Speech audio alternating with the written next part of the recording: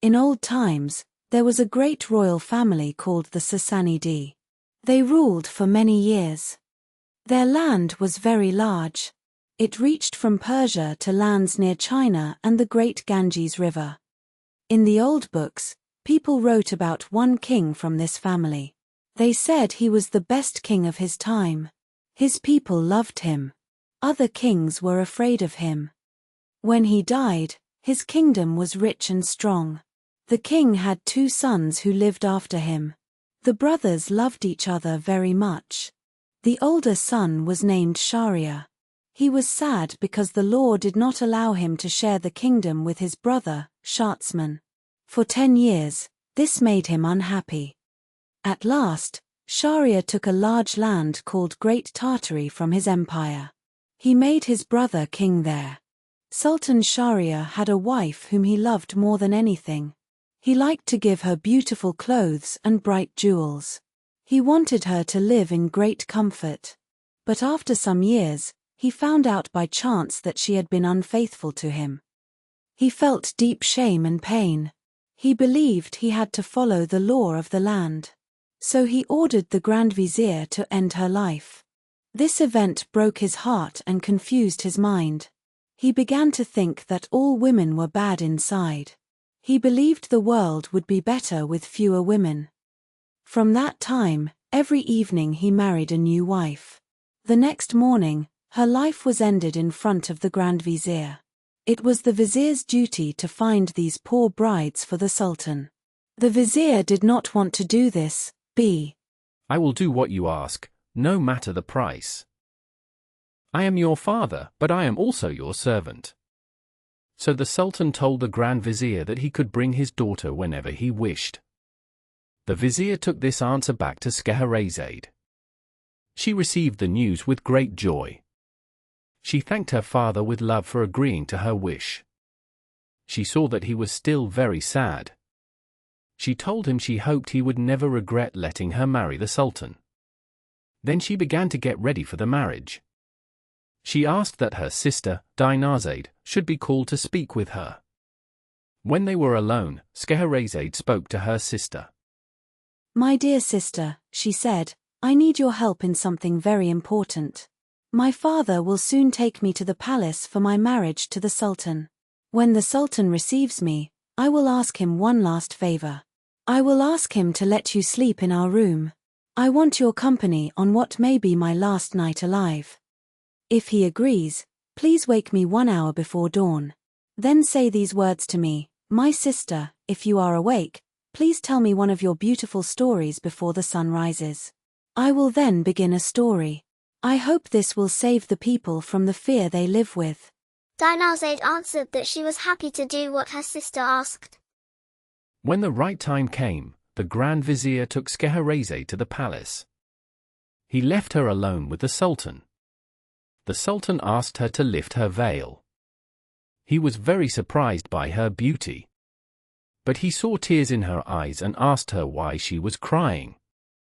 "My lord," said Scheherazade, "I have a sister who loves me very much, as I love her. Please allow her to sleep in the same room tonight. This is the last night we may be together."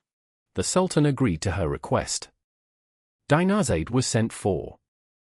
1 hour before sunrise, Dinazade woke up. She spoke as she had promised. "My dear sister, if you are awake, please tell me one of your lovely stories before the sun rises. This is the last time I may hear you." Scheherazade did not answer her sister at once. She turned to the Sultan and spoke. "Will you allow me to do as my sister asks?" "Yes," he replied. So Scheherazade began her story. There was once a merchant who was very rich. He owned land, goods, and much money.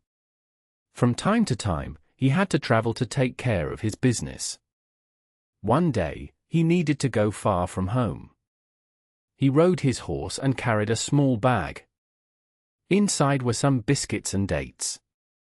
He needed them because he had to cross a desert where there was no food. He arrived safely and finished his work.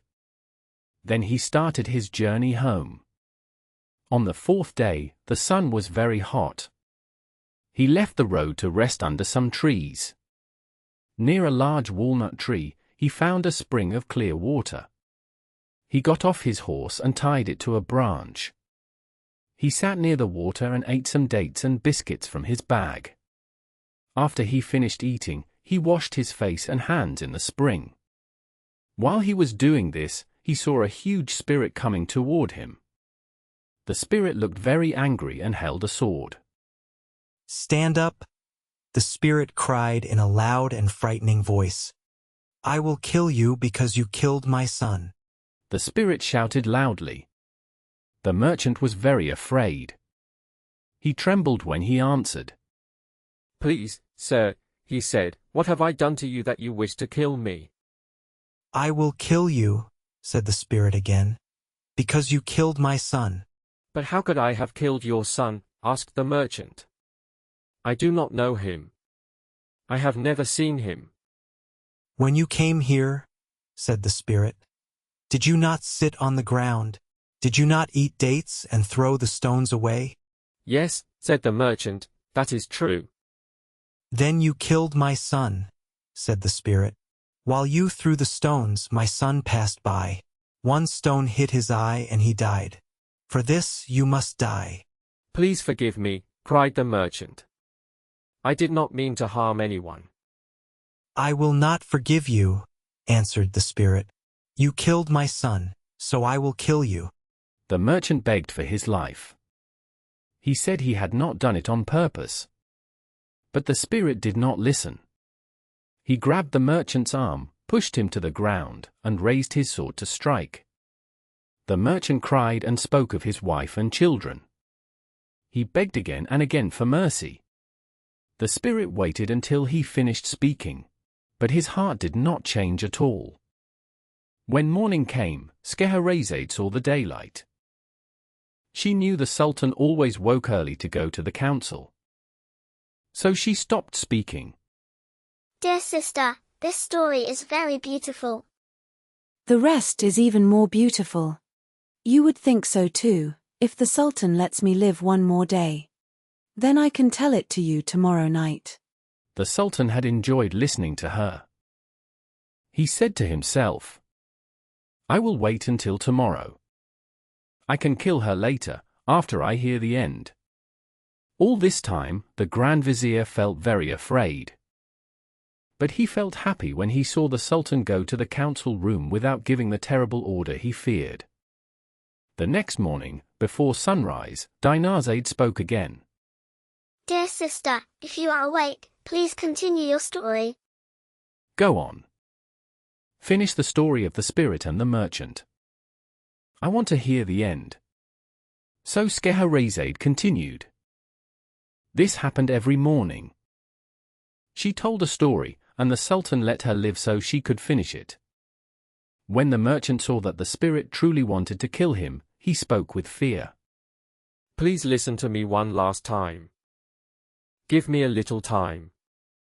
Let me go home to say goodbye to my wife and children. Let me also write my will. After that, I will come back, and you may kill me. If I give you time, I fear you will not return." I give you my honest promise. I will surely come back. "How much time do you want?" I ask for 1 year.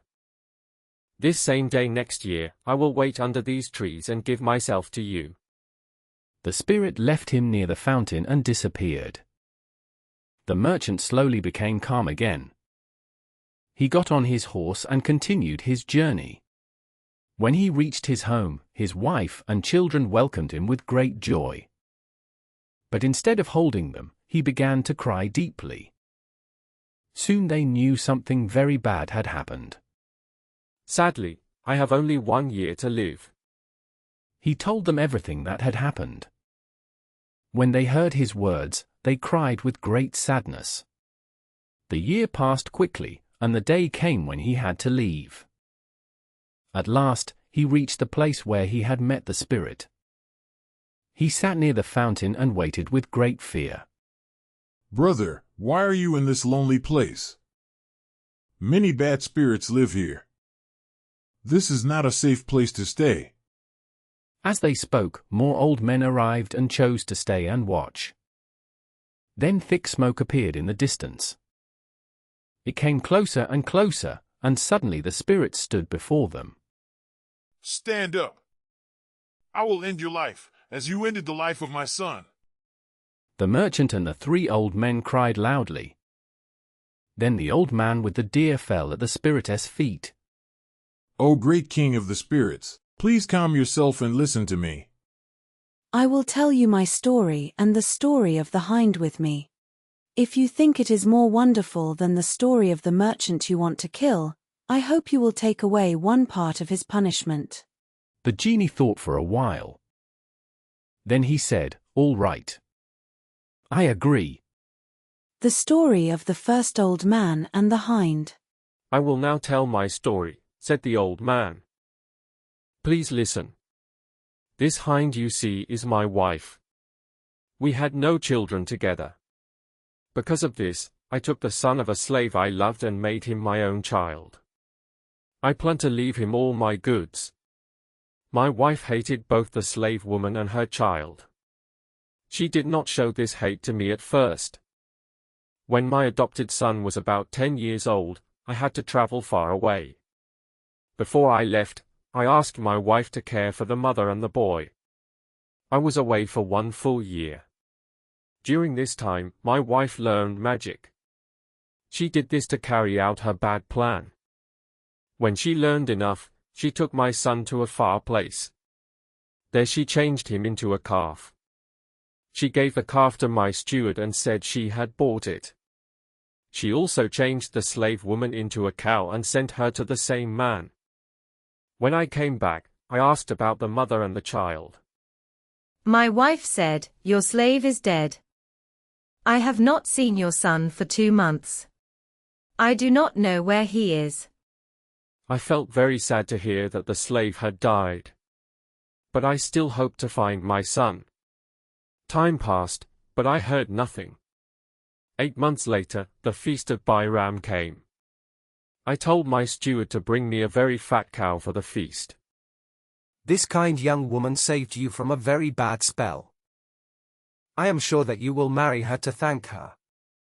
He agreed with great happiness. But before the wedding, the young woman changed my wife into a female deer. She is the one you see now. I chose this shape for her. I did not want her to look like a stranger. This way, our family could see her without fear. After this, my son lost his wife and became alone. He left to travel far away. Now I am going to look for him. I do not want to leave my wife with other people, so I am taking her with me. Is this not a very strange story? "Yes, it is," said the spirit. "Because of this story, I give you 1/3 of the merchant's punishment." When the first old man ended his story, the second old man spoke. He was holding 2 black dogs. He said to the spirit, "I will tell you my story. I believe it is even more surprising than the last one. When I finish, will you also give me 1/3 of the merchant's punishment?" "Yes," said the spirit, "if your story is better than the story of the deer." So the second old man began his story. Great prince of the spirits, you should know that we were 3 brothers. These 2 black dogs and I are brothers. Our father died and left each of us 1,000 gold coins. With this money, we all chose the same work. We became merchants. After a short time, we opened our shops.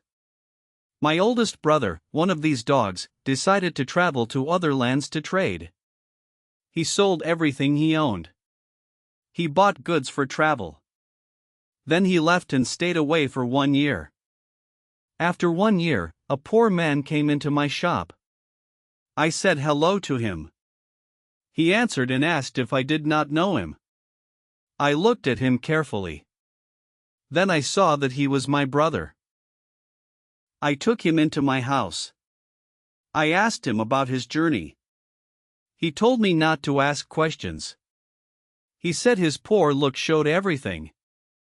He said speaking about his bad luck would only make him sad again. I closed my shop and took good care of him. I took him to the bath. I gave him my best clothes. Then I checked my money. I saw that I now had 2,000 gold coins. I gave half to my brother. I told him to forget his losses. He was very happy. We lived together again as before.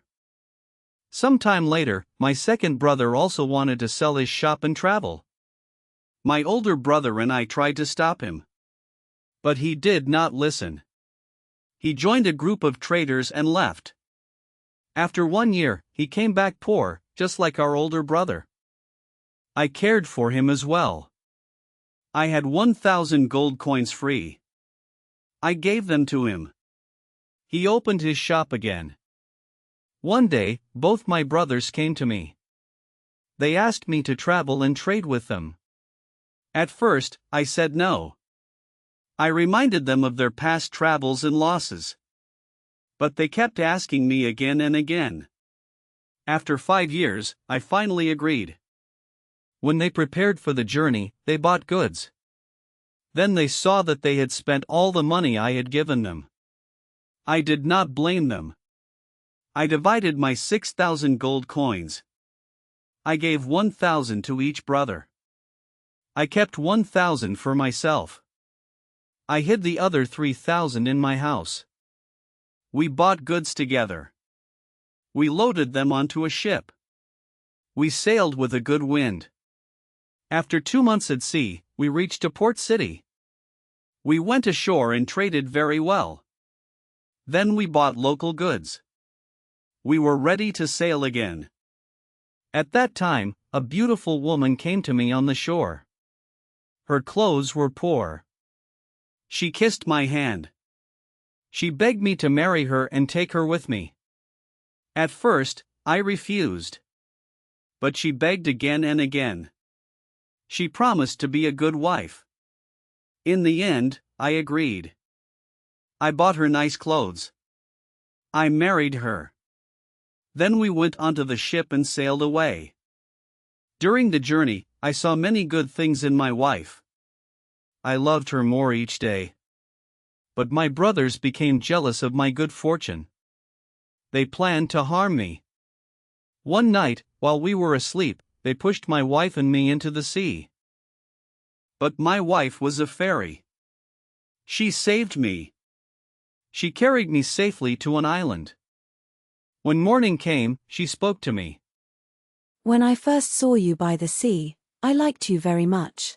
I wanted to test your kindness. So I came to you in the form you saw.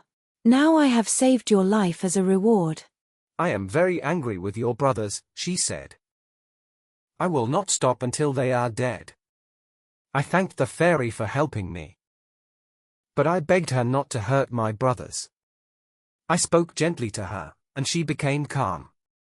At once, she carried me from the island to the roof of my house. Soon after, she disappeared. I went down into my house. I opened the doors. I dug up the 3,000 gold coins that I had hidden. Then I went to my shop. I opened it, and the other merchants came to greet me. They were happy to see me again. When I returned home, I saw 2 black dogs. They came toward me with sad faces. I was very surprised. Then the fairy appeared again and spoke to me. Do not be surprised, she said. These dogs are your 2 brothers. I have changed them into dogs for 10 years. She told me where I could find news about her. Then she vanished. The 10 years are almost over now. I am traveling to find her again. On my way, I met this merchant and the old man with the deer. So I stayed with them. This is my story, O Prince of Spirits. Do you not think it is very wonderful? Yes, said the spirit. It is truly wonderful. I will forgive 1/3 of the merchant's punishment. Then the third old man spoke. He asked the spirit the same thing as the other 2. The spirit agreed. He said he would forgive the last third of the punishment if the story was better than the others. So the third old man told his story. I cannot tell it to you because I do not know it. But I know it was even more wonderful than the first two. The spirit was very surprised. He said, I forgive the last part of the merchant's punishment. The merchant should thank all three of you. Because of you, he is still alive. After saying this, the spirit disappeared. Everyone was very happy. The merchant thanked his friends. Then they all went their own ways. The merchant went back to his wife and children. He lived the rest of his life happily with them. But, sire, said Scheherazade, as beautiful as these stories are, they are not as wonderful as the story of the fisherman. There was once a fisherman. He was very old and very poor. He could hardly feed his wife and his 3 children. Every day, he went to the sea early in the morning. He made a rule for himself. He would throw his net only 4 times each day. One morning, he left while the moon was still in the sky. He reached the shore. He took off his clothes and threw his net into the sea. When he pulled it back, he felt something very heavy. He thought he had caught a big fish. He felt happy.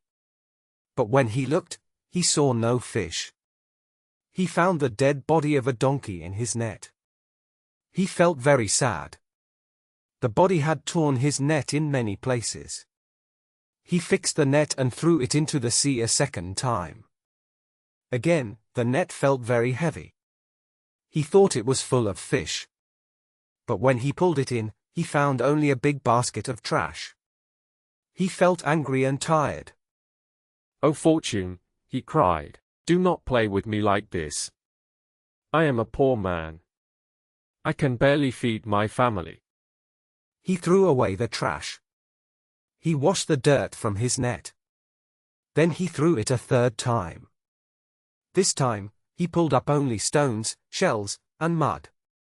He almost lost all hope. At last, he threw his net for the 4th time.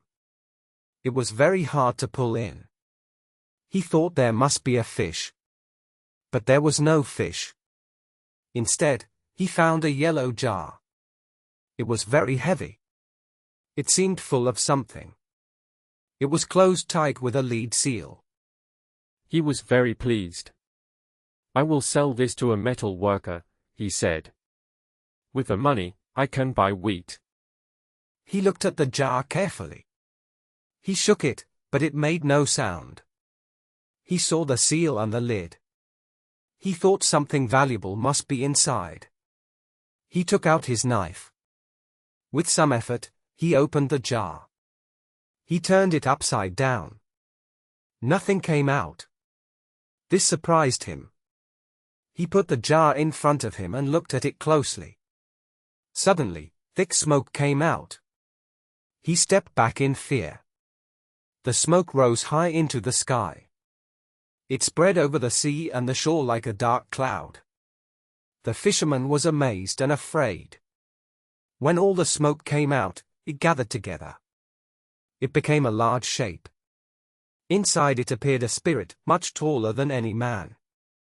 The fisherman was very frightened. He wanted to run away, but his legs would not move.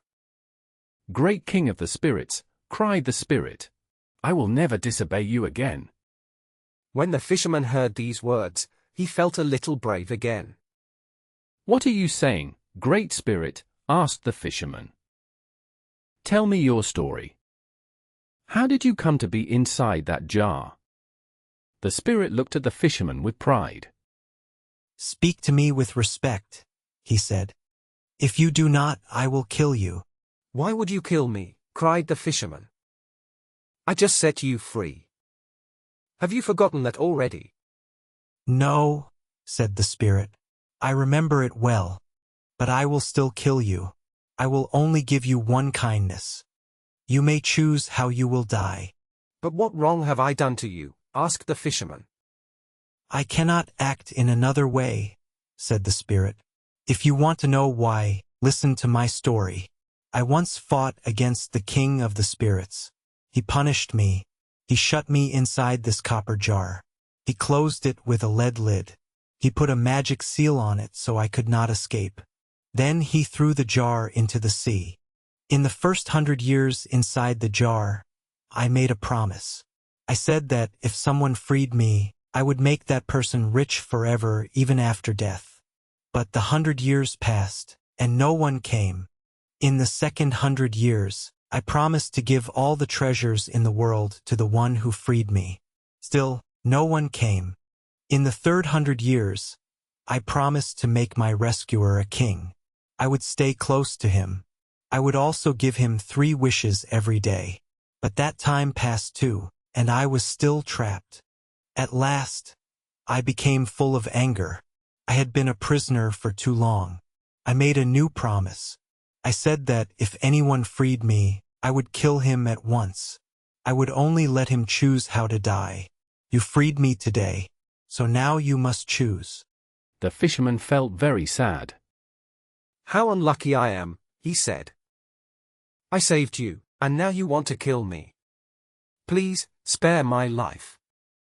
I already told you, said the spirit. That cannot be. Choose quickly. You are taking too much time. The fisherman began to think of a plan.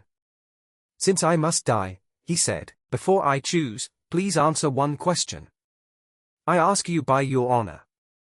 Were you truly inside that jar? Yes, said the spirit. I was inside it. I cannot believe that, said the fisherman. That jar is very small. It could not even hold one of your feet. How could your whole body fit inside? I will only believe you if I see it. Then the spirit changed his form. He became smoke. The smoke spread over the sea and the land. Then it slowly came together again. Little by little, it went back into the jar. At last, no smoke was left outside. A voice came from inside the jar. Now, fisherman who doubts, I am in the jar. You must go back to your palace. You must wash yourself and then sleep. When you wake up tomorrow morning, you will be well again. The king took the club. He rode his horse and followed the ball he had thrown. He hit the ball, and the courtiers hit it back to him. They played together for some time. When the king felt very hot and tired, he stopped. He returned to the palace. He went to the bath and did everything the doctor told him. The next morning, when the king got up, he felt great happiness and surprise. He was completely well. When he went into the audience room, all the courtiers were there. They wanted to see if the cure was true. They were full of joy when they saw him healthy. Dr. Dubin came into the hall and bowed low. The king saw him and called him closer. He asked him to sit beside him and showed him great respect. That evening, the king gave him a long and rich robe. He also gave him 2,000 gold coins. The next day, the king continued to give him many gifts. Now the king had a grand vizier. This man loved money and felt much envy. He was a bad man. He became very jealous of the doctor and decided to destroy him. The vizier asked to speak to the king alone. He said he had very important news. What is it? My lord, it is dangerous for a king to trust a man before knowing him well. You do not know if this doctor is loyal. He may be an enemy who wants to harm you. I am sure this man is honest and good. If he wanted to harm me, why did he heal me? Stop speaking against him. I know you are jealous. You cannot change my mind. I remember the words of a vizier who spoke to King Sinbad. He said this to stop the king from killing his own son. My lord, please tell me what that vizier said to King Sinbad.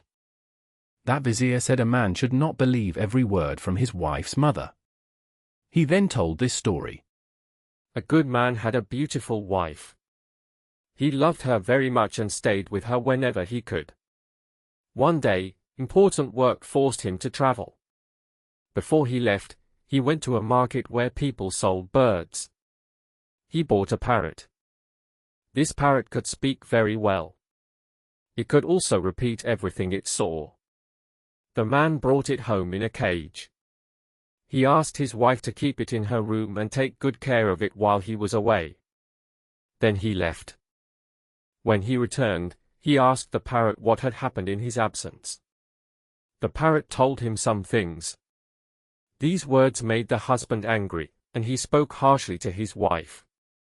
She thought one of her servants had spoken badly about her. Later she learned it was the parrot. She became very angry and decided to trick the bird. The next time her husband left for one day, she gave orders to her servants. One servant turned a small mill under the cage. Another poured water above the cage. A third held a mirror in front of the bird and moved it left and right by candlelight. The servants did this for many hours at night. The next day, when the husband returned, he asked the parrot what it had seen.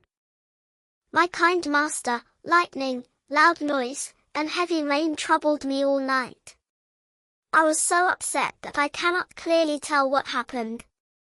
The husband knew there had been no storm that night. He believed the parrot was lying. In anger, he took the bird from the cage and threw it down roughly. The bird died. Later the husband felt deep regret. He learned that the parrot had told the truth. When the Greek king, said the fisherman to the spirit, finished the story of the parrot, he said to the vizier, "So, vizier, I will not listen to you. I will protect the doctor. I do not want to feel regret like the husband who lost the parrot." But the vizier did not give up. My lord, the death of a bird is nothing. The life of a king is much more important. It is better to remove a danger than to risk great harm. I am sure this doctor wants to harm you. My duty makes me speak. If I am wrong, I accept punishment, like another vizier once did. What did that vizier do to deserve punishment? I will tell you, my lord, if you will listen to me. There was once a king who had a son. The son loved hunting very much. The king often allowed him to go. But he ordered his grand vizier to go with him every time. The vizier had to stay close and never let the prince out of his sight. One day, a hunter scared a deer. The prince thought the vizier was behind him, so he ran after the deer. He rode very fast and soon found himself alone. He stopped because he could not see the deer anymore. He turned back to find the vizier, but the vizier was not there. The prince lost his way. While he was looking for the road, he saw a very beautiful woman near the road. She was crying a lot. The prince stopped his horse and asked who she was. He asked why she was there and if she needed help. I am the daughter of a king from India. I was riding in the country. I fell asleep and fell from my horse. My horse ran away, and I do not know where it is. The young prince felt sorry for her. He asked her to ride behind him on his horse. She agreed, and they rode together. When they passed an old broken building, the woman got down and went inside. The prince also got down and followed her. Then he heard her speaking to someone inside. Be happy, my children. I bring you a young man for food. Where is he, mother? We are very hungry. The prince understood the danger at once. He knew the woman was not a princess. She was a monster who lived in lonely places. She used tricks to catch travelers. The prince was very afraid. He quickly ran back to his horse and jumped on it. At that moment, the false princess came out and saw him. Do not be afraid. What do you want? I am lost. I am looking for the road. Go straight ahead. And you will find it. The prince was very surprised, but he did not stop. He rode away as fast as he could. He soon found the right road. He arrived safely at his father's palace. He told his father about the danger. He said it happened because the Grand Vizier did not follow him carefully. The king became very angry and ordered the vizier to be put to death at once. You may be right. Perhaps he wanted to kill me. He could do it with the smell of his medicine. I must act. The best way to keep you safe is to call him at once and end his life as soon as he comes. I think that is best. The king ordered one of his ministers to bring the doctor. The doctor came at once. I have called you here to end your life. What wrong have I done, Your Majesty? But, my king, please have mercy. I have done nothing wrong. Your words are useless, the king said. I want to hear your head speak after you are dead. You must die. The king took the book from the doctor and gave an order to kill him. The doctor was put to death, and his head fell into a bowl. Soon the blood stopped. Then, to the king's great surprise, the eyes opened, and the head spoke. My king, open the book. The king opened it. The pages were stuck together, so he wet his finger to turn them. He did this again and again until he reached the 6th page. There were no words on it. Doctor, the king said, there is nothing written here. Turn a few more pages, the head answered. The king kept turning the pages. Each time, he put his finger in his mouth. Soon the poison on the pages entered his body. His eyes became weak, and he fell down near his throne. When the doctor's head saw this, it spoke again.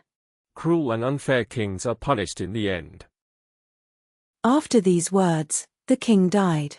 The head also stopped moving. This is the end of the story of the Greek king. Now let us return to the fisherman and the spirit. If the Greek king had been kind, the fisherman said, he would not have died. The same is true for you. I will now throw you back into the sea. Please, my friend, said the spirit, do not do this. Do not treat me as Ima treated Ateka. What did Ima do to Ateka? Asked the fisherman. How can I tell you while I am still inside this jar? Said the spirit. Let me out, and I will make you rich. The fisherman thought of his poor life and agreed. If you promise to help me, he said, I will open the lid. I do not think you will break your word. The spirit promised. The fisherman opened the lid. Smoke came out at once. Then the spirit took his real form. The first thing he did was kick the jar into the sea. This frightened the fisherman, but the spirit laughed. Do not be afraid, he said. I only wanted to scare you. I will keep my promise. Take your nets and follow me. The spirit walked in front, and the fisherman followed him with fear in his heart. They passed the town, went up a mountain, and then down into a wide plain. There was a large lake between 4 hills. When they reached the lake, the spirit said, Throw your nets and catch fish. The fisherman did so. He saw many fish and hoped for a good catch. He was very surprised when he pulled up the nets. The fish were all different colors. Some were white, some red, some blue, and some yellow. He caught 4 fish, one of each color. He had never seen such fish before. He admired them and felt very happy. He thought about the money he would get for them. Take these fish to the Sultan, said the spirit. He will give you more money than you have ever had. You may come here to fish every day, but do not throw your nets more than once a day. If you do, something bad will happen. Follow my advice, and it will be good for you. After saying this, the spirit struck the ground with his foot. The ground opened, and he went inside. Then it closed again. The fisherman decided to obey the spirit. He did not throw his nets again. He went to the town and took the fish to the palace. When the Sultan saw the fish, he was very surprised. He looked at them one by one and admired them. Take these fish, he said to his first vizier, and give them to the cook the Greek emperor sent me. I think they will taste as good as they look. The vizier took the fish to the cook and said, The Sultan wants you to cook these 4 fish. Then he went back to the Sultan. The Sultan told him to give the fisherman 400 gold coins. The fisherman had never had so much money before. He could hardly believe his luck. He helped his family and used the money well. Now we return to the kitchen, where there was great trouble. The cook cleaned the fish and put them in a pan with oil. She fried them on one side and then turned them over. At once, the kitchen walls opened. A young and beautiful woman came out. She wore fine Egyptian clothes with flower designs. She had pearl earrings, a pearl necklace, and gold bracelets with red stones. She held a green branch in her hand. She walked up to the pan. The cook was very surprised. She stood still and could not move. The girl hit one fish with her rod. Fish, fish, are you doing your duty? The fish said nothing at first. She asked again. Then all the fish lifted their heads together, and they answered clearly. Yes, yes. If you count, we count. If you pay what you owe, we do the same. If you run away, we win, and we are calm. After they spoke, the girl turned over the pan.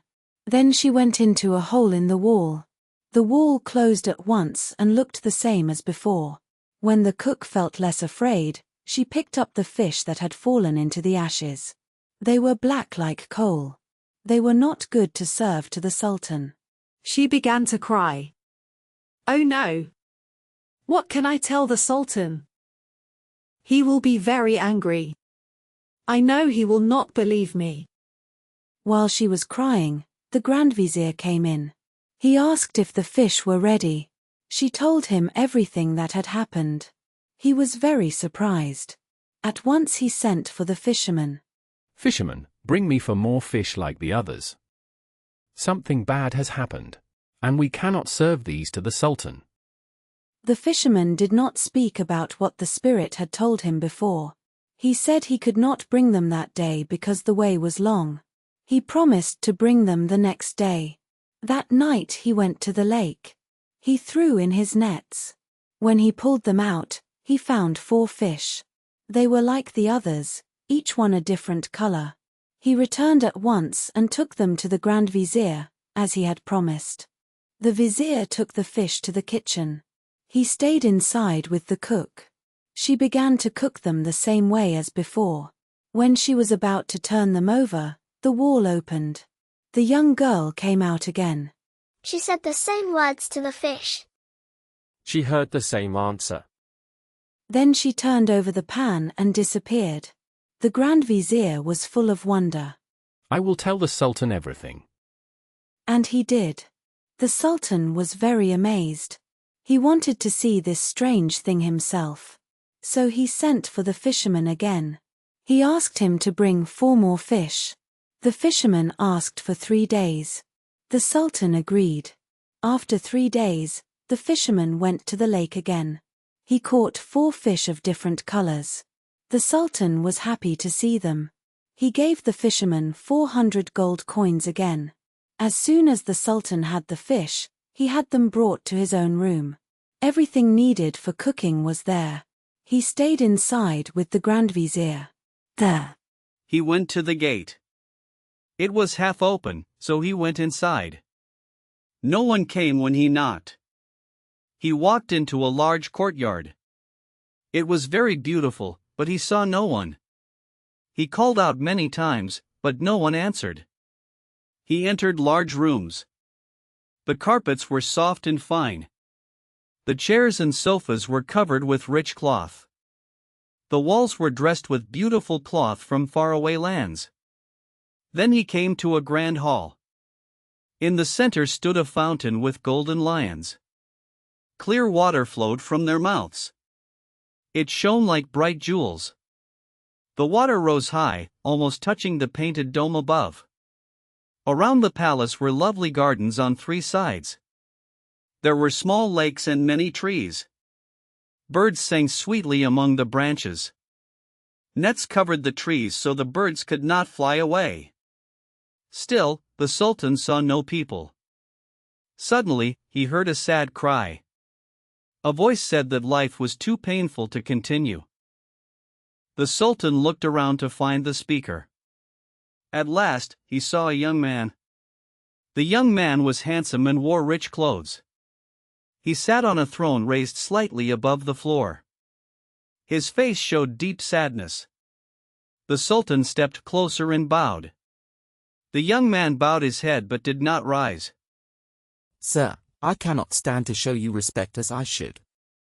I understand. You must have a reason. I heard your sad cry and came to help you. Whose palace is this, and why is it empty? The young man did not answer. He lifted his robe. The Sultan saw that from the waist down, his body was black marble. The Sultan felt great shock and deep sorrow. He asked the young man to tell his story. I will tell you my sad life. You should know, sir, that my father was Mahmud, the king of this land. This place was called the Black Isles. Long ago, the small mountains were islands. The capital city stood where a great lake lies now. My story will explain how this change happened. My father died when he was 66 years old. I became king after him. I married my cousin. I loved her very much. I believed she loved me too. One afternoon, I was half asleep. Two of her maids were cooling me with fans. I heard one maid speak to the other. She said it was sad that their lady no longer loved the king. She said the queen used dark magic and wished me gone. Later, I watched her closely. I saw that this was true. One day, I punished a slave she loved because he had done great wrong. After that, she asked to build a small palace in the garden. She stayed there and cried for him for 2 years. At last, I asked her to end her sorrow. The slave could not move. Do you want him to have his real body again? She asked. Yes, said the Sultan. Free him quickly. I cannot listen to his cries anymore. The queen went out at once. She took a cup of water. She spoke some magic words over it. The water began to boil. Then she threw the water over the prince. At once, he became himself again. He felt very happy. Leave this place now. Never come back, or I will end your life. So the prince hid nearby. He wanted to see what the Sultan would do next. The enchantress returned to the Palace of Tears. I have done what you asked. What you did is not enough, said the Sultan. I am still not well. Every night at midnight, the people you turned into fish lift their heads from the lake. They cry for justice. Go now. Give them back their real forms. The enchantress hurried to the lake. She spoke magic words over the water. The fish became men, women, and children again. The houses and shops appeared once more. The Sultan's men were camping by the lake. They were very surprised. They found themselves standing in a large and beautiful town. When the magic ended, the queen went back to the palace. Are you well now? She asked. Come closer, said the Sultan. Closer still. She did as he said. Then the Sultan jumped up. With one quick move of his sword, he ended her life. After that, he went to find the prince. Be happy, he said. Your cruel enemy is gone. The prince thanked him many times. Now, said the Sultan, I will return to my capital. I am glad it is close to your land. Close to my land, said the king of the Black Isles. It is a journey of 1 full year from here. You came in a few hours because of magic. But I will travel with you. I will be very glad if you come with me, said the Sultan. I have no children. I will choose you as my heir. The Sultan and the prince traveled together. The Sultan carried many rich gifts from the king of the Black Isles. The day after he arrived home, the Sultan called his court together. He told them everything that had happened. He also said that he would adopt the young king as his heir. Then he gave gifts to everyone, according to their place and rank. As for the fisherman, he was the first reason the prince was saved. So the Sultan gave him a lot of money. He also made sure the fisherman and his family lived happily for the rest of their lives. In the time of the Caliph Harun al-Rashid, there lived a porter in Baghdad. His work was simple, but he was a smart and thoughtful man. One morning, he sat in his usual place. His basket was in front of him. He waited for work. Then a tall young woman came to him. She wore a long light veil. "Take your basket and follow me." The porter liked her voice and her look. He stood up at once. He put the basket on his head and followed her.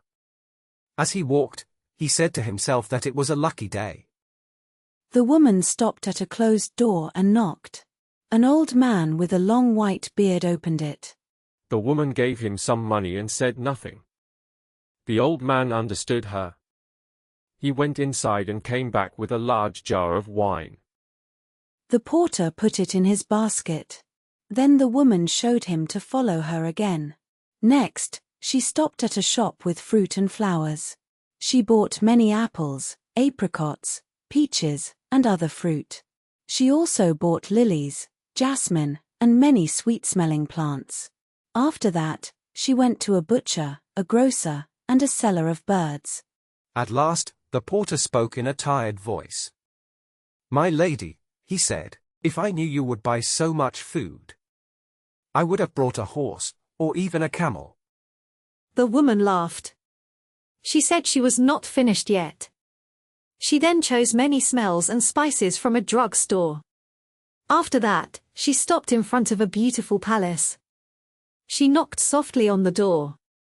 A woman opened the door. She was very beautiful. The porter was amazed. He could see she was not a servant. The first woman watched him and smiled. "Why do you stand there, my sister? This poor man is carrying too much. He is about to fall." They all went inside, and the door was closed. They walked into a large open yard. Around it was a gallery with open designs. At one end stood a raised place. On it was a throne made of amber. It stood on 4 black columns and was decorated with pearls and diamonds. In the middle of the yard was a marble pool. Clear water flowed into it from the mouth of a golden lion. The porter looked around him. He saw many beautiful things. His eye stopped on a third lady on a throne. She was more beautiful than the other 2. The others showed her great respect. He understood that she was the oldest. He was right. Her name was Zobayda. The porteress was called Sadie. The housekeeper was Amina. Zobayda spoke one word. Sadie and Amina took the basket from the porter. He felt happy to be free from its heavy weight. When they entered the basket, they paid him well. But the porter did not leave. He stayed where he was. Zobayda asked him why he was waiting. She asked if he wanted more money. "Oh, madam, you have already given me too much. I fear I was rude to stay, but please forgive me. I am very surprised to see such beautiful ladies alone. A group of women without men is boring, like men without women." He told some short stories to support his idea. Then he asked them to let him stay and eat dinner with them. The ladies felt amused by his words. They talked together for a short time. At last, they agreed to let him stay. They thought he might be fun. "But listen, friend. You may stay only if you are very polite. You must also keep our way of life a secret." They all sat at the table. Amina had put the food on it. After a few bites, Amina poured wine into a golden cup. She drank first, as was the custom. Then she gave the cup to her sisters. When it was the porter's turn, he kissed Amina's hand. He sang a song. He made the song at that moment and praised the wine. The three ladies liked the song. Then they sang too. The meal was happy and lasted a long time. Stand up and go. It is time for us to part. Oh, madam, how can you ask me to leave now? I drank wine and enjoyed your company. I cannot find my way home like this. Please let me stay until morning. When I feel clear again, I will go. Let him stay. It is fair.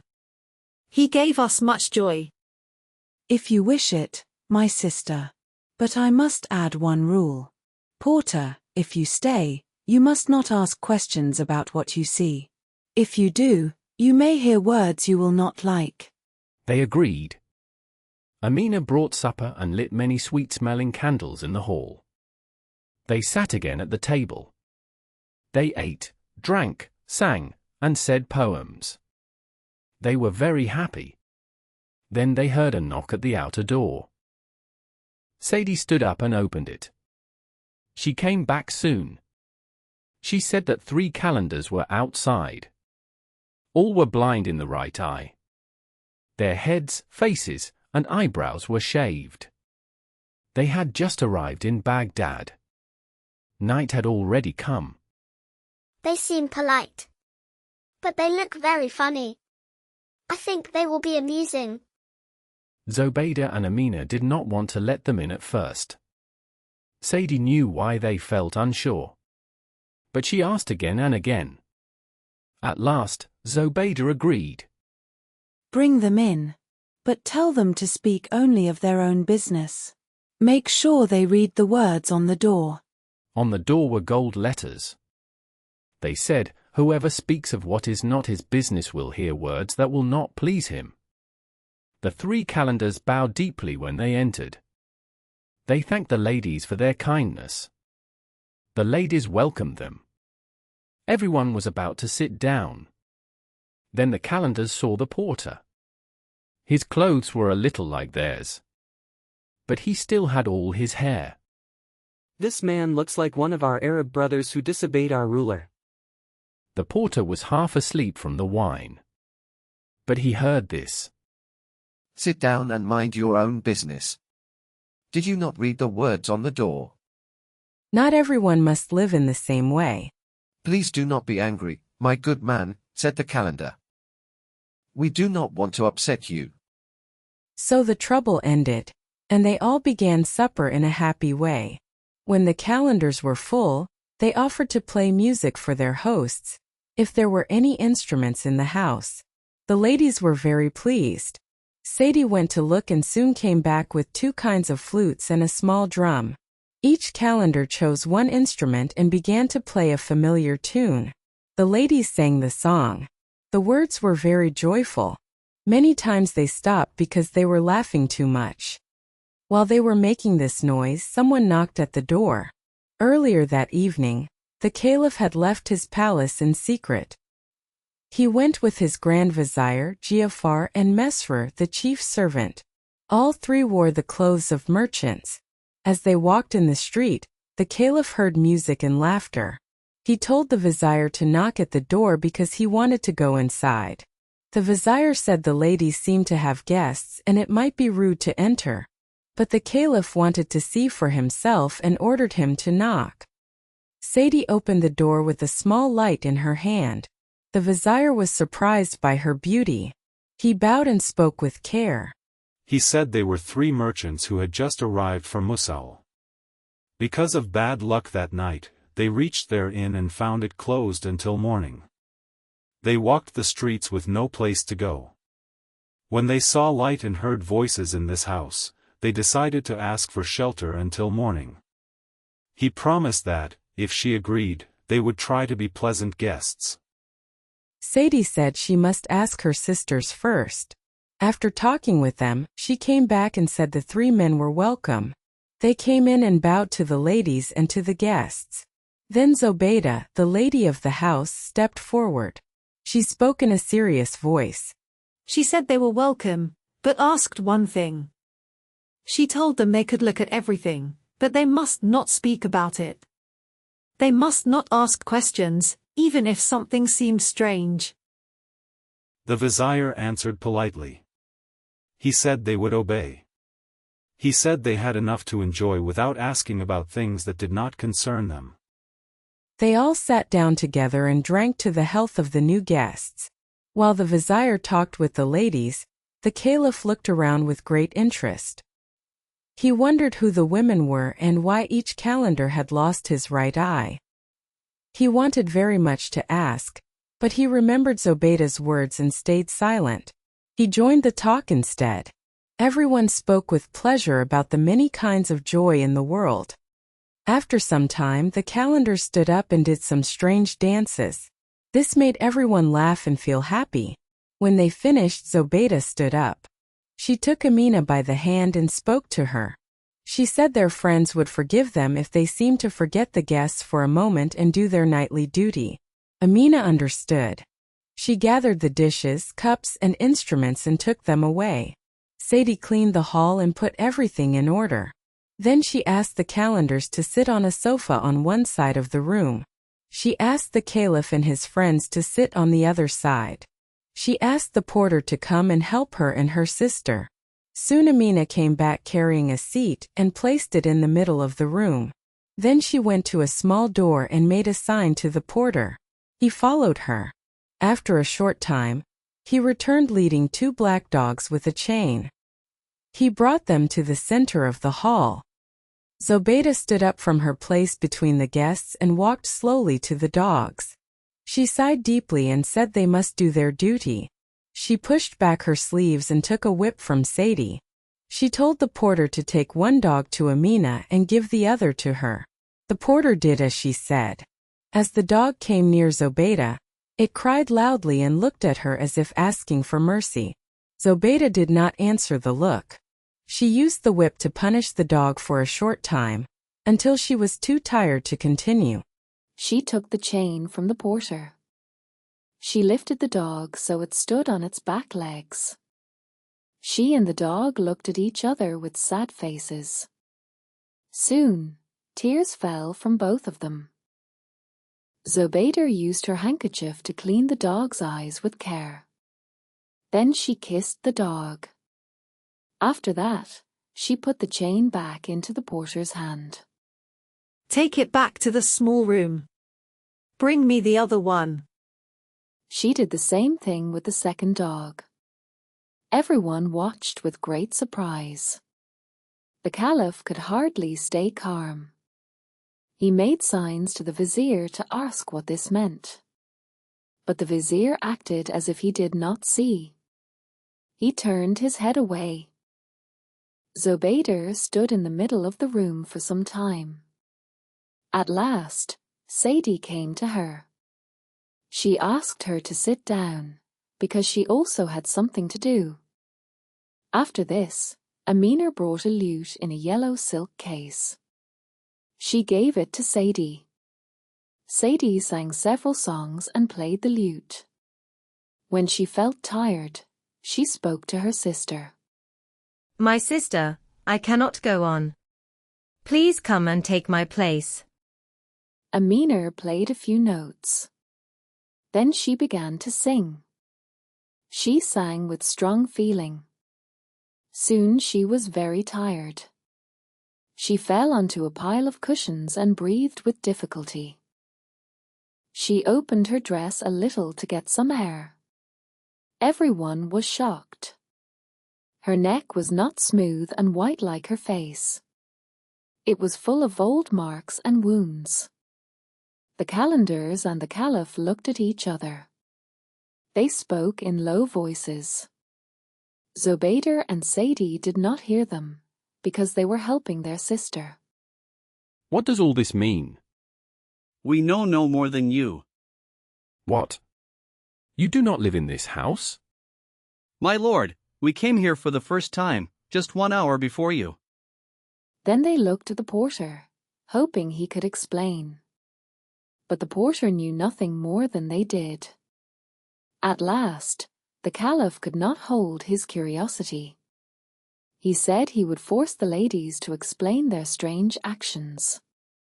The vizier, who saw danger coming, begged him to remember the rule of the house. He whispered that in the morning, as Caliph, he could call the ladies before him. But the Caliph did not like to be opposed. He refused this advice. After some more talk, they decided that the porter should ask the question. Suddenly Zobayda turned around. She saw their excited faces. What is happening? What are you all talking about so seriously? Madam, these gentlemen ask you to tell them why you first beat the dogs and then cry for them. They also ask why the lady who fainted has so many marks on her body. They asked me to speak for them. Is this true, gentlemen? Did you ask this man to question me? Yes. All answered except the vizier, who said nothing. So this is how you thank me for my kindness? Have you forgotten the one rule of my house? She clapped her hands 3 times. At once, 7 black servants came in. They held swords and stood over the 7 men. The men were pushed to the floor. The servants waited for a sign from their mistress. The 7 men thought they were about to die. The Caliph felt deep regret. He wished he had listened to the vizier. Still, they tried to be brave. All except the porter. Why should I suffer for the faults of others? All this trouble comes from the calendars, who always bring bad luck. Please see that I am innocent. Spare my life. Even in her anger, Zobayda found the porter's cries a little funny. She laughed. Then she moved him aside. Answer me. Who are you? If you do not tell me the truth, you have very little time left. I do not think you are men of high rank. If you were, you would have shown us more respect. The Caliph was very impatient by nature. It hurt him more than the others to feel his life was in danger because of an angry lady. But when he heard her question, he felt some hope. He believed that once she knew his name and position, all danger would end. He quickly whispered to the vizier beside him. He told him to reveal their secret. But the vizier was wiser than the king. He did not want people to know about the shame. So he only said, in the end, this is what we earned. At the same time, Zobayda turned to the 3 calendars. She asked if they were brothers because they were all blind. No, madam. We are not from the same family. We are brothers only because we live the same kind of life. Were you born blind in one eye? No, madam. I lost my eye because of a very strange event. It is something that almost never happens. After that, I shaved my head and my eyebrows. I also put on these clothes. Zobayda asked the same question to the other 2 calendars. They gave the same answer. Madam, you may like to know this. We are not men of low birth. All 3 of us are sons of kings. Our fathers are kings whom many people respect. When Zobayda heard this, she became calmer. You may give them a little more freedom, but do not leave the hall. Those who tell us their stories, and why they came here, may leave without harm. Those who do not. She stopped speaking. At once the porter understood her meaning. He knew he must tell his story to be safe. So he spoke quickly. Madam, you already know how I came here. My story is very short. Your sister found me this morning in the place where I always wait for work. She told me to follow her to many shops.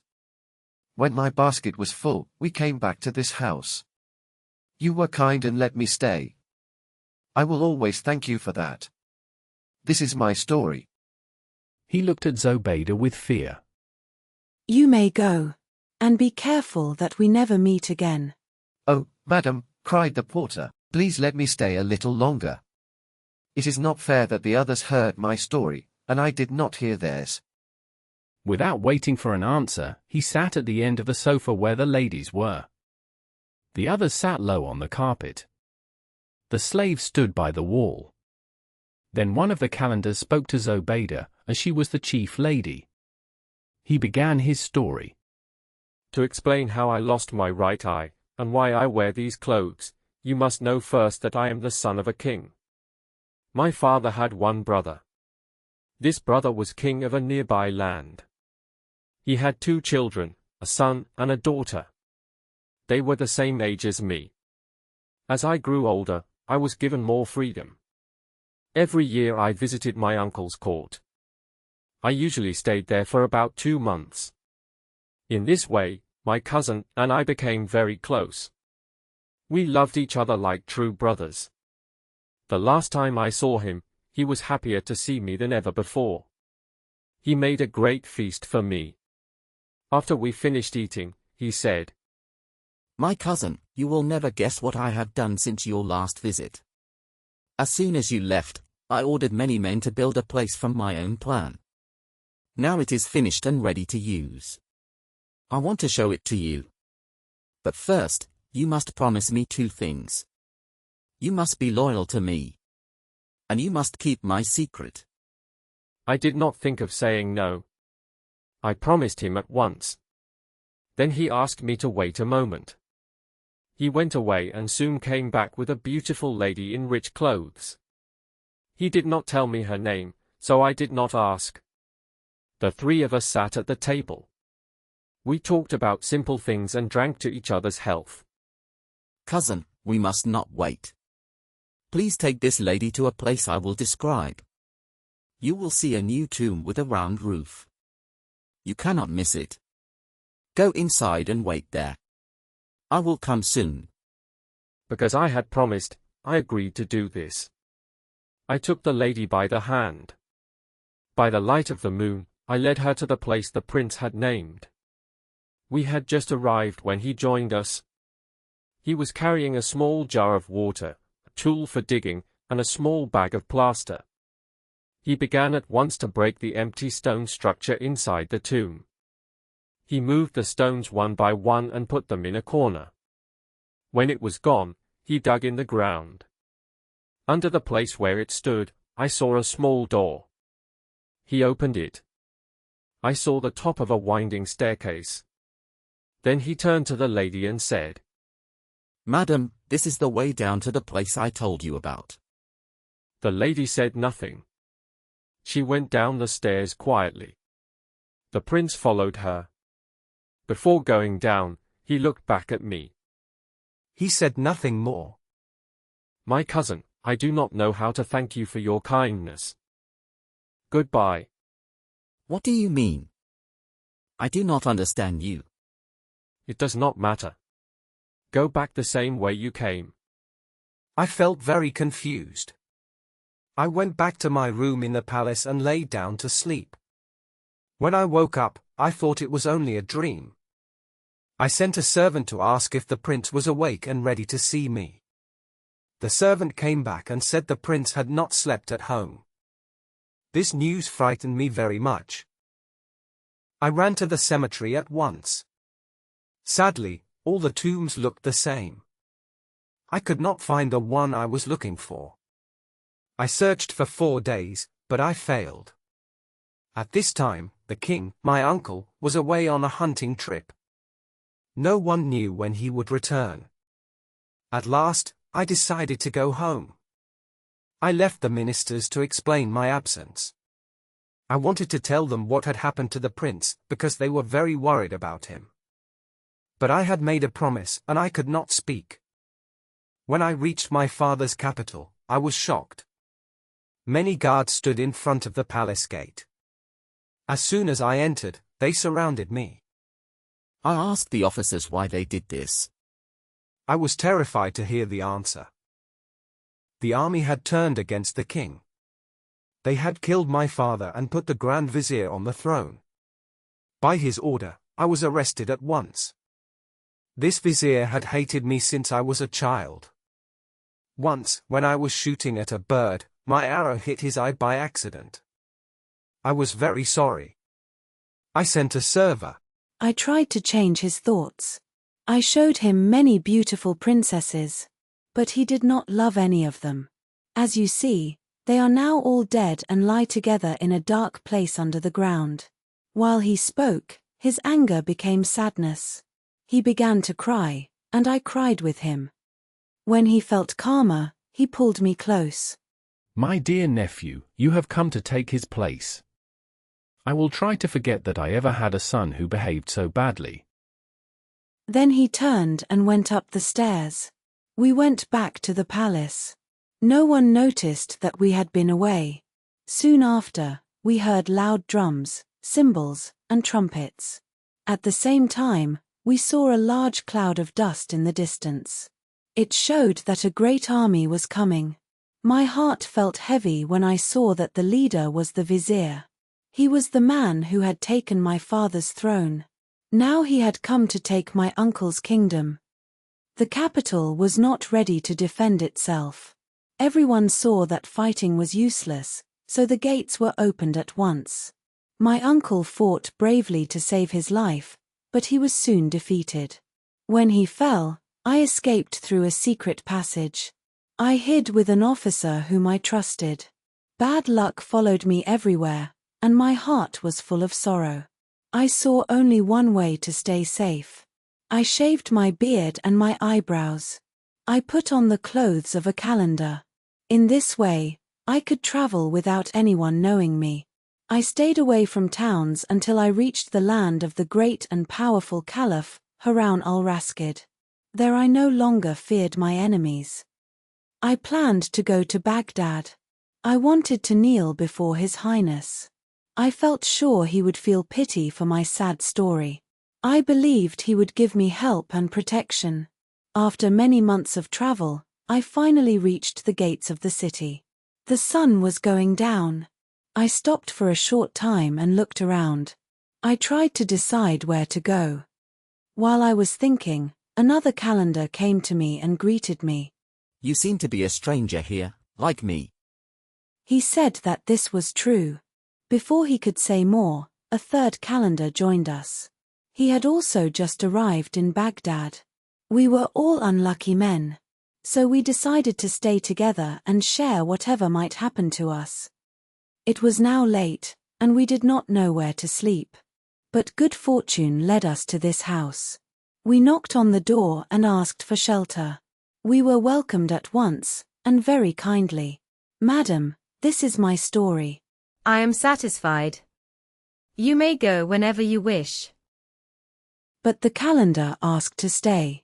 He wanted to hear the stories of his two friends and of the other 3 people there. He was allowed to stay and listen. The story of the second calender, son of a king.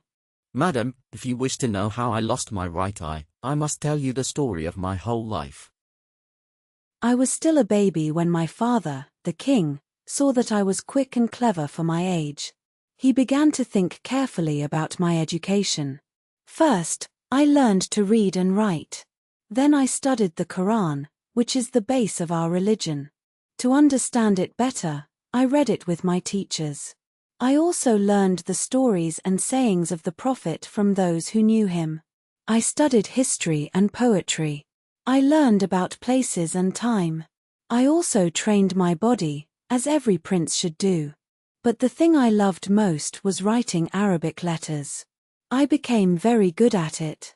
Soon I was better than my teachers. People spoke of my skill even in faraway India. The Sultan of India heard about me. He was curious to see a young prince with such interests. He sent an ambassador to my father.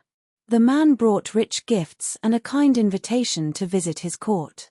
My father wanted the friendship of such a powerful ruler. He also thought travel would help me grow wiser. So he agreed with pleasure. Soon I left for India with the ambassador. I had only a small group with me because the journey was long and the roads were bad. Still, I took 10 camels.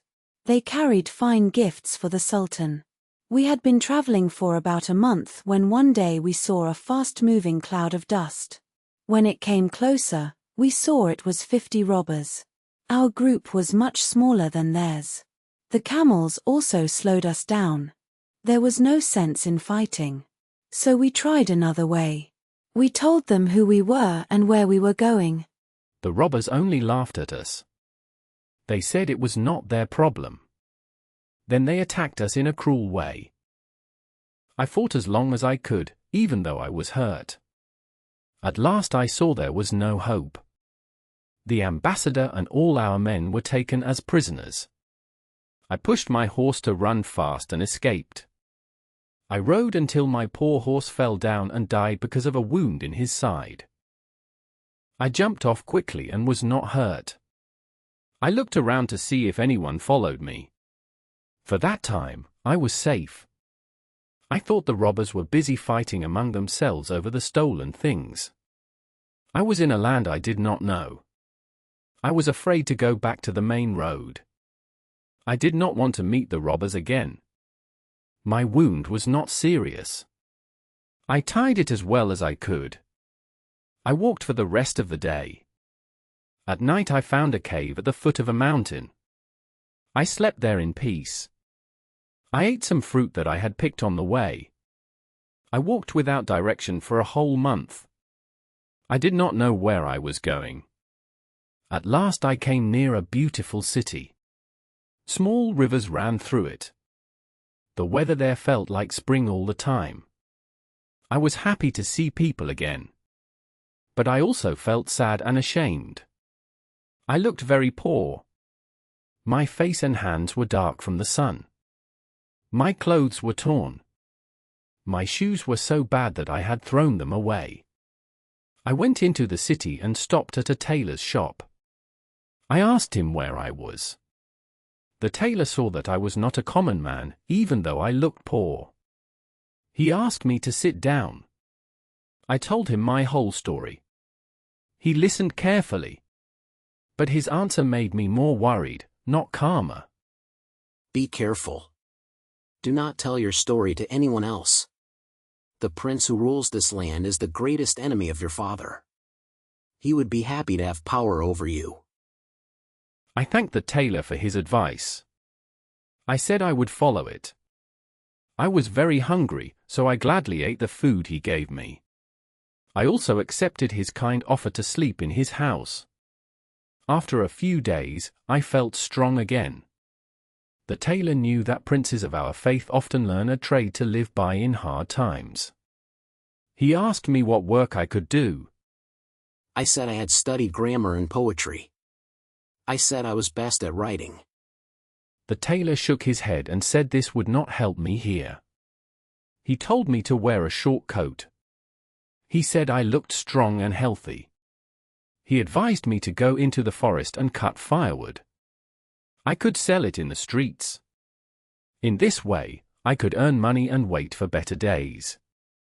He gave me a small axe and a rope as a gift. I did not like this advice at all. But I saw no other choice. The next morning I went out with a group of poor woodcutters. The tailor had introduced me to them. On the first day, I cut enough wood to sell for a fair amount of money. Soon I learned the work well. After some time, I earned enough to pay back everything the tailor had given me. I worked as a woodcutter for more than a year. One day I walked deeper into the forest than ever before. I reached a quiet green clearing.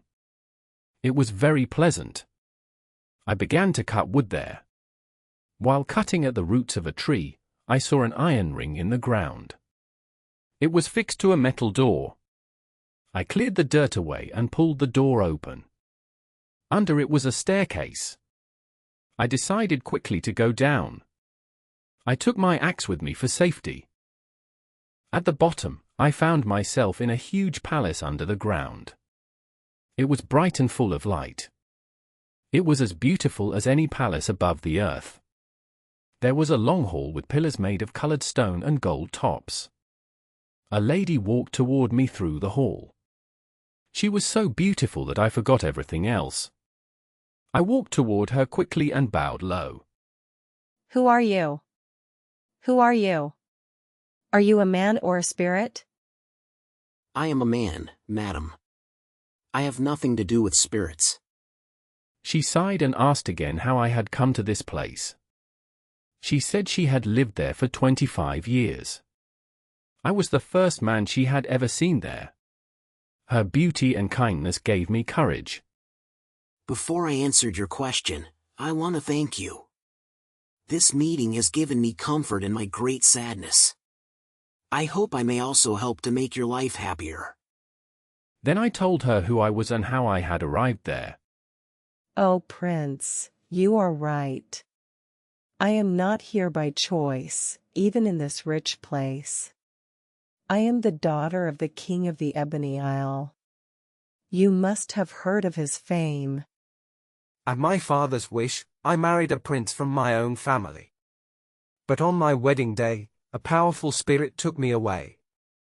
I lost my strength and woke up here. For a long time, I only cried. I did not let the spirit come close to me. Time passed, and I slowly accepted my life. Now I am used to him. I have many fine clothes and jewels.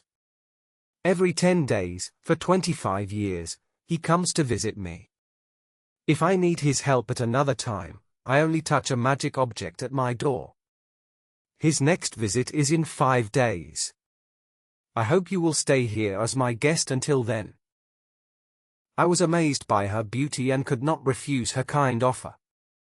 The princess sent servants to take me to the bath. They gave me rich clothes that suited my rank. Then we ate a fine meal with many good dishes. The room had beautiful cloth on the walls. The next day, while we were eating, I could not stay silent. I begged the princess to free herself and come back with me to the world of sunlight. She said it was not possible.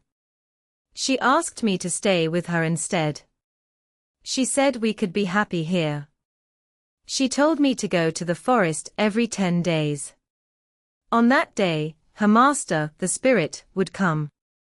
She said he was very jealous, and did not allow any man near her. I told her that fear made her speak this way. I said I was not afraid of the spirit. I said I would break his magic object. I spoke with pride and anger. I said I would end his power forever. The princess begged me not to touch the magic object. She said it would bring trouble to us both. She said she knew spirits better than I did. But I had drunk wine, and my head was not clear. I kicked the magic object, and it broke into many pieces. At once, the air became dark. A loud sound filled the place. The palace shook strongly. I became calm at once and knew I had done wrong. I called to the princess and asked what was happening. She cried out and told me to run away. She forgot her own fear and thought only of me. I ran up the stairs and left my axe behind. But I was too slow. The palace opened, and the spirit appeared. He looked angry and spoke to the princess. He asked why she had called him like this. Why have you called me like this? She answered quickly. She said she felt pain in her heart. She said she used a small bottle for help. She said she became weak and fell against the magic object, and it broke. She said that was all. The spirit called her a liar. He asked how the axe and shoes were there. She said she had never seen them before. She said he came in such a hurry that he might have picked them up on the road. The spirit answered with cruel words and rough actions. I heard the princess cry in pain. By then, I had changed back into my old clothes. I lifted a hidden door, found myself in the forest again, and went back to my friend the tailor. I carried only a little wood and felt deep shame and sadness. The tailor was worried about my long absence. He was happy to see me return. I said nothing about what had happened. I went to my room to cry alone and think about my foolish acts. While I was there, my host came in. He said an old man was downstairs. The man had found my axe and slippers on the road. He had learned where I lived and brought them back. My host told me to come and speak to him. When I heard this, my face turned pale, and my legs shook. The tailor saw my fear and was about to ask why. At that moment, the door opened, and the old man came in. He carried my axe and shoes. He said he was a spirit from a powerful family. He asked if the axe and shoes were mine. I was too afraid to answer. He grabbed me and flew up into the air very fast. Then he moved down just as fast. When he touched the ground, he stamped his foot. The earth opened, and we were inside the magic palace again. We stood before the beautiful princess of the Ebony Isle. But she was very different now. She lay on the ground, badly hurt, and cried with great sorrow. The spirit shouted in anger. Traitor! Is this man not your lover? She slowly lifted her eyes. She looked at me with deep sadness. I have never seen this man. I do not know who he is. What? You suffer because of him, and still you say he is a stranger? But if he truly is a stranger, why should I lie and cause his death? Very well. Take the sword and end his life. Please. I am too weak even to hold the sword. And even if I were strong, why should I harm an innocent man? You prove your guilt by refusing. And you. Do you know her? How could I? I have never seen her before. Then end her life. If you do this, I will believe you. I will set you free. Yes. I took the sword in my hands. I made a sign to the princess not to be afraid. I meant to give my own life, not hers. But when she looked at me with thanks, my courage failed me. I threw the sword to the ground. I do not deserve to live. If I harm a weak woman who is unknown to me and already very ill, do what you want with me. I am in your power. But I will not obey this cruel order. I see. You both choose to stand against me. I will show you what this means.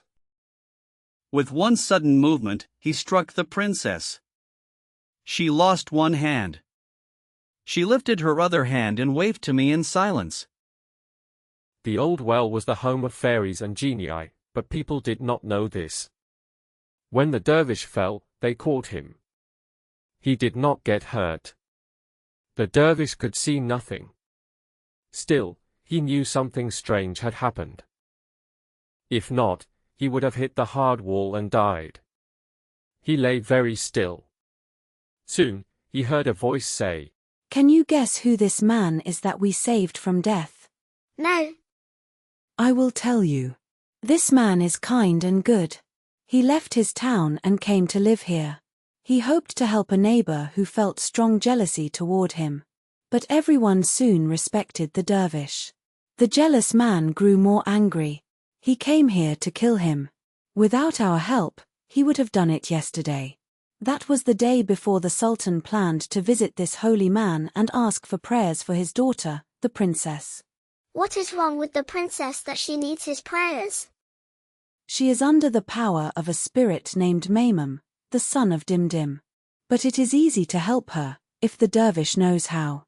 In his home, there is a black cat with a small white tip on its tail.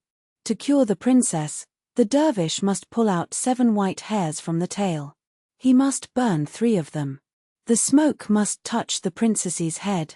Then she will be free, and Maimum will never come near her again. The fairies and genii stopped speaking. The dervish remembered every word. When morning came, he saw a broken place in the wall of the well. He could climb out easily. The other dervishes were very happy to see him again. They did not know what had happened to him. He told them about the man who tried to harm him. Then he went back to his small room. Soon, the black cat came in. The cat came every morning to greet his master. The dervish held the cat on his knee. He gently pulled out 7 white hairs from its tail. He kept them safe for later. Not long after sunrise, the Sultan arrived at the monastery with many helpers. He wanted to do everything possible to save his daughter. The dervishes welcomed him with great respect. The Sultan quickly explained why he had come. He took the chief dervish aside and said, "Why, Sheikh, you may know why I am here." Yes, my lord. I believe it is because of the illness of the princess. You are right. If your prayers can help my daughter, you will give me new life. Please send her here. I will do what I can. The Sultan felt full of hope.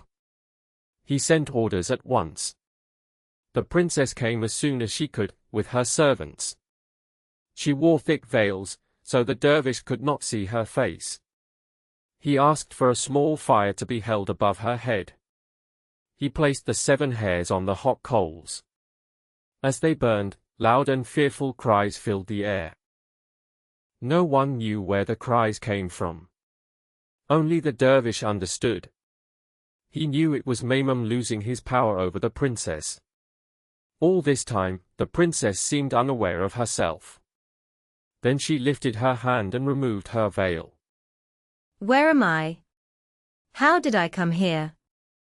The Sultan was filled with joy. He hugged his daughter. He also kissed the hand of the dervish. Then he turned to his helpers and said, "What reward should I give the man who gave me back my daughter?" He should marry the princess. "I think the same. From this moment, he is my son-in-law." Soon after, the Grand Vizier died. The dervish took his place. He did not keep the post for long. The Sultan became very ill and died. He had no sons. The soldiers and priests chose the dervish as the new ruler. The people were very happy. One day, when the dervish, now Sultan, rode through the city with his court, he saw the jealous man standing in the crowd. He made a sign to one of his helpers and spoke very quietly to him. He said he wanted the man who was waiting outside. He told him to be careful and not scare the man. The helper did as he was told. When the jealous man stood before the Sultan spoke kindly to him. He said he was happy to see him again. Then the Sultan spoke to an officer. He told him to give the man a large amount of gold. He also ordered many carts of goods from his own stores. He said soldiers should go with the man to his home. After this, the Sultan said goodbye and went on his way. When I finished my story, I explained its meaning to the spirit. I said the Sultan did more than forgive the jealous man. He gave him gifts and great wealth. But the spirit had already decided. He did not change his heart. He said I would not escape so easily. He said he would let me live, but I would still suffer. He warned me not to go against him again. Then he grabbed my arm very hard. The roof opened above us. We rose high into the sky. The earth below looked very small. After that, he came down very fast. We landed on the top of a mountain. He bent down and picked up some soil. He spoke strange words over it. Then he threw the soil at my face. He told me to stop being a man and become a monkey. After that, he disappeared. I was now like an ape. I was in a land I did not know. I could not stay there, so I walked down the mountain. I reached a wide flat land near the sea. I walked toward the water. I was glad to see a ship not far from the shore. The sea was calm. I broke a tree branch and pulled it to the water. I sat on it and used 2 sticks to move myself. Slowly, I went toward the ship. Many people were on the deck. They watched me with interest. When I grabbed a rope and climbed onto the ship, I was in danger again. The sailors were afraid of me. They thought I would bring bad luck. Some shouted that I should be thrown into the sea. Others wanted to hurt me. One wanted to use a weapon. Someone would have done it if I had not fallen at the captain's feet and held his clothes. The captain felt sorry for me. He touched my head kindly. He said he would protect me. He said no one was allowed to harm me. After about 50 days, we stopped near a large town. Many small boats came around the ship. The boats were full of people. Some came to meet friends. Others were just curious. In one boat, there were officials. They asked to see the merchants. They said they came from the Sultan to welcome them. They asked each merchant to write a few lines on a long piece of paper. They explained the reason. The old chief helper of the Sultan had died. He was famous for his beautiful writing. The Sultan wanted to find someone new with the same skill. Until now, he had not found such a person, but he still hoped. One by one, the merchants wrote a few lines. When they finished, I stepped forward. I took the paper from the man who held it. At first, they thought I would throw it into the sea. When they saw I was careful, they stayed quiet. They were very surprised when I showed that I also wanted to write. The captain said they should let me try. He said if I spoiled the paper, he would punish me. But if I could really write, he would keep me like a son. He said his lost son was not as clever as I was. No one spoke again. I took the pen. I wrote in 6 different styles used by Arab writers.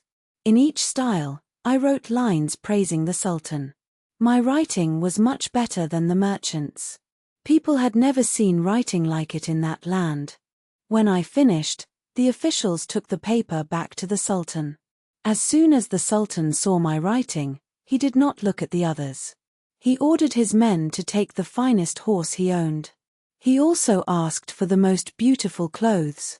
He told them to dress the writer of those lines and bring him to the court. The officers started to laugh when they heard the Sultan's order. Soon they stopped and spoke. Please forgive us, Your Highness. Those lines were not written by a man. A monkey wrote them. A monkey? Yes, my lord. The monkey wrote them in front of us. Then bring me this monkey. Come back quickly. The officers went back to the ship. They showed the Sultan's order to the captain. The captain said I was in charge. He told them to take me. They dressed me in a rich robe. They rowed me to the shore. They put me on a horse and led me to the palace. The Sultan waited for me there with his court. Many people filled the streets. They stood in doors and windows. They shouted and cheered when they saw me. I was led into the Sultan's room. I walked to the throne. I bowed 3 times. Then I lay down and touched the floor near his feet. Everyone was very surprised. They could not believe a monkey knew how to respect a sultan. I did everything people usually do at a royal meeting, except speaking. After this, the sultan sent everyone away. He kept only the chief eunuch and a small servant. He went into another room. He asked for food. He showed me to sit and eat with him. I stood up first. I touched the floor as a sign of respect. Then I sat at the table. I ate slowly and carefully.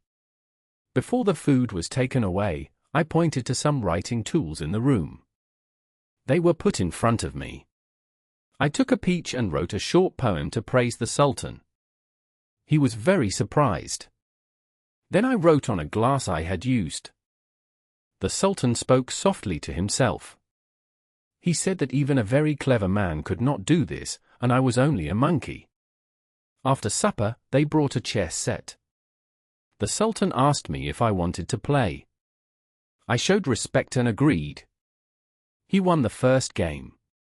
I won the second and the third. He did not look very happy. So I quickly wrote a short poem to please him. The Sultan was very happy with my skills. He wanted others to see them too. He turned to the chief eunuch and said, "Go and ask my daughter, Queen of Beauty, to come here. I want to show her something new." The chief eunuch bowed and left. Soon he returned with the princess, Queen of Beauty. Her face was open, but when she entered the room, she covered it with her veil. Father, why do you call me here in front of a man? I do not understand you. There is no man here. There is only the eunuch, the small servant, and me. Why do you cover your face and speak like I have done something wrong? Father, you are mistaken. This is not really a monkey. He is a young prince. An evil spirit changed him into a monkey with magic. The Sultan was shocked. He looked at me to see what I would do. I could not speak, so I touched my head to show she was right. How do you know this? When I was young, an old woman cared for me. She was very skilled in magic. She taught me many rules. With them, I can know at once who is under a spell and who made it. My daughter, I did not know you were so wise. It is good to know many things, but not to speak about them too much. Then can you change him back? Yes. I can do it. Then please do it now. It would make me very happy. I want him to be my chief helper and to marry you. As you wish. Queen of Beauty stood up and went to her room. She came back with a knife. Strange letters were cut into its blade. She asked the Sultan, the head of the eunuchs, the small slave, and me to go down into a hidden yard in the palace. She put us under a covered walkway that went all around the yard. She stood alone in the middle. She drew a big circle on the ground. Inside it, she wrote some words in Arabic. When she finished, she stood inside the circle. She spoke some holy lines in a low voice. Slowly, the air became dark. We felt the ground shake, as if it might fall apart. We were very afraid. Then a powerful spirit appeared. He looked like a very large lion. The princess saw him and spoke with anger. She said he tried to scare her by coming in such a terrible shape. You tried to frighten me by coming in such a terrible form. You have broken our old promise. We swore never to act against one another. You broke that promise first. The lion moved toward her and opened his mouth to attack her. But she was ready. She jumped aside. She pulled one hair from his manner and spoke a few words. At once, the hair became a sword. With one strong move, she struck the lion. His body disappeared, and only his head stayed. The head changed into a scorpion. At once, the princess became a snake and fought it. The scorpion began to lose. It then turned into an eagle and flew into the air. Right away, the snake became a bigger eagle and followed him. Soon, we could not see them anymore. We stayed where we were. We were shaking with fear. Suddenly, the ground opened. A black and white cat jumped out. Its fur stood up, and it cried loudly. A wolf ran after it and almost caught it. Then the cat turned into a small worm. It went inside a pomegranate that had fallen from a tree. The fruit grew very big as a large melon. It rolled onto the roof and then fell down and broke open. While this happened, the wolf changed into a rooster. He began to eat the seeds very fast. When he finished, he flew toward us and flapped his wings, as if asking if any were left. Then he saw one seed near a small water path in the yard. He ran to it. Before he could reach it, the seed fell into the water and became a fish. The rooster jumped into the water and became a large fish too. For a long time, they chased each other under the water. We heard loud and scary sounds, but we saw nothing. At last, they came out of the water in their true shapes. Fire came from their mouths. we feared the palace would burn. Soon, we were in greater danger. The spirit broke away from the princess and flew toward us. We thought we would die. But the princess saw this and drew his attention back to herself. Even so, the sultan's beard was burned, and his face was hurt. The head of the eunuchs was burned badly. A small flame touched my face, and I lost the sight in one eye. The sultan and I lost all hope. Then we heard the princess cry out with joy. She said she had won. The spirit lay at her feet as a pile of ash. She was very tired, but she spoke at once. She told the small slave, who was not hurt, to bring her a cup of water. She said some magic words over it and threw the water on my face. She told me that if I was a monkey by magic, I should return to my human form. At once, I became a man again. I was as I was before, but I could not see with one eye. I tried to kneel and thank her, but she stopped me. She turned to her father, the sultan. She said she had won the fight, but the cost was high. Fire had reached her heart, and she had only a short time to live. She said this would not have happened if she had noticed the last seed and eaten it. That was the spirit's final move. Until then, she had been safe. Because she missed it, she had to use fire. She said she had beaten the spirit, and he was now dead. But her own death was coming very soon. My sorrow is greater than words. I am amazed that I am still alive at all. The eunuch died in the fire. The prince you saved lost the sight in one eye. He could not speak more. He began to cry. We all cried together. I am burning. Then she died, and her pain ended. I cannot tell you, madam, how I felt at this terrible sight. I wished I had stayed a monkey all my life. I did not want my kind protector to die in this way. The sultan was full of sorrow. He could not find comfort. The people loved the princess very much, and they cried with him. For 7 days, the whole country was in mourning. After that, they buried the ashes of the princess with great honor. They built a beautiful tomb over her grave. After some time, the sultan became a little better from the illness that came after her death. He sent for me. He spoke kindly but clearly. He said my face made him remember his loss. He asked me to leave his kingdom at once. He warned me never to return, or I would be punished. I had to obey. I did not know where to go. I shaved my beard and my eyebrows. I put on the clothes of a wandering holy man.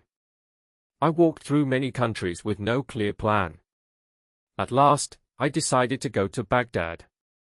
I wished to speak to the commander of the faithful. Madam, this is my story. Then the other calendar told his story. My story, said the third calendar, is very different from the stories of my two friends. Fate took the sight from their right eyes. I lost my eye because of my own foolish acts. My name is Agib. I am the son of King Cassib. He ruled a great kingdom. Its capital was one of the finest port cities in the world. When my father died, I became king. My first duty was to visit the lands on the mainland. Then I sailed to the many islands near the coast. I wanted my people to know me and trust me. These journeys made me love the sea. Soon I wished to sail much farther. I ordered many large ships to be prepared at once. When the ships were ready, I set sail. For 40 days, the wind and weather were good. Then one night a terrible storm began. It pushed us in many directions for 10 days. At last, the pilot said he did not know where we were. A sailor climbed the mast to look for land. He saw only sea and sky. Behind us, he saw a huge dark shape. When the pilot heard this, his face turned pale. He struck his chest and cried that we were lost. The crew began to shake with fear. After a short time, the pilot became calmer. He told me the reason for his fear. He said we had gone far from our path. The next day at noon, we would come close to the dark shape. He said it was the famous Black Mountain. He said the mountain was made of a strange hard stone. It pulled all iron toward it. As we came closer, the iron and nails in our ships would fly out. They would stick to the mountain. Then the ships would break and sink. This was why the side of the mountain looked so black. The pilot said the mountain sides were rough and steep. On the top stood a dome made of metal. It was held up by pillars. On the dome was a metal horse with a rider. The rider wore a chest cover with strange signs on it. People said that while this statue stood there, ships would always be lost near the mountain. When he finished speaking, the pilot cried again. The crew believed death was near. Each man made his final wishes and spoke to his companions. At noon the next day, we came close to the Black Mountain, just as the pilot said. We saw the iron and nails fly out of the ships. They rushed toward the mountain with a loud noise. Soon after, the ships broke apart and sank. The crews went down with them. I alone held onto a piece of wood. The wind carried me to the shore. I was not badly hurt. I was full of joy when I saw steps at the foot of the mountain. They went straight up. There was no place on either side to stand. The steps were very narrow and steep. If a small wind had blown, I would have fallen into the sea. At last, I reached the top. I saw the metal dome and the statue, just as the pilot had said. I was too tired to look for long. I lay down under the dome and fell asleep at once. In my dream, an old man came to me. He spoke with calm authority, and his words stayed with me when I woke. Listen, Agib. When you wake up, dig the ground under your feet. You will find a brass bow and 3 lead arrows. Shoot the arrows at the statue. The rider will fall into the sea. The horse will fall near you. Bury the horse in the same place where you found the bow and arrows. After this, the sea will rise and cover the mountain. Then you will see a metal man in a boat. He will hold an oar in each hand. Get into the boat and let him guide you. But if you want to see your kingdom again, do not say the name of Allah. After he said this, the dream ended, and I woke up feeling calm and hopeful. I got up at once and dug in the ground. I found the bow and the arrows. I shot the arrows. On the 3rd shot, the rider fell into the sea with a loud sound. The sea began to rise very fast. I quickly buried the horse. Soon a boat came close to me. I got into it without speaking and sat down. The metal man pushed the boat away and rowed for 9 days without stopping. After that, I saw land far away. I felt very happy and forgot the old man's warning. I cried out words of praise to Allah. As soon as I spoke, the boat and the metal man disappeared under me. I was left alone on the water. All that day and the next night, I swam and floated. I tried to move toward the nearest land. At last, I felt very tired and weak. I thought I would not survive. Then the wind became strong, and a big wave carried me to a flat shore. I was safe. I spread my clothes in the sun to dry. I lay down on the warm ground and rested. The next morning, I put on my clothes and looked around. I saw no other people on the island. The island had many fruit trees and small streams. It seemed far from the mainland that I wanted to reach. Before I could feel sad, I saw a ship coming straight toward the island. I did not know if the people were kind or dangerous, so I hid in the thick branches of a tree. The sailors brought the ship into a small bay. 10 slaves came ashore with spades and tools. They walked to the middle of the island and began to dig. After some time, they lifted a hidden door from the ground. They went back to the ship several times and brought furniture and food. At last, an old man came with them. He was leading a handsome boy of about 14 or 15 years. They all went down through the door. After a few minutes, they came back up, but the boy did not return with them. They closed the door and covered it with earth again. Then they went back to the ship and sailed away. When the ship was gone, I climbed down from the tree. I went to the place where the boy had been left. I dug the ground until I found a large stone with a ring in the middle. I lifted the stone and saw stone steps going down. The steps led to a big room with fine furniture and many candles for light. The boy was sitting on cushions covered with rich cloth. He looked up and felt afraid when he saw me. Do not be afraid. I mean you no harm. I am a king and the son of a king. Maybe I have come to save you from this place where you were shut away. When he heard me, the young man felt calmer. After I finished speaking, he answered me. Prince, the reasons why I was put in this place are very strange. They will surprise you. My father is a rich merchant. He owns much land and many ships.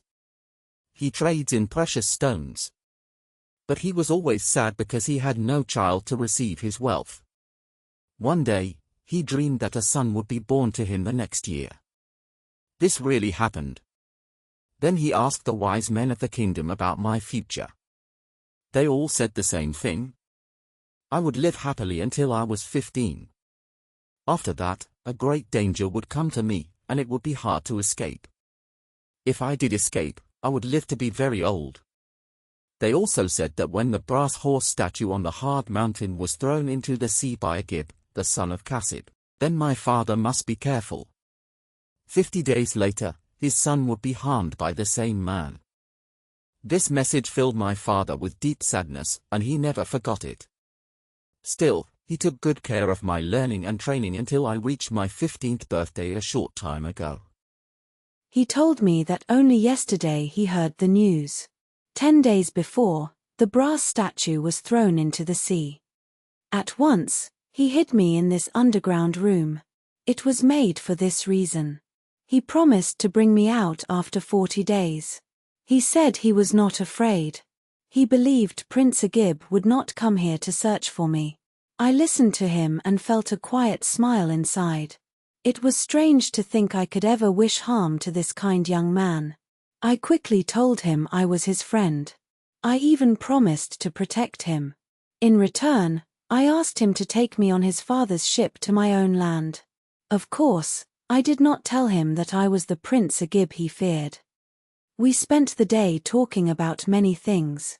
I saw that he was clever and had some learning. I chose to act like his servant. I held water for him when he washed. I cooked the food and set it on the table. Soon he began to care for me. For 39 days, we lived as happily as people could live under the ground. On the morning of the 40th day, the young man woke up full of joy. He thanked God that the danger was over. He said his father might arrive at any time. He asked me to prepare a bath of hot water. He wanted to wash, change his clothes, and be ready to meet him. I brought the water and helped him wash and dry himself. After that, he lay down and slept for a short time.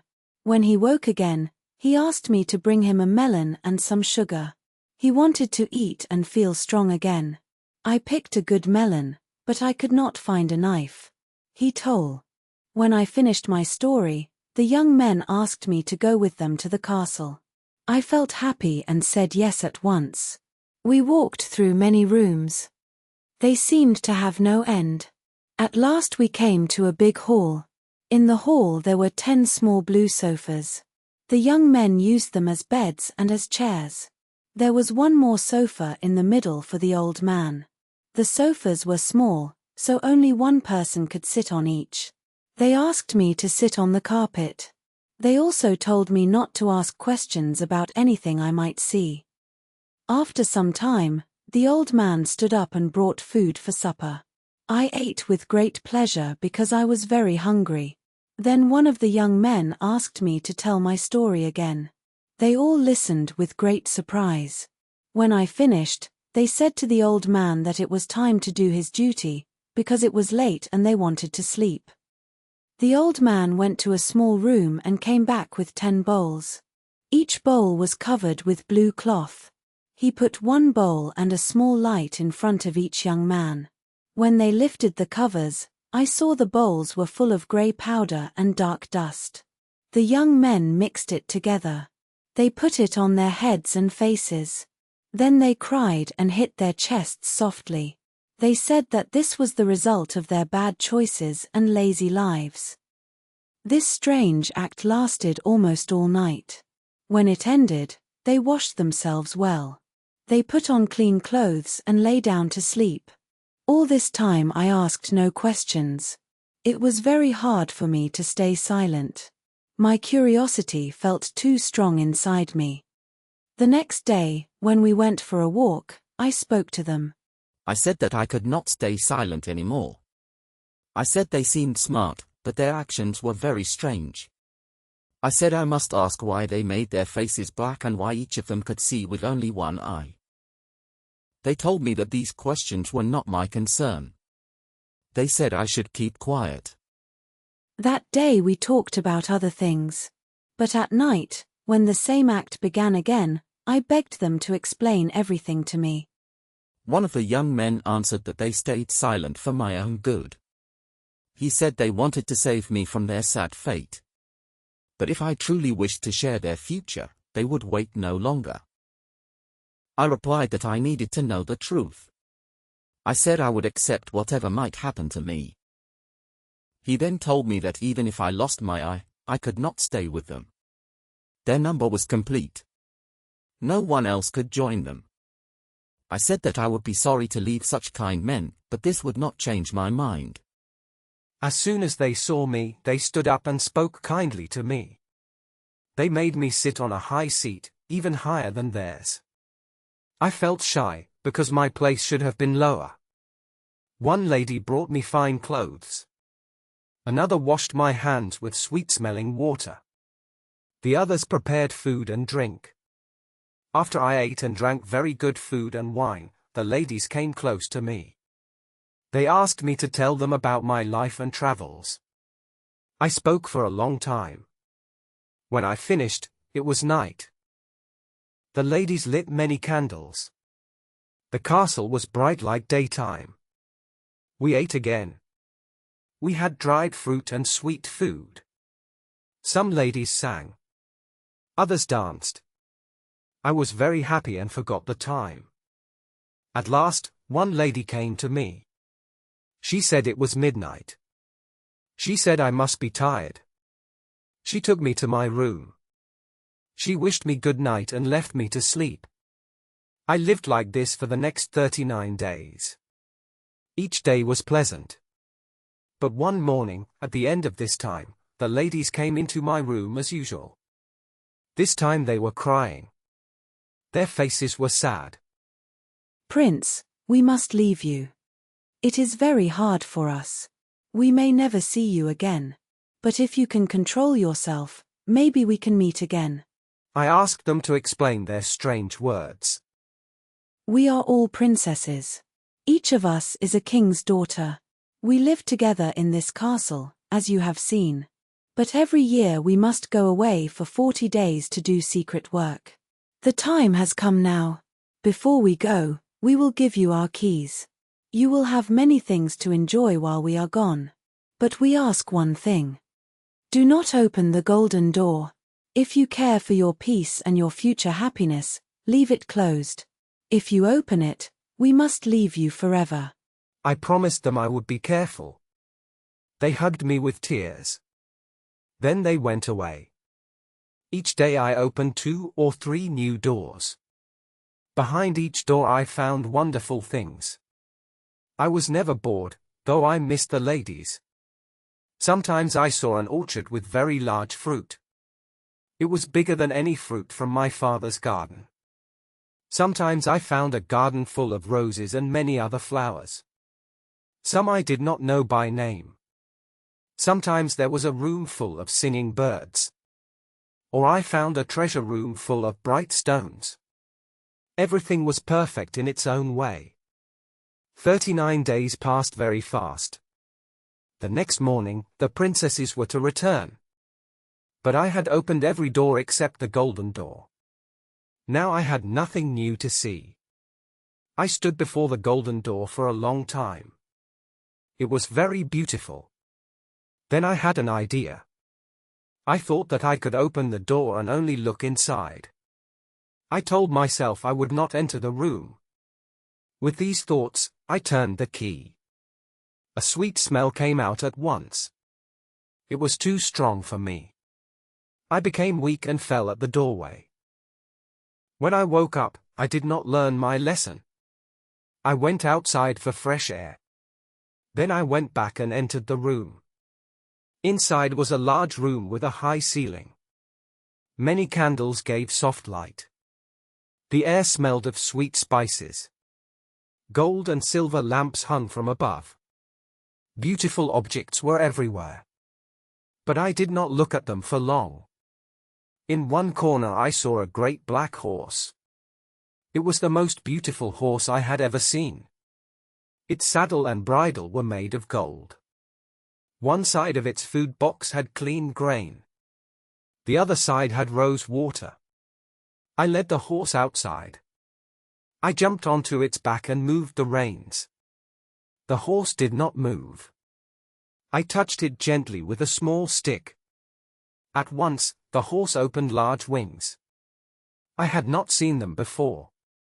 The horse flew up into the sky with me. After flying very high, it suddenly went back down. It landed on the terrace of another castle. I fell hard from the horse. The horse hit me with its tail. I was badly hurt, and I lost the sight in my right eye. I felt confused and weak after all that had happened to me. I stood up slowly. I thought about the 10 young men and their sad story. I watched the great bird fly high into the sky until I could not see it anymore. I left the terrace and walked on.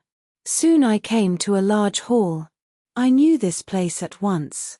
It was the hall where the great bird had taken me before. I saw 10 blue sofas along the wall. At first, the 10 young men were not there. A short time later, they came in with the old man. They spoke to me with kindness. They felt sorry for what had happened to me. But they also said they were not surprised. They said that the same things had happened to them. They said they once lived in happiness. But they lost it when they opened the golden door while the princesses were away. They said I had made the same mistake. I had received the same punishment. They said they wished I could stay with them and live as they did. But they said this was not possible. They told me I must leave at once. They said I should go to the court of Baghdad. There, I would meet a man who could decide my future. They showed me the road I must take. Then I said goodbye and left them. On my journey, I shaved my beard and my eyebrows. I put on the clothes of a poor holy man. I traveled for a long time. This evening, I reached the city. At the gate, I met 2 other holy men like myself. They were strangers too. We were very surprised when we saw each other. We were all blind in the same eye. But we had no time to talk about our troubles. We came here quickly to ask for help and kindness from you. When he finished speaking, Zobeida spoke next. She looked at all 3 men. She said they were free to go where they wished. She said she forgave them all. But she ordered them to leave the house at once. In the time of the Caliph Harun al-Rashid, there lived in Baghdad a poor porter named Hindbad. One day the weather was very hot. Hindbad had to carry a heavy load across the city. Before he reached even half the way, he was very tired. He came to a quiet street. The ground was wet with rose water. A cool wind was blowing. Hindbad put his load on the ground and sat down to rest. He sat in the shade of a large and beautiful house. Soon he felt that this was a very pleasant place. A sweet smell came from the open windows. It was the smell of burning wood and fine incense. The smell mixed with the scent of the rose water on the hot stones. From inside the house, he heard music. Many instruments played soft and happy sounds. He also heard birds singing sweetly. Then he smelled the food. Many rich dishes were being prepared. He understood that people inside were eating and enjoying themselves. Hindbad wondered who lived in such a fine house. He had never seen it before. He did not often walk in this street. To learn the answer, he went to the door. There he saw servants dressed in rich clothes. He asked one of them who the master of the house was. Do you live in Baghdad and not know this house? This is the home of the great Sinbad the sailor. He is a famous traveler. He has sailed across many seas. Hindbad had often heard of Sinbad's great wealth. He felt sad and jealous. He looked up at the sky and spoke aloud. Why are our lives so different? My life is full of hard work and pain. I work every day just to get poor bread for my family. Sinbad lives in comfort and spends money easily. Why does he have such a good life while mine is so hard? As he spoke, he hit the ground with his foot in anger and sorrow. At that moment, a servant came out of the house. He gently took Hindbad by the arm. My master, Sinbad, wishes to speak with you. Hindbad was very surprised. He felt afraid. He thought his angry words might have caused trouble. He said he could not leave his load in the street. But the servant promised that someone would watch it. He asked Hindbad again and again to come inside. At last, Hindbad agreed. He followed the servant into a very large room. Many people sat around a long table. The table was full of fine food. At the head of the table sat a tall and serious man. He had a long white beard. He looked calm and wise. Many servants stood behind him, ready to help him. This man was the famous Sinbad the sailor. The porter felt very afraid when he saw so much beauty and wealth. He bowed with shaking hands to the rich guests. Sinbad gave him a sign to come closer. He asked him to sit at his right side. Sinbad put good food on his plate and poured him fine wine. When the meal ended, Sinbad spoke to him in a kind way. He asked his name and his work. My lord, my name is Hindbad. I am happy you are here. All my guests are glad too. But I want to ask you something. What did you say in the street a short time ago? Sinbad had heard Hindbad speak near the open window before the meal. That is why he sent for him. My lord, I was very tired and angry. I spoke foolish words. Please forgive me. Do not fear. I do not blame you. I understand your life, and I feel sorry for you. But you are wrong about me. You think my riches came easily. That is not true. I reached this life only after many years of hard work and danger. My friends, my travels were so strange and hard that they could stop even greedy men from seeking wealth at sea. You may have heard unclear stories about my 7 voyages. Now I will tell you the full and true story. I believe you will enjoy it. Sinbad told his story mainly for the porter. Before he began, he ordered his servants to carry the porter's load from the street to the place where Hindbad planned to go. Hindbad stayed to listen. First voyage.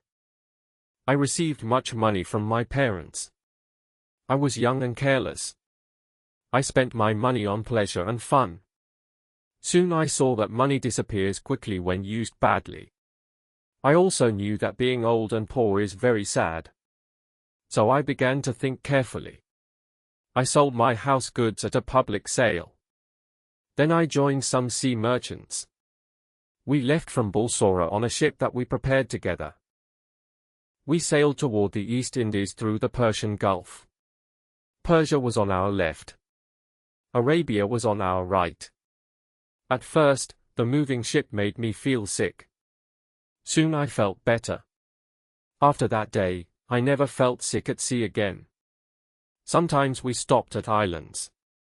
We sold goods or traded them. One day the wind stopped. Our ship stayed still near a small green island. It looked like a grassy field above the water. We pulled down the sails. The captain allowed us to go ashore for a short rest. I went with the others. We walked around for some time.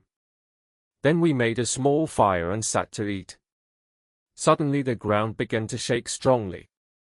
At the same time, people on the ship shouted to us to come back fast.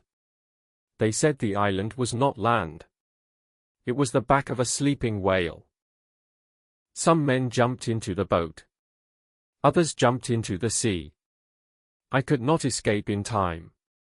The whale went down into the water. I held onto a piece of wood from our fire. A light wind came. On the ship, everyone was busy with the sails and saving others. No one saw me. I was alone on the water. All day I moved with the waves. When night came, I thought I would die. I was very tired, but I held on. In the morning, I saw land. I had reached another island. The cliffs were high and hard to climb. But some tree roots stuck out. I used them to climb up. At last I lay on the grass at the top. I stayed there for many hours. I was weak and almost without life until the sun rose high in the sky. By this time, I felt very hungry. I walked around and looked for food. Soon I found some plants that I could eat. I also found a spring with clean water. After eating and drinking, I felt strong again. Then I started to explore the island. After a while, I came to a wide, flat land. A horse was eating grass there. It was tied with a rope. As I looked at the horse, I heard people talking. The voices seemed to come from under the ground. Soon a man came out and spoke to me. He asked how I came to the island. I told him my story. The man said he worked as a groom for King Mirage, the ruler of the island. He said they came to this place every year to feed the king's horses. He took me to a cave where the other grooms were staying. They gave me food, and I ate well. They told me I was lucky to meet them. The next day they were going back to the king. Without them, I would not have found the towns where people lived. Early the next morning, we started our journey together. When we reached the capital city, the king welcomed me kindly. I told him about all my adventures. The king ordered his servants to take good care of me. He made sure I had everything I needed. I was a merchant, so I looked for other merchants. I spoke especially with men from foreign lands. I hoped to hear news from Baghdad. I also hoped to find a way to return there. The capital was by the sea. Ships from many countries came to its port. While I waited, I heard many interesting stories. Many people asked me about my own country. I was happy to talk with them. To pass the time, I visited a small island called Castle. It belonged to King Mirage. People believed a spirit named Dejjal lived there. Sailors said they sometimes heard drum sounds at night. But during my visit, I saw nothing strange. I only saw some very large fish. They were extremely long, but they were afraid of us. When we made noise, they swam away. I also saw small fish with heads like owls. One day after I returned, I went down to the harbor. A ship had just arrived and dropped its anchor. The crew were taking goods off the ship. The merchants were busy moving the goods to their stores. When I went closer, I saw my own name written on some boxes. I looked at them carefully. I knew they were the same goods I had put on the ship at Bulsora. Then I saw the captain of the ship. I knew he thought I was dead. I went to him and asked who owned the boxes. There had been a merchant from Baghdad on my ship named Sinbad. This man went on to what we thought was an island. But it was really a huge whale. When a fire was lit on its back, the whale moved and went into the sea. Many people fell into the water and were lost. Sinbad was one of them. The goods belonged to that man. I planned to sell them and give the money to his family if I ever found them. I said to him, "Captain, I am that Sinbad. You think I am dead, but I am alive. These goods are mine." When I heard this, I was very shocked. The world is full of lies. I saw Sinbad fall into the sea with my own eyes. You are telling a false story to steal goods that are not yours. I asked him to stay calm and listen to me. He agreed to hear my story. I told him how I survived. I told him about meeting the king's grooms. I told him how kindly the king had treated me. Soon I saw that the captain began to believe me. Some other merchants came and saw me. They were very happy to see that I was alive. They spoke to the captain and said they knew me well. Then the captain said he also recognized me. He hugged me with joy. He thanked God for my safety. He told me to take all my goods and use them as I wished. I thanked him and praised his honesty. I asked him to accept some of my goods as a gift, but he refused. From my best goods, I prepared a gift for King Mirage. At first, the king was surprised. He knew I had lost everything. I explained how my goods had come back to me. The king gladly accepted my gifts. In return, he gave me many valuable presents. I said goodbye to my friend. I sold my goods and bought sandalwood, aloes wood, camphor, nutmeg, cloves, pepper, and ginger. I went back on the same ship. On the way home, my trade went very well. I arrived in Balsora with about 100,000 gold coins. My family was very happy to see me again. I was also full of joy. I bought land and servants. I built a large house. I decided to live a happy life there. I wanted to enjoy life and forget all my past pain. Sinbad stopped his story. He told the musicians to play again. The guests kept eating and drinking until evening.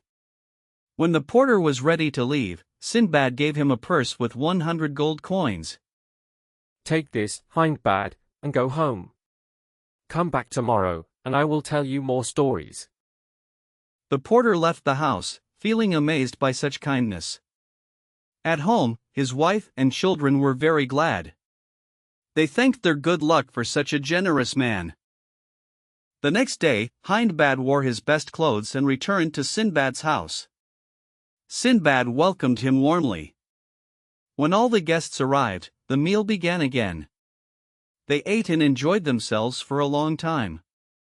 Then Sinbad spoke to them. "My friends, please listen to me. I will now tell you about my second voyage. It is even more surprising than the first one. I had planned to live quietly in Baghdad after my first voyage. But soon I felt bored with an easy life. I wanted to see the sea again. So I bought goods for trade. I went on another journey by ship with honest merchants. We sailed from island to island. We often made good trades. One day we landed on an island. It had many fruit trees and fresh water. But there were no houses and no people. My companions walked around to pick fruit and flowers. I sat in the shade. I ate my food and drank my wine. Soon I fell asleep near a small stream with clear water. I do not know how long I slept. When I woke up, I jumped up in fear. I was alone. The ship was gone. I ran back and forth and cried in despair. From the shore, I saw the ship sailing away and disappearing far out at sea. I felt deep regret that I had not stayed safe at home. After some time, I calmed myself. I looked around for a way to escape. I climbed a tall tree and looked at the sea, but I saw no hope there. Then I looked toward the land. In the distance, I saw a large white shape shining in the light. I could not tell what it was. I climbed down and gathered the food I had left. I walked as fast as I could toward the white shape. When I came closer, I saw it was a huge white ball. It was very tall and very wide. When I touched it, it felt smooth and soft. I could not climb it because there was nothing to hold on to. I walked all around it but found no opening. I counted that it was at least 50 steps around. The sun was setting. Suddenly, the sky grew dark. Something like a great black cloud moved above me. I looked up in surprise. It was a very large bird flying near me. Then I remembered stories from sailors. They spoke of a great bird called the roc. I understood that the white ball was its egg. Soon the bird came down slowly. It sat on the egg and covered it with its wings to keep it warm. I hid close to the egg. One of the bird's feet was near me. It was as thick as a tree trunk. I took off my turban. I tied myself carefully to the bird's foot with the cloth. I hoped that when the bird flew away in the morning, it would carry me from the empty island. That is what happened. At sunrise, the bird rose into the air. It carried me higher and higher. Soon I could not see the ground. Then it went down very fast, and I almost fainted. When I felt the ground again, the bird had landed. I quickly untied myself and moved away. I did this just in time. The bird caught a large snake and struck it until it stopped moving. Then it lifted the snake and flew away. Soon it was gone from my sight. When I looked around me, I felt unsure if leaving the lonely island was a good choice. I was now in a deep and narrow valley. High mountains stood all around it, their tops lost in the clouds. The sides were steep and full of rocks. I saw no path to climb up. I walked around the valley with worry. I looked for a way out, but I found none. Soon I noticed that the ground was covered with diamonds. Some were very large. This made me feel happy for a short time. But my joy soon faded. I also saw many terrible snakes. They were very long and very big. Even the smallest looked strong and dangerous. I felt great fear. Luckily, the snakes stayed inside holes in the rocks during the day. They only came out at night. I thought they feared a large bird called the roc. All day I walked back and forth in the valley. When evening came, I crawled into a small cave. I closed the entrance with a stone. I ate some of my food and lay down to sleep. But all night I heard the snakes moving and making sharp sounds. I was very afraid and could hardly sleep. I felt thankful when morning came. The valley was quiet again. I believed the snakes had gone back into their holes. I came out of the cave with shaking legs. I walked around the valley again. I kicked the diamonds away as I walked. They felt useless to me now. I was tired and without hope. At last, I sat down on a rock. I closed my eyes for a moment.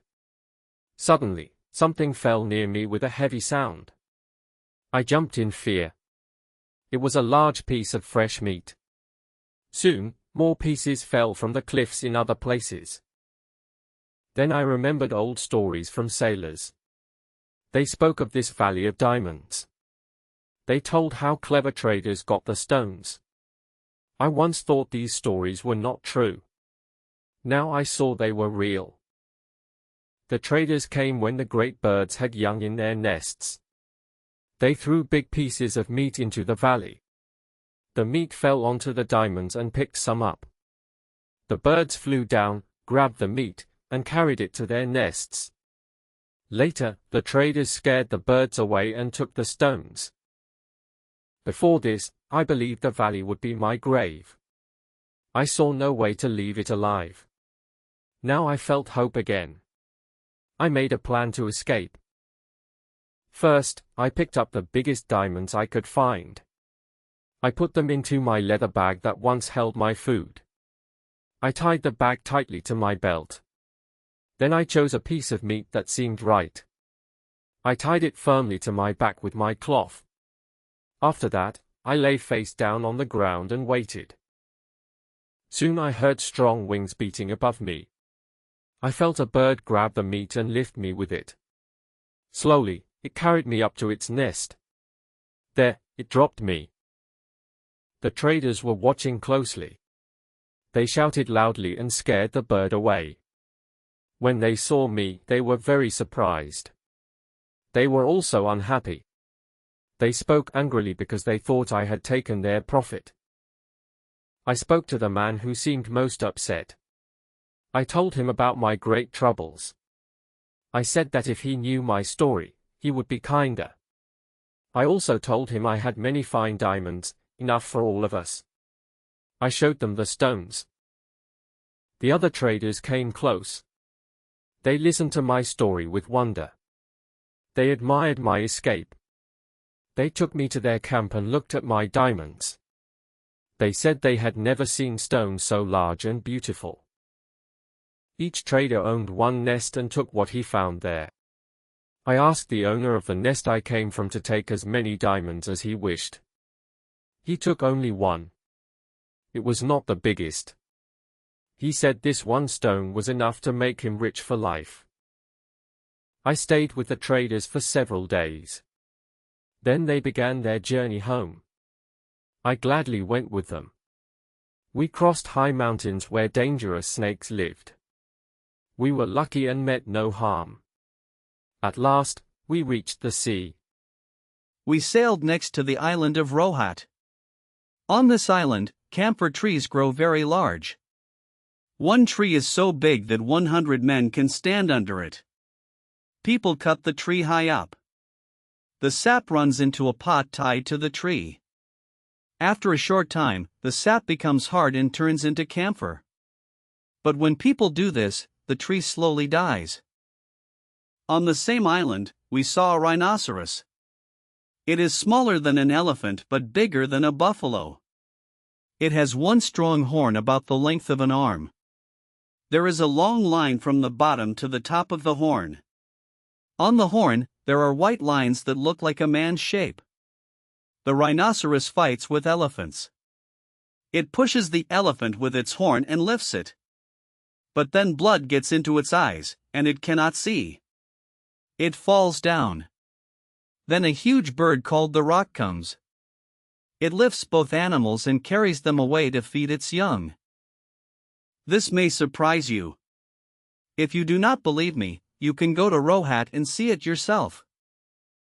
I will not speak about many other strange things we saw there, so I do not tire you. Before we left, I traded one of my diamonds for fine goods. I made much profit from them on the way home. At last, we reached Balsora. From there, I hurried to Baghdad. First, I gave large sums of money to poor people. Then I lived quietly and enjoyed the wealth I had earned with much hard work and pain. When Sinbad finished telling the story of his second voyage, he gave Hindbad 100 gold coins. He asked him to come again the next day to hear about the third voyage. The other guests went home too. They all came back the next day at the same time. The porter also returned. His old life of hard work and poverty already felt like a bad dream. After the meal, Sinbad asked for silence. He began to tell the story of his third voyage. After a short time, my easy and pleasant life made me forget the dangers of my first two voyages. I was still young and full of energy. I wanted to be active again. So I bought the best goods in Baghdad. I took them to Balsora. Then I sailed with other merchants to faraway lands. We stopped at many ports and earned good money. One day, while we were on the open sea, a strong wind rose. It blew for many days. We lost our way. At last, the wind pushed us into a harbor on a strange island. I wish we had stopped anywhere else. This island and the nearby ones are home to wild, hairy people. They will surely come to us. They are very small but very many. We must not fight them. If we hurt one, the others will attack us, and we will not survive. These words filled us all with fear. Soon we saw that the captain was right. A huge crowd of strange people appeared. They were very short, not even as tall as a child. Their bodies were covered with red hair. They jumped into the sea and swam to our ship. They made loud sounds we could not understand. They climbed the ropes and sides of the ship very fast. We felt great fear and confusion. We did not dare to stop them. We also could not speak to them. We did not know what they wanted. Soon we understood. They raised the sails and cut the anchor rope. They sailed our ship to another island nearby. There, they forced us onto the shore. Then they took the ship and went away. They left us alone on the land. Sailors avoid this place because it is very dangerous, as you will soon hear. We turned away from the sea and walked sadly inland. As we walked, we found plants and fruits. We ate them to stay alive, even though we had no hope of escape. After some time, we saw something. He was very tall, like a palm tree. His skin was black. He had only one eye, burning like fire in the middle of his forehead. His teeth were long and sharp, and his smile was. His lower lip hung down to his chest. His ears were very large and covered his shoulders. His nails looked like the claws of a wild bird. When we saw him, we were filled with fear. We could not move and lay still, like dead men. After some time, we slowly woke up again. The giant sat there and stared at us with his single eye. He watched us for a long time. Then he walked toward us. He grabbed me by the neck and turned me around. I was very thin, so he put me down. He did the same to the others. At last, he came to the captain. The captain was the strongest and biggest among us. The giant lifted him and placed him on a long stick. He made a large fire and cooked him. After eating, the giant lay down and fell asleep. He made very loud sounds while he slept. We stayed awake all night, shaking with fear. When morning came, the giant woke up and left the castle. We stayed inside and waited. When we were sure he was gone, we stood up and cried.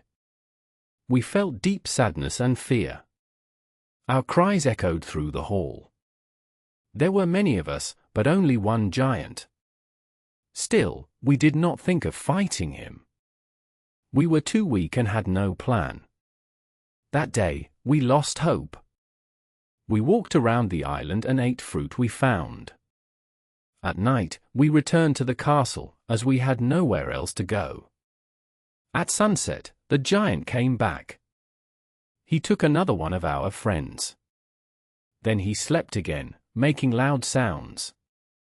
In the morning, he left us as before. Our fear grew even stronger. Some men said it was better to jump into the sea than to wait for such an end. But I had an idea to escape. I shared my plan, and they agreed to try it. Listen, my friends. There is a lot of wood on the shore. Let us build small rafts. We can move them to a safe place. If our plan works, we can wait for a ship to save us.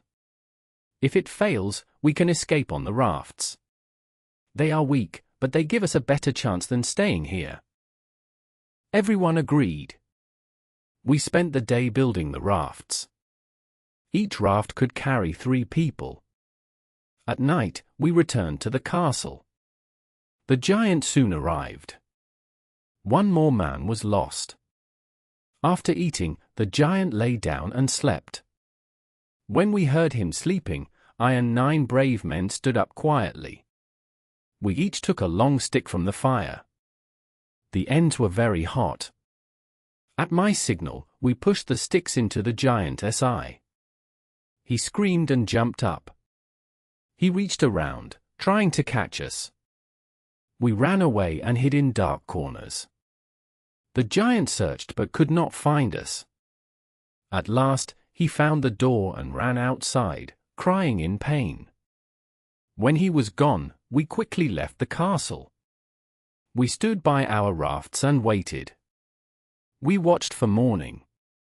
If the giant did not return, we planned to stay. But when the sun rose, we saw him coming back. 2 other giants helped him. Many more followed behind. They were all large and terrifying. We climbed onto our rafts at once. We rowed as fast as we could. The giants threw huge rocks into the sea. All the rafts except mine were destroyed. The others fell into the water and were lost. We could not help them. My 2 friends and I kept rowing. At last, we reached the open sea. The waves pushed us around all day and night. The next morning, we saw an island. We landed there with great relief. We found sweet fruit there. We ate until we were full. Then we lay down on the beach to rest. Suddenly we heard a loud sound in the sand. We jumped up and saw a very big snake moving toward us. It came very fast. Before one of my friends could run away, the snake caught him. The snake held him tight, and soon he stopped moving. Then the snake took him away. My other friend and I ran as fast as we could. We wanted to find a safe place. We saw a tall tree and climbed up it. First, we picked fruit from the bushes and took it with us. When night came, I fell asleep. Later, I woke up because the snake came back. It moved around the tree and made a sharp sound. Then it lifted its body and reached my friend, who was sleeping below me. The snake took him too and went away. I stayed in the tree, shaking with fear and feeling very weak. When the sun came up, I climbed down from the tree. I had little hope to live, but I wanted to try. Life is very dear, and I wished to save myself. All day I worked very hard. I gathered dry sticks, reeds, and sharp plants. I tied them together and made a strong circle under the tree. I built it up like a small shelter and sat inside it, very quiet and afraid. That night was very long and full of fear. The snake came back and moved around my weak shelter. It looked for a way inside. I feared every moment that it would break through. But the shelter stayed strong. When morning came, the snake went away, tired and hungry. I was almost faint with fear.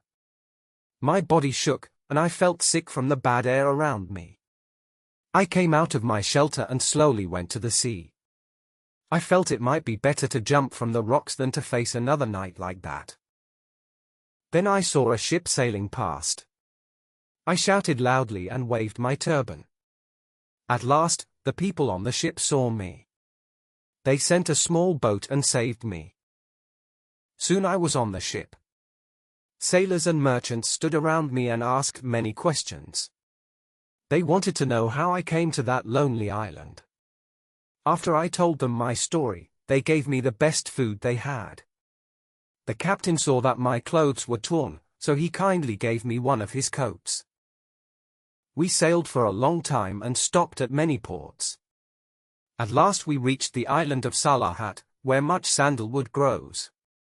We dropped anchor there. I watched the merchants carry their goods to land and get ready to trade.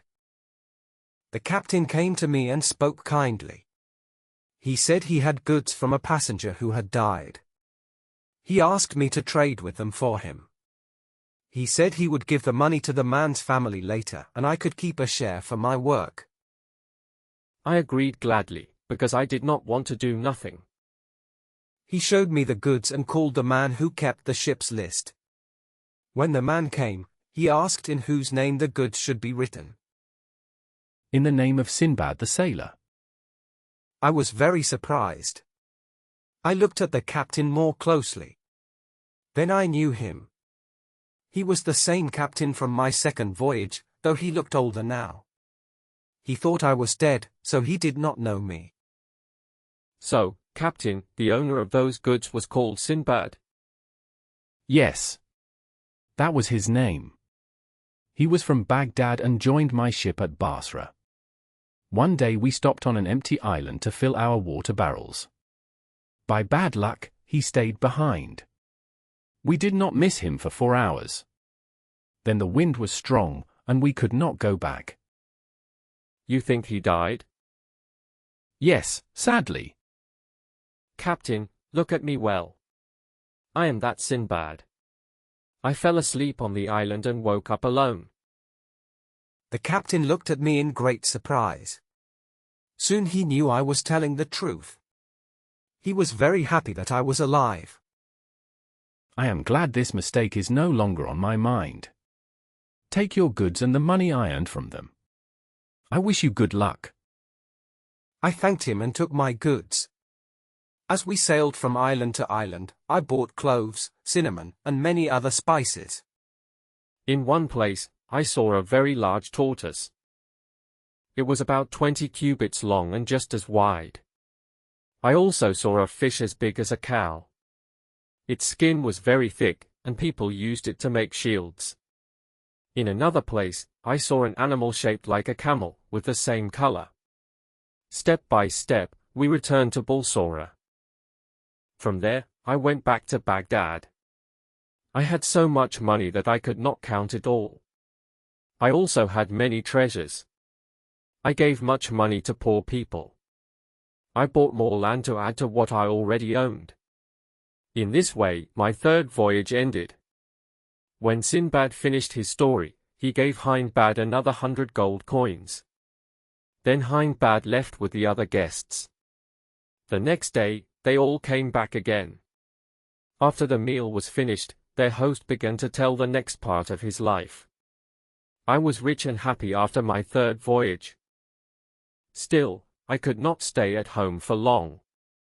I loved trade, and I liked new and strange things. So I put my affairs in order. I began a new journey through some parts of Persia. First, I sent goods ahead to different places I planned to visit. Then I took a ship from a far port. For some time, the journey was calm. Later, a very strong storm rose. The wind was fierce, and the sea was wild. The ship broke apart, even though the captain tried his best. Many people on the ship lost their lives in the sea. I was lucky, with a few others. We held on to pieces of the broken ship. The storm pushed us close to an island. We reached the shore and climbed away from the waves. We were very tired. We lay down and waited for morning. When daylight came, we walked inland. Soon we saw some small huts. We went toward them. As we came closer, many dark-skinned people came out. They surrounded us and led us to their homes. They shared us among themselves. I was taken into one hut with 5 others. We sat on the ground. They gave us some plants to eat and showed us signs to eat them. I noticed they did not eat the plants themselves. So I only pretended to taste mine. My companions were very hungry. They ate all the food. Soon, I felt great fear. My companions began to act strangely. They talked all the time, but I could not understand them. They did not listen to me anymore. The people then brought big bowls of rice cooked with coconut oil. My companions ate it eagerly. I ate only a little. I understood that these people wanted to make us very fat for their own use. This is what happened. My companions felt no fear and ate everything given to them. Before long, they were gone. I grew thinner each day. I ate very little, and fear made me weak. Because I was thin, they did not watch me closely. I was allowed to walk around. One day, all the people went away on a trip. Only an old man stayed to watch me. I found a chance to escape. I ran into the forest. The old man called after me, but I ran faster and faster. Soon he was far behind. For 7 days, I traveled through the forest. I rested only at night. I lived mostly on coconuts. They gave me food and drink. On the 8th day, I reached the sea. There, I saw some white men picking pepper plants. Pepper grew everywhere around them. I felt safe when I saw what they were doing. I went up to them. They greeted me in Arabic. They asked who I was and where I came from. I was very happy to hear my own language. I told them my story. I spoke of the shipwreck and my capture. They were shocked. They said the people of that island eat men. They asked how I escaped. I told them everything. They were very surprised. I stayed with them until they finished gathering pepper. Then they took me to their own country. They brought me before their king. He welcomed me kindly. I told him my adventures too. He was amazed. When I finished, he ordered that I should be given food and clothes. He said I should be treated well. The island was full of people. It had many good things. Trade was very busy in the capital city. Soon, I felt comfortable and at ease there. The king showed me special kindness. Because of this, everyone tried to be friendly to me. One thing surprised me very much. All the men, rich and poor, rode horses without bridles or stirrups. One day, I asked the king why he did not use these things. He looked at me with surprise. He said he had never heard of them before. This answer gave me an idea. I found a skilled worker. I explained how to make the base of a saddle. I filled it with soft material. I covered it with good leather. I decorated it with gold thread. Then I asked a metal worker to make a bit and 2 spurs from my drawing. When everything was ready, I gave them to the king.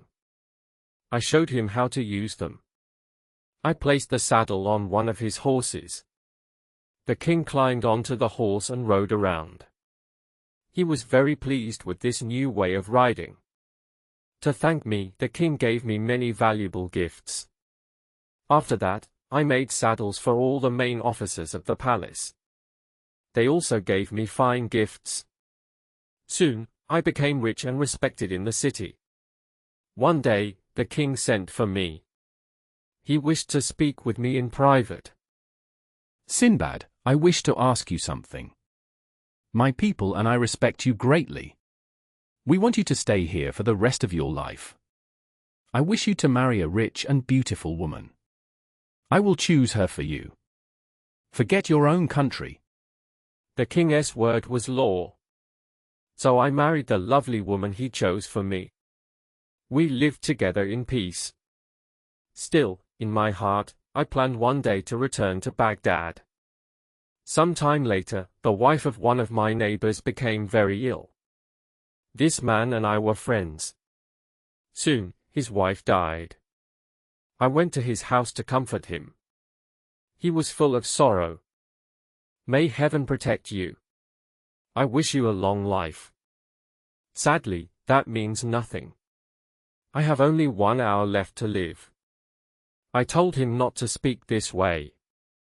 I hoped he would live many more years. My life is over. Today, I must go to the grave with my wife. This is the law of our island. When one partner dies, the other must follow. No one can change this law. Family and friends soon gathered together. The woman's body was dressed in fine clothes and jewelry. It was placed on a platform. The group walked toward a high mountain outside the city. The husband followed behind in black clothes. At the mountain, they lowered the woman into a deep pit. The man said goodbye to everyone. He lay down on another platform. Beside him were 7 small pieces of bread and a jug of water. He was slowly lowered into the deep cave below. Then the entrance was sealed with a stone. I was deeply shocked by what I saw. The others accepted this from childhood.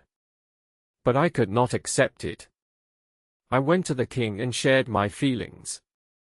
My lord, this custom shocks me deeply. To place the living with the dead feels cruel.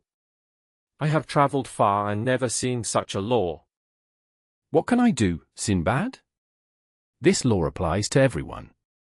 If the queen died first, I would follow her. Does this law also apply to foreigners? Yes. If they marry here, they must obey the law. I returned home full of fear. From that day on, I knew no peace. If my wife felt even a small pain, I feared the worst. Soon, my fear became real. After a short illness, my wife died. I felt deep sorrow and terror. To be sealed away alive seemed worse than any danger I had known. Still, there was no escape. My wife was dressed in her finest clothes and jewelry. Her body was placed on the platform. I followed behind. A large crowd came with us. The king and his nobles led the way. Together, we walked toward the mountain by the sea. At the place, I made one final request. I begged the king and the people for mercy. I hoped they would save me at the last moment. But my words changed nothing. No one spoke to me. They moved fast and did not look at me. Soon I was going down into a dark hole. I had 7 loaves of bread and a jug of water with me. Before I reached the bottom, they rolled a stone over the opening. I was alone and trapped. A weak light came in through a small crack. When I dared to look around, I saw a very large cave. Bones and dead bodies lay everywhere. I thought I heard soft last breaths from people who had come here alive, like me. I cried out in anger and fear.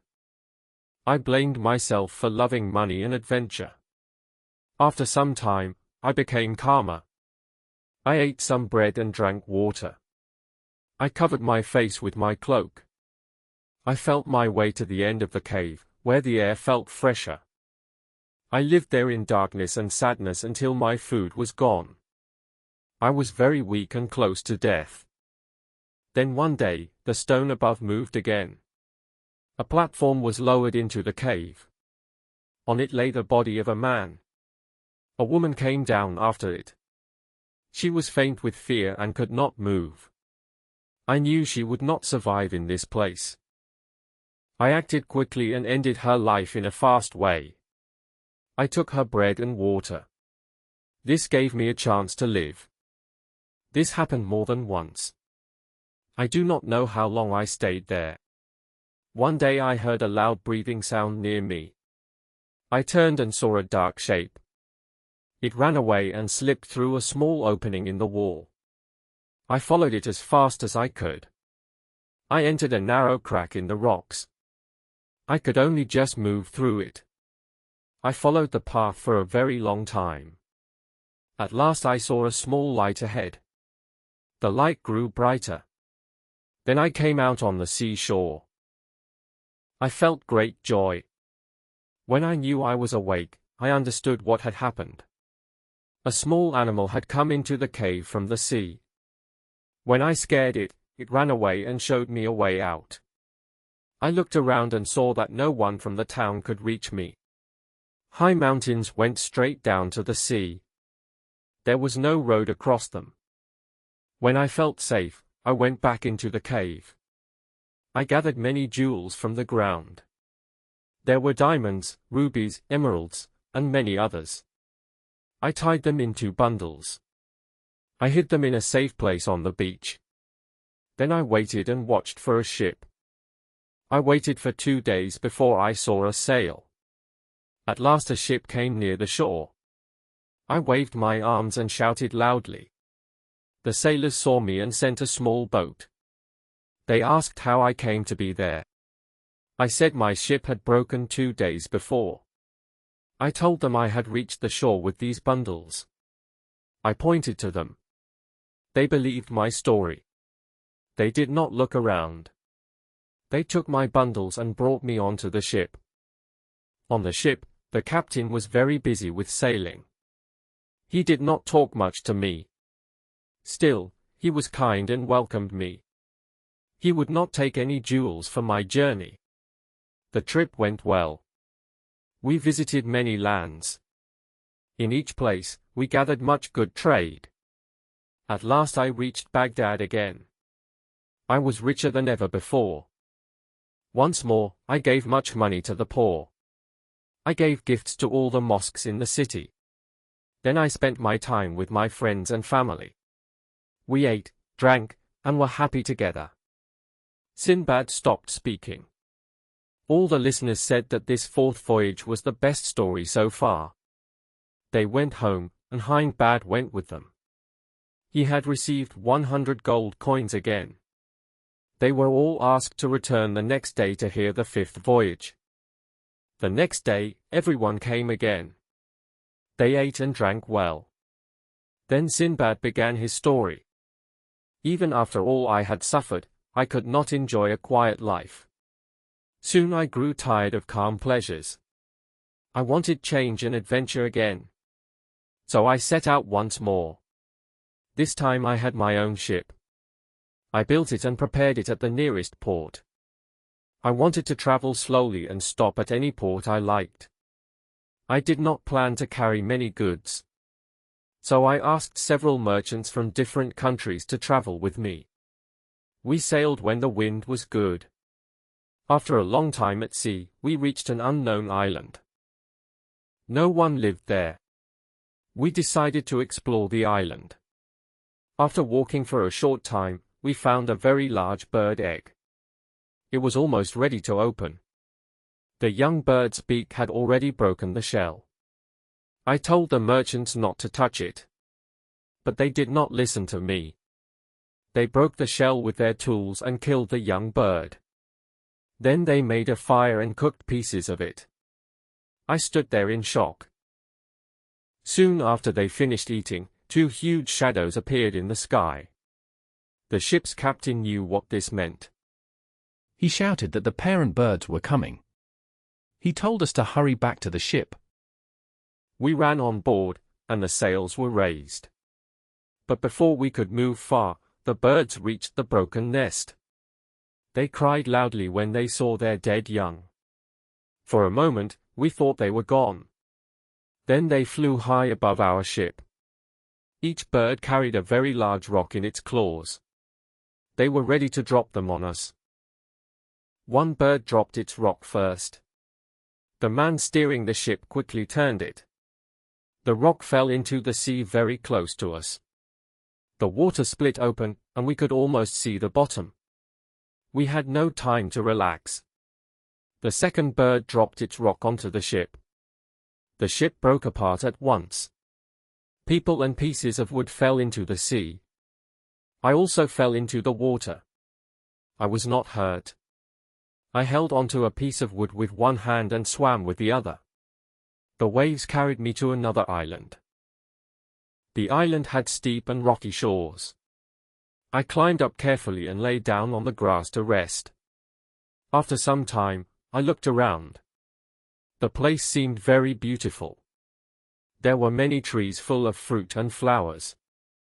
A clear stream flowed between them. When night came, I slept in a small safe place.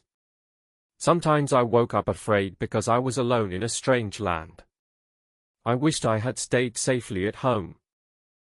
In the morning, the sunlight gave me courage. I walked again among the trees, but I stayed alert. After walking deeper into the island, I saw an old man sitting by the river. He looked weak and bent. At first, I thought he was a sailor like me. I greeted him kindly. He only nodded. I asked what he was doing there. He showed me signs that he wanted to cross the river to get fruit. He asked me to carry him on my back. I felt sorry for him. I lifted him and walked across the river. When I bent down to help him get off, something strange happened. The old man jumped quickly onto my shoulders. He wrapped his legs tightly around my neck. He held me so hard that I could hardly breathe. I was very scared and fell to the ground. When I woke up, he was still there. He loosened his grip a little so I could breathe. He pushed me with his feet until I stood up. Then I had to walk with him on my shoulders. He made me carry him all day while he picked and ate fruit. At night, I fell down from tiredness. But he did not let go. In the morning, he hit me with his feet until I woke up. Then I had to walk again.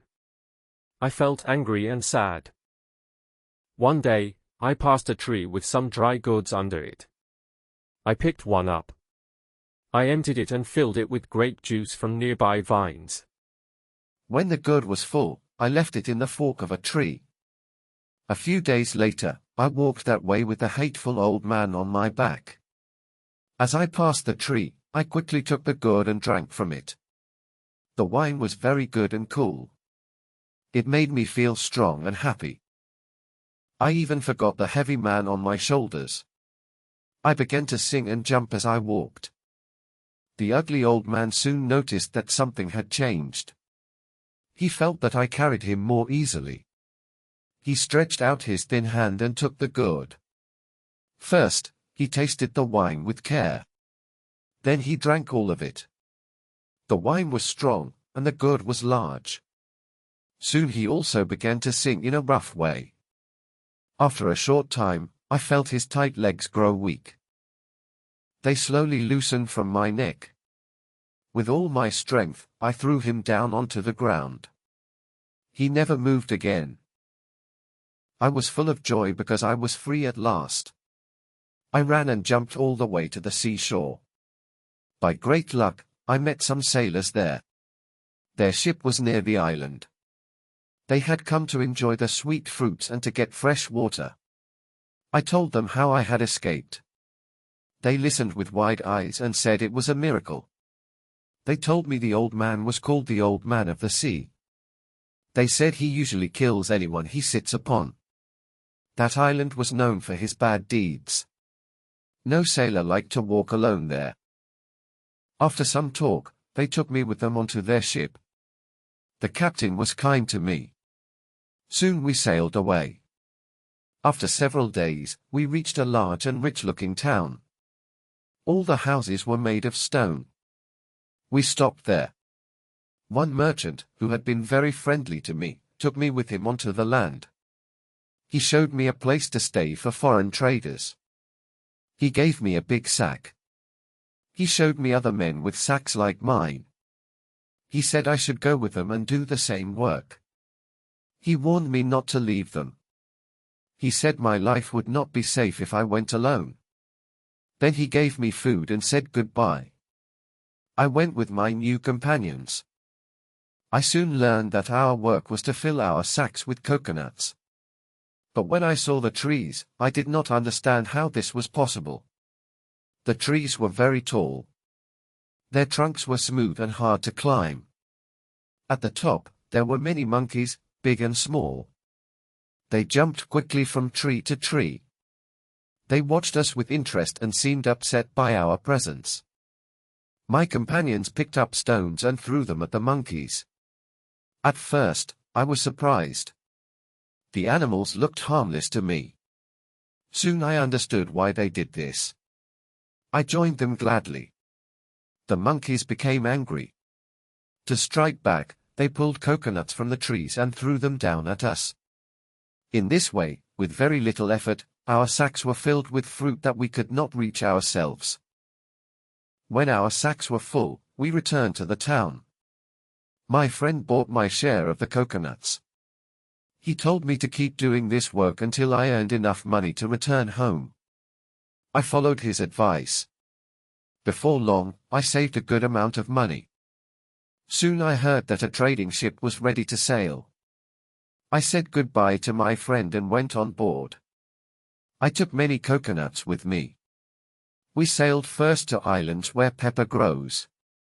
Then we went to Comari, where the best aloes wood is found. In that place, people never drink wine because of a strict law. There I traded my coconuts for pepper and fine aloes wood. I also went pearl fishing with other merchants. My divers were very lucky. In a short time, I had many pearls. They were large and beautiful. With all these riches, I happily returned to Baghdad. I sold everything for a great deal of money. As before, I gave 1/10 to the poor. After that, I rested from my hard work and enjoyed the pleasures my wealth could give me. When Sinbad finished his story, he ordered that 100 gold coins should be given to Hindbad. The guests then went home. The next day, after the feast, Sinbad began to tell the story of his 6th voyage. You may wonder how I could travel again after 5 shipwrecks and many great dangers. I also wonder when I think about it now. Still, it seemed to be my destiny to travel. After resting for 1 year, I prepared for a 6th voyage. I did this even though my friends and family begged me to stay at home. I did not travel by the Persian Gulf. I went a long way by land. At last, I reached a distant port in India. There, I joined a ship with a captain who planned a long journey. He truly sailed far. Soon, strong storms came. The wind pushed us far from our path. For many days, the captain and the pilot did not know where we were. They did not know where the sea was carrying us. At last, they found our position. This brought no joy. The captain threw his turban on the deck. He pulled his beard and cried out. He said we were in the most dangerous place on the sea. A strong current was pulling us toward death. The sailors worked with all their strength. But they could not stop the ship. We rushed toward a high mountain rising straight from the sea. The ship broke on the rocks below. Before that happened, we climbed onto the shore. We carried our most valuable things with us. When we were safe on land, the captain spoke. He told us to dig our graves at once. He said no sailor had ever escaped alive from this place. His words filled us with sorrow. We cried and spoke of our bad luck. The mountain stood at the edge of a large island. The narrow shore was covered with broken ships. White bones lay everywhere under the sun. We feared our bones would soon lie there too. Rich goods were scattered all around us. Precious items filled the cracks in the rocks. But these treasures brought no comfort. The place felt empty and hopeless. Then I noticed something strange. A river of clear fresh water flowed out of the mountain. Instead of running into the sea, it turned away. It passed under a natural arch of rock and disappeared. I went closer to look. Inside the cave, the walls shone with bright stones. The ground was covered with valuable scents and materials. We stayed on the lonely shore and waited. We could not climb the mountain. Any ship that came would also be destroyed. The captain shared our food equally. Each man lived as long as his food lasted. I needed little food. Even so, one by one, my companions died. I buried them all. At last, I had almost nothing left to eat. I believed my own end was near. I began to dig my grave. As I worked, I felt deep regret. I blamed my love of travel. I thought of the safety and comfort I had left behind. Then I returned to the river. As I stood there, a new idea came to me. The river went underground. It must come out somewhere else. I asked myself why I should not follow it. If I died, it would be no worse than staying. Death was already close. there was also a chance of escape. I decided to try. I built a strong raft from wood on the shore. I used ropes I found nearby. I tied bundles of valuable goods to the raft. I balanced them carefully. I sat on the raft. I kept 2 small oars near my hands. I untied the rope holding it to the bank. The current seized the raft at once. I rushed under the dark arch of rock. Soon, I was in complete darkness. The river carried me fast and smoothly. I traveled like this for a long time. At one point, the passage became narrow. I nearly struck the rocky roof. After that, I lay flat to stay safe. I ate very little food. At last, I ate my final bite. Hunger frightened me. Tired and worried, I fell asleep. When I opened my eyes, I saw daylight. A beautiful land lay before me. My raft rested by the river bank. Friendly black men stood around me. I stood up and greeted them. They answered kindly. But I could not understand their language at all. I felt very confused when I woke up and saw the light again. I spoke softly to myself in Arabic. I told myself to close my eyes and sleep, and that heaven would change my bad luck into good luck. One of the local people understood my words and came to me, speaking kindly. He said that this was their land, and that they had come to the river to get water. They had seen my raft moving on the river, and one man had swum to it and brought me to the shore. They waited until I woke up, and then he asked me where I had come from, and where I was going on such a dangerous journey. I told them I wished to speak, but that I was very hungry, and I asked for food first. They quickly gave me enough to eat. After I was full, I told them my whole story and hid nothing. When they heard it, they were very surprised, and said that such a strange story should be told only to their king.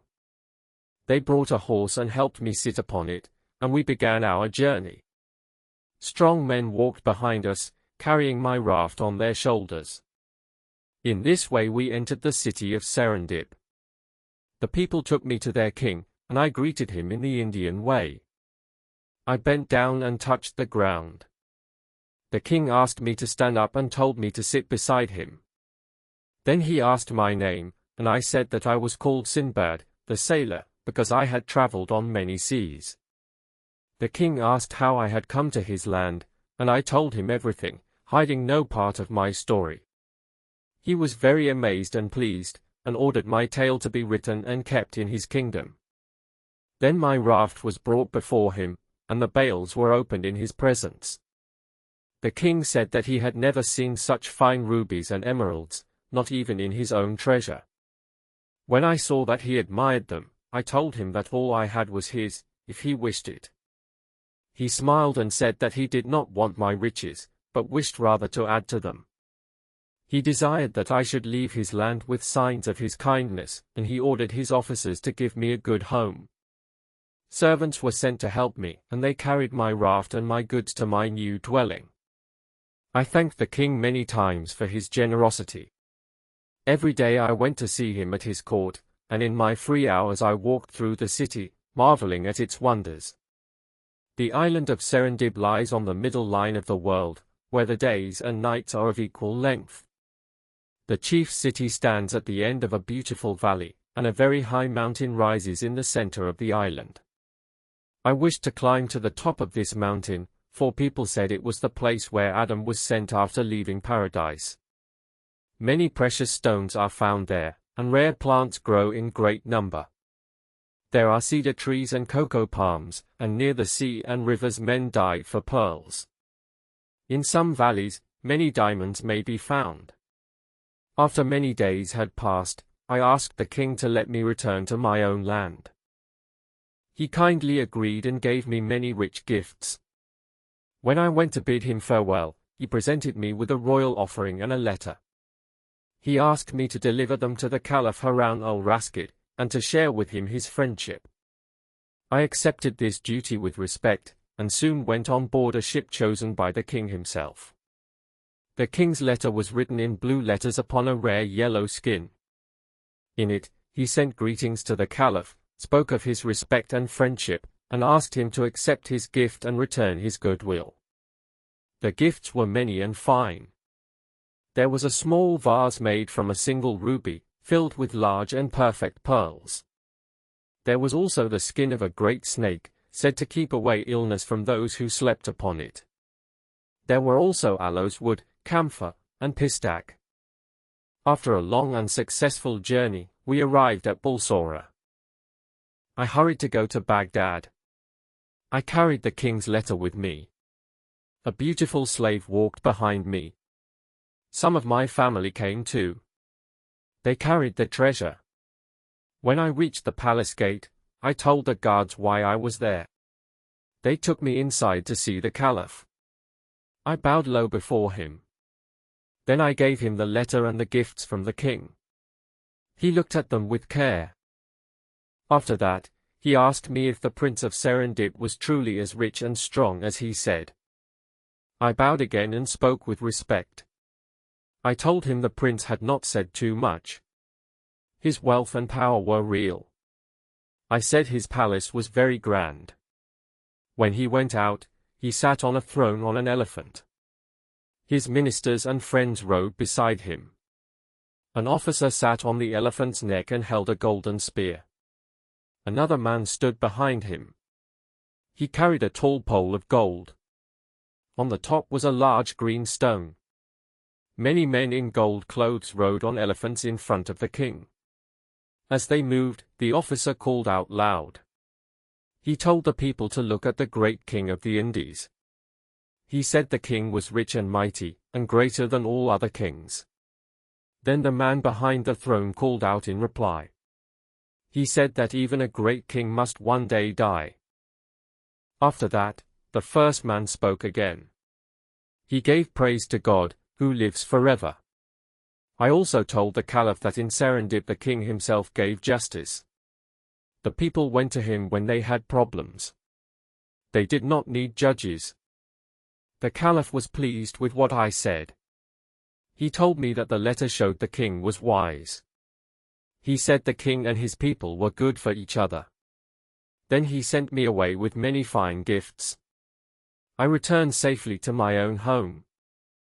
When Sinbad finished speaking, his guests went away. Hindbad first received 100 gold coins. The next day, they all came back. They wished to hear the story of the seventh voyage. Sinbad began his tale. After my sixth voyage, I decided I would never sail again. I was now old enough to enjoy a calm life. I had faced many dangers. I only wanted to live quietly until the end of my days. One day, I was with some friends at my house.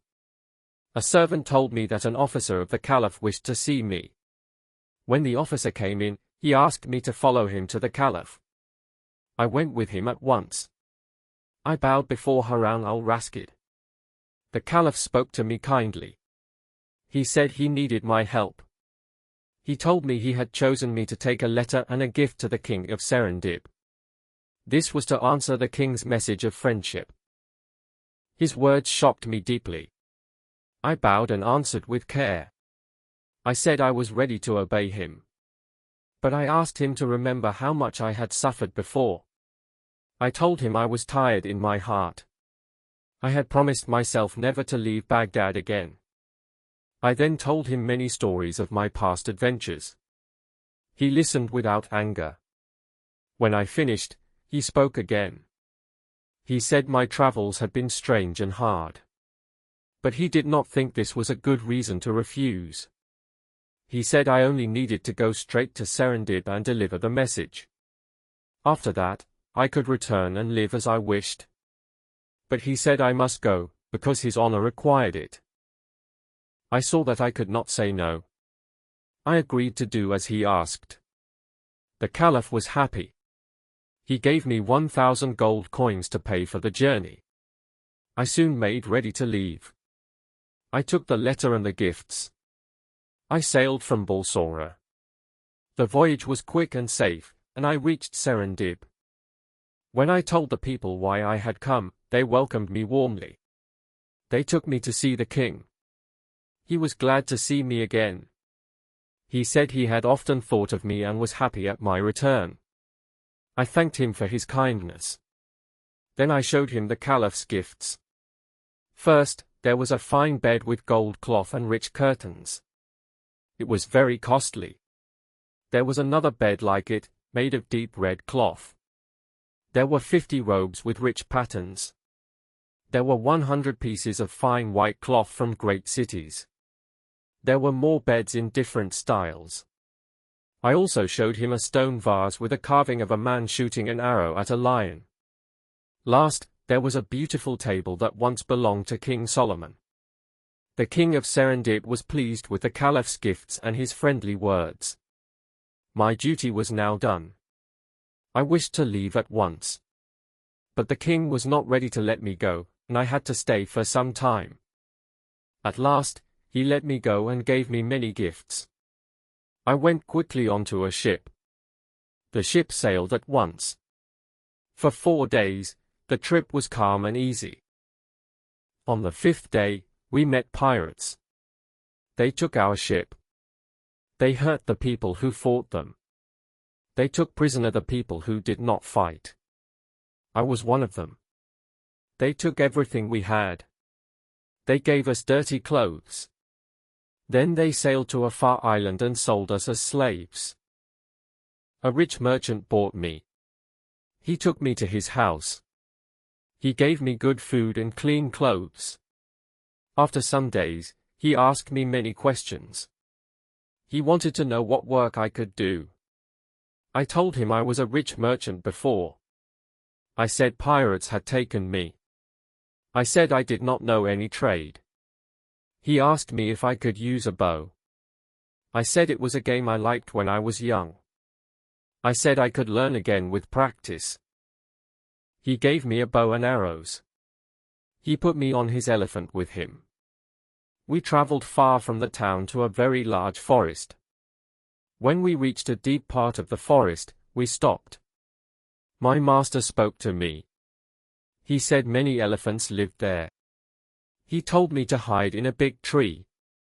He told me to shoot elephants that passed. He said I should come back when I brought one down. He gave me food and went back to the town.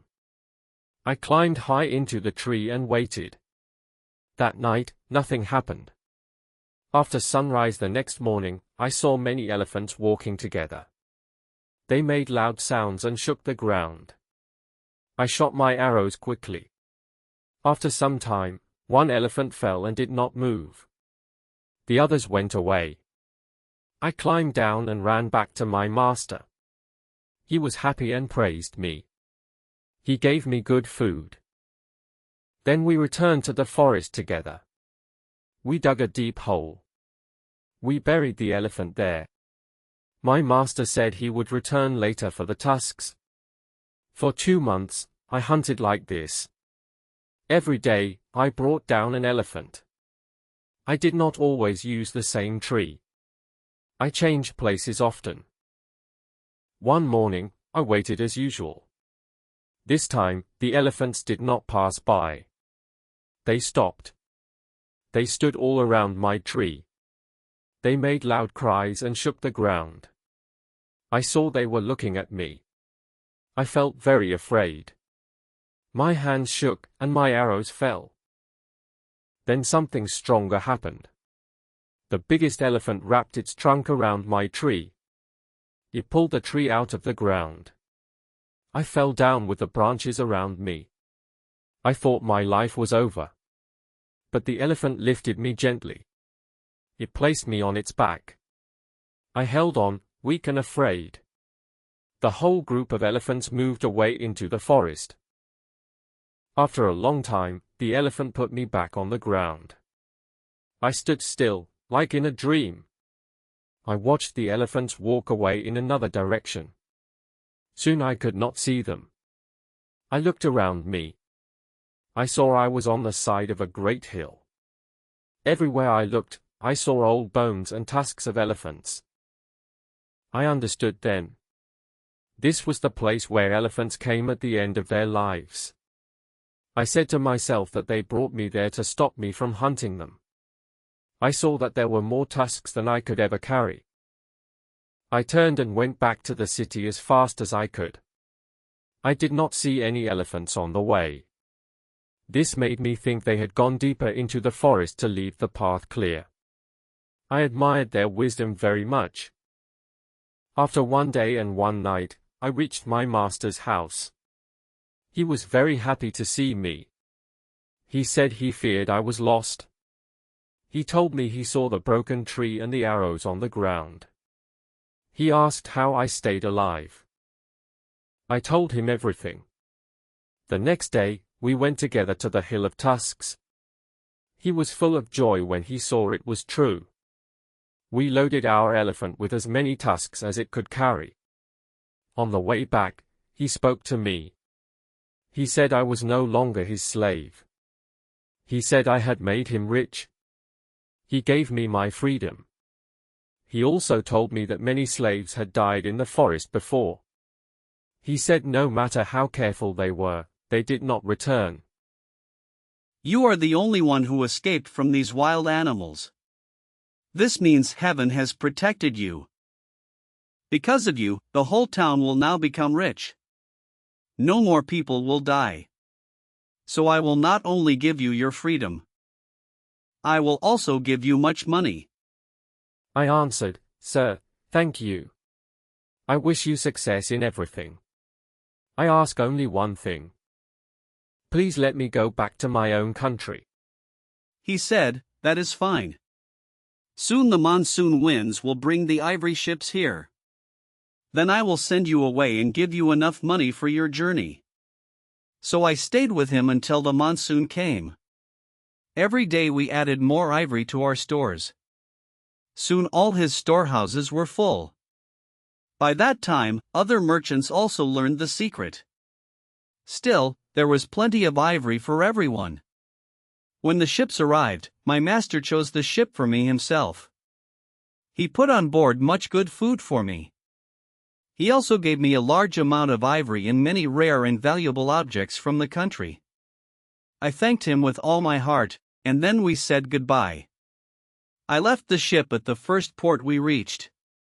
After all that happened, I no longer felt calm on the sea. I sold my ivory for a lot of gold. I bought many fine and costly gifts.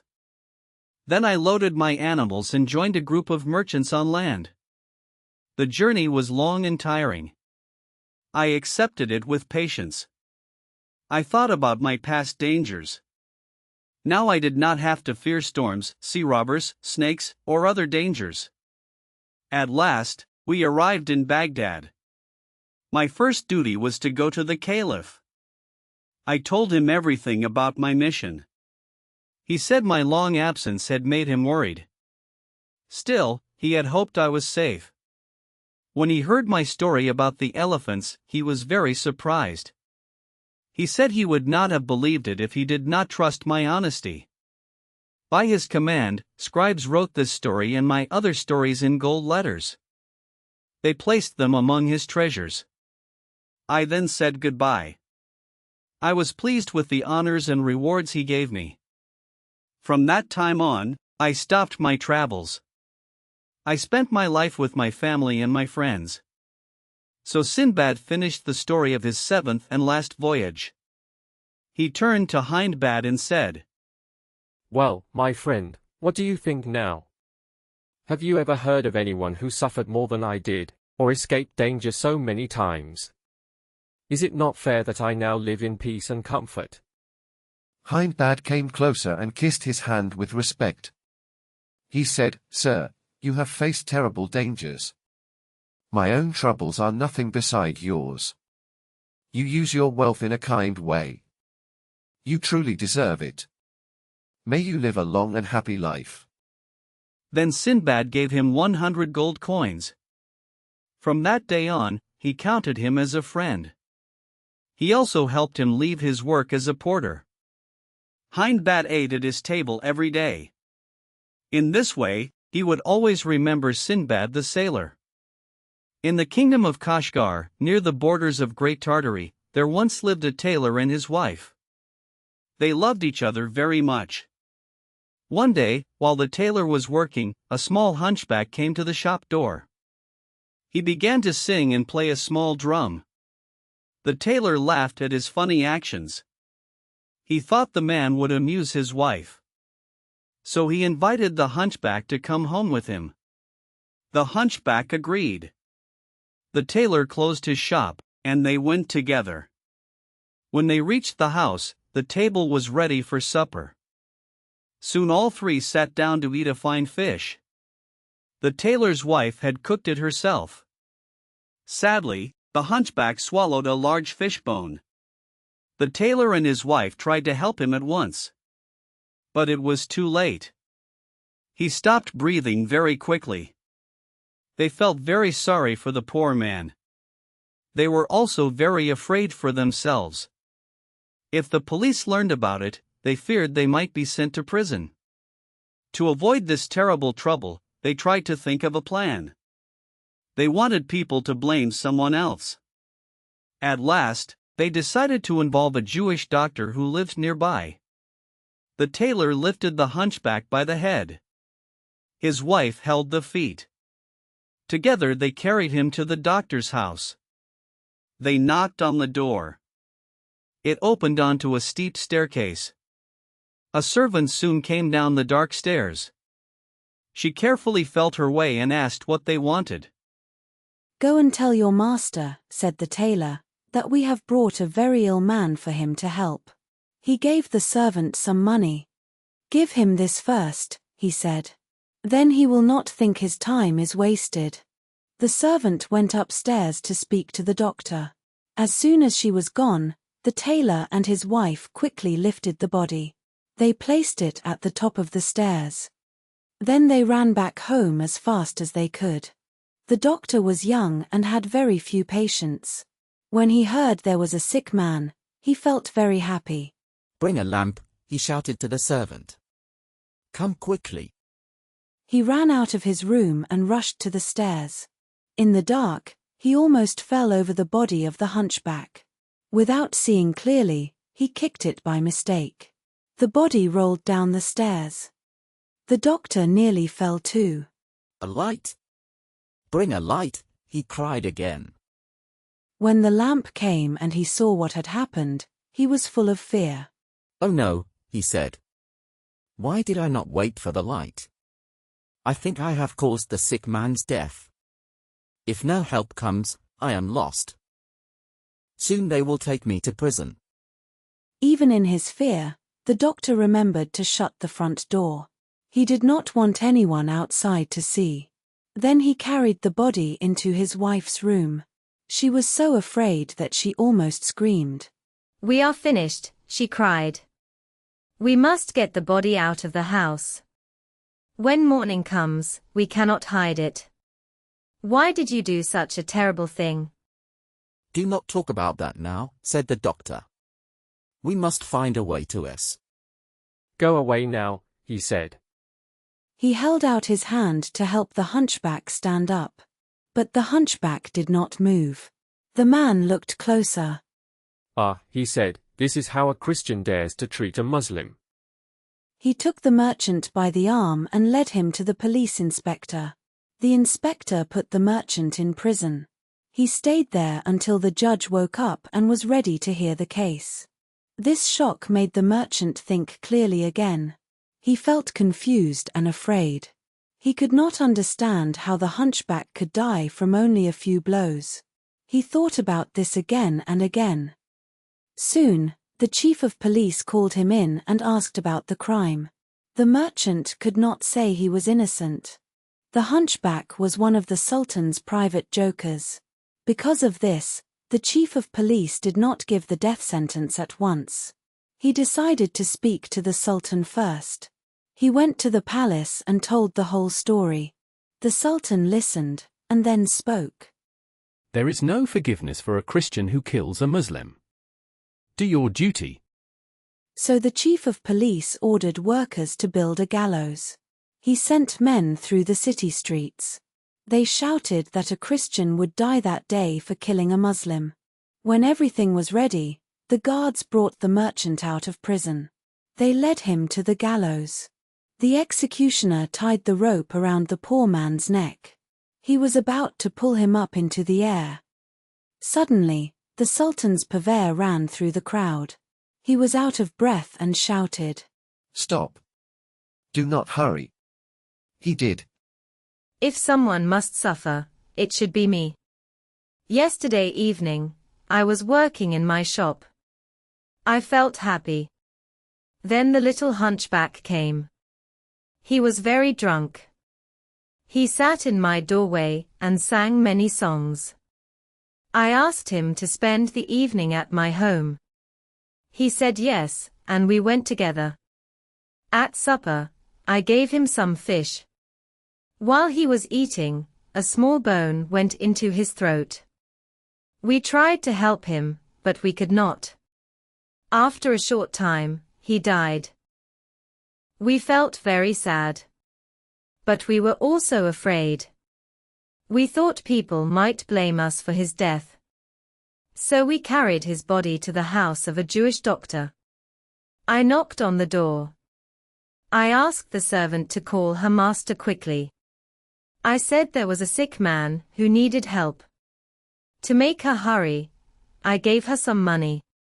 When she went away, I pulled the body to the top of the stairs. Then my wife and I went back home fast. When the doctor came down the stairs, he fell over the body. He saw the man was dead. He thought he himself had caused the death. Now you know the truth. Please let him go, and let me die instead. The chief of police and the people watching were very surprised by this strange story. Free the Jewish doctor.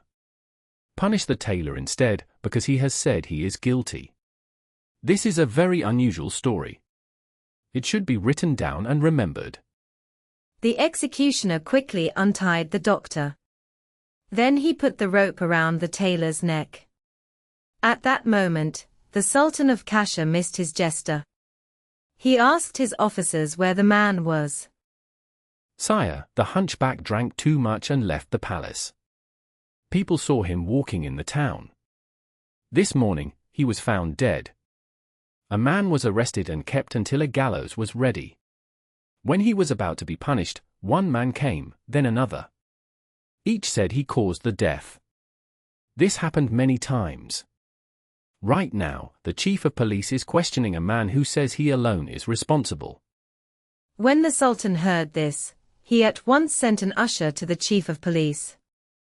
He ordered him to bring everyone involved in the hunchback's death, and also the body. The Sultan wanted to see them again. The usher hurried away. He arrived just in time.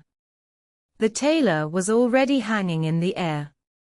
The usher called out loudly and told the hangman to cut him down. The hangman saw that the usher was a servant of the Sultan, so he obeyed.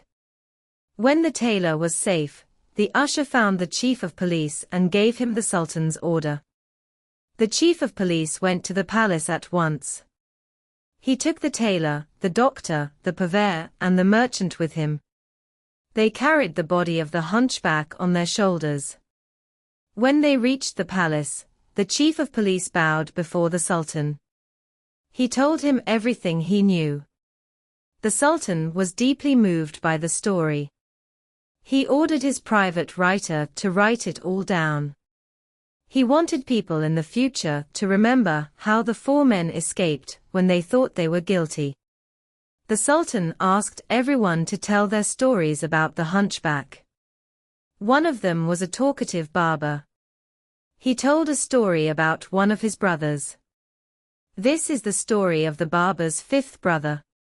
While our father was alive, Al-Naskar was very lazy. He did not like to work for his food. Every evening, he asked for money. He lived the next day on what he got the night before. When our father died, tired from old age, he left 700 silver coins. They were shared between us. Each son got 100 coins. Alnaschar had never had so much money before. He did not know what to do with it. He thought for a long time. At last, he decided to buy glasses, bottles, and similar things. He bought them from a large trader. Then he looked for a small shop in a good place. He sat at the open door of the shop. His goods were in a basket in front of him. He waited for people to pass by and buy something. He sat there for a long time. He looked at the basket, but his mind was far away. This basket cost me 100 coins. It is all the money I have in the world. I will sell the goods little by little. In this way, 200 will become more money. I will buy glass again and sell it. This will make 400. Later, it will grow to 4,000 drachmas. This money will grow again. When I have 10,000, I will stop selling glass. I will become a jeweler. I will trade pearls, diamonds, and other fine stones. In the end, I will be very rich. I will buy a pretty house in the country. I will have horses and servants. I will live a happy life and invite my friends. At my parties, I will call musicians and dancers from nearby towns. I will still work until I have 100,000 drachmas. Then people will respect me. I will ask to marry the Grand Vizier's daughter. I will tell him that I heard good things about her beauty and her mind. On the wedding day, I will give 3,000 gold coins. If the vizier says no, which is not likely, I will show my anger and take him to my house. After I marry his daughter, I will give her 10 good servants to help her. I will wear my finest clothes. I will ride a horse with a golden saddle and bright jewels. Many servants will walk behind me. People will look down and bow as I pass. I will get off my horse at the vizier's stairs. My servants will stand in lines. I will walk up the stairs. The vizier will wait for me there. He will greet me as his son by marriage. He will give me his seat and sit below me. Then 2 servants will come in. Each will carry a bag with 1,000 gold coins. I will give 1 bag to the vizier. I will say that this is the money I promised. Then I will give him the second bag. I will say that this shows my good faith. Everyone will talk about my great gifts. I will go home with the same show as before. My wife will send a man to praise my visit to her father. I will give this man fine clothes and a good gift. If she sends another gift to me, I will refuse it and send it back. I will not let my wife leave her rooms without asking me. When I visit her, I will act with great formality to gain respect. My household will be well ordered. I will always dress in a way that fits my rank. In the evening, we will go to our rooms. I will sit in the place of honor. I will look serious and speak very little. I will look straight ahead. When my wife stands quietly in front of me, I will act as if I do not see her. Her women will speak to me with respect. They will say that my wife is waiting and feels sad. They will ask me to let her sit. I will not answer them. This will upset them. They will kneel and beg me. At last, I will lift my head and look at her for a moment. Then I will look away again. The women will think I dislike her clothes. They will take her away to change them. I will also change into even finer clothes. They will come back and ask again. This time I will wait longer before I look at her. I think it is best to act this way from the first day of marriage. The next day, my wife will tell her mother how she feels. This will please me. Her mother will come to see me. She will kiss my hands and speak with care. She will call me my lord. She will beg me to be kind to her daughter. She will say that her daughter lives only to please me and loves me deeply. I will not listen to her words. She will beg again and fall at my feet. Still, I will not change my behavior. Then she will put a glass of wine into my wife's hand. She will say that he cannot refuse something from such a pretty hand. My wife will walk to me slowly. Her hands will shake, and tears will be in her eyes. She will offer me the glass. I will turn my face away and not look at her. This will make her cry more.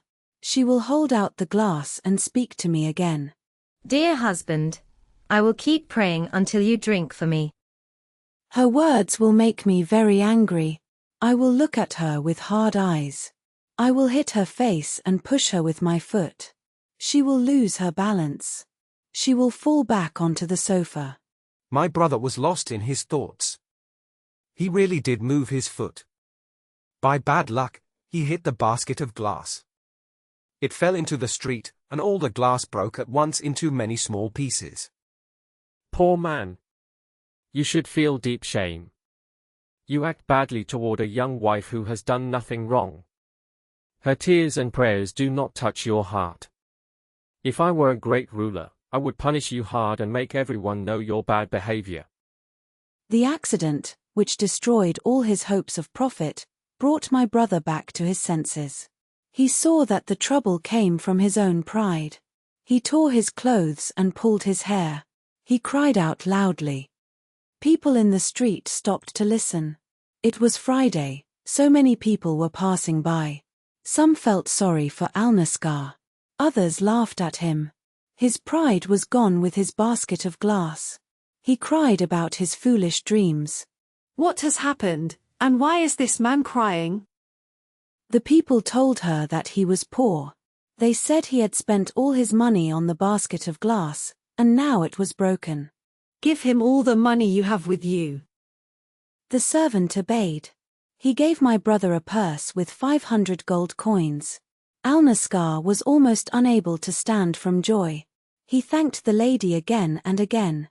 Then he closed his shop, since he had nothing left to sell, and went home. He was still thinking about his good luck when someone knocked at his door. He opened it and saw an old woman. My son, please help me.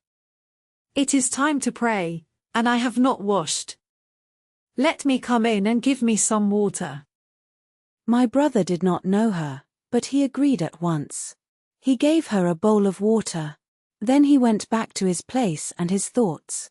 He put his gold into a long, thin purse. He could carry it easily in his belt. The old woman prayed quietly. When she finished, she bowed low twice in front of my brother. Then she stood up and gave him many blessings. Oh my! What does this mean? Do you think I am one of those poor women who enter houses to beg? Take your money back. I do not need it. I serve a beautiful and very rich lady. She gives me all I need. My brother was not clever enough to see her true plan. He asked if she could help him meet this rich lady. Gladly. She will be happy to marry you and make you master of all her wealth. Take your money and come with me. My brother felt great joy. He thought he had found a rich future and a beautiful wife with no trouble. He asked no more questions. He hid the purse with the gold inside his clothes. Then he followed the old woman happily. They walked for a long time. At last, the old woman stopped at a large house and knocked on the door. A young Greek slave opened it. The old woman led my brother across a clean stone yard into a fine hall. She left him there to tell her lady about him. The day was hot, so my brother lay down on some soft cushions and took off his heavy turban. After a short time, a lady came into the room. My brother saw at once that she was more beautiful, and more richly dressed, than he had expected. He stood up, but the lady made a sign for him to sit again. She sat down beside him. They spoke politely for a short time. Then she said that they were not comfortable there, and suggested another room. They went into a small, quiet room. She talked with him for some time. Suddenly, she stood up and said she would return soon. She asked him to wait. He waited, but the lady did not come back. Instead, a very large black slave entered the room. He held a sword and looked very angry. He asked my brother why he was there. His voice was so frightening that Alnaschar could not answer. The man took his gold. He also hurt him badly. My brother was too weak, and too afraid, to resist. When the man left him, Alnaschar fell to the ground. He could not move, but he was still awake. The man thought he was dead. He ordered another slave to bring salt. Together, they put it on his wounds. The pain was very strong, but my brother did not move or speak. Then they left him. After that, an old woman came in. She pulled him to a hidden door in the floor, and pushed him down into a dark place. There were many dead bodies there. The fall made him lose his senses for a while. Later, he slowly became conscious again. The pain in his wounds helped him stay alive. Little by little, his strength returned. After 2 days, during the night, he opened the door and climbed out. He hid in the yard until morning. Then he saw the old woman leave the house, looking for another victim. She did not see him. When she was gone, he escaped and came to my house. I cleaned his wounds and cared for him every day. After 1 month, he was healthy again. He thought only about how to take revenge on the old woman. He made a large purse that looked full of gold. Inside, he put small pieces of glass. He tied the purse to his body. He dressed like an old woman, and hid a sword under his clothes. One morning, as he walked slowly through the streets, he saw the old woman. She was looking for someone to trick. He spoke to her in a woman's voice. He asked if she had scales to weigh gold. He said he had brought 500 gold pieces from Persia, and wanted to check them. The old woman smiled, and said she could help. She said her son was a money changer. She asked him to follow her quickly, before her son left. She led him to the same house as before. The Greek slave opened the door. My brother was again left in the hall. The black slave appeared, pretending to be the son. The black slave ordered my brother to follow him. Instead, Alnaschar took out his hidden sword. He attacked the man, and defeated him. The black slave fell, and did not rise again. My brother dragged the body away, and made sure he could no longer harm anyone. Soon after, the Greek slave returned with salt. When she saw Alnaschar holding the sword, she dropped the bowl and tried to run. He stopped her, and she also lost her life. The noise brought the old woman running. Before she could escape, my brother caught her. He asked if she knew who he was. She said she did not know him, and begged for mercy. But he remembered all her cruel acts. He ended her life, so she could never hurt anyone again. Only the lady was left. She knew nothing about what had happened. My brother searched the house, and found her. When she saw him, she was very afraid, and almost fainted. She begged him to spare her life. He agreed, and did not harm her. He asked her how she had come to work with such evil people. She told him that she had once been the wife of an honest merchant. The old woman, whose true nature she did not know, used to visit her sometimes. One day, the old woman invited her to a wedding at her house. She said that if he came with her, she was sure he would be happy. At last, he agreed. He wore his finest clothes and took a purse with 100 gold coins. When he entered the house, the terrible black man held him there by force. He stayed in that house for 3 long years, and his life was full of sadness. That awful black man must have gathered a great deal of money. Yes, so much money that if you take it all, You will be rich for the rest of your life. Come with me, and I will show it to you. She led Alnaschar into a room full of large boxes. Every box was filled with gold. He stared at them in wonder and could not hide his joy. Go now. Bring some men to carry these boxes away. My brother rushed into the streets at once. He quickly found 10 men and brought them back to the house. But when he arrived, he was filled with shock. The door stood open. The room was empty. The boxes of gold were gone.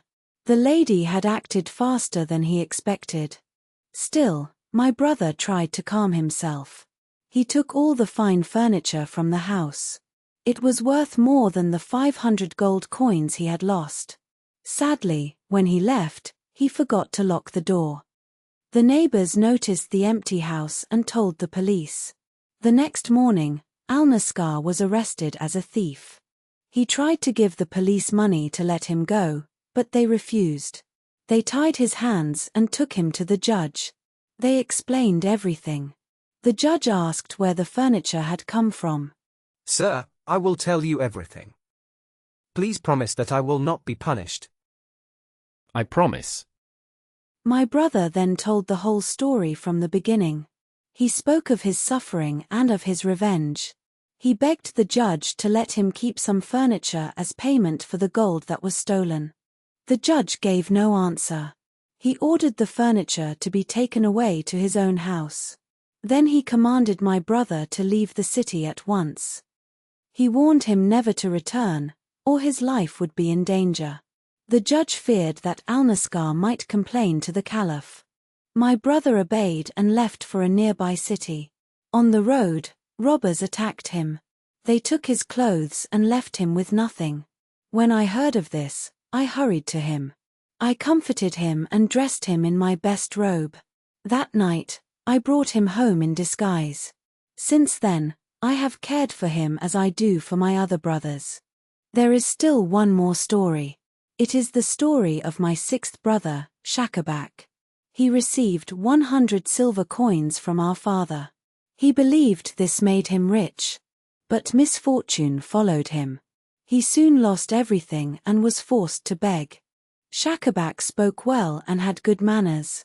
This helped him as a beggar. He made friends with servants in rich houses. One day, he passed a fine house and entered the courtyard. He asked who owned it.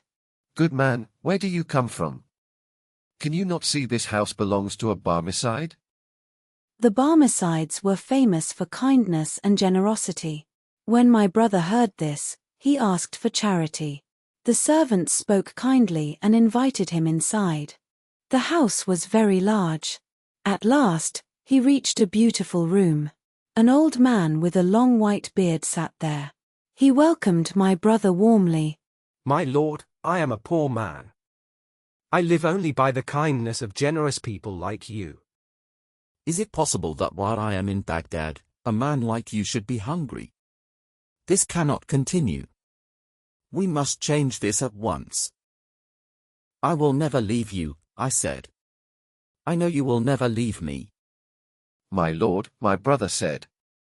I promise I have not eaten anything all day. What? Cried the Barmecide. Are you so hungry? He called out, Bring water, so we can wash our hands before we eat. No servant came. But the Barmecide rubbed his hands, as if water was there. My brother saw this.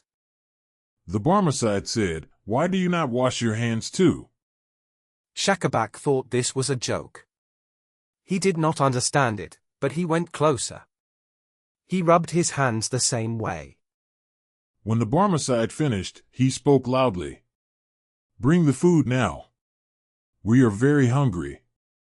No food came. The Barmecide acted as if he took food from a dish. He moved his hand to his mouth. He said, Eat, my friend. Please eat. Take as much as you like. Act as if you are at home. You look very hungry, but you eat very little. Please forgive me, my lord, Shakabak said. He copied the same actions. I am eating well. I am not wasting time. How do you like the bread? Asked the Barmecide. I think it is very good. Oh, my lord, my brother said. He saw no bread at all. I have never tasted anything so good. Eat as much as you want, said the Barmecide. I paid a lot of gold for the woman who makes this bread. Now I will always have it. The Barmecide asked for many dishes. None of them came. He talked about each dish as if it was there. After this, he said they had eaten very well. Then he said it was time to drink wine. At first my brother said no. She said that if he came with her, she was sure he would be happy. At last, he agreed. He wore his finest clothes and took a purse with 100 gold coins. When he entered the house, the terrible black man held him there by force. He stayed in that house for 3 long years, and his life was full of sadness. That awful black man must have gathered a great deal of money. Yes, so much money that if you take it all, you will be rich for the rest of your life. Come with me, and I will show it to you. She led Alnaschar into a room full of large boxes. Every box was filled with gold. He stared at them in wonder and could not hide his joy. Go now. Bring some men to carry these boxes away. My brother rushed into the streets at once. He quickly found 10 men and brought them back to the house. But when he arrived, he was filled with shock. The door stood open. The room was empty. The boxes of gold were gone. The lady had acted faster than he expected. Still, my brother tried to calm himself. He took all the fine furniture from the house. It was worth more than the 500 gold coins he had lost. Sadly, when he left, he forgot to lock the door. The neighbors noticed the empty house and told the police. The next morning, Alnaschar was arrested as a thief. He tried to give the police money to let him go, but they refused. They tied his hands and took him to the judge. They explained everything. The judge asked where the furniture had come from. Sir, I will tell you everything. Please promise that I will not be punished. I promise. My brother then told the whole story from the beginning. He spoke of his suffering and of his revenge. He begged the judge to let him keep some furniture as payment for the gold that was stolen. The judge gave no answer. He ordered the furniture to be taken away to his own house. Then he commanded my brother to leave the city at once. He warned him never to return, or his life would be in danger. The judge feared that Alnaschar might complain to the Caliph. My brother obeyed and left for a nearby city. On the road, robbers attacked him. They took his clothes and left him with nothing. When I heard of this, I hurried to him. I comforted him and dressed him in my best robe. That night, I brought him home in disguise. Since then, I have cared for him as I do for my other brothers. There is still one more story. It is the story of my 6th brother, Shakabak. He received 100 silver coins from our father. He believed this made him rich. But misfortune followed him. He soon lost everything and was forced to beg. Shakabak spoke well and had good manners. This helped him as a beggar. He made friends with servants in rich houses. One day, he passed a fine house and entered the courtyard. He asked who owned it. Good man, where do you come from? Can you not see this house belongs to a Barmecide? The Barmecides were famous for kindness and generosity. When my brother heard this, he asked for charity. The servants spoke kindly and invited him inside. The house was very large. At last, he reached a beautiful room. An old man with a long white beard sat there. He welcomed my brother warmly. My lord, I am a poor man. I live only by the kindness of generous people like you. Is it possible that while I am in Baghdad, a man like you should be hungry? This cannot continue. We must change this at once. Who knows if their prayers will be heard? The king followed the advice of his vizier. Many people prayed for a child. The next year, a son was born to the king. Shah Zaman sent fine gifts to all the mosques and holy places to say thank you. There were great celebrations for the birth of the prince. The child was very beautiful. People called him Camaralzaman, which means moon of the century. Prince Camaralzaman grew up with great care. A good governor guided him. The best teachers taught him. He learned well and made them proud. When he became a young man, no one was more kind or more skilled than he was. His father loved him very much. While the prince was still young, the king thought about giving him the throne. As usual, he spoke about this plan with his grand vizier. Sir, the prince is still very young for the heavy work of ruling. You fear he may become lazy, and that may be true. But what if he marries first? A wife will keep him close to home. You can let him join your meetings. Step by step, he can learn how to rule. Then, when he is ready, you can give him the crown. The king liked this advice. He sent for his son. The prince came at once. He stood before the king with respect and lowered eyes. He asked what the king wanted.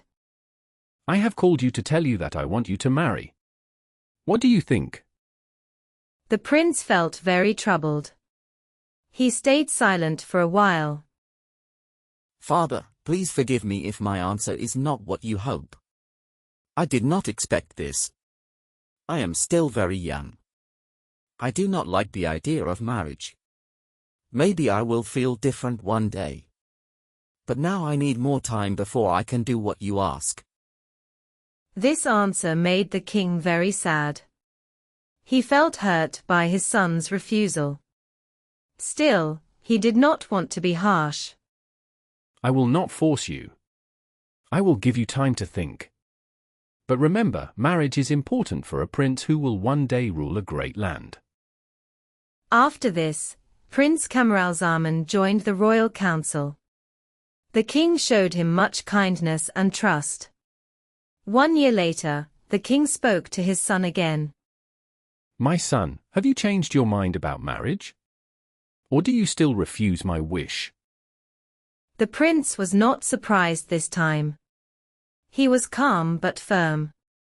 He asked his father not to speak of it again. He said it was useless to push him. This reply made the king sad once more. He went to his vizier and shared his worry. I followed your advice. But Camaralzaman still refuses to marry. He is even more fixed in his choice. Sir, patience can bring good results. Strong action may bring regret. Why not wait 1 more year?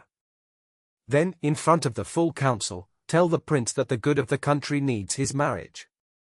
He will not be able to refuse again before so many important people. The Sultan wished his son to marry at once. But he agreed to wait, as the vizier said. Then he visited the prince's mother. He told her how unhappy he felt and how he had given his son more time. Camaralzaman trusts you more than me. Please speak to him seriously. Help him see that his refusal makes me very unhappy. Tell him I will not be pleased if he keeps saying no. When Sultana Fatima next saw her son, she spoke to him about his refusal. She told him how sad she felt that he had upset his father.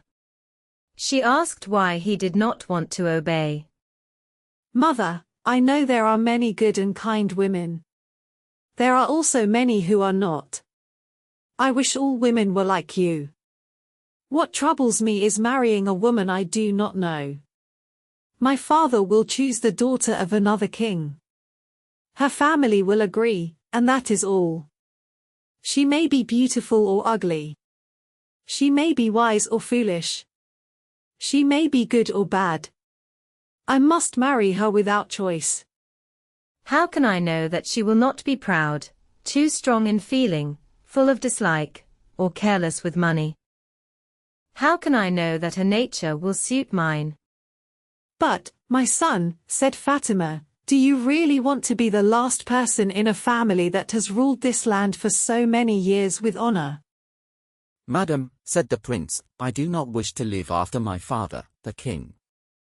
But if I do, I will try to rule in a way that is worthy of those before me. These talks, and many others like them, showed the Sultan that it was useless to argue with his son. A whole year passed, and the prince did not change his mind. At last, one day, the Sultan called him before the council. He said that his own wishes, and the good of the empire, required the prince to marry. He asked him to give his answer in front of the ministers. When he heard this, Camaralzaman became very angry and spoke with great force. The king was upset, because his son spoke against him in public. He ordered the prince to be taken away, and shut in an old tower. There the prince had only a little furniture, a few books, and one servant to help him. Camaralzaman was pleased to be left alone with his books. He did not seem troubled by his punishment. When night came, he washed himself and said his prayers. He read some pages from the Quran. Then he lay down on a couch. He did not put out the light near him and soon fell asleep. In the tower where Prince Camaralzaman was kept, there was a deep well. This well was a favorite place of the fairy Maymoon.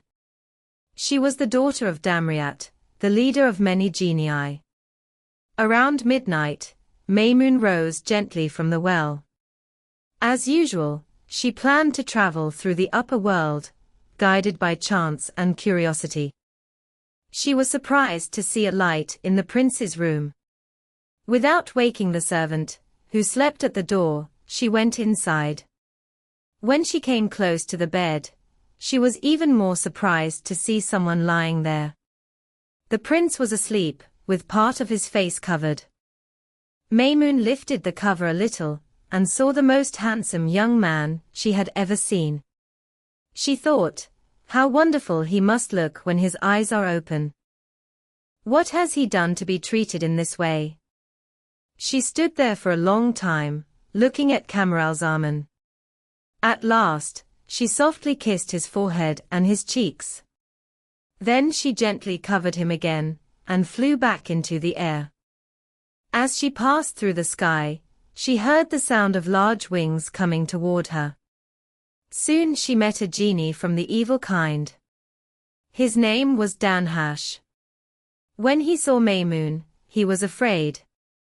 He knew how much power she had because of her goodness.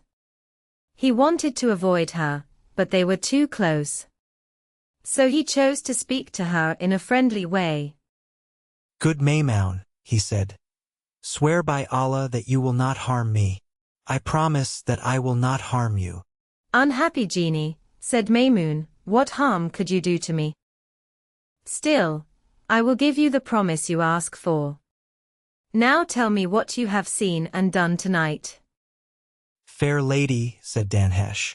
You meet me at the right time to hear something very interesting. I come from the far end of China, one of the greatest and strongest kingdoms in the world. The king there has only one daughter. She is so beautiful that no words can fully describe her. No creature alive could truly explain her charm. You must imagine the finest face, bright and soft skin, and a sweet expression. Even then, your picture will not be as lovely as the truth. The king, her father, keeps her hidden from common eyes. He allows no one to see her except the man he may choose as her husband. To make her life more pleasant, he has built 7 palaces for her. No one has ever seen palaces like these. The first is made of clear crystal. The second is of bronze. The third is of fine steel. The fourth is of a rarer and more valuable bronze. The fifth is of black stone. The sixth is of silver. The seventh is of pure gold. All the palaces are richly furnished. Beautiful gardens surround them, planned with great care. The king has spared no effort or cost to make this place delightful for his daughter. News of her beauty has spread everywhere. Many powerful kings have sent messengers to ask for her hand in marriage. The king always welcomed these visitors with kindness. But he said he would never force his daughter to marry. The princess said no to every new offer. So the messengers went home sad, even though the king treated them very well. One day the princess spoke to her father.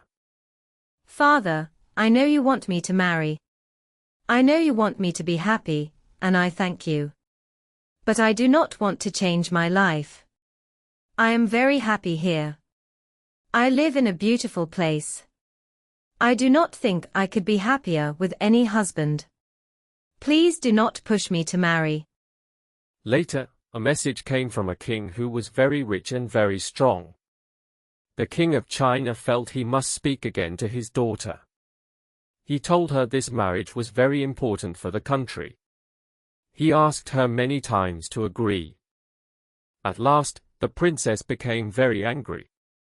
She forgot to speak with respect. Father, do not talk to me about marriage again. If you do, I will hurt myself to escape these troubles. The king was very angry with his daughter. He said she was not thinking clearly. He ordered people to keep her in a part of her palace. Only 10 old women could stay with her.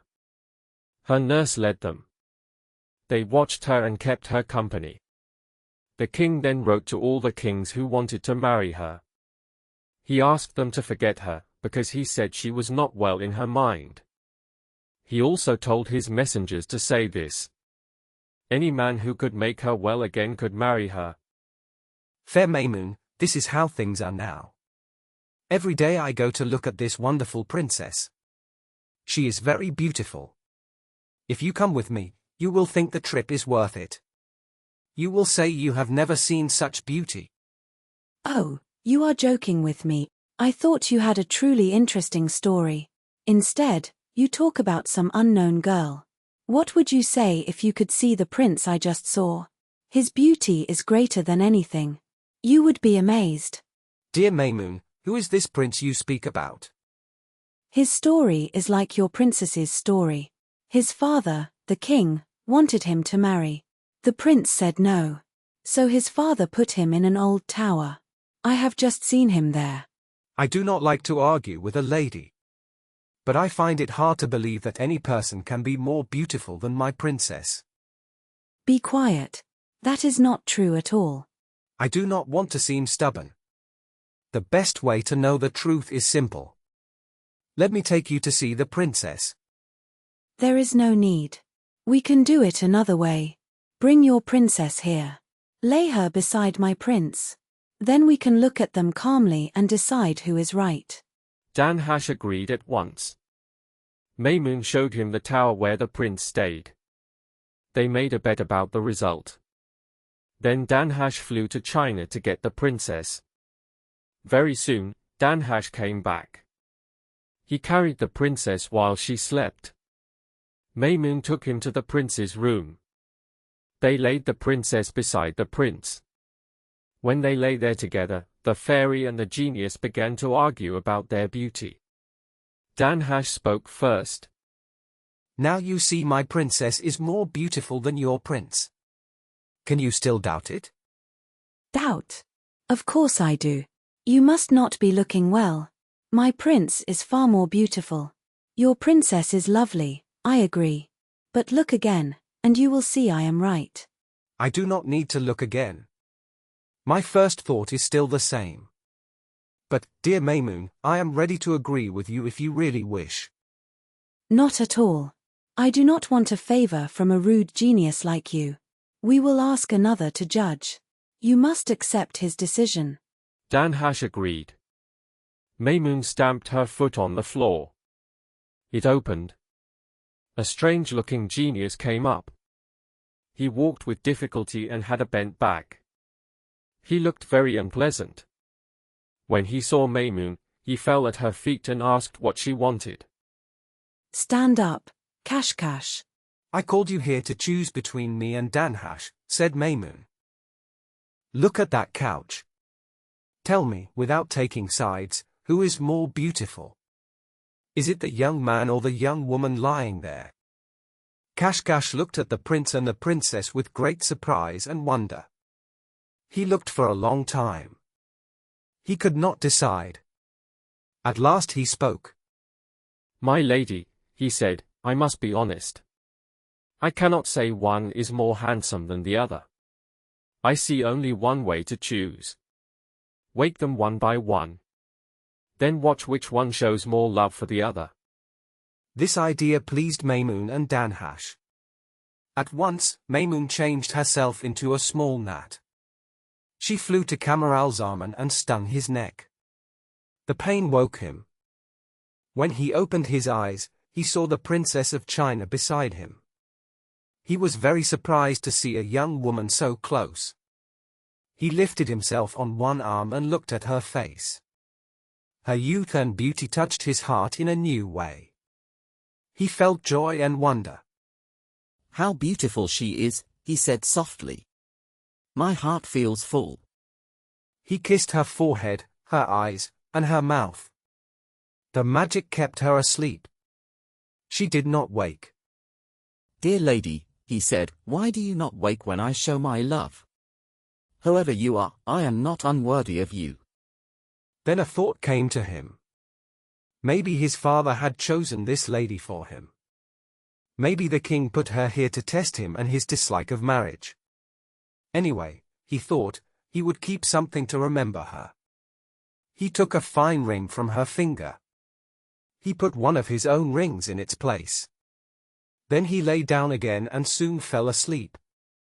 Next, Danhash changed into a gnat. He bit the princess on her lip. She woke at once. She sat up and was very surprised to see a young man beside her. Was it you my father wanted me to marry? If only I had known before. I would not have made him angry. Wake up, please. Wake up. I know I will love you with all my heart.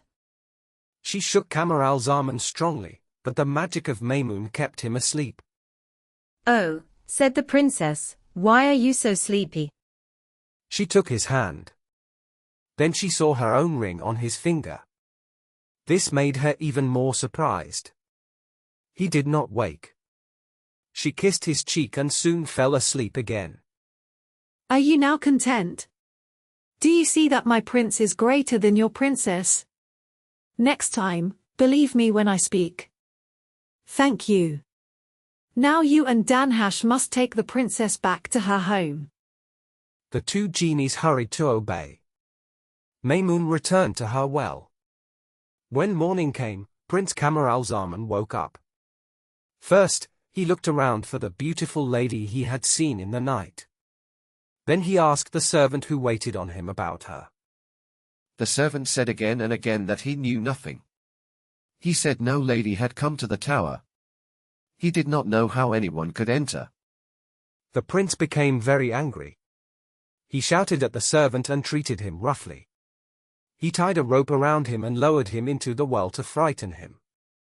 At last the poor man cried out and said he would tell everything. The prince pulled him up, wet and shaking. The servant asked to change his clothes first. The prince agreed. The servant hurried away at once to the palace. There he found the king speaking with the Grand Vizier. The king was worried about his son. The servant was allowed to enter. He cried out loudly. Alas, my lord! I bring bad news. The prince has lost his reason. He says he saw a lady sleeping on his couch last night. Look at my state. You can see how angry he becomes when someone disagrees with him. Then the servant told the whole story of what the prince had said and done. The king was deeply troubled. He asked the vizier to look into this new problem. The vizier went at once to the tower. There he found the prince sitting quietly and reading a book. After greetings, the vizier said, I am very angry with your servant. He frightened the king with his story. What story? Asked the prince. Oh, said the vizier, Something foolish, I am sure, since you look so calm. Very likely, said the prince. But since you are here, please tell me this. Where is the lady who slept in this room last night? The Grand Vizier was shocked when he heard this question. Prince, how can anyone enter this room at night? A man could not do it. A woman could not do it. Your servant sleeps at the door. No one can pass without stepping on him. Please think again. You must have seen all this in a dream. But the prince grew very angry. He demanded to know who the lady was. He wanted to know where she was now. He did not believe the vizier. He thought the vizier had planned everything. The vizier tried to defend himself, but the prince would not listen. At last, the prince lost control. He seized the vizier by the beard and struck him many times. Please stop, Prince. Have mercy and listen to me. The prince grew tired, and his arm began to ache. At last, he stopped. I admit, Prince, that part of what you say may be true. But you know I must obey the king. Please allow me to go to him. I will carry any message you wish. Very well. Go and tell my father this. I agree to marry the lady who came here last night. Bring me his answer at once. The vizier bowed deeply and left the tower. Well, what did you discover with my son? Alas, sire, the servant spoke the truth. The vizier then told the king everything. He spoke of his talk with the prince. He described the anger of Camaralzaman. He also told how he himself had been treated. The king felt deeply troubled. He decided to learn the truth himself. He ordered the vizier to follow him. Together they went to see the prince. The prince welcomed his father with great respect. The king asked him to sit beside him. He asked many questions.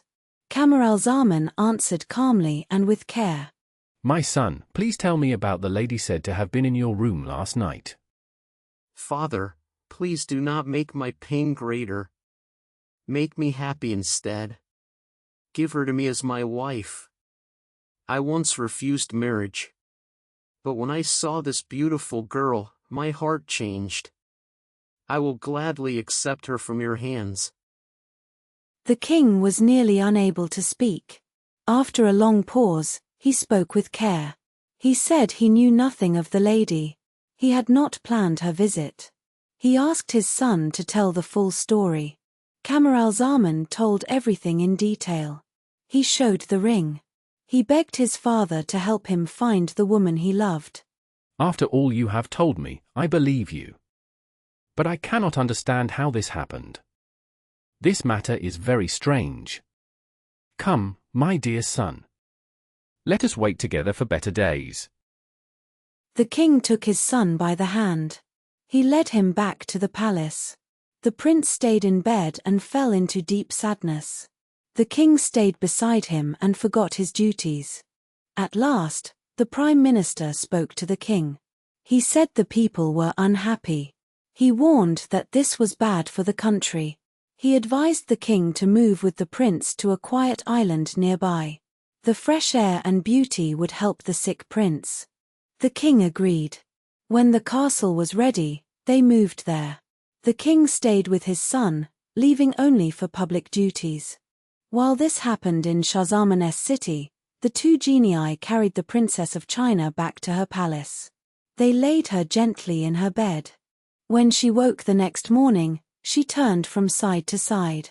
She found herself alone. Then she called loudly for her women. Tell me, where is the young man I love so much? He slept beside me last night. Princess, we do not understand you. Please explain. The kind and handsome young man lay beside me. I tried to wake him, but I could not.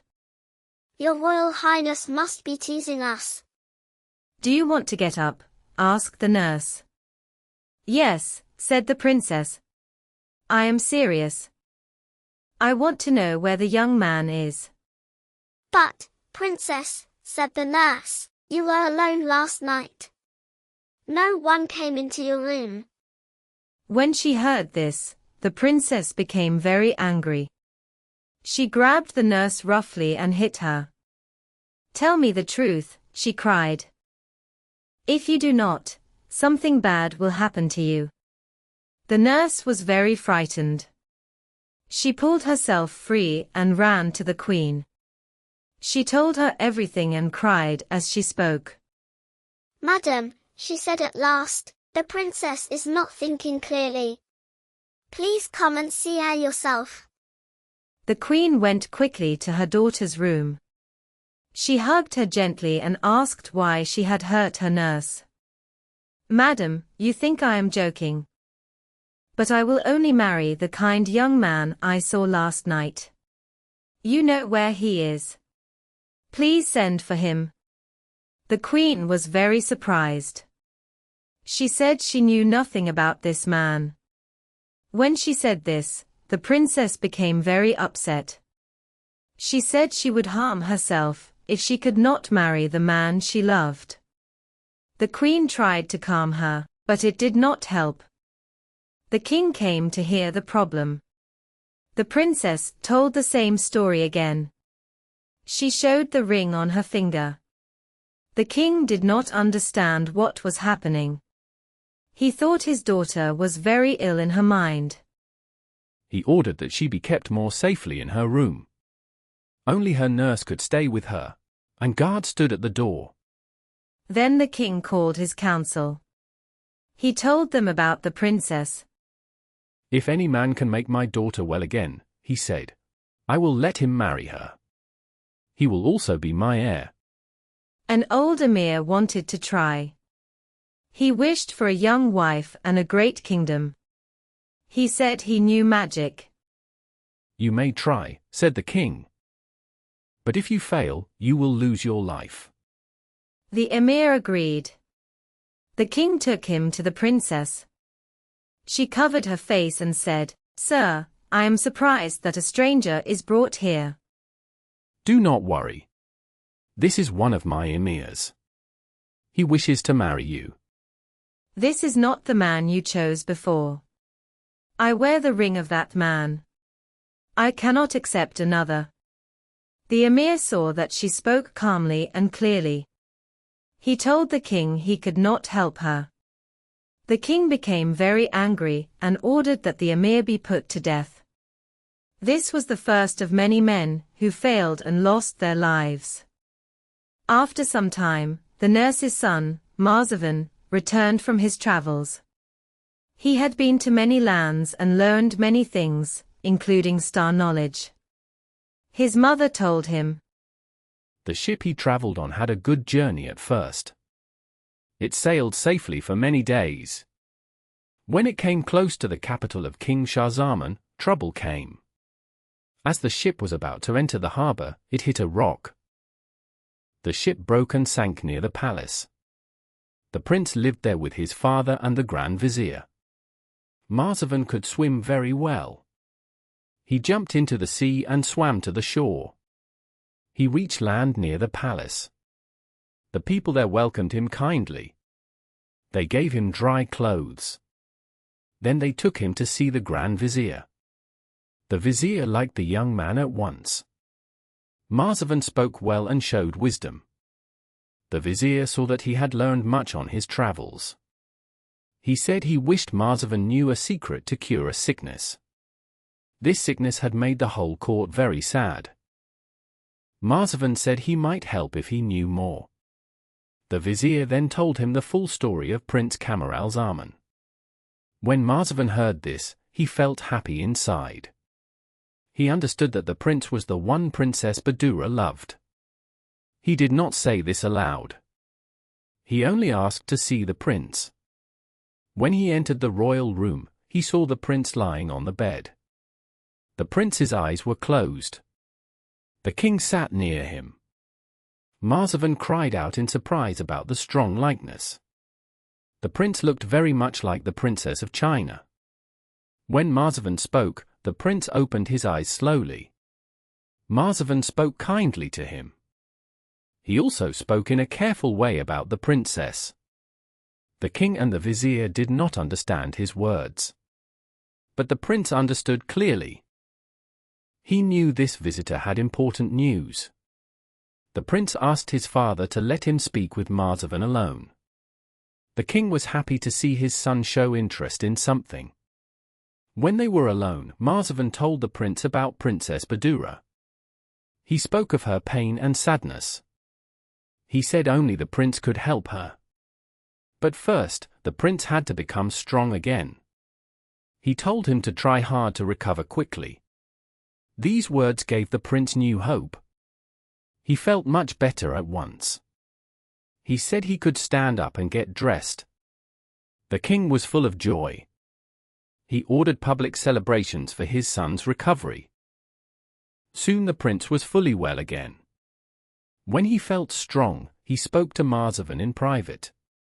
He said it was time to keep the promise. He said he missed the princess deeply. He feared he would become sick again if they waited too long. The only problem was his father. The king did not like to let him out of his sight. Marzavan said he had a plan. He told the prince to ask permission to go hunting for 2 or 3 days. The prince had not been outside for a long time. If the king agreed, they would prepare 2 good horses. Marzavan said he would take care of the rest. The next day, the prince found the right moment to ask. The king agreed, but only for 1 night away. He feared the prince might get tired after his long illness. Early the next morning, the prince and Marzavan left. 2 servants went with them and led extra horses. They hunted a little on the way. They also moved far from towns. At night, they reached an inn. They ate and slept there until midnight. Then Marzavan woke the prince quietly. No one else noticed. He asked the prince to change his coat. They took the extra horses and left. Marzavan led 1 horse by the rope. At sunrise, they reached a place where 4 roads met in a forest. Marzavan asked the prince to wait. He led the extra horse into thick trees. There, he caused the horse to fall and used its blood to mark the prince's coat. He then returned and left the coat on the ground. Your father will feel very sad, he said. But when you come back, his happiness will be even greater. The prince and his friend went on their journey by land and by sea. They had enough money to pay for everything, so they did not stop for long on the way. At last, they arrived in the capital city of China. They stayed there for 3 days in a good house and rested until their strength returned. During this time, Marzavan prepared clothes of an astrologer for the prince. After that, they went to the public baths. Then the prince put on the astrologer's robe. Marzavan led him to a place where he could see the king's palace. Then Marzavan left him there and went to speak with his mother, who was the nurse of the princess. The prince followed Marzavan's advice. He walked close to the palace gates. There, he spoke in a loud voice. I am an astrologer. I have come to make Princess Badura well again. She is the daughter of the great king of China. I accept the king's rules. If I succeed, I will marry her. If I fail, I will lose my life. For a long time, no one had come to try to cure the princess. So many people soon gathered to look at the prince. When they saw how young and handsome he was, they felt sorry for him. Why are you doing this? You will surely die. Look at the heads on the city wall. Please give up this idea and go away while you still can. But the prince did not change his mind. He spoke again, this time with even more confidence. The people were very afraid. He really wants to die. May heaven be kind to him. Camaralzaman called out for the 3rd time. At last, the Grand Vizier came outside and brought him in. The Vizier led him to the king. The king noticed the prince's noble manner and felt great pity for him. He tried to make the young man give up his plan. The prince answered with respect and did not move from his purpose. In the end, the king ordered the eunuch who guarded the princess's rooms to take the astrologer to her. The eunuch walked through long halls, and Camaralzaman followed eagerly. He longed to reach his goal. Now you must choose. Shall I cure the princess in front of her, or shall I cure her from here without seeing her? If you can really cure her, it does not matter how you do it. Your name will still be famous. Very well. Even though I wish to see the princess, I will cure her from here. This will better show my power. He took out his writing tools and wrote a letter. He told the princess that Camaralzaman had never forgotten her.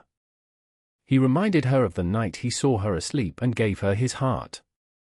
He wrote of the rings they had exchanged. He placed her ring inside the letter. He asked her to send it back if she wished. If not, he was ready to die for love. He said that he was waiting in the hall. Take this to your lady. If she is not cured at once after reading it and seeing what is inside, you may call me a liar. The eunuch went straight into the princess's room. Madam, a new astrologer has come. He says you will be well as soon as you read this letter and see what it holds.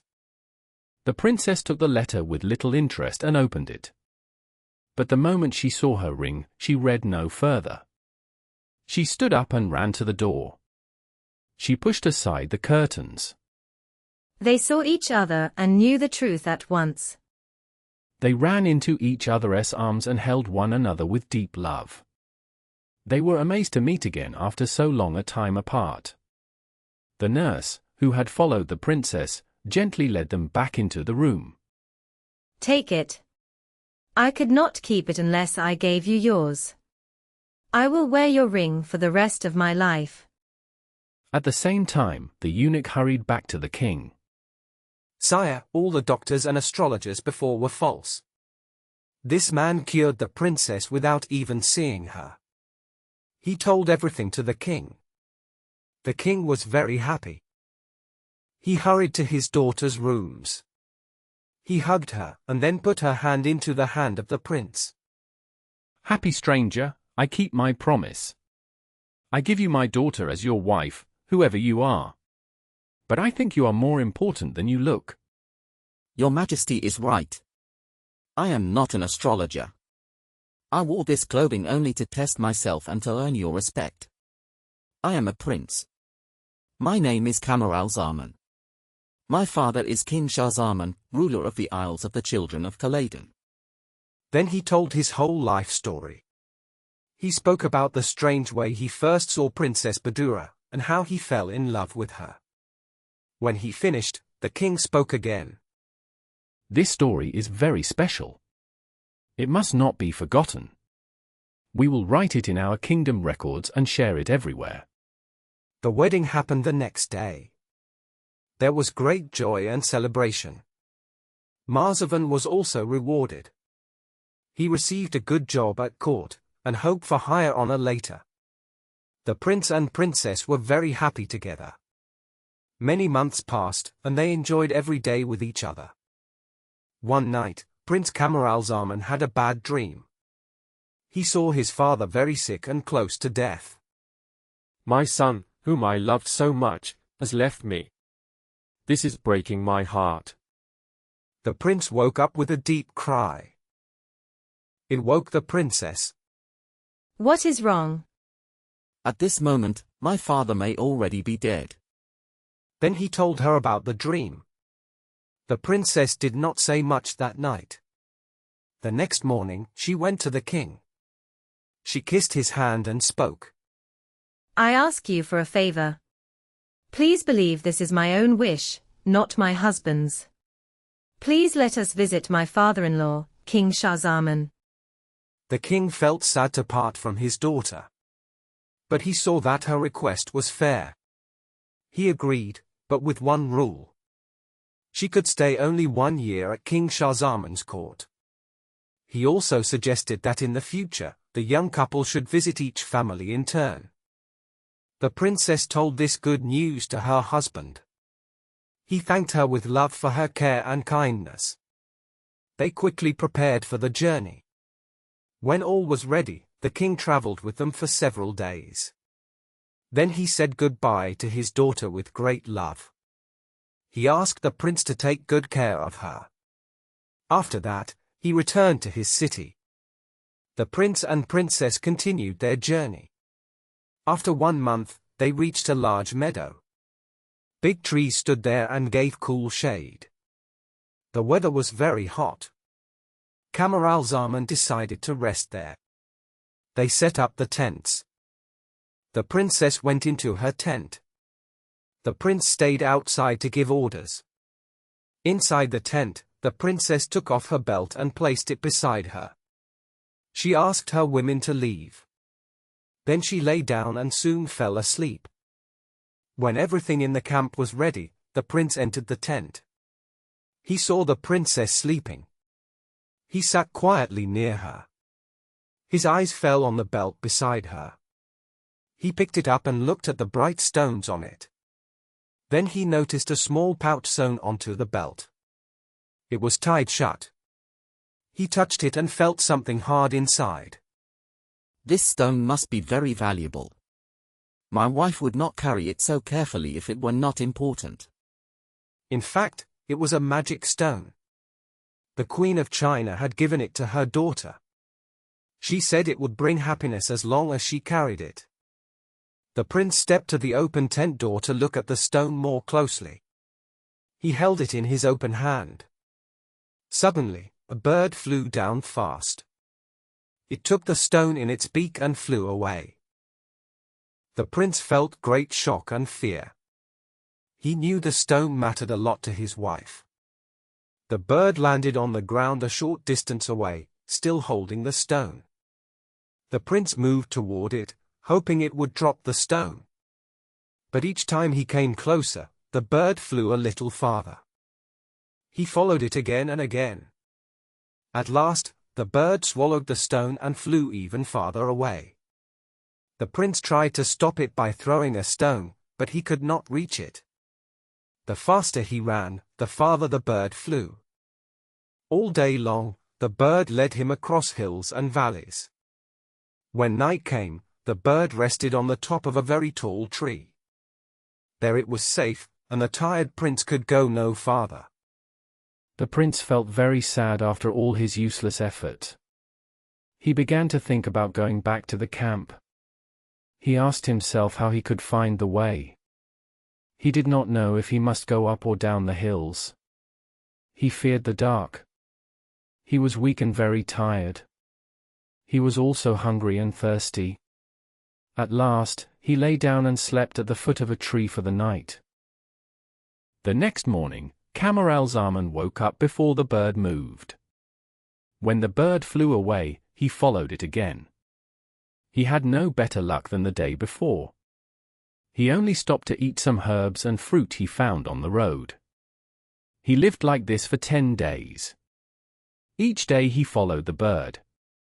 Each night he slept under a tree. The bird slept high in the branches above him. On the 11th day, the bird and the prince came near a big town. When they reached the town walls, the bird suddenly flew very high. Soon it was gone from sight. Camaralzaman felt deep sadness. He thought he had lost all hope of getting back the talisman of Princess Badura. Feeling very low, he went into the town. The town was near the sea and had a good harbor. He walked in the streets for a long time. He did not know where to go. At last, near the shore, he saw a garden door open. He went inside. The gardener was a kind old man. He was working when he looked up and saw a stranger. He saw from the clothes that Camaralzaman was a Mussulman. He quickly told him to come in and shut the door. Camaralzaman did as he was told. He asked why this was needed. The gardener said the prince was a stranger and of a different faith. He said most people in the town followed other beliefs and were not friendly. He said it was lucky that Camaralzaman came to this house. He was glad he could give him a safe place. Camaralzaman thanked the old man with warmth. He wanted to say more, but the gardener stopped him. He said there was no need for fine words. He said the prince was tired and hungry. He told him to come inside, eat, and rest. The gardener took him into the small house. After Camaralzaman ate, the old man asked why he had come. Camaralzaman told him everything openly. Then he asked the shortest way to his father's capital. He said that after 11 days he could not find the princess again. He feared she might even be dead. When he thought this, he began to cry. The gardener told him that the nearest land of his faith was a year away by land. But there was a shorter way by sea. A ship went once a year to the Ebony Island. From there, he could reach the Isles of the Children of Khaledan and then his home. The gardener said if the prince had come a few days earlier, he could have sailed at once. Now he must wait until next year. He kindly offered his house to the prince during that time. Prince Camaralzaman felt lucky to find a safe home. He gladly accepted the offer. During the day, he worked in the garden.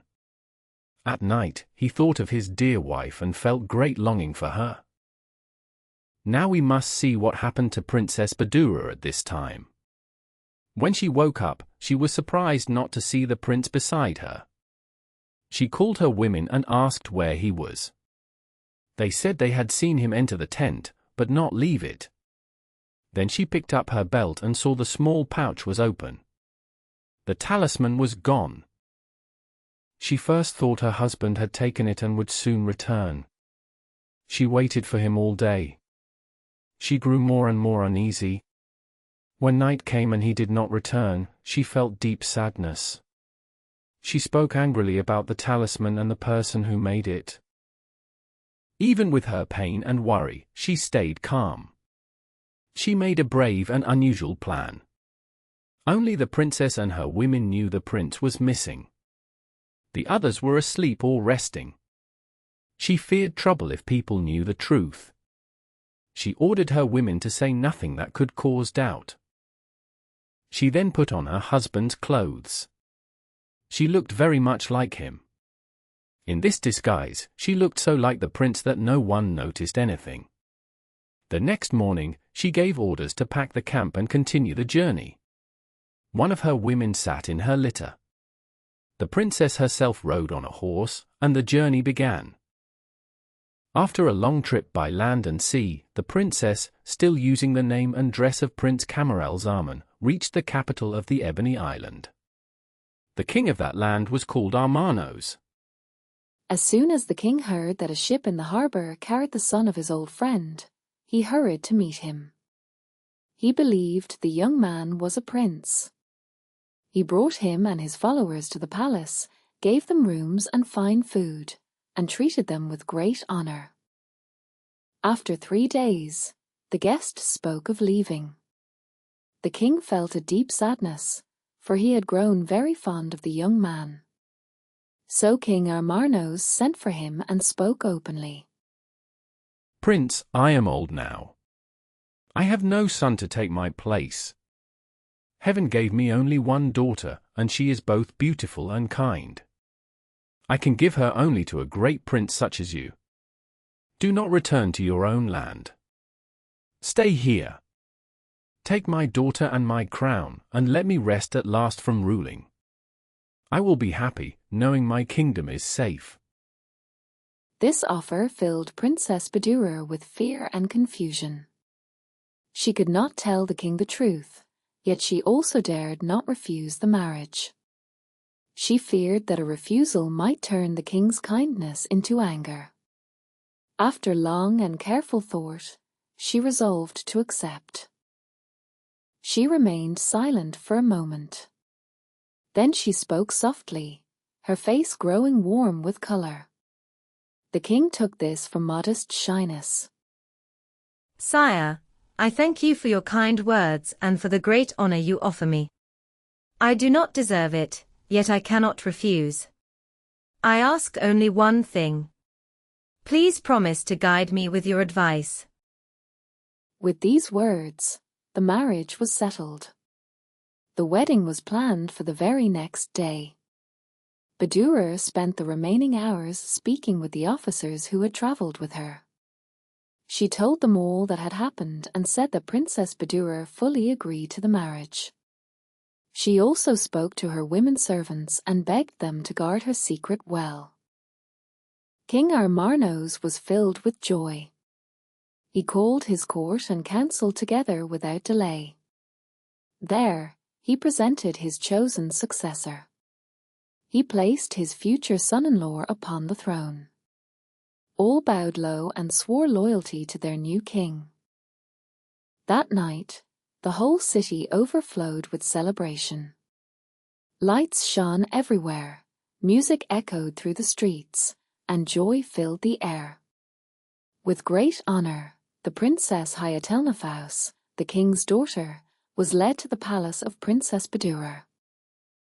Badur had thought long and carefully about this meeting. She knew she must speak honestly at once. When they were alone, she took Hayatelnefous by the hand and began to speak. Princess, I have a secret, and I beg for your kindness. I am not Prince Camaralzaman. I am a princess like you, and I am his wife. Please listen to my story. When you have heard it, I hope you will forgive this lie, for I have suffered greatly. She then told her whole story, from beginning to end. When she finished, Hayatelnefous drew her into a warm embrace. She promised her full kindness and true friendship. Together, the two princesses made a plan. They agreed to keep the secret hidden. Badur would continue to live as a man until news came of the real Camaralzaman. Meanwhile, on the Ebony Island, Prince Camaralzaman still lived in the gardener's small house. It stood in the town of the idol worshippers. Today is a public holiday. No one works, and no one is allowed to work. You should rest. I will visit some friends. The ship I told you about may arrive soon. I will ask about it and try to find you a place on it. The gardener dressed himself in his finest clothes and went out. The prince wandered alone into the garden. His thoughts were heavy with love for his dear wife and the pain of their separation. As he walked, loud sounds came from a nearby tree. Two large birds were fighting fiercely, striking with beaks and claws. Camaralzaman stopped and looked up. After a short struggle, one bird fell lifeless to the ground, and the other flew away. Soon afterward, two larger birds descended from above. They had witnessed the fight. One stood at the dead bird's head, the other at its feet. For a long moment they remained still, moving their heads slowly, as if in sorrow. Then, with their claws, they dug a hole in the earth.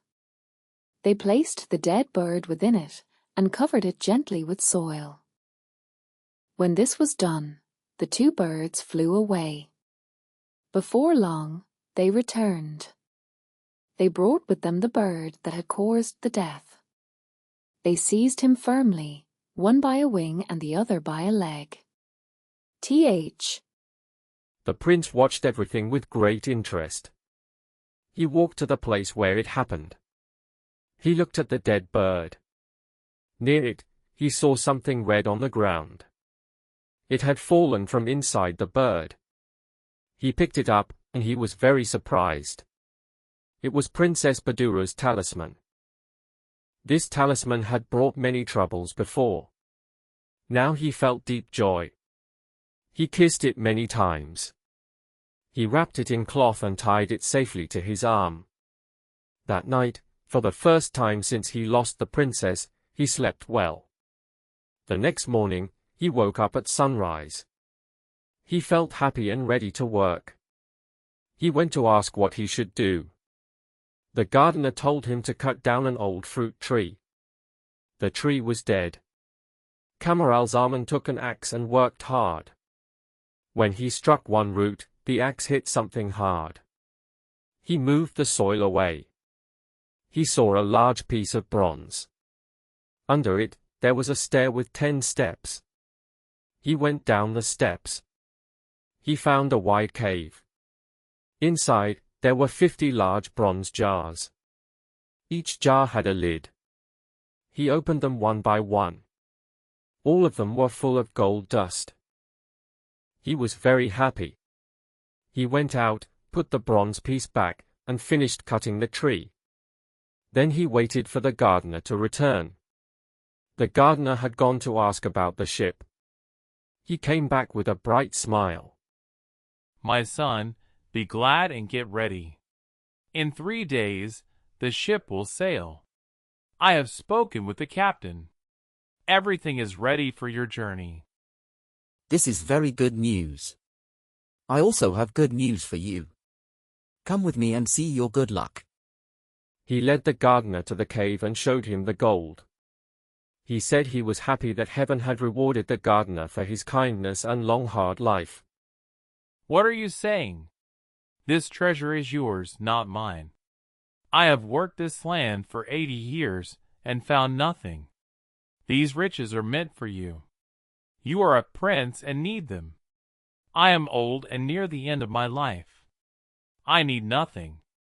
This gold comes at the right time, when you are going home. The prince did not agree at first. After long talk, they decided to share the gold equally. When they finished, the gardener spoke again. My son, now we must think carefully. You must carry this gold in secret, so no one takes it. On Ebony Island, there are no olives. Olives from here sell for a high price. I have many olives from this garden. Take 50 jars. Fill each jar half with gold dust. Then fill the rest with olives. We will put them on the ship when you leave. The prince followed this plan. He spent the rest of the day filling the jars. He feared the talisman might fall from his arm and get lost again. So he put it inside one jar. He marked the jar so he could find it later. When night came, all the jars were ready. The prince and the gardener went to sleep. The gardener had a very bad night. He was old and very tired from the day before. The next day, he felt worse. On the morning of the 3rd day, he was very ill. At sunrise, the ship's captain and some sailors knocked at the garden door. They asked for the man who was to travel with them. I am the one. The gardener who arranged my journey is ill and cannot see you. Please take these jars of olives and my bag. I will come soon, after I say goodbye to him. Hurry. The wind is good, and I want to sail at once. When they left, the prince went back to the house. He wanted to say goodbye and thank the old man again. But the gardener was dying. He spoke only a few soft words and then passed away. Camaralzaman had to stay. He dug a grave in the garden. He wrapped the kind old man and buried him with care. Then he locked the door and gave the key to the garden owner. He ran to the harbor. But the ship had sailed long before. It had waited 3 hours and then left without him. The prince felt very sad because of this new trouble. He had to stay 1 more year in a strange country that he did not like. He was also very unhappy because he had lost Princess Badura's talisman again. He feared he would never see it anymore. He had no choice. He rented the garden, like the old man before him, and lived in the small house. He could not work the garden alone, so he hired a young boy to help him. To keep his treasure safe, he put the rest of the gold dust into 50 jars.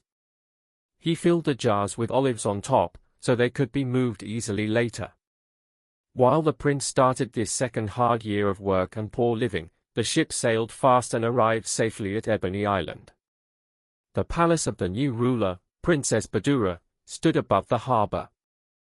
She saw the ship come in with many bright flags and asked what ship it was. She was told it came every year from the island of the idolaters with rich goods.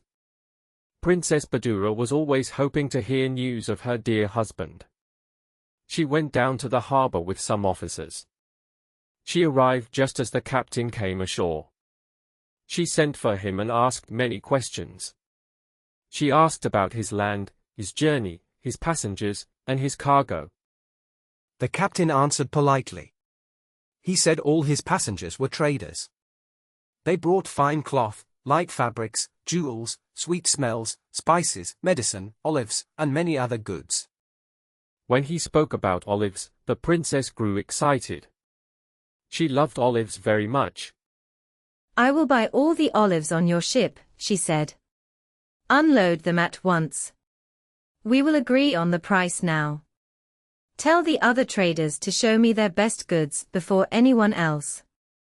The captain bowed and said, My lady, I have 50 very large jars of olives. They belong to a merchant who stayed behind. I waited for him, but he was too late, so I had to leave without him. That does not matter, said the princess. Unload them anyway. We will fix the price. The captain sent a boat to the ship. Soon it came back with the 50 jars of olives. The princess asked what price they were worth. My lady, said the captain, the merchant is very poor. If you give 1,000 pieces of silver, it will be fair. To help him more, said the princess, I will give 1,000 pieces of gold. You must be sure to give it to him. She ordered the payment at once and returned to the palace. The jars were carried before her. In the evening, Princess Badura went to the inner part of the palace. She went to the rooms of Princess Hayetelnefaus. She asked that the 50 jars of olives be brought there. She opened one jar so her friend could taste the olives, and she tasted them too. Suddenly she was very surprised. When she poured some olives into a dish, she saw gold dust among them. What a strange thing, she cried. She ordered the other jars to be opened. In every jar, the olives were mixed with gold dust. At last, in one jar, she found her lost talisman. Her feelings were too strong. She fainted. Princess Hayetelnefaus and the women ran to help her. When she woke up, she kissed the talisman again and again. Then she sent the women away and spoke to her friend. You know why I was so moved, she said softly. This talisman caused me to lose my dear husband. Now I am sure it will help us meet again. Early the next morning, Princess Badura sent for the captain. She asked more questions about the merchant who owned the olive jars. The captain told her everything he knew. He explained where the young man lived and how he was left behind. If that is so, said the princess, you must sail back at once and bring him here. He owes me a debt. If you do not bring him, I will take all your goods. I will place the royal seal on your warehouses. They will stay closed until you return with the man. Go now and do as I say. The captain had no choice. He prepared his ship quickly and left that same evening. After a fast journey, he saw the island of the idolaters.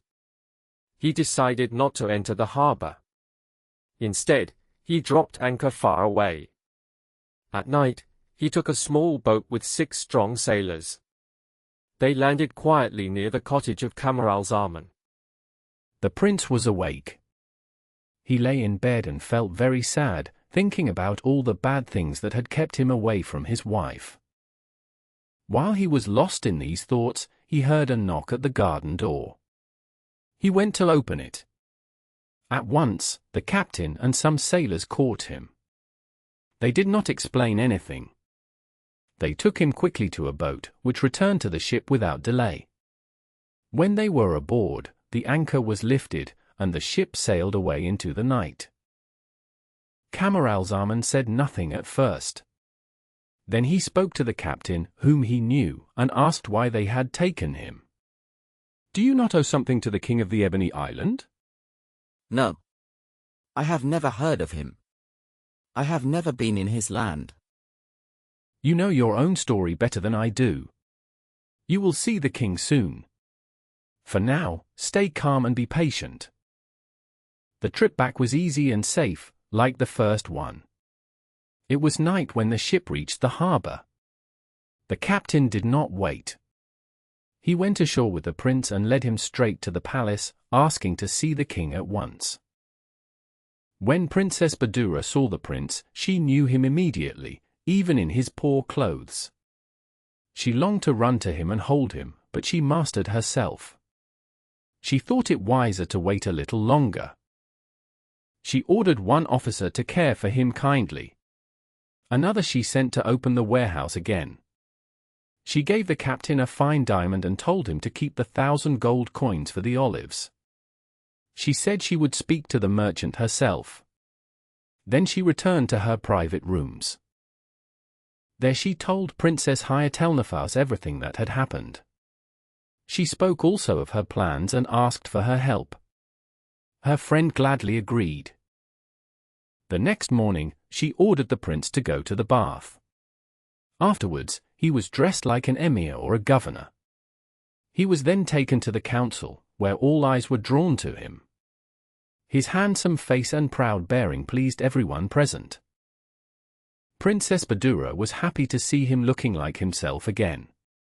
She addressed the other emirs. My lords, I present to you a new member, Camaralzaman. I met him on my travels. I promise you that he deserves your respect and praise. Camaralzaman was deeply surprised. The king spoke as though they were already known to each other. He never imagined that the king was a woman in disguise. He was certain he had never seen her before. Yet he accepted the praise with calm respect. Sire, I have no words to thank you for this great honor.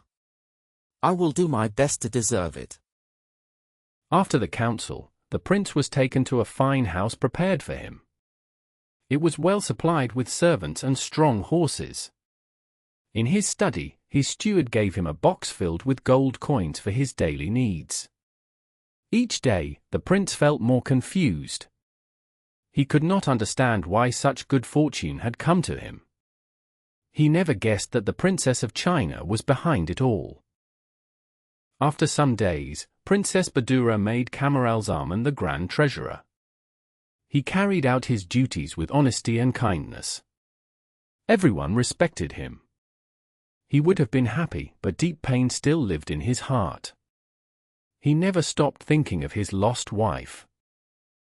He did not understand his new life at all. The princess had taken the old king's name to honor him. People called her King Armanos the Younger. Few remembered that she had once borne another name. At last, the princess felt it was time to end the waiting for them both. She made her plans with Princess Hyatelnefaus. Then she sent word to Camaralzaman that she needed his advice on an important matter. To avoid suspicion, she asked him to come to the palace that evening. The prince arrived at the appointed time. He was led into her private room. She dismissed all her attendants. Then she took a small box and drew out the talisman. She placed it in Camaralzaman's hand. Not long ago, an astrologer gave me this talisman. You know many things. Perhaps you can tell me what it is for. Camaralzaman held the talisman up to the light. Suddenly, he cried out in surprise. Sire, you ask about this talisman. Sadly, it has brought me nothing but pain. Because of it, I lost the person I love most in the world. The story is sad and strange. I am sure it would move you, if you would let me tell it. I will hear it another time. I think I already know something about it. Wait here for me. I will come back soon. She went to another room. She quickly took off her man's clothes and put on women's clothes. She also wore the belt she had worn on the day they separated. Then she went back to Camaralzaman. The prince knew her at once. He held her close with great love. How can I thank the king for this happy surprise? Do not hope to see the king again. I am the king you saw. Let us sit down. I will tell you everything. She told him the story of all her travels since they parted. She spoke at length about Princess Hayatelnefaus. She praised her kindness and noble heart. She said she owed her much help. When she finished, she asked the prince to tell his story. In this way, they talked together for most of the night. The next morning, the princess put on her women's clothes again. When she was ready, she asked the chief eunuch to invite King Armanos to her rooms. When the king arrived, he was very surprised. He saw a strange lady with the grand treasurer, who had no right to be there. The king sat down and asked a question. Where is the king? Sire, yesterday I was the king. Today I am only the princess of China. I am the wife of Prince Camaralzaman, son of King Shah Zaman. I hope that after you hear our story, you will forgive the trick I had to use. The king agreed to listen. He listened with great surprise. Sire, our religion allows a man to have more than one wife. I ask you to give your daughter, Princess Hayatelnefaus, in marriage to Prince Camaralzaman. I gladly give her the first place and the title of queen. I do this to thank her for all she did for me. My son, your wife, Princess Badura, whom I believe to be my son-in-law, agrees to share your love with my daughter. I ask you only this. Are you happy with this marriage? Will you accept the crown that Princess Badura deserves, but gives up because she loves you? Sire, I cannot refuse you anything. So Camaralzaman was made king. He married Princess Hayatelnefaus with great joy and celebration. He was very happy with her beauty, her mind, and her love. The two queens lived together like loving sisters. After some time, each queen gave the king a son. The whole kingdom celebrated the births with great happiness. Bulsora was the capital of a kingdom that paid tribute to the caliph. At the time of Caliph Harun al-Rashid, the king of Bulsora was his cousin. His name was Zinebi. He believed one vizier was not enough to rule his lands, so he had two. Their names were Karkan and Sawi. Karkan was kind and generous. He liked to help people whenever he could. Everyone in the kingdom respected and praised him. Sawi was very different. He pushed people away and was always dark and unhappy. Though very rich, he was so greedy that he did not even live in comfort.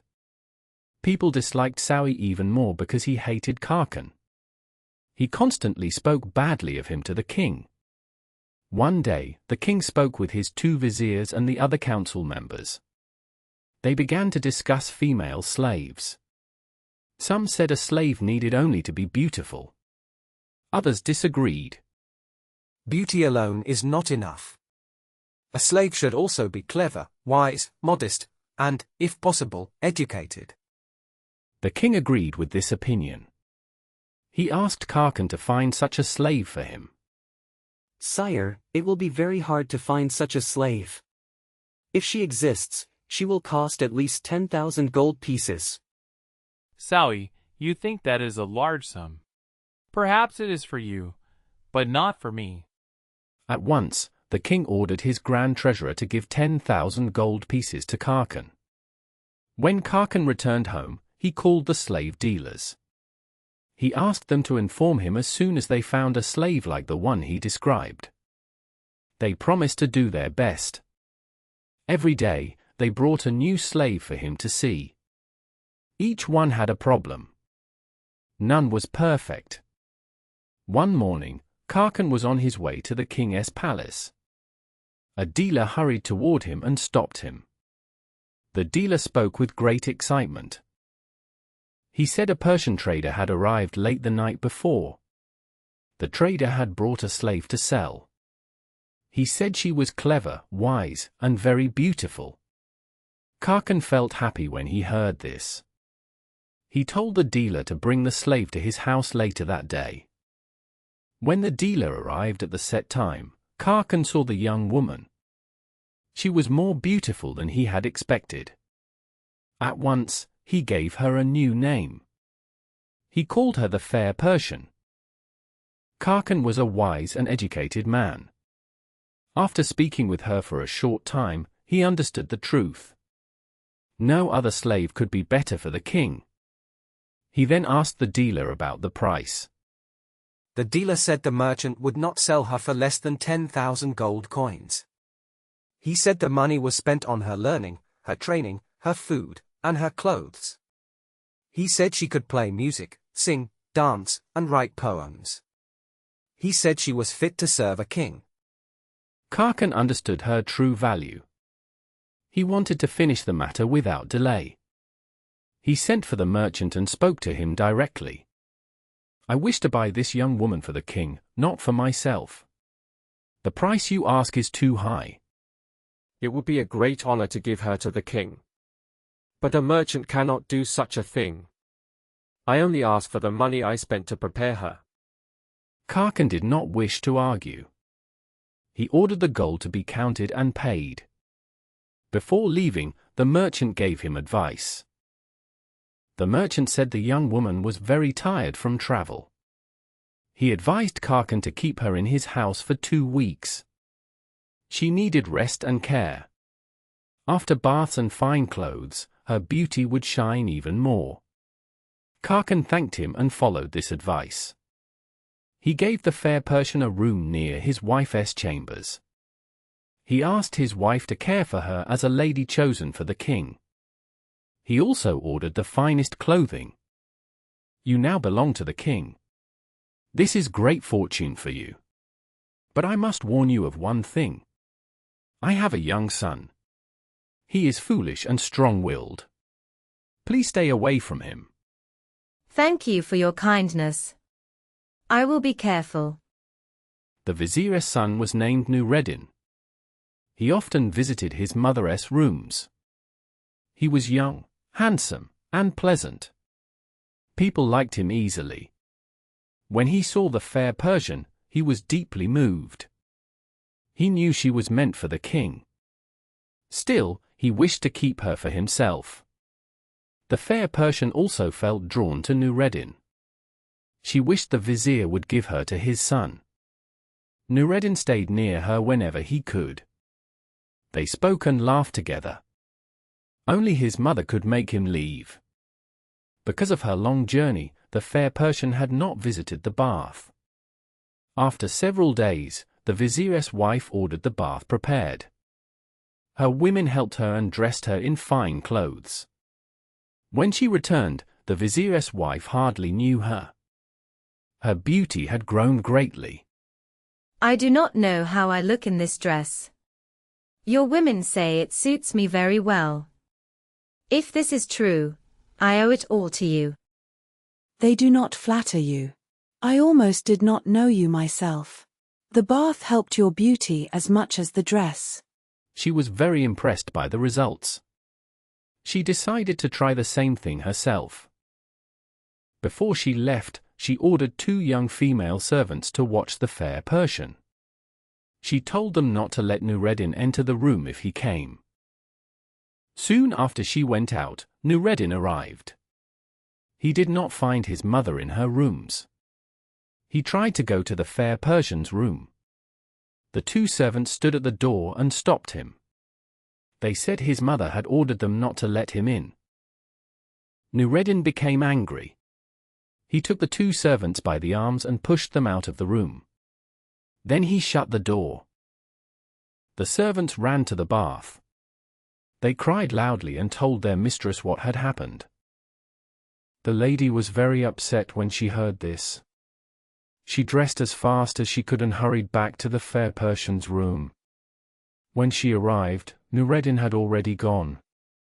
The fair Persian was surprised to see the vizier's wife crying. She asked what was wrong. How can you ask me that? My son Nureddin has been alone with you. Madam, What is wrong with that? Did my husband not tell you that you are chosen for the king? Yes. But Nureddin told me his father had changed his mind.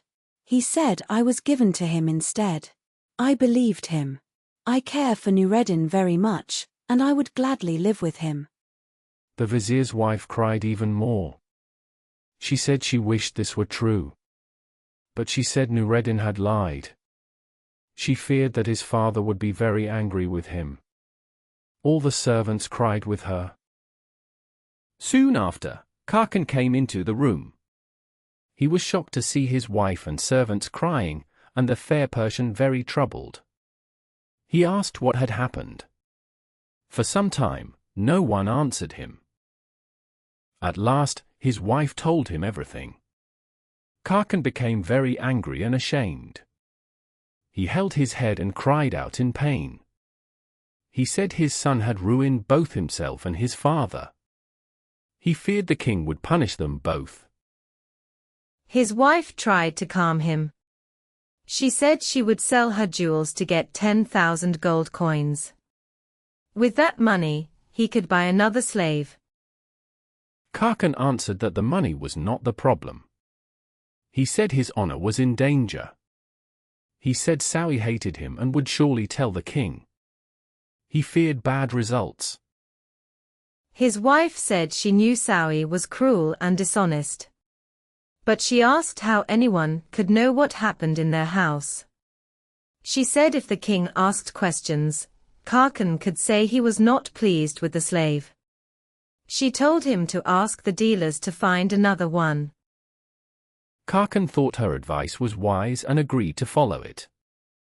But he was still very angry with his son. Nureddin did not come home that day.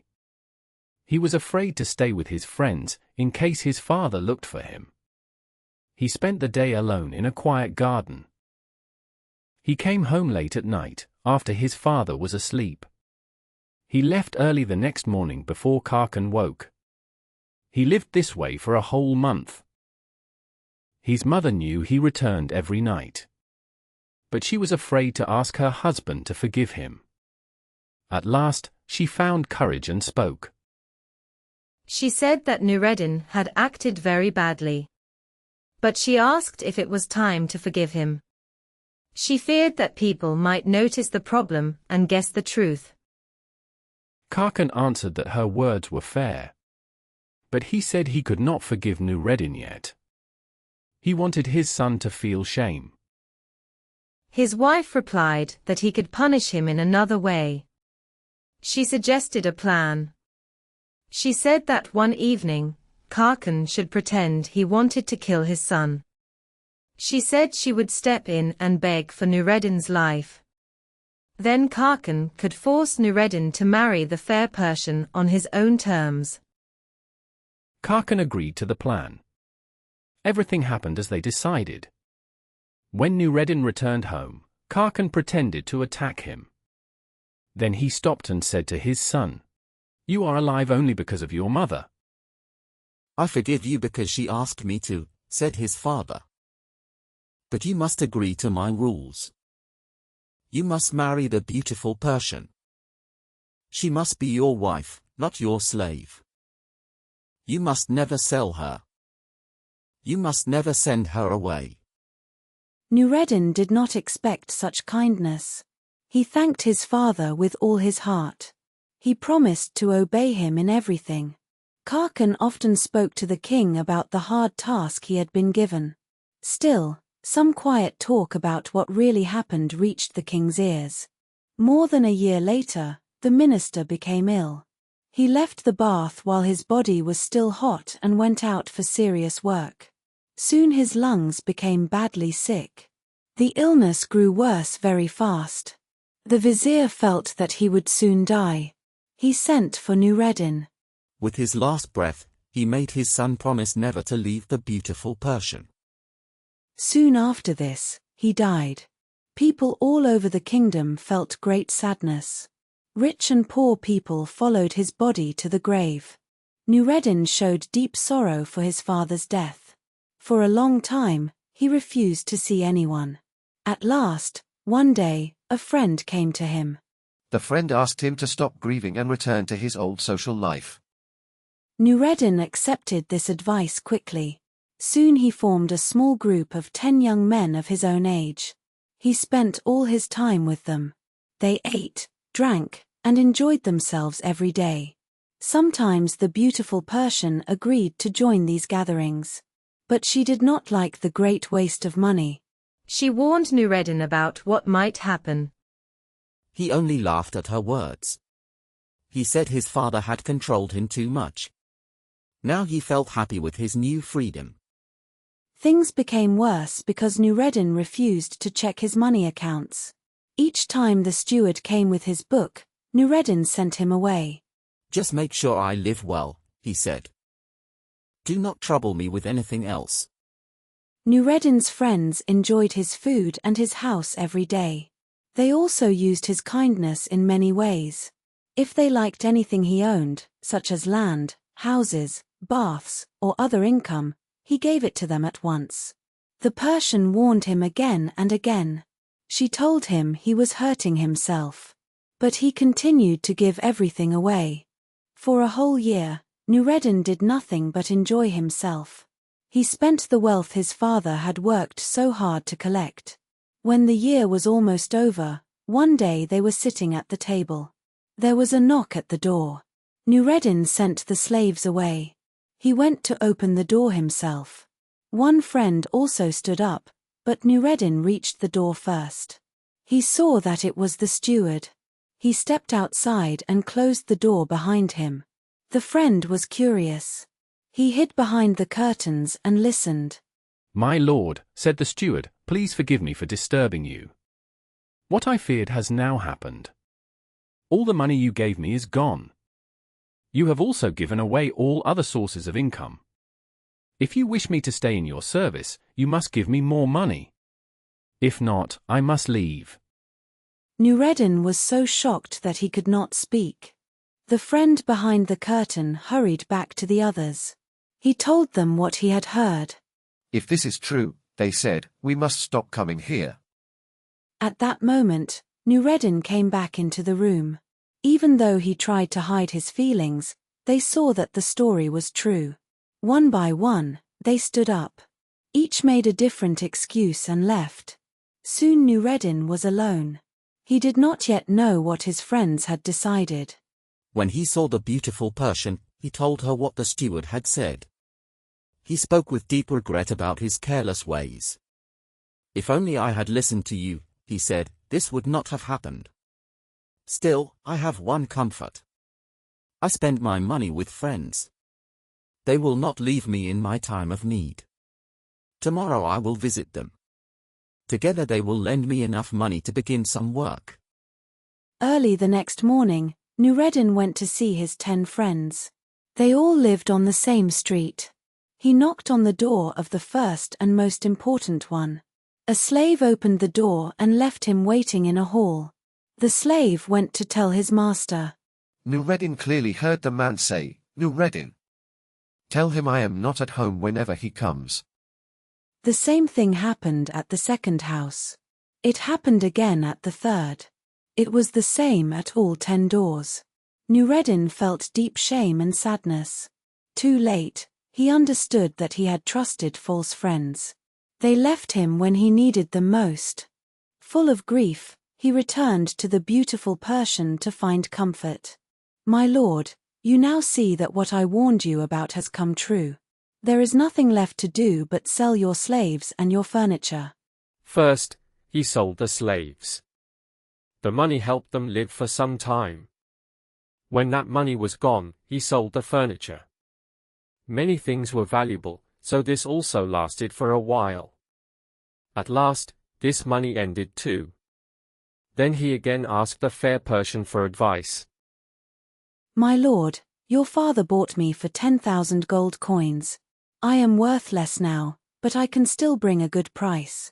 Do not be afraid to sell me. With the money, you can start a business in another town." "Dear Persian, how could I do such a cruel thing? I would rather die than lose you. I love you more than my life." "I know you love me, and I love you the same. But we have no other choice. We must do this to live. At last, Nureddin agreed.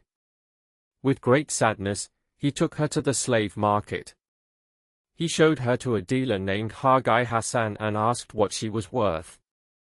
Haggai Hassan took them into a private room.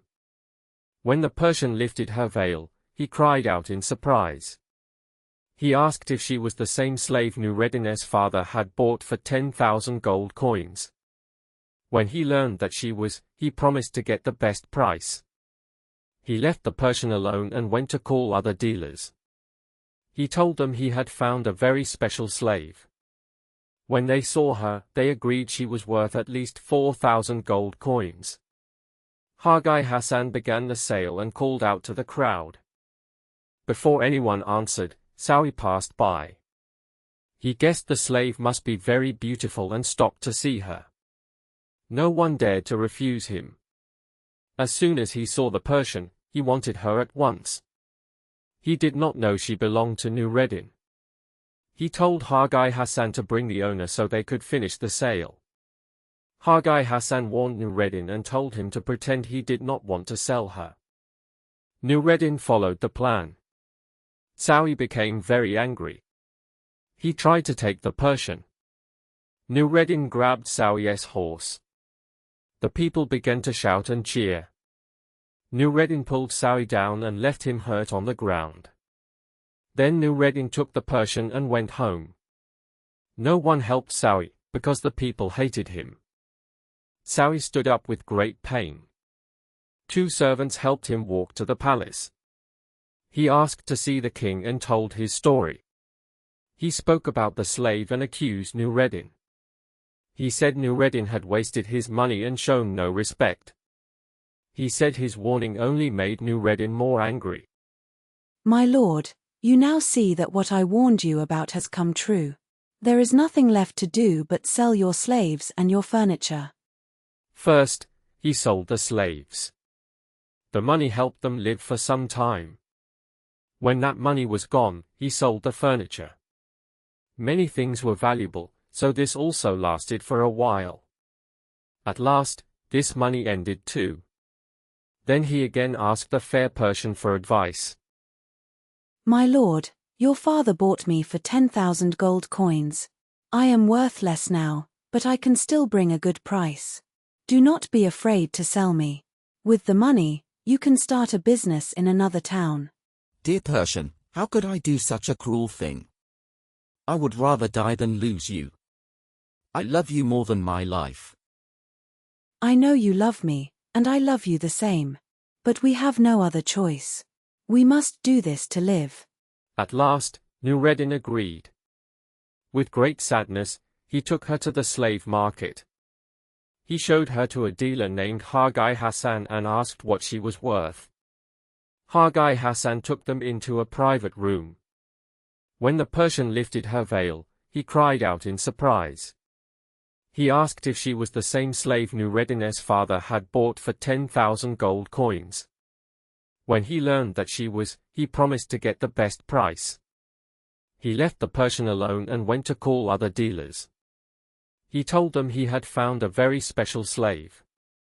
When the dealers saw her, they agreed she was worth at least 4,000 gold coins.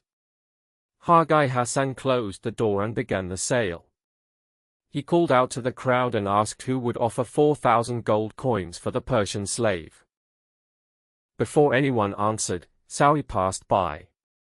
He guessed the slave must be very beautiful and stopped to see her.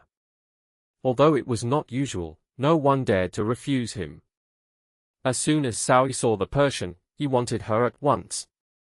He did not know she belonged to Nureddin. He told Haggai Hassan to bring the owner so they could finish the sale quickly. Haggai Hassan warned Nureddin. He said the slave would be sold for too little money. He also said Sawi might not pay. He told Nureddin to pretend he did not really want to sell her. He said Nureddin should act angry and take her away when she was shown to Sawi. Nureddin followed the plan. Sawi became very angry.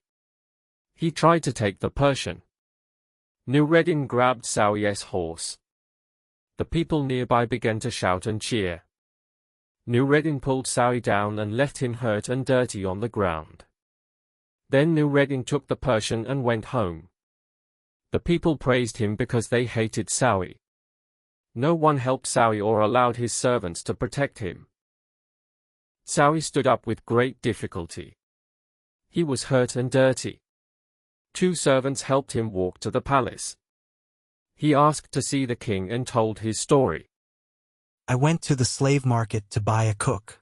There I heard a slave offered for 4,000 gold coins. When I saw her, I saw she was very beautiful. She was the same slave the king once paid 10,000 gold coins for. The late vizier gave her to his own son instead of bringing her to the king. Since his father's death, Nureddin has wasted all his money. He sold everything and was now selling the slave. I offered him 10,000 gold coins. I planned to give her to the king and help him at the same time. But he answered me with rude words. He spoke with anger and showed no respect. When I warned him about his duty to the king, he became even more angry. Nureddin and the beautiful Persian liked the wine very much. They drank a great deal, and as they drank, they sang together. Both had pleasant voices, and Shaykh Ibrahim listened with joy. At first he listened from far away, then he came closer, and at last he put his head inside the door. Nureddin saw him and asked him to come in and join them. At first the old man refused, but after some time he agreed. He entered the room and sat on the edge of the sofa near the door. Later he moved closer and sat beside the beautiful Persian. She asked him many times to drink to her health, and at last he agreed and took the cup from her. The old man said only that he did not drink wine. In truth, he often went to wine shops like other people. He did not follow the careful rules Nureddin had suggested. After the first cup, it was easy to make him drink a second, then a third. Soon he no longer clearly knew what he was doing. They kept drinking, laughing, and singing together until near midnight. Around that time, the Persian noticed that the room had only one small candle. She asked Shaykh Ibrahim to light some of the fine candles in the silver holders. "Light them yourself," said the old man. "You are younger than me, but light only 5 or 6. She did not stop at 5 or 6. She lit all 80 candles, and Shaykh Ibrahim did not notice. Soon after, Nureddin asked to light the hanging lamps. "You can do it better than me," said the old man, "but light no more than 3. Nureddin did not listen. He lit all of them, and he opened all 80 windows. At that same moment, the Caliph Harun al-Rashid opened a window in his palace that looked into the garden. He was surprised to see the pavilion shining with brilliant light. He called the Grand Vizier, Ja'far. "Careless Vizier," he said, "look at the pavilion and tell me why it is full of light when I am not there." The vizier looked and saw that it was true. He became very afraid and quickly made an excuse. "Commander of the faithful," he said, 4 or 5 days ago Shaykh Ibrahim told me he wished to meet the leaders of his mosque. He asked to use the pavilion, and I gave permission. I forgot to tell your majesty." "Ja'far," said the Caliph, "you have made 3 mistakes. First, you gave permission. Second, you did not tell me. Third, you did not check what was happening. Your punishment is to stay with me tonight and visit these people. While I dress like a common man, go and change your clothes. Then come with me." When they reached the garden gate, they saw that it was open. This made the Caliph very angry. The door of the pavilion was also open. He went upstairs quietly and looked through the half-closed door of the main room. He was astonished. He saw Shaykh Ibrahim, whom he had always believed to be sober, drinking and singing with a young man and a beautiful woman. Before showing his anger, the Caliph decided to watch. He wished to know who they were and what they would do. After a while, Shaykh Ibrahim asked the beautiful Persian whether she needed anything more to enjoy the evening. If only I had an instrument to play, she said. Sheikh Ibrahim at once took a lute from a cupboard and gave it to her. She began to play and sing at the same time, and she did so with great skill. The Caliph was deeply pleased. When she stopped, he went downstairs quietly and said to the vizier, "I have never heard a better voice or finer playing. I wish to go in and ask her to play for me." Commander of the faithful, said the vizier, if Ski Ibrahim knows who you are, he may die from fear. "I do not want that," said the Caliph. "I will prevent it. Wait here until I return." The Caliph had caused part of the river to bend into a small lake within his garden. The finest fish from the Tigris lived there, and fishing was strictly forbidden. That night, because the gate stood open, a fisherman had entered and thrown his nets. He was about to pull them in when he saw the Caliph approaching. Even in disguise, he recognized him. He fell at the Caliph's feet and begged for forgiveness. "Do not be afraid," said the Caliph. "Stand up and pull in your nets." The fisherman obeyed and caught 5 or 6 fine fish. The Caliph chose the 2 largest. He then told the fisherman to exchange clothes with him. In a short time, the Caliph looked exactly like a fisherman, with his shoes and his turban. Holding the 2 fish, he returned to the vizier. The vizier did not recognize him and was about to send him away. The Caliph left the vizier at the bottom of the stairs.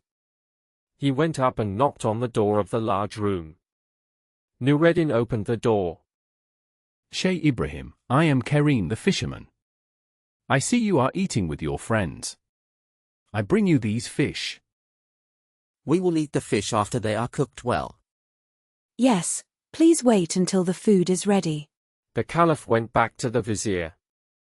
The fish were cooked in Sheikh Ibrahim's house. The smell of the food filled the room. Nureddin and the beautiful Persian ate with great pleasure. After the meal, Nureddin took 30 gold coins. This was all the money left from Sanjia. He gave the coins to the fisherman. "Thank you, sir. May I ask one more favor? Could the lady play one song on the lute?" "I will gladly play for you." The Persian woman played and sang with great skill. The Caliph felt deep joy as he listened. Nureddin often gave away things that pleased others. "Fisherman, you like her very much. Take her. She is yours." The beautiful Persian was filled with shock. She could not believe he wished to leave her. She took her lute, and tears filled her eyes. She sang a sad song and blamed him through her music. "Sir, I see this lady is your slave. Please be kind and tell me your story." Nureddin agreed and told him everything. He spoke about buying the slave and all that happened after. "And where will you go now?" "I will go where God leads me." "Meanwhile, I will give you a home in my palace. You will live there with great respect." "Meanwhile, I will give you a home in my palace. You will live there with great respect." These words gave the beautiful Persian woman new hope. The Caliph kept his promise.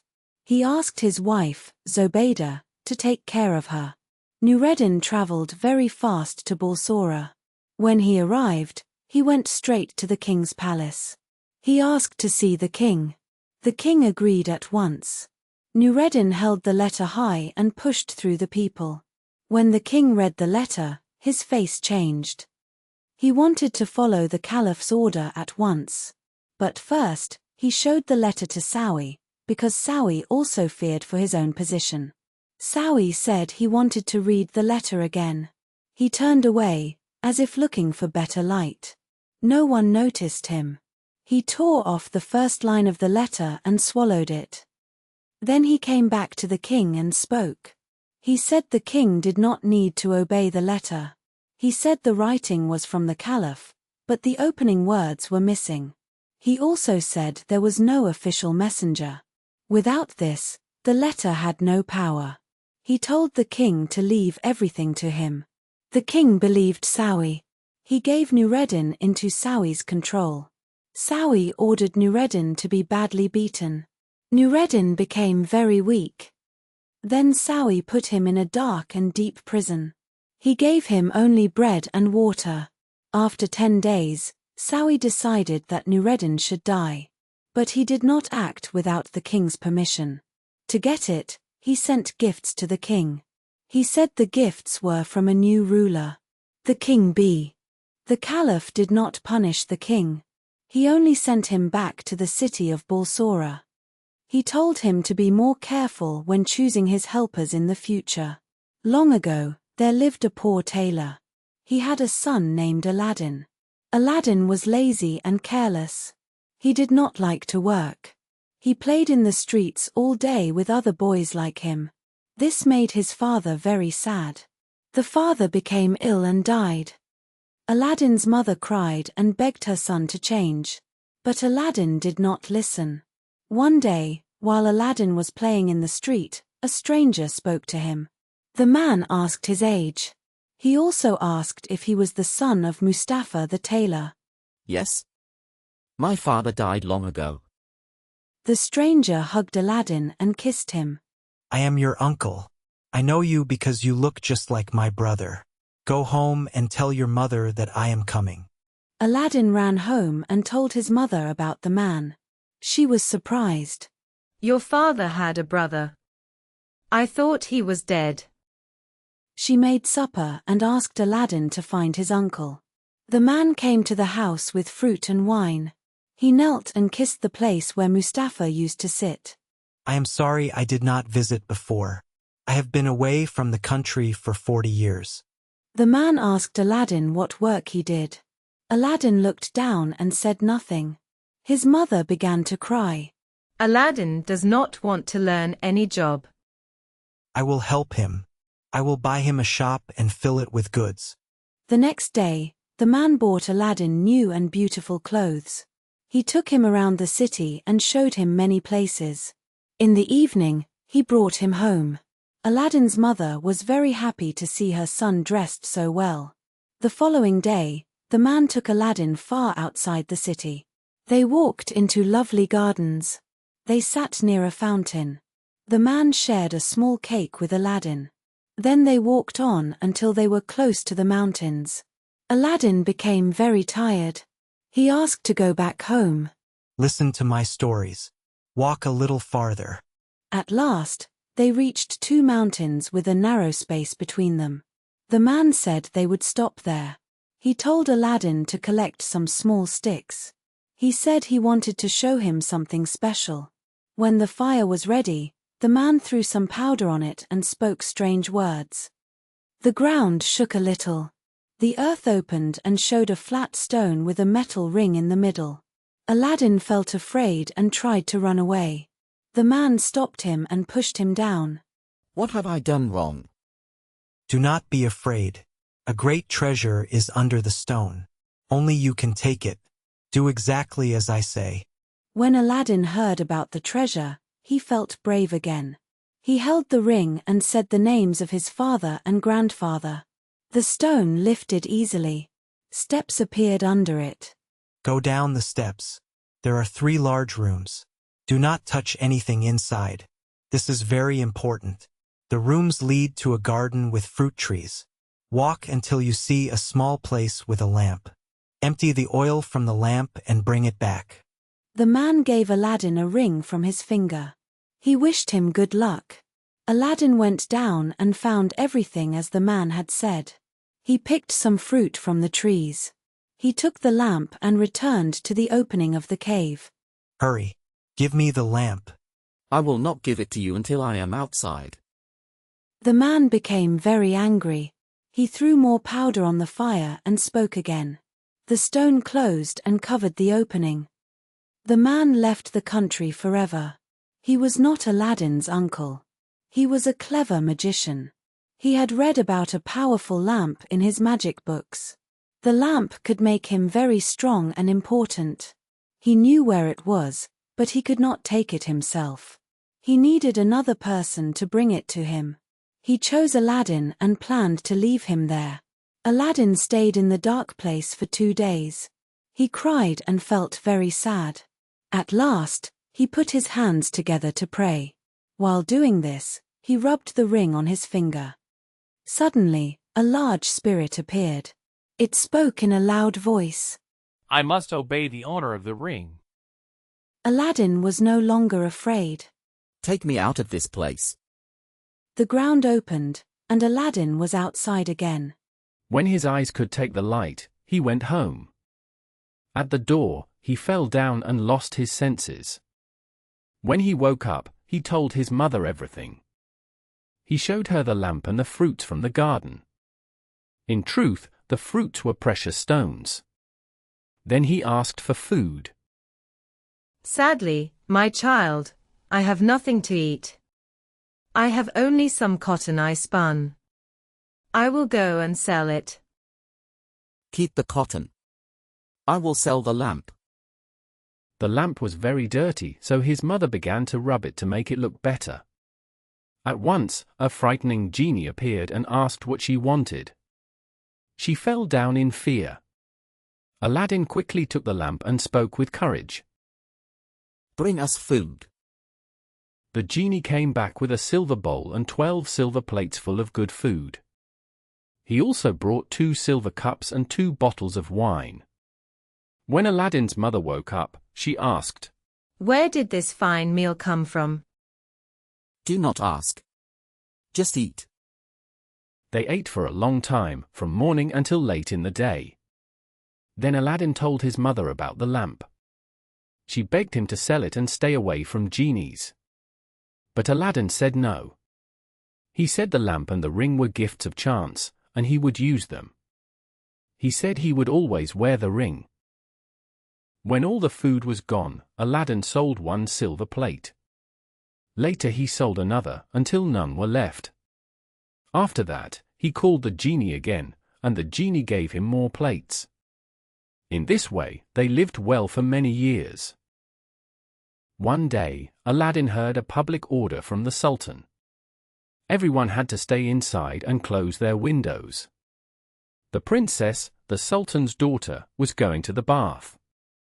Aladdin felt a strong wish to see her face. This was hard, because she always wore a veil. He hid behind the bath door and looked through a small opening. When the princess went in, she lifted her veil. She was so beautiful that Aladdin fell in love at once. He went home looking very different. His mother was afraid for him. He told her he loved the princess with all his heart. He said he could not live without her. He wanted to ask her father to let him marry her. His mother laughed at first. But Aladdin begged her again and again. At last, she agreed to go to the Sultan with his request. She took a cloth and put inside it the magic fruits from the garden. They shone and sparkled like the finest jewels. She hoped these would please the Sultan. She trusted in the power of the lamp and went to the palace. The Grand Vizier and the council had just entered when she came in. She stood in front of the Sultan, but he did not notice her. She came back every day for a week and stood in the same place. On the 6th day, when the council ended, the Sultan spoke to the Vizier. I see a woman here every day. She carries something in a cloth. Call her tomorrow. I want to know what she wants. The next day, the Vizier gave her a sign. She went to the steps of the throne and knelt down. The Sultan told her to stand up and speak. She was afraid to talk. So the Sultan sent everyone away except the Vizier. He told her to speak freely and promised to forgive her. My son loves the princess with all his heart. I asked him to forget her, but he could not. He feels very unhappy and begged me to come. Please forgive both me and my son, Aladdin. The Sultan kindly asked what was in the cloth. She opened it and showed the jewels. The Sultan was very surprised. He turned to the Vizier and said, What do you think? Should I not give my daughter to a man who values her so much? The vizier wanted the princess for his own son. He asked the sultan to wait for 3 months. He hoped his son would bring an even richer gift. The sultan agreed. He told Aladdin's mother that he accepted the marriage, but she must not return for 3 months. Aladdin waited calmly for almost 3 months. But after 2 months, his mother went to the city to buy oil. She saw people celebrating and asked why. They said, "Do you not know? Tonight the vizier's son will marry the princess."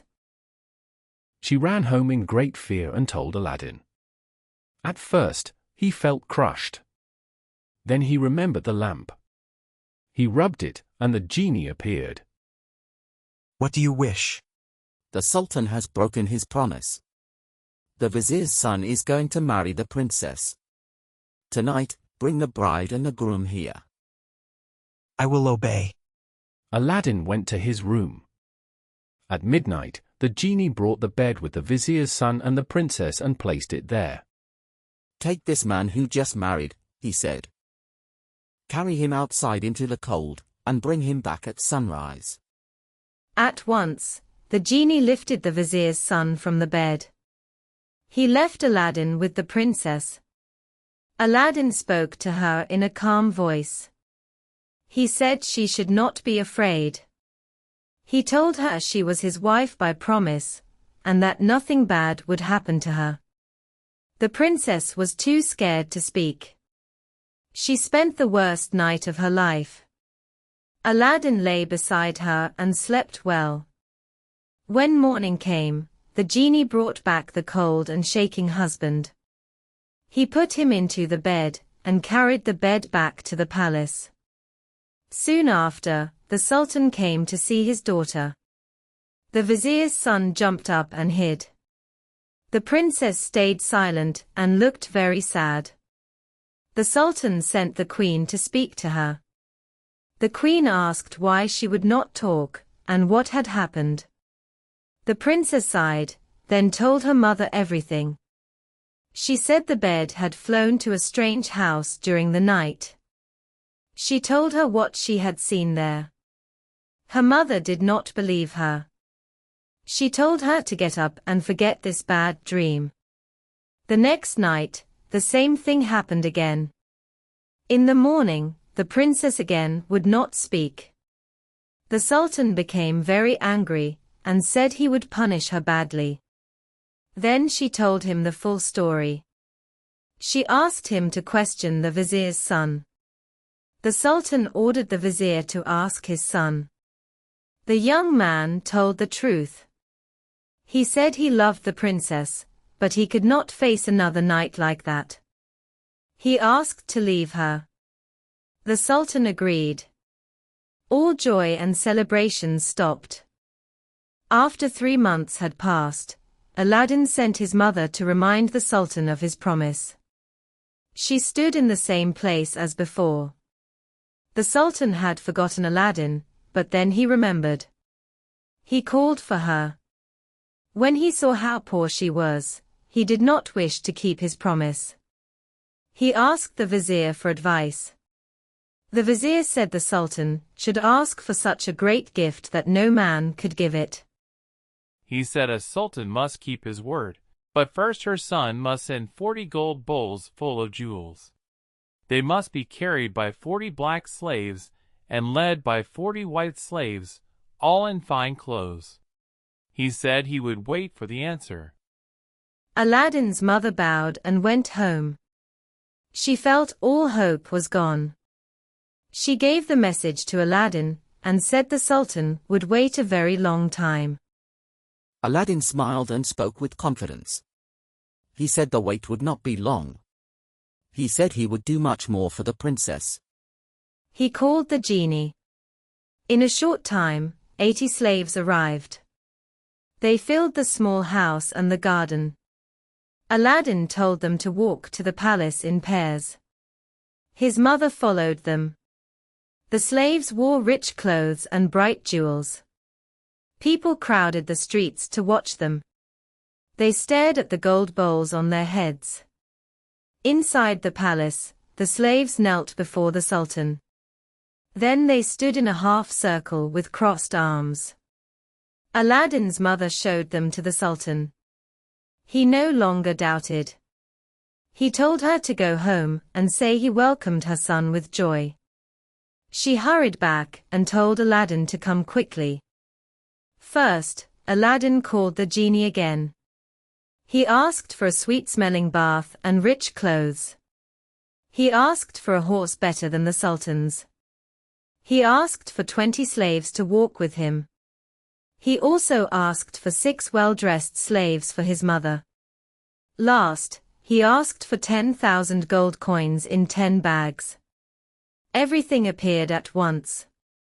Aladdin rode through the streets on his fine horse. The slaves threw gold to the people as they walked. Old friends did not know him. He had become so handsome. When the Sultan saw him, he stepped down from his throne. He hugged Aladdin and led him to a hall full of food. He wished to marry him to the princess that same day. But Aladdin refused. He said he must first build a palace worthy of her. Then he left. At home, he spoke to the genie again. He asked for a palace of white marble with beautiful stones. In the middle, there must be a great hall with a round roof. The 4 walls must shine with gold and silver. Each wall must have 6 windows. All the windows, except one, must shine with diamonds and red stones. There must be stables, horses, servants and slaves. He told the genie to begin at once. By the next day, the palace was ready. The genie took Aladdin there and showed him everything. All orders were done exactly. A soft red carpet lay from the new palace to the Sultan's door. Aladdin's mother dressed carefully and walked to the palace with her slaves. Aladdin followed on his horse. The Sultan sent musicians to meet them. Trumpets and cymbals played loudly. The air was full of music and happy cries. She was taken to the princess. The princess greeted her kindly and showed her great respect. That night, the princess said goodbye to her father. She traveled on the flying carpet to Aladdin's palace. Aladdin's mother sat beside her. 100 servants followed them. When the princess saw Aladdin, she felt happy. Aladdin ran to welcome her. He said that her beauty made him brave, and that he hoped he had not upset her. The princess told him that she was glad to obey her father after seeing Aladdin. The wedding soon took place. After that, Aladdin took her into a large hall. A great meal was ready there. They ate together. Later, they danced until midnight. The next day, Aladdin asked the Sultan to visit the palace. When the Sultan entered the hall with 24 windows, he was amazed. He said the palace was wonderful. He asked why one window was not finished. Aladdin said it was done on purpose. He wanted the Sultan to have the honor of finishing it. The Sultan was pleased. He sent for the best jewel workers in the city. He asked them to finish the window like the others. They said they did not have enough jewels. The Sultan then gave them his own jewels. They worked for a month, but the window was still not half done. Aladdin knew their work would never succeed. He asked them to stop and return the jewels. Then he ordered the genie to finish the window. The genie did so at once. The Sultan was surprised to get his jewels back. He visited Aladdin and saw the finished window. He hugged Aladdin with joy. The jealous vizier said it must be magic. The people loved Aladdin because he was kind and calm. The Sultan made him captain of the army. Aladdin won many battles. Still, he stayed polite and humble. He lived happily and peacefully for many years. Far away in Africa, the magician remembered Aladdin. With his magic, he learned that Aladdin was alive. He also learned that Aladdin had married a princess and lived in great wealth. The magician knew this was only possible because of the lamp. He traveled day and night to China. He wanted to destroy Aladdin's good life. He decided to get the lamp back and make Aladdin poor again. At that time, Aladdin had gone hunting for 8 days. This gave the magician time. He bought 12 cheap lamps and put them in a basket. He went to the palace and cried for people to trade new lamps for old ones. People laughed and followed him. The princess was sitting in the hall with the 24 windows. She sent a servant to see what the noise was. The servant came back laughing. The princess scolded her.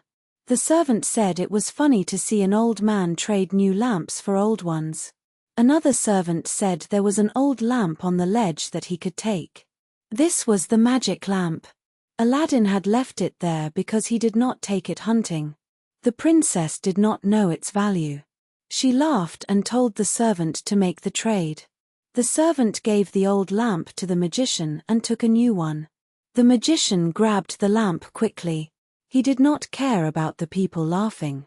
He left the city at once. He went to a quiet place and waited until night. Then he rubbed the lamp. The genie appeared. The magician ordered the genie to move the palace. In a moment, the palace and the princess were taken to a lonely place in Africa. The next morning, the Sultan looked toward Aladdin's palace. He could not see it. He rubbed his eyes, but it was still gone. He called the vizier and asked what had happened.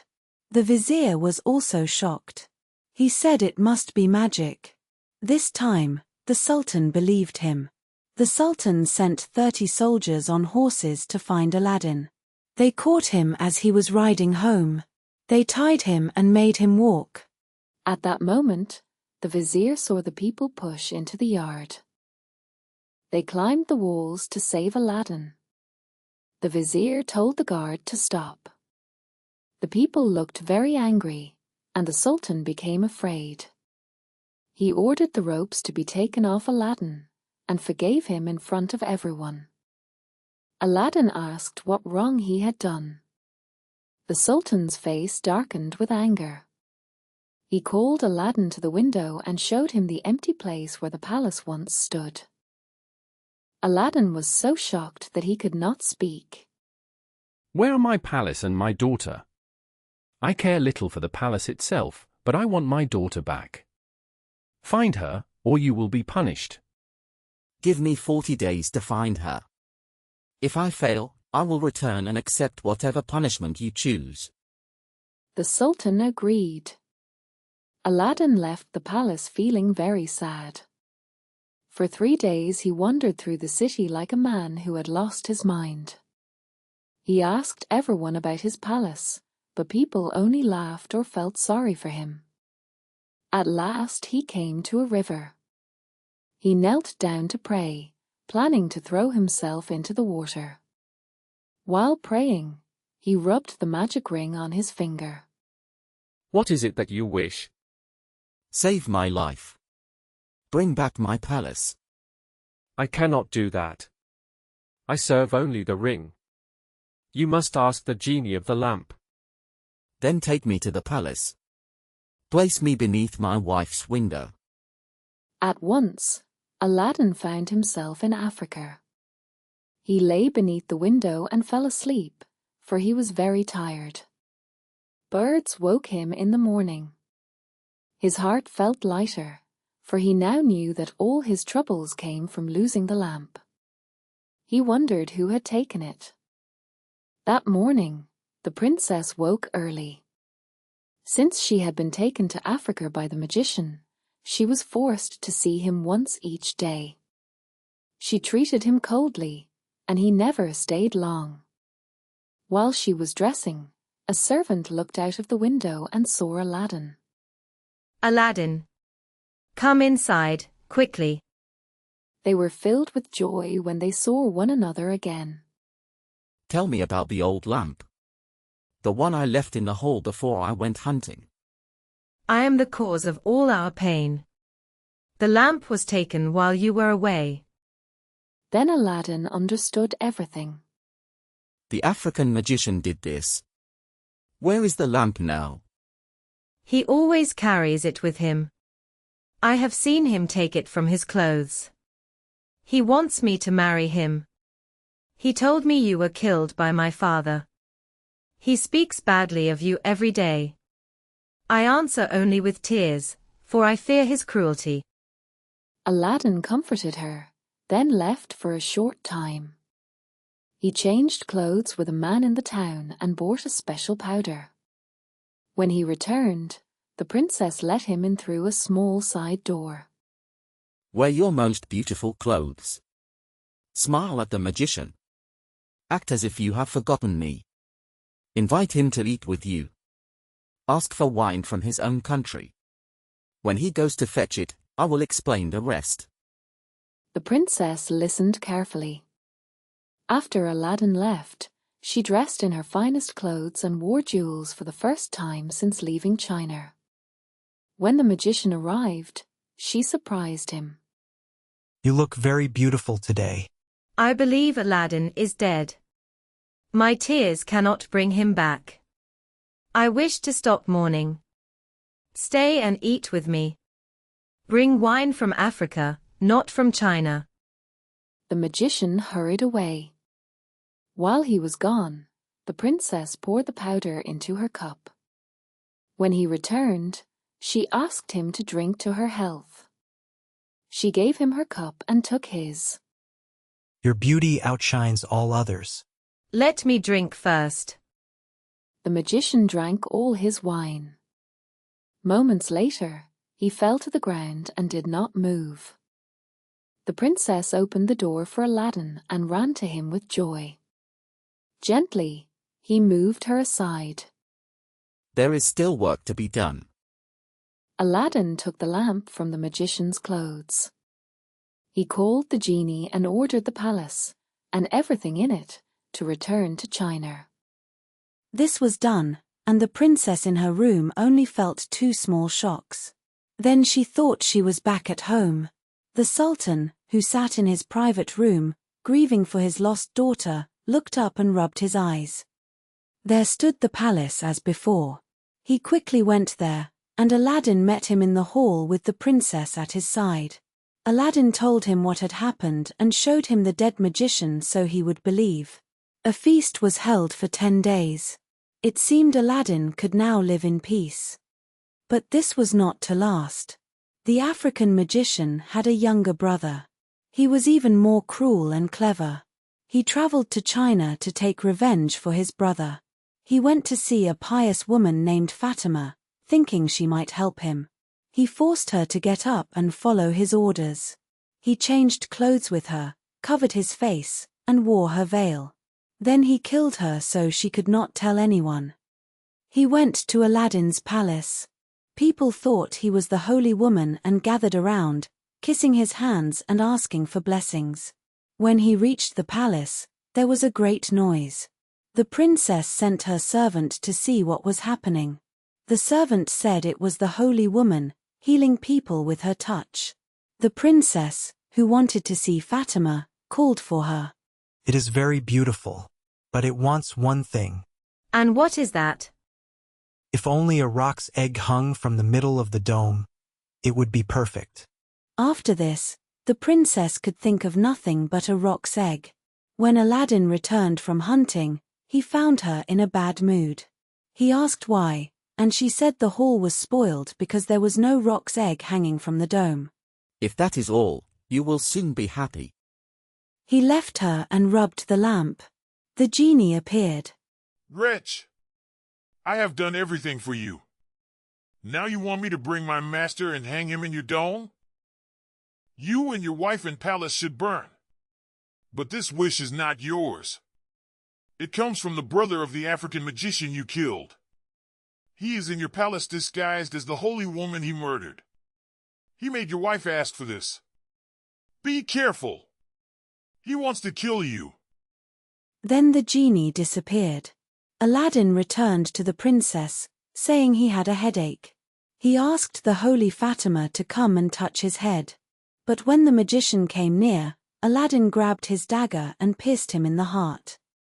What have you done? You killed the holy woman. Not so. It was a wicked magician. He told her how she had been tricked. After this, Aladdin and his wife lived in peace. When the Sultan died, Aladdin became king. He ruled for many years and left a long line of kings. Caliph Harun al-Rashid sat in his palace, wondering if there was anything left to give him a little amusement. Ja'afar, the Grand Vizier and his trusted friend, suddenly appeared. He bowed low and waited for the Caliph to speak. Harun al-Rashid only looked at him and leaned back, tired and bored. Ja'afar had important news and would not be stopped by silence. He bowed again and began to speak. Commander of the faithful, I remind your highness that you promised to observe for yourself how justice and order are kept in the city. Today is the day you set aside for this. Perhaps seeing this will help take your mind off the sadness that I see troubles you. You are right. I had forgotten all about it. Go and change your coat. I will change mine too. After a short time, they came back into the hall. They now looked like foreign traders.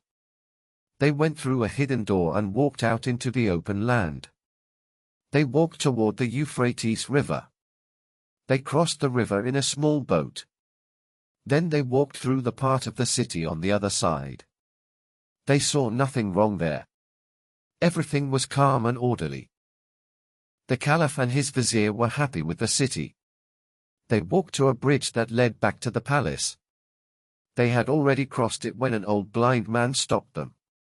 He asked for money. The Caliph gave him a coin and started to walk away. But the blind man caught his hand and would not let go. Kind sir, said the man, please grant me one more request. Hit me once. I ask you to do it. I deserve it, and even worse. The Caliph was very surprised. He spoke kindly. Good man, I cannot do that. Why would I give you money and then hurt you? He tried to pull his hand free. My lord, said the blind man, forgive my bold words. Take back your money, or give me the blow I ask for. I made a strong promise to myself. I swore that I would take nothing unless I also received punishment. If you knew my story, you would think this is very small punishment. The Caliph felt moved by these words. He also wished to go on his way. So he agreed. He lightly hit the man on the shoulder. Then he walked on. The blind man gave him a blessing. When they were far enough away, the Caliph said to the vizier, "This man acts in a very strange way. There must be a reason. I want to know it. Go back to him. Tell him who I am. Order him to come to the palace tomorrow after evening prayer." The vizier went back to the bridge. He gave the blind man a coin and then a light blow. He gave him the caliph's message. Then he returned to his master. They walked toward the palace. When they came to a square, they saw a crowd. The people were watching a young man in fine clothes. The man was riding a horse very fast around the open space. He pushed the horse hard. The horse was very tired and covered with foam and blood. The Caliph was shocked. He asked someone nearby what this meant. No one knew. They only said that the same thing happened every day at the same time. The Caliph wondered about this, but walked on. He told the vizier to order this horseman to come to the palace at the same time as the blind man. The next day, after evening prayer, the Caliph entered the hall. The vizier followed him. He brought the two men we spoke of, and another man who does not matter here. They all bowed low before the throne. The Caliph told them to stand up. Then he asked the blind man his name. Baba Abdallah, your highness, he said. Baba Abdallah, said the Caliph. Your way of asking for money yesterday seemed very strange to me. I almost ordered you to stop at once. I have called you here to ask why you made such a strange promise. When I know your reason, I can judge if you may continue this practice. I fear it gives a bad example to others. Tell me the whole truth. Hide nothing. These words made Baba Abdallah afraid. He fell down at the Caliph's feet. Then he stood up and spoke. Commander of the Faithful, I humbly ask your pardon. I am sorry for my hard request yesterday. To other people it may seem useless and foolish. But to me it is a small payment for a terrible sin I have done.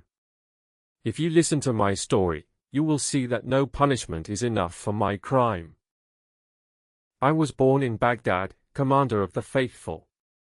When I was still young, my parents died within a few days of each other. I was left alone in the world. They left me a small amount of money. I worked very hard, day and night, to make it grow. In time, I owned 80 camels. I rented my camels to traveling merchants. Often I went with them on their journeys. I always came back with good profit. One day I was returning from Bulsora. I had taken goods there for trade with India. At midday, I stopped in a lonely place. It had good grass for my camels, so I decided to rest there. I was resting under a tree in the cool shade. A dervish was walking to Bulsora. He stopped and sat beside me. I asked him where he came from and where he was going. We talked kindly and soon became friends. After that, we shared the food we had and ate together. While we were eating, the dervish spoke about a treasure. He said it was hidden not far from us. He said it was so great that even if my 80 camels were filled to the top, the place would still look full. When I heard this, my heart filled with joy and desire. I hugged the dervish and spoke with excitement. I said that riches meant nothing to him. I said he could not carry much by himself. I asked him to tell me the place. I promised to load my camels and give him 1 camel as thanks. This offer was not very generous. But to me it felt big at that moment. My wish for wealth was very strong. I felt that even 79 camels were nothing compared to more gold. The dervish saw my thoughts clearly. Still, he spoke in a calm way. He said I was not being fair. He said he could have kept the secret. But he trusted me and hoped for my lifelong thanks. He said that before he showed the treasure, I must promise something. After loading the camels, I must give him half. Then we would go our own ways. He said this was fair. He said 40 camels for him would still make me very rich. I knew his words were right. But the thought of him being as rich as me was hard to accept. Still, I had no choice. I could agree or lose all the treasure. So I accepted his terms. I gathered my camels and we walked together. The dervish led the way. After some time, we reached a narrow valley. The entrance was very small. The camels could only go in one by one. The valley was closed by 2 mountains. Their sides were high and smooth. No one could climb them. When we stood between the mountains, the dervish stopped. He told me to make the camels lie down. He said this would help us load them easily. I did what he asked. Then I went back to the dervish. He was trying to make a fire with dry wood. When the fire started, he threw some sweet-smelling things into it. He spoke some strange words. I did not understand them. Thick smoke rose into the air. The smoke split into 2 parts. Then I saw a rock between the mountains begin to open. Inside, a beautiful palace appeared. But my love for gold was very strong. I did not stop to look around.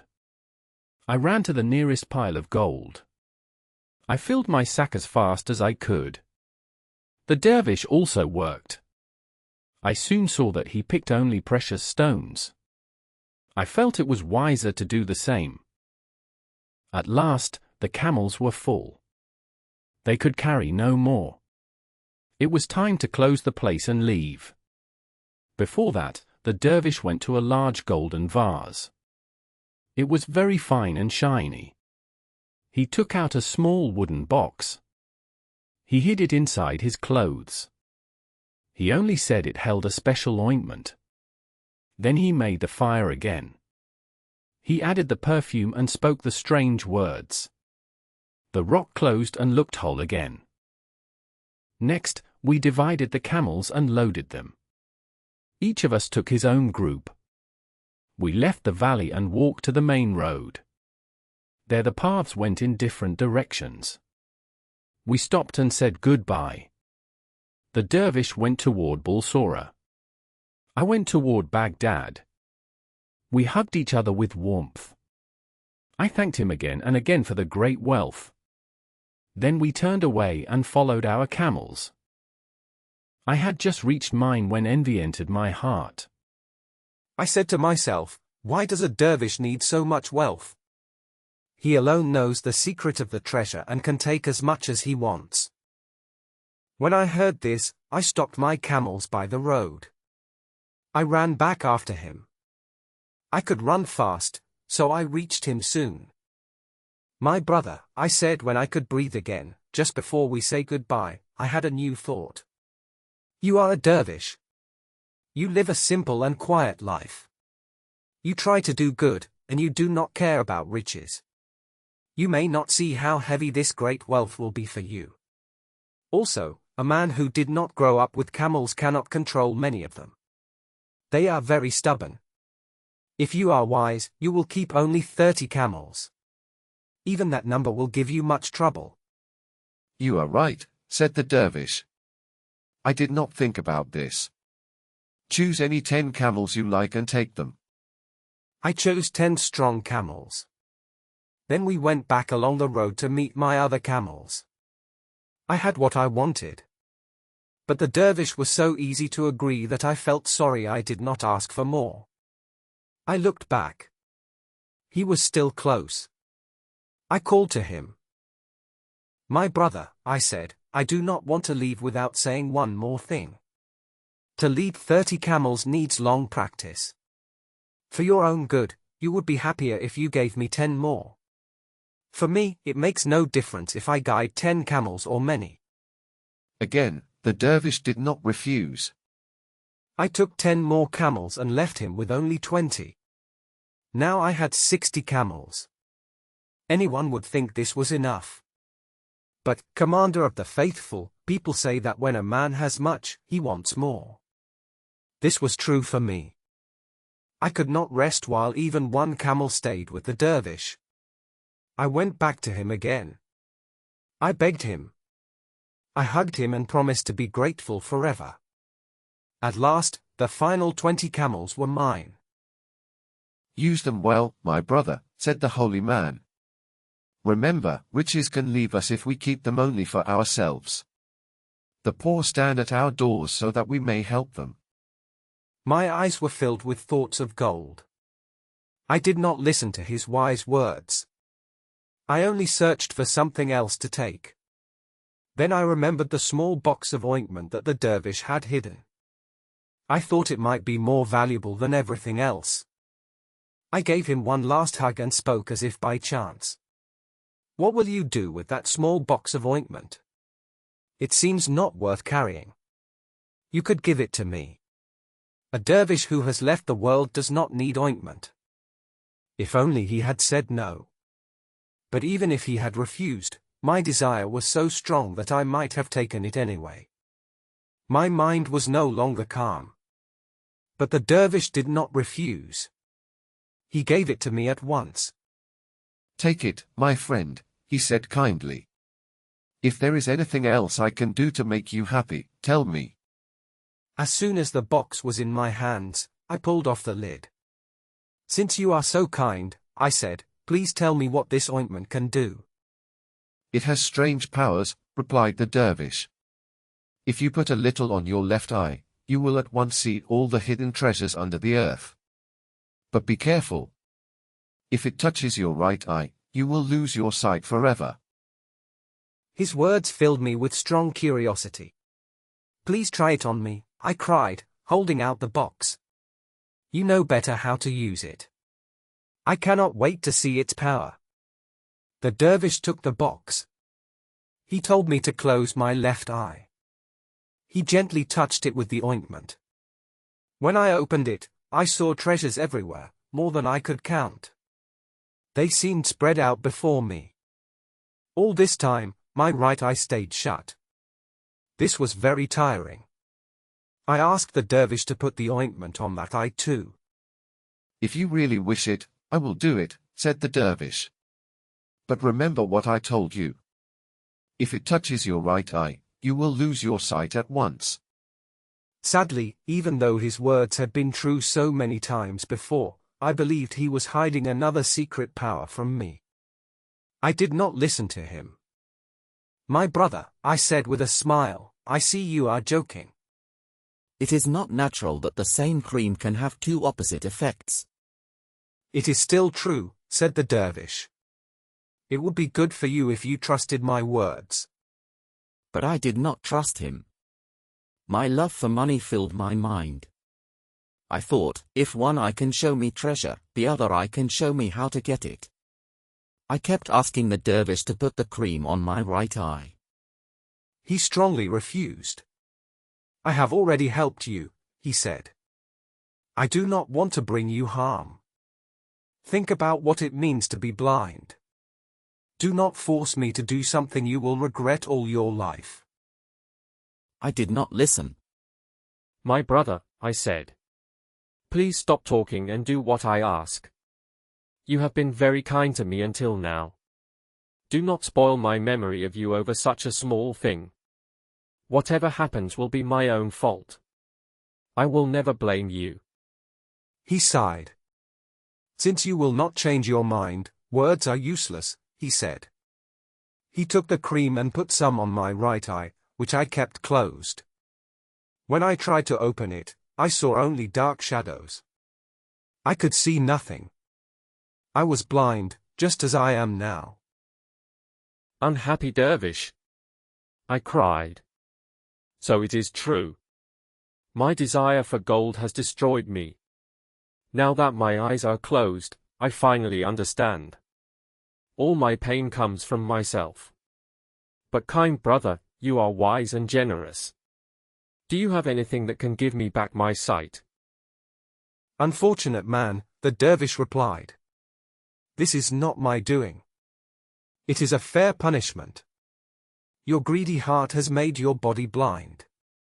Yes, I know many secrets, as you have seen. But I have no way to give you your sight again. You did not deserve the riches you received. Now they belong to me, and I will give them to people who are less greedy and more thankful. The dervish said nothing more and left me. I was full of shame and confusion. I could not move as I stood there. He gathered the 80 camels and went on his journey to Balsora. I begged him not to leave me. I asked him at least to take me near the road where caravans pass. He did not listen to my cries. I would have died from hunger and sadness if some traders had not passed by the next day. They kindly took me back to Baghdad. In one moment I changed from a rich man to a beggar. From that time until now, I have lived only on money that people give me. To make up for my sin of greed, which ruined me, I ask each person who passes to give me a light hit. Commander of the faithful, this is my story. When the blind man finished, the Caliph spoke to him. Baba Abdallah, your sin was great, but you have suffered enough. From now on, repent quietly. I will make sure you receive enough money each day for your needs. At these words, Baba Abdallah threw himself at the Caliph's feet. He prayed that honor and happiness would stay with him forever. The Caliph, Harun al-Rashid, was pleased with the story of the blind man and the dervish. When it ended, he turned to the young man who had treated his horse badly and asked his name. The young man answered that his name was Sidi Numan. Sidi Numan, said the Caliph, I have seen horses trained all my life. I have trained them myself. But I have never seen a horse treated in such a harsh way as you did yesterday. Everyone who watched was angry and spoke against you. I myself was so upset that I almost revealed who I was and stopped you at once. Still, you do not seem like a cruel man. I want to believe you had a reason for your actions. I am told this is not the first time. People say that every day you are seen pushing and hitting your horse. I want to know the real reason. Tell me everything and hide nothing. Sidi Newman's face changed color. He looked confused and afraid. He knew he could not escape. He fell down before the Caliph's throne and tried to speak, but no words came out. He stayed silent. The Caliph was used to quick answers, but he understood the young man's fear. He tried to calm him. Sidi Newman, he said, do not think of me as the Caliph. Think of me as a friend who wants to hear your story. If anything you say may upset me, do not be afraid. I forgive you before you begin. Speak now. Do not be afraid. Speak to me as to a man who knows you and cares for you. The Caliph spoke with great kindness. Sidi Newman felt calm again and began his story. Commander of the Faithful, he said, your presence is very great, and I feel small before you. Still, I will try to tell you everything. I am not a perfect man, but I am not cruel by nature. I do not enjoy breaking the law. I know that the way I treated my horse looks bad and gives a wrong example. But I did not act without a reason. I hope you will feel more pity for me than anger. Commander of the Faithful, I will not speak about my family. They are not important enough. My parents were careful people. They left me enough money to live well, but not in a rich or proud way. I had a simple life and no great wishes. I only wanted a wife who could love me as I loved her. But this joy was not meant for me. On the day after my wedding, my wife began to test my patience in many painful ways. In our land, a man marries without seeing his wife before the wedding. Because of this, he cannot complain unless his wife is truly ugly or badly formed. Even then, kind behavior and good manners can hide many faults. When my wife was brought to my house with the usual customs, I saw her face for the first time. I was very happy. She was as beautiful as people had said. I felt full of hope. I believed my life would be happy. The next day, a fine dinner was prepared for us. My wife did not come to the table. I asked a servant to call her. She still did not come. I waited for some time and felt uneasy. At last, she entered the room and sat down with me. Plates of rice were placed before us. I ate my rice with a spoon, as anyone would. Then I saw something strange. My wife did not use a spoon. She took a small box from her pocket. From it, she took a long pin. With this pin, she lifted the rice one grain at a time and put it into her mouth. I was very surprised. I said, Amina, do you eat rice like this at home? Is your hunger so small? Or are you counting the grains so you will not eat too much? If you are trying to save money, do not worry. We have enough for all our needs. Please eat freely and do not hold yourself back. I spoke to her with care and warmth. I expected a friendly answer. But Amina said nothing. She went on eating in the same slow way. The time between each grain became longer. She did not taste the other dishes. Now and then, she put a tiny piece of bread into her mouth. It was so small that even a small bird would not be full with it.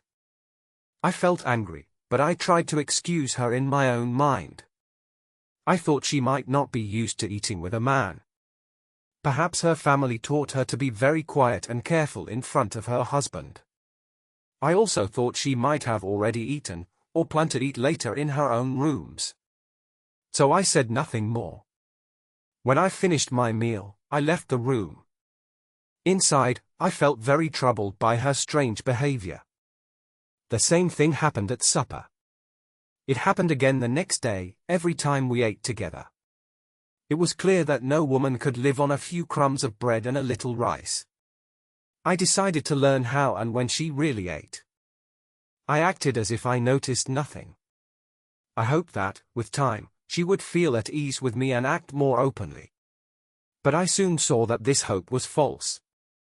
One night, I lay in bed with my eyes closed. I seemed to be asleep.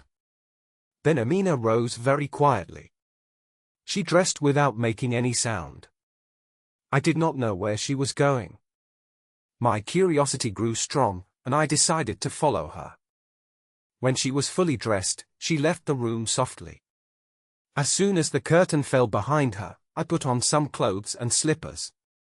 I looked through a small window that faced the yard. I saw her going out through the street door. She left it open with care. The moon was bright, and I could see her clearly. I followed her without trouble.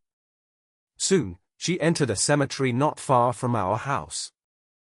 I hid under the shadow of the wall. I bent down and stayed very still. Soon after, I saw my wife coming. She was not alone. She walked with a ghoul, a dark creature that lives in empty places. These creatures attack travelers when they are alone. If they find no living people, they go to graveyards and eat dead bodies. When I saw my wife with this ugly female ghoul, I felt deep fear. I could not move. They passed close to me and did not see me. They began to dig up a body that was buried that same day. Then they sat by the grave. They ate together and spoke calmly. I was too far away to hear their words. When they finished, they put the body back into the grave. They covered it with earth again. I did not try to stop them. I went back to the house quickly. I left the door open, just as before. Then I went to bed and pretended to sleep. After a short time, Amina came back quietly. She took off her clothes and went into bed. She seemed pleased with herself and her secret trip. After seeing this, I could not sleep for a long time. When I heard the call to prayer, I got dressed and went to the mosque. But prayer did not calm my heart. I could not face my wife yet. I needed to decide what to do about her. I spent the morning walking from one garden to another. I thought about many plans. I thought about using force, but I did not want to hurt her. I felt that kindness might work better. Feeling a little calmer, I went home around dinner time. When I arrived, Amina ordered dinner. We sat down together. As usual, she only ate a few grains of rice. I decided to speak at once. Amina, I said softly, you must know how surprised I was after our wedding. You refused to eat and acted very strangely. Many husbands would feel hurt. But I was patient. I tried to please you with good food. Still, you would not eat. Tell me, Amina, are there foods you enjoy more than rice, foods as sweet as the flesh of a dead body? As soon as I said this, Amina understood that I had followed her to the graveyard. She became wildly angry. Her face turned dark. Her eyes opened wide. She shook with rage. I watched her in fear. I did not know what she would do. She grabbed a bowl of water. She put her hand inside and whispered words I could not hear. you foolish man. This is your punishment. Become a dog. At once, I knew I was no longer human. I felt shocked and confused. I did not even think to run. I stood still. Amina picked up a stick and began to hit me hard. The pain woke me from my fear. I ran into the yard. Amina chased me and tried to strike me again. At last she stopped. She opened the gate to the street. She wanted to trap me there. I saw her plan. I ran at the right moment and slipped through. Only the tip of my tail was hurt when the gate closed. I was free, but my tail hurt badly. I cried loudly as I ran through the streets. Other dogs heard me and attacked me. To escape them, I ran into a small food shop where meat was sold. At first, the shop owner was kind. He chased the other dogs away. I hid in the darkest corner and stayed there quietly. I was safe for a short time, but I could not stay long with this man. He believed that dogs were dirty animals, and he thought no amount of water could clean them. After my enemies left the area, he tried to pull me out of my corner. He wanted to push me into the street. I did not come out. I stayed in my small space and slept all night. I needed this rest very much after the pain Amina caused me. I will not speak much about my sad thoughts during this change, but the next morning is important. My host went out early to buy food for his shop. He came back carrying sheep heads, tongues, and feet. This was his work for the day. The smell of meat brought many hungry dogs to the door. They stood there and asked for food. I came out and stood with them. Even though he did not like dogs, the man was kind. He knew I had not eaten since the day before. He gave me bigger and better pieces than the other dogs. After I finished eating, I tried to go back into the shop. He did not allow this. He stood at the door with a strong stick and blocked my way. I understood I must leave. I walked away to find another home. A short distance away, I saw a baker's shop. The baker looked cheerful and friendly. He was eating his breakfast. I did not show hunger, but he still threw me a piece of bread.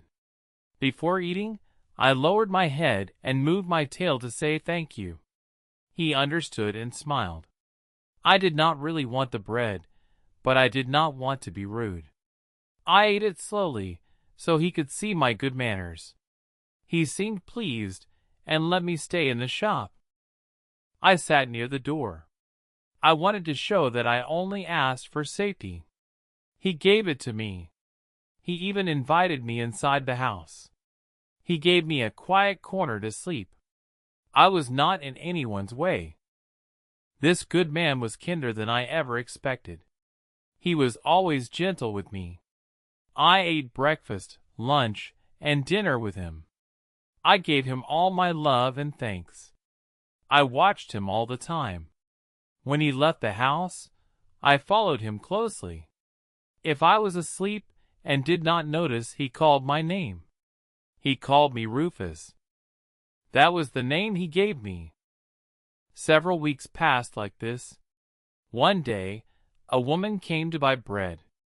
She put down several coins. One coin was bad. The baker saw this and refused it. He asked for another coin. The woman said the coin was good and would not take it back. The baker did not agree. This coin is so bad that even my dog would know. Rufus, Rufus. When I heard him, I jumped onto the counter. The baker put the coins in front of me. Find the bad coin. I looked at each one. Then I put my paw on the false coin. I looked at my master to show him.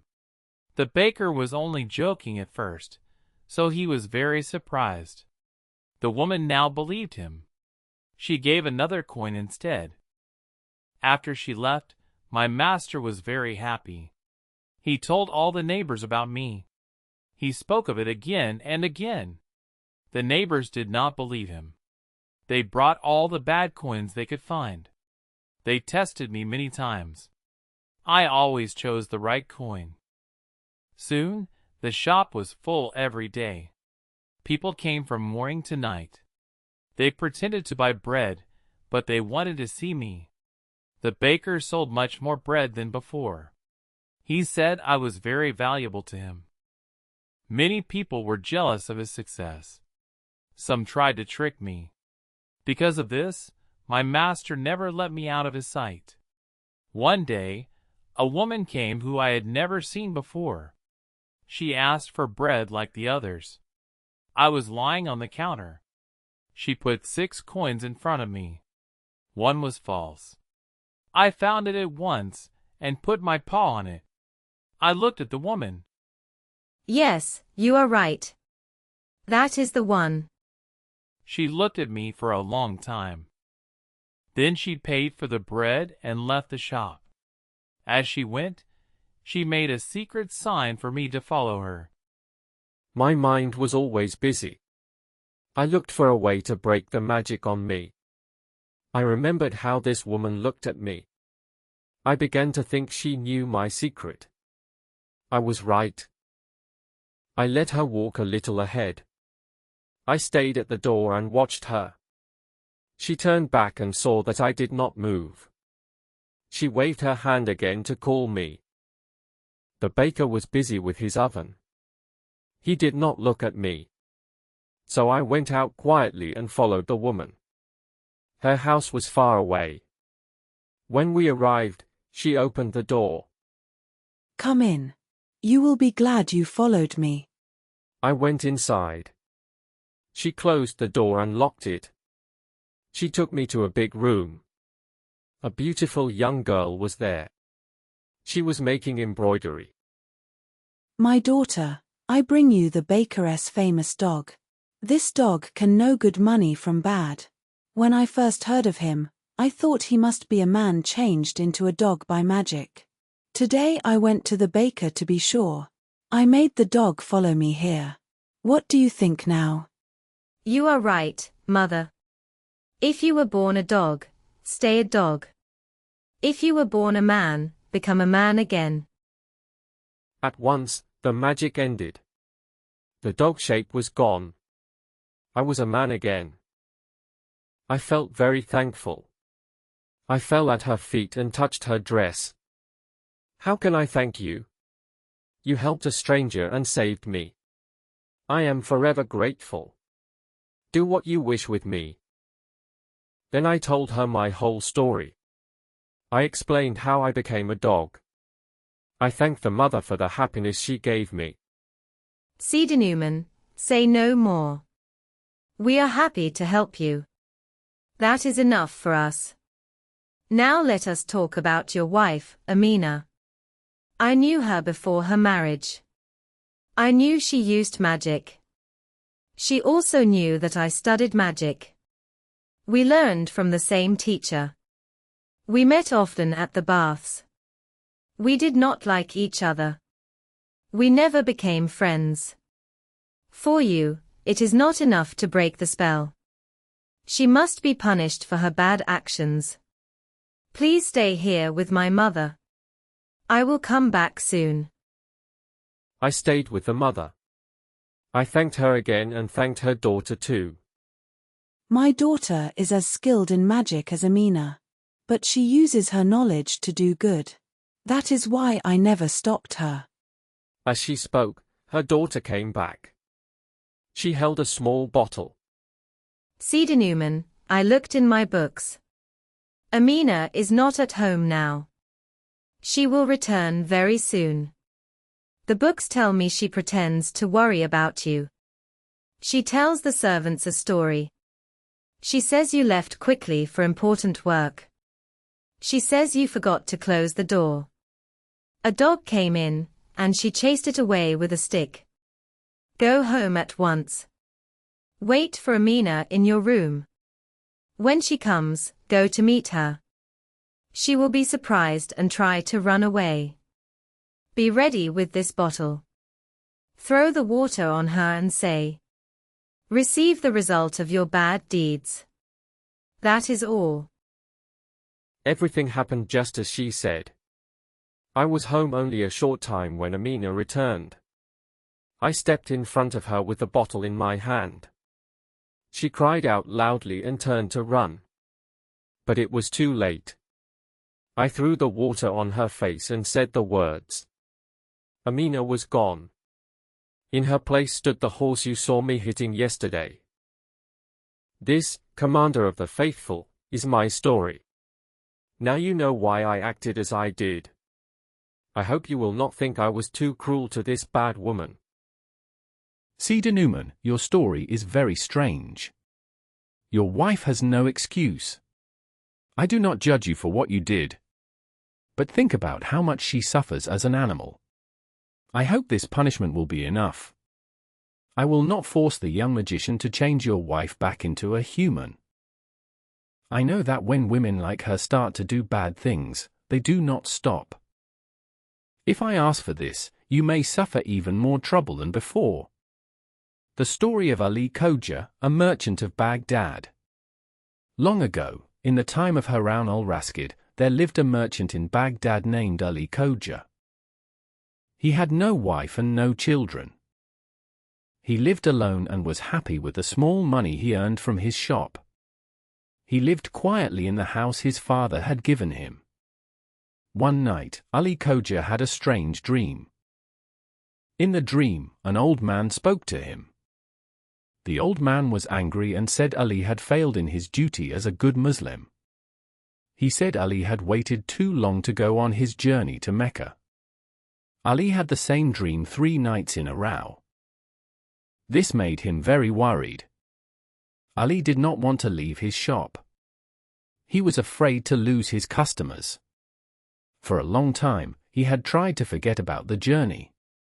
Instead, he did many good deeds to calm his mind. But after the dreams, he felt sure they were a warning. At last, he decided he must go and not wait anymore. First, Ali sold all the furniture in his house. He also sold the goods in his shop, except for a few things he could sell while traveling. He sold the shop too. He found someone to rent his house easily. But one problem remained. He had 1,000 gold coins. He did not know how to keep them safe while he was away. After thinking carefully, Ali made a plan. He took a large vase. He put the gold coins at the bottom.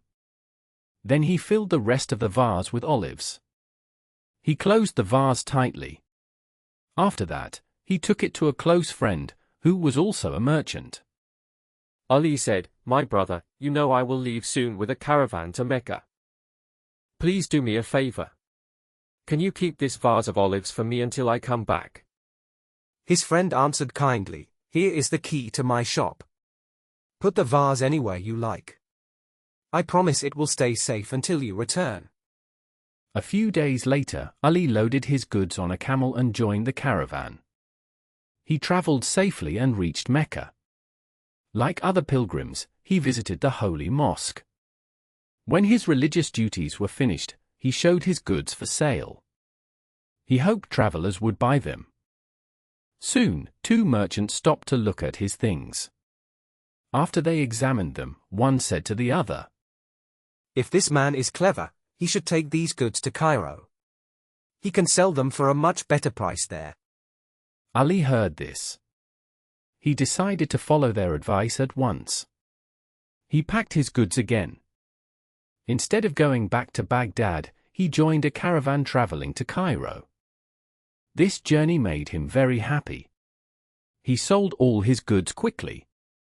Then he bought many interesting Egyptian items. He planned to sell them later in Damascus. But the caravan to Damascus would not leave for 6 weeks. During this time, Ali visited the pyramids and several towns near the river Nile. When Ali reached Damascus, he loved the city very much. He stayed longer than he planned. But in the end, he remembered his home in Baghdad. He decided to return by way of Aleppo. After crossing the Euphrates River, he planned to follow the Tigris River. However, when Ali reached Mosul, he met some Persian merchants. He became good friends with them. They asked him to travel with them to their country and even to India. Ali agreed. Because of this, 7 years passed since he had left Baghdad. During all this time, the friend who kept the vase of olives never thought about Ali or the vase. Only 1 month before Ali returned did he remember it. This happened when his wife said one day that she had not eaten olives for a long time and wanted some. Her husband said, "That reminds me. Before Ali Khoja went to Mecca 7 years ago, he left a vase of olives with me. By now, he must be dead. There is no reason we cannot eat the olives. Bring me a light, and I will get the vase and taste them." His wife answered, "My husband, please do not do such a bad thing. Even if 7 years have passed, Ali may still be alive. He could return any day. How terrible it would be to admit that you broke your promise and opened the vase. Do not listen to my foolish wish. I do not want olives anymore. They are probably not good now. I feel that Ali Khoja will return soon. What would he think of you then?" "Please stop," she said. "I beg you." But the merchant did not listen to her wise advice. He took a lamp and a bowl, then went into his shop. "If you do not change your mind, I cannot stop you," she said. "But do not blame me if something bad happens." The merchant opened the jar. The olives on top were bad. He wanted to check the olives under them. So he shook some olives into the bowl. As they fell out, a few gold coins fell out too. When he saw the gold, his desire grew strong. He looked deeper into the jar. He saw that the bottom was full of gold coins. He put the olives back and went to his wife. "My wife," he said, "you were right. The olives are bad. I closed the jar again very well. Ali Khoja will never know that I opened it." "You should have trusted me," his wife said.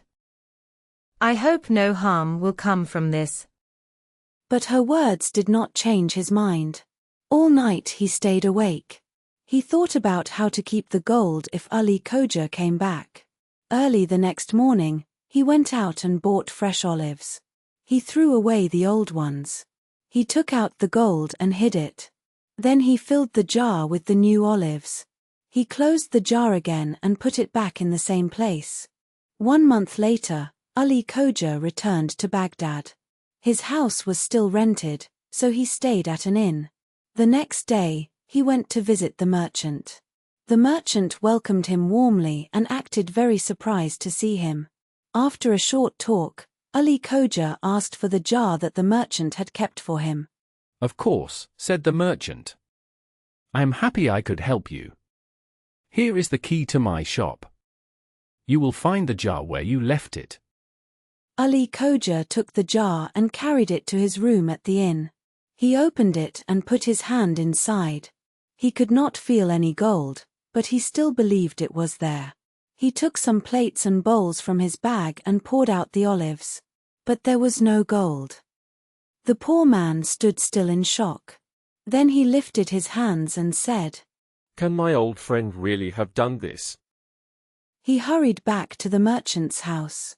"My friend," he said, "you may be surprised to see me again. I cannot find the 1,000 gold coins that I put at the bottom of the jar under the olives.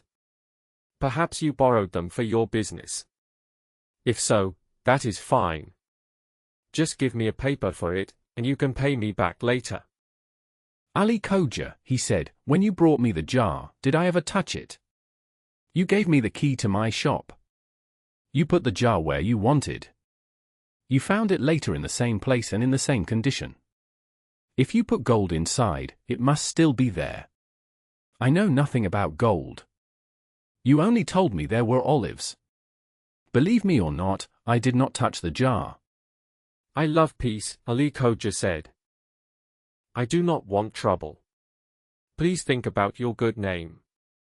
I will be very sad if I must ask the law for help." "Ali Khoja," the merchant replied, "you say you gave me a jar of olives. You took it back yourself. Now you say it had 1,000 gold coins, and I must give them to you. You never spoke of gold before. I did not even know what was inside the jar. You never showed me the olives. You might as well ask for pearls or diamonds. Please go away before a crowd gathers." By this time, people in the street and nearby shop owners had stopped to listen. They tried to calm the situation. After the merchant's last words, Ali Khoja decided to tell everyone the whole story. He spoke until the end. Then they asked the merchant to speak. The merchant said he had kept the jar, but he said he never touched it. He said he only knew what Ali Khoja had told him. He asked them all to see how he was being treated unfairly.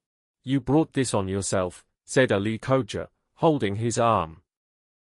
Since you ask for the law, you shall have the law. Let us see if you will be brave enough to tell your story again in front of the Qadi. The merchant was a good Muslim, and he could not refuse the choice of a judge. So he agreed, confident and calm. Very well, he said to Ali Khoja. I am happy with this. Soon we will see who is right. The two men went to see the Qadi. Ali Khoja told his story again. The Qadi asked him if he had any witnesses. Ali Khoja said that he did not. He said he trusted the man because he was his friend. He also said the man had always been honest before.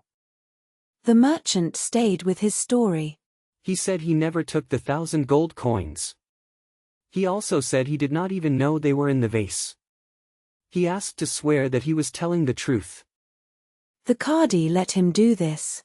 Then the Qadi said the merchant was not guilty. Ali Khoja was very angry. He felt great pain from this loss. He said the judgment was wrong. He said he would speak to the Caliph, Harun al-Rashid. But the Qadi did not listen to him. He believed his decision was fair. After the judgment, the merchant went home feeling proud and happy. Ali Khoja went back to his inn. There, he wrote a request to the Caliph. The next morning, he stood by the road. This was the road the Caliph used after midday prayer. Ali Khoja held out his paper to an officer who walked in front of the Caliph. This officer collected such papers and gave them to the Caliph in the palace. In the palace, Harun al-Rashid read the papers with care. Ali Khoja knew this custom, so he followed the Caliph into the public hall and waited. After some time, the officer came back. He told Ali Khoja that the Caliph had read his request. The Caliph would see him the next morning. The officer then asked for the merchant's address so he could come too. That same evening, the Caliph went out into the city. He went with his Grand Vizier Giafar and Mesrawa, the chief servant. They wore simple clothes, as they often did, to walk freely in the streets. As they walked down a street, the Caliph heard loud voices. He looked through a door into a small yard. He saw 10 or 12 children playing under the moon. He stood in a dark place and watched them. Let us play the Qadi, said the cleverest boy. I will be the Qadi. Bring Ali Khoja to me, and the merchant who took his 1,000 gold coins. These words made the Caliph remember the paper he had read that morning. He stayed and watched with interest. The other children were very happy with this idea. They had heard many people talk about this case. They quickly chose their parts. The child Qadi sat down with a serious face. Another child brought in Ali Khoja first, and then the merchant. Ali Khoja bowed low. He told his story step by step. He finished by asking the Qadi not to let him lose so much money. The child Qadi listened carefully. Then he turned to the merchant. He asked why the merchant did not give back the money to Ali Khoja. The false merchant repeated the same words the real merchant had used before the Qadi of Baghdad. He also said he was ready to swear that he spoke the truth. Wait a moment, said the child Qadi. Before any oath, I want to see the vase with the olives. Ali Khoja, do you have the vase with you? When he heard that Ali Khoja did not, he said, Go and bring it to me. Ali Khoja stepped away for a moment. Then he acted as if he put a vase at the Qadi's feet. He said it was his vase. He said he had given it to the merchant to keep safe. To be fair, the Qadi asked the merchant if this was the same vase. The merchant said nothing, which showed that he agreed. The Qadi ordered the vase to be opened. Ali Khoja acted as if he lifted the lid. The child Qadi acted as if he looked inside. What fine olives, he said. I want to taste one. He pretended to eat one. They taste very good. But this seems strange. Olives that are 7 years old should not be so good. Bring some olive sellers here. We will hear what they say. 2 children came forward and played the olive sellers. The Qadi spoke to them. Tell me, he said. How long can olives stay good to eat? My lord, they answered. Even with great care, olives do not last more than 3 years. After that, they lose taste and color. People throw them away. If that is true, said the child Qadi. Look at these olives. Tell me how long they have been in this vase. The olive sellers acted as if they checked the olives and tasted them. Then they told the Qadi that the olives were fresh and good. You are wrong, he said. Ali Khoja says he put them in that vase 7 years ago. My lord, answered the olive sellers, we are sure these olives are from this year. You can ask all the olive sellers in Baghdad. None of them will say something different. The accused merchant tried to speak. He opened his mouth to defend himself. But the Qadi stopped him at once. Be quiet, he said. You are a thief. Take him away and punish him. So the game finished. The children clapped their hands and laughed. They pretended to lead the guilty man away. Harun al-Rashid was very surprised. He was amazed by the wisdom of the boy. The child had given a very clever judgment. This was the same case the Caliph would hear the next day. Is there any other possible judgment? He asked the Grand Vizier. I cannot think of a better one, answered the Grand Vizier. He was also very impressed. If the facts are really true, the Grand Vizier added, Your Highness can only do the same as this boy. You should use his way of thinking and reach the same decision. Then remember this house well, said the Caliph. Bring the boy to me tomorrow. I want him to judge the case in front of me. Also call the Qadi so he can learn his duty from a child. Tell Ali Khoja to bring his vase of olives. Make sure 2 olive sellers are there too. After that, the Caliph returned to the palace. Early the next morning, the Grand Vizier went back to the house where the children had been playing. He asked to see the mother and her children. 3 boys came out. The Grand Vizier asked which boy had played the part of the Qadi the night before. The oldest and tallest boy turned pale and said it was him. His mother became very afraid. The Grand Vizier said he had clear orders to take the boy to the Caliph. Does he want to take my son away from me? Cried the poor woman. The Grand Vizier quickly tried to calm her. He told her the boy would return in 1 hour. He said she would be happy when she knew the reason. So she dressed her son in his best clothes. Then the Grand Vizier and the boy left the house. When the Grand Vizier brought the child to the Caliph, the boy felt shy and nervous. The Caliph kindly explained why he had called him. Come closer, my son, he said. I believe you judged the case of Ali Khoja and the merchant last night. I heard you by chance. I was very pleased with how you did it. Today you will see the real Ali Khoja and the real merchant. Sit here next to me. The Caliph sat on his throne, with the boy beside him. Then the 2 men in the case were brought in. One by one, they bowed low and touched the carpet in front of the throne. When they stood up, the Caliph said, Now speak. This child will give you justice. If more is needed, I will decide myself. Ali Khoja spoke first. Then the merchant spoke. When the merchant offered to swear the same oath he had sworn before the Qadi, the boy stopped him. He said that first he must see the vase of olives. Ali Khoja then gave the vase to the Caliph and opened it. The Caliph took 1 olive and tasted it. He asked the expert sellers to taste them too. They said the olives were good and fresh from this year. The boy told them that Ali Khoja said the olives had been in the vase for 7 years. The sellers gave the same answer as before. By this time, the accused merchant knew he would be found guilty. He tried to say something to defend himself. He looked at the Caliph and said, "Commander of the faithful, this is not a game now. It is for you to give the punishment, not for me." The Caliph was now sure the man was a thief. He ordered the guards to take him away and deal with him according to the law. The man confessed his crime. He also told them where he had hidden Ali Khoja's money. The Caliph told the Qadi to learn how to give justice from a child.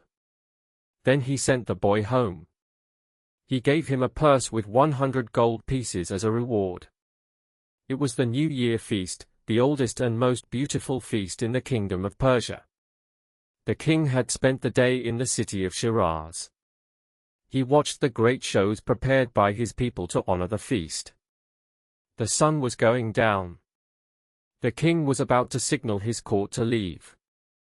At that moment, an Indian man came before the throne. He led a horse with rich decorations. The horse looked exactly like a real one in every way. "Sire," the man said as he bowed low before the king, "I know I come very late. Still, I am sure that nothing you saw today is as wonderful as this horse, if you look at him."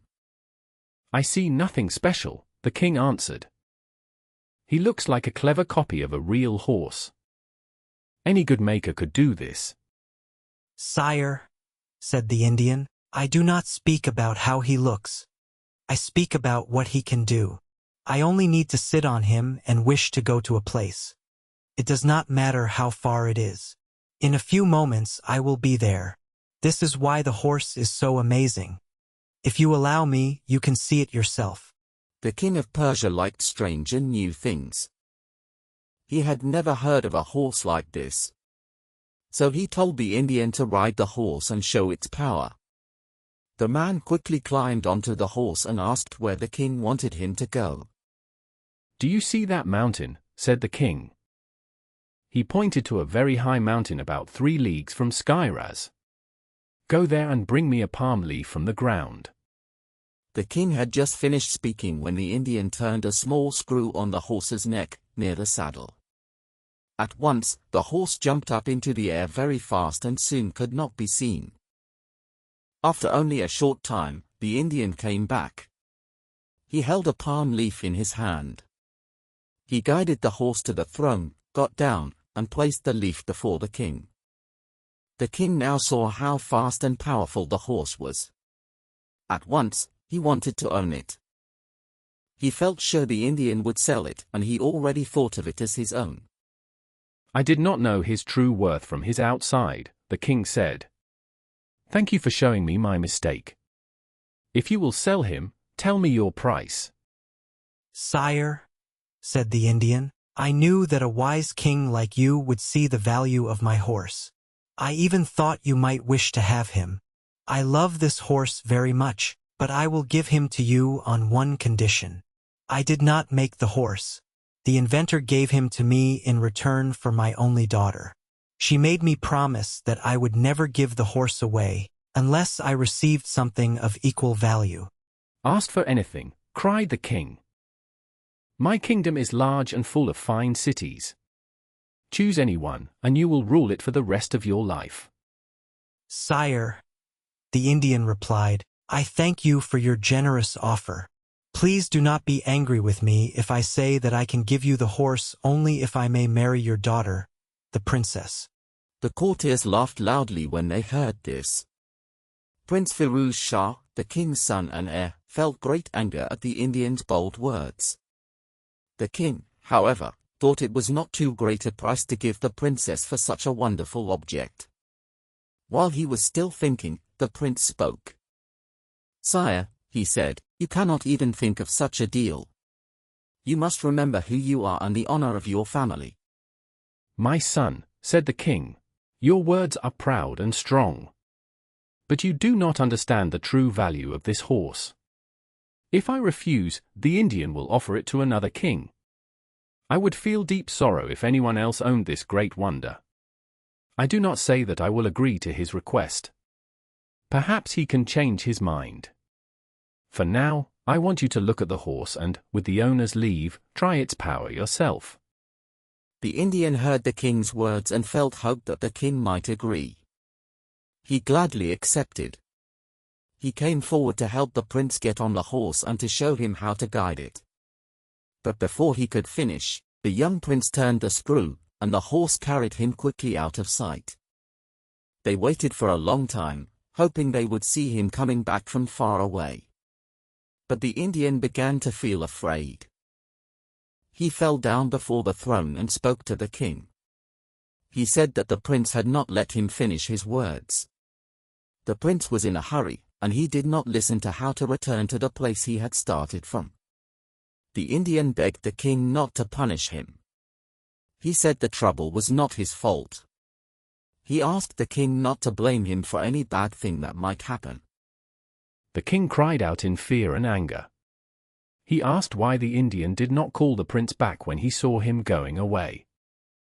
The Indian answered the king. He said the prince had moved very fast. He was gone before the Indian could speak. Then the Indian said they must hope the prince would see and turn another screw. This would make the horse go back down to the ground. The king asked what would happen if the prince did turn the screw. He feared the horse might go straight into the sea. He feared the prince might fall on rocks. The Indian told the king not to worry. He said the horse could travel over the sea. It could take its rider anywhere he wished. The king said the Indian would pay if the prince did not return.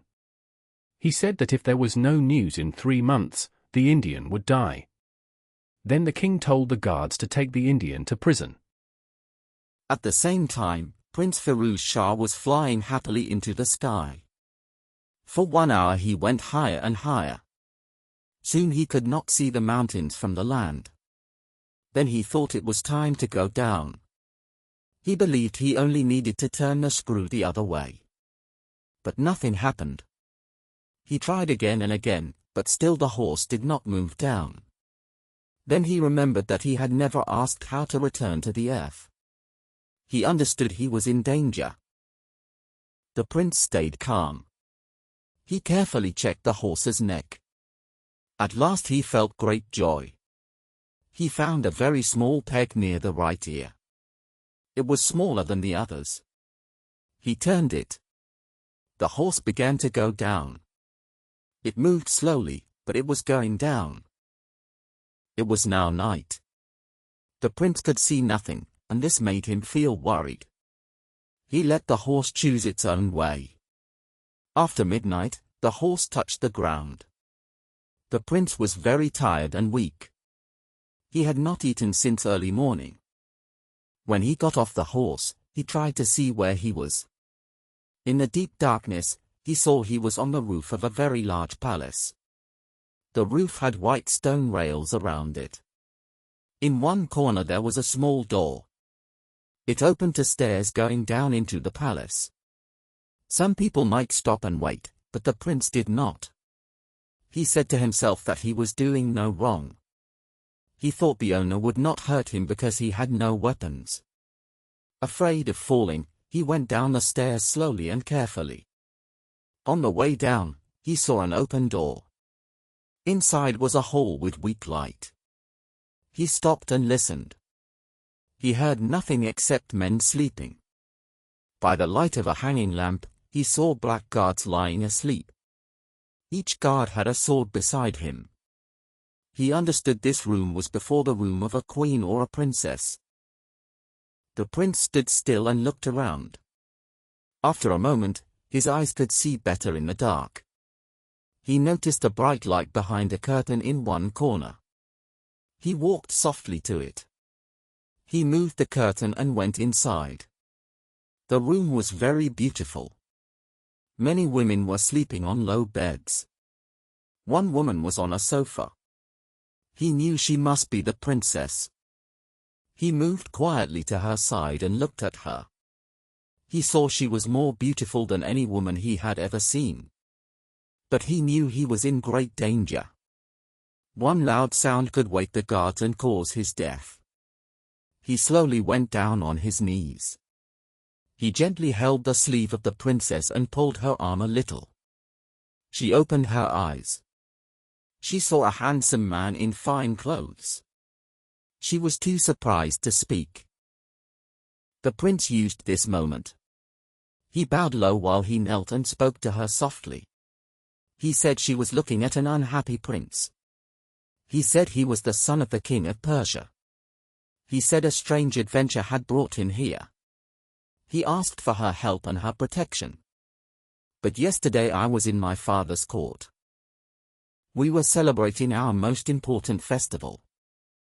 Today I am in a land I do not know. My life is in danger. The princess who heard Prince Firuz Shah was the oldest daughter of the king of Bengal. She was resting in a palace her father built for her, a short distance from the capital. She listened with care to his story. Then she spoke kindly. Prince, do not worry. In Bengal, we welcome strangers and help people in need. You will be safe here. I give you my promise. The prince was ready to thank her. She stopped him and spoke again. I wish to know how you came here so fast. But you must be weak and hungry. I will ask my women to take you to one of my rooms. You will have supper there and can rest. By this time, all the princess's women were awake. They had heard everything. At a sign from their lady, they stood up and dressed quickly. They took some candles and led the prince to a large, high room. 2 of them made his bed. The others went to the kitchen. Soon they came back with many kinds of food. They showed him cupboards full of clothes and clean linen. Then they left him alone. While they were gone, the princess of Bengal could not sleep. She was deeply impressed by the prince's beauty. She lay awake and thought of him. When her women returned, she asked them at once if the prince had everything he needed. She also asked what they thought of him. Madam, we cannot know what you feel. But we think you would be lucky if your father allowed you to marry such a kind and pleasing man. There is no one like him in the court of Bengal. These words pleased the princess. But she did not want to show her feelings. You talk too much. Go back to bed and let me sleep. The next morning, when she dressed, her maids noticed something new. The princess was very careful about her appearance. This was not her usual way. She asked them to fix her hair again and again. If the prince did not dislike me when he saw me before, how much more will he admire me when I am fully dressed? She put the biggest and brightest diamonds in her hair. She also wore a necklace, bracelets, and a belt, all with precious stones. Over her shoulders, her ladies placed a robe made from the finest cloth in all the Indies. Only the royal family could wear such a robe. When she was ready, she sent a message to ask if the Prince of Persia was awake. She wished to visit him. When the messenger entered his room, Prince Firuz Shah was about to leave it. He wanted to ask if he could greet the princess. When he heard her wish, he stopped at once. Her wish is my command. I am here to follow her orders. A few moments later, the princess came in. They greeted each other with polite words. She sat down on a sofa and explained why she had not received him in her own rooms. If I had done so, the chief officer might have come in at any time. He has the right to enter when he wishes. But he cannot come here. I want to hear your story without anyone disturbing us. That is why I came here. Please begin at once. So the prince began from the start. He told her about the festival of Nedruz in Persia. He spoke of the great shows and celebrations. When he spoke of the magic horse, the princess was amazed. I could never have imagined anything so strange. Then you will understand my father's wish. He loves rare and curious things. He wanted very much to own the horse. He asked the Indian man what price he wanted. The man's answer was foolish. He asked for my sister's hand in marriage. Everyone laughed at him. I was very angry. But to my great sorrow, my father did not refuse at once. I tried to speak against it, but he would not listen. He only asked me to look at the horse. He wanted me to understand how valuable it was. To make my father happy, I got on the horse. I did not wait for advice from the Indian man. I turned the peg as I had seen him do. At once, the horse flew up into the air. It moved faster than an arrow. I felt I was going too close to the sky. I feared I might hit my head on it. I could see nothing below me. For a long time, I felt lost and afraid. I did not even know which way I was going. When the light began to fade, I found another screw. I turned it, and the horse slowly went down toward the ground. I could only trust luck and wait. It was after midnight when I landed on the roof of this palace. I went down a small stair. I walked toward a light I saw through an open door. I looked inside very carefully. I saw the eunuch sleeping on the floor. I knew this was dangerous, but I had no choice. I passed the guards quietly. I reached the curtain at your door. The rest, Princess, you already know. I only wish to thank you for your kindness. I will always remember it. By the rules between nations, I belong to you. I have only my heart to give. But can I say it is mine? No, madam. My heart was yours from the first moment I saw you. The way he spoke made his feelings very clear. The princess could not doubt him. She felt shy, and her face turned red, which made her look even more beautiful. When she could speak, she answered. Prince, your words give me great joy. I listened carefully to all your ADV. He answered at once and spoke with care. Princess, I thank you very much for your kind offer. I would accept it now, but I cannot forget my father. He is the king, and he must be very worried about me. He loves me greatly, and I know he is very sad because I am gone. If I stay away longer, I will hurt him. I must return to him as soon as I can. If I do not do this, I would feel very guilty. I fear my absence may make him very ill with sadness. But after I follow my duty, the prince continued, I will count every moment until I can come back to you. With your kind permission, I will come again, not as a traveler, but as a prince. I will ask the king of Bengal for your hand in marriage. My father has always said I am free to choose my wife. I am sure that when I tell him about your kindness and goodness, he will agree with my wish. The Princess of Bengal was wise and understood his words. She accepted his reasons. Still, she felt troubled when she heard that he wanted to leave at once. She feared that after he left, his feelings for her might slowly disappear. So she tried once more to keep him near her. She told him that she fully understood his wish to see his father. Then she asked him to stay only 1 or 2 more days. The prince could not refuse such a polite request. The princess then planned many kinds of fun for him. She arranged dances, shows, and hunts. She loved hunting very much, as long as it was safe. Time passed quickly. 2 months went by, and they hardly noticed it. At last, one day, the prince spoke seriously. He said he could no longer forget his duty. He asked her not to stop him anymore. At the same time, he promised to return as soon as possible. He said he would come back with great honor, fit for both of them. Princess, he added, perhaps you think I am like those men who forget their love when they go away. If you think so, you do me wrong. If I were not afraid of troubling you, I would ask you to come with me now. I can only be truly happy when I am with you. At the court of Persia, you will be welcomed warmly, as you deserve. As for the king of Bengal, if he truly cares for you as you say, he will surely agree to our marriage." The princess could not find words to answer him. She stayed silent and looked down.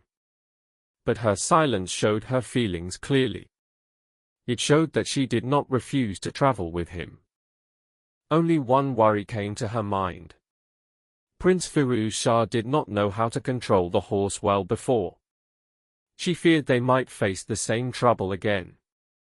But the prince spoke to her gently and calmed her fears. Soon she thought only about how to leave the palace in secret, so that no one would notice. Everything was arranged. Early the next morning, while the whole palace was asleep, she quietly went up to the roof. The prince was already there. The horse stood ready, facing Persia. The prince climbed on first and helped the princess sit behind him. She held his belt tightly.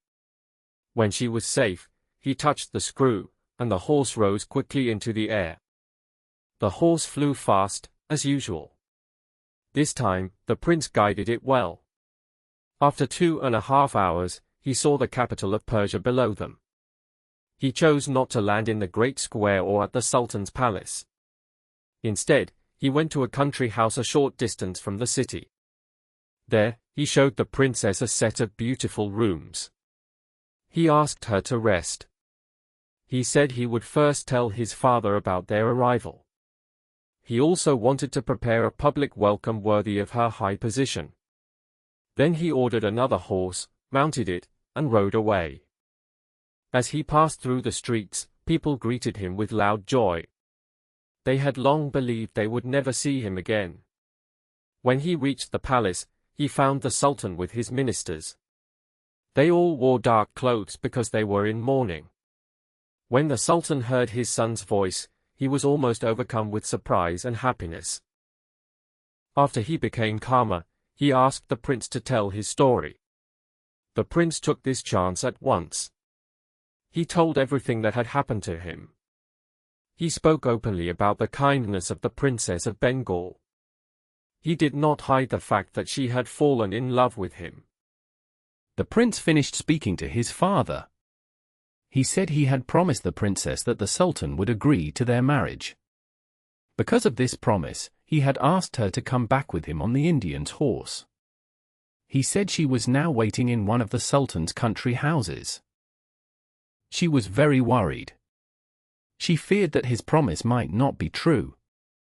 The prince moved to kneel before the Sultan. But his father stopped him and hugged him again. The Sultan spoke with joy. He said he was happy to agree to the marriage with the Princess of Bengal. He said he would go himself to see her. He wanted to thank her for helping his son. He said he would bring her back to the palace. He also said the wedding would happen the same day. Then the Sultan gave many orders. He told the people to stop wearing clothes of sadness. He asked for music with drums, trumpets, and cymbals. He also ordered that the Indian be taken out of prison and brought to him. The guards brought the Indian before the Sultan. The Sultan spoke calmly. He said the Indian had been kept in prison in case the prince never returned. Now the prince was safe. So the Sultan told the Indian to take his horse and leave forever. The Indian quickly left the palace. Outside, he asked a man what had happened to the prince and where he had been. The man told him everything. He told him about the Princess of Bengal. She was waiting in the country house for the Sultan's answer. When the Indian heard this, he made a plan to get revenge for his time in prison. He went straight to the country house. He told the doorkeeper that the Sultan and the prince had sent him. He said he must take the princess on the magic horse back to the palace. The doorkeeper knew the Indian. He knew the man had been in prison before. But now he was free. So the doorkeeper believed his words. He took him to the princess. The princess heard that the Indian came from the prince. She trusted this and agreed to go with him. The Indian was very pleased. He got on the horse and helped the princess sit behind him. At that same moment, the prince was leaving the palace in the city. The Sultan and the whole court were following him to the country house. The Indian knew this. He flew the horse high over the city. He wanted his revenge to be fast and complete. When the Sultan saw the horse in the sky, he stopped in shock and fear. He shouted in anger. The Indian heard him but did not care. He knew no one could follow him. The Sultan was very angry and ashamed. But the prince felt even worse. He saw the woman he loved being carried away. He could not speak. He felt deep pain and regret. He blamed himself for not protecting her better.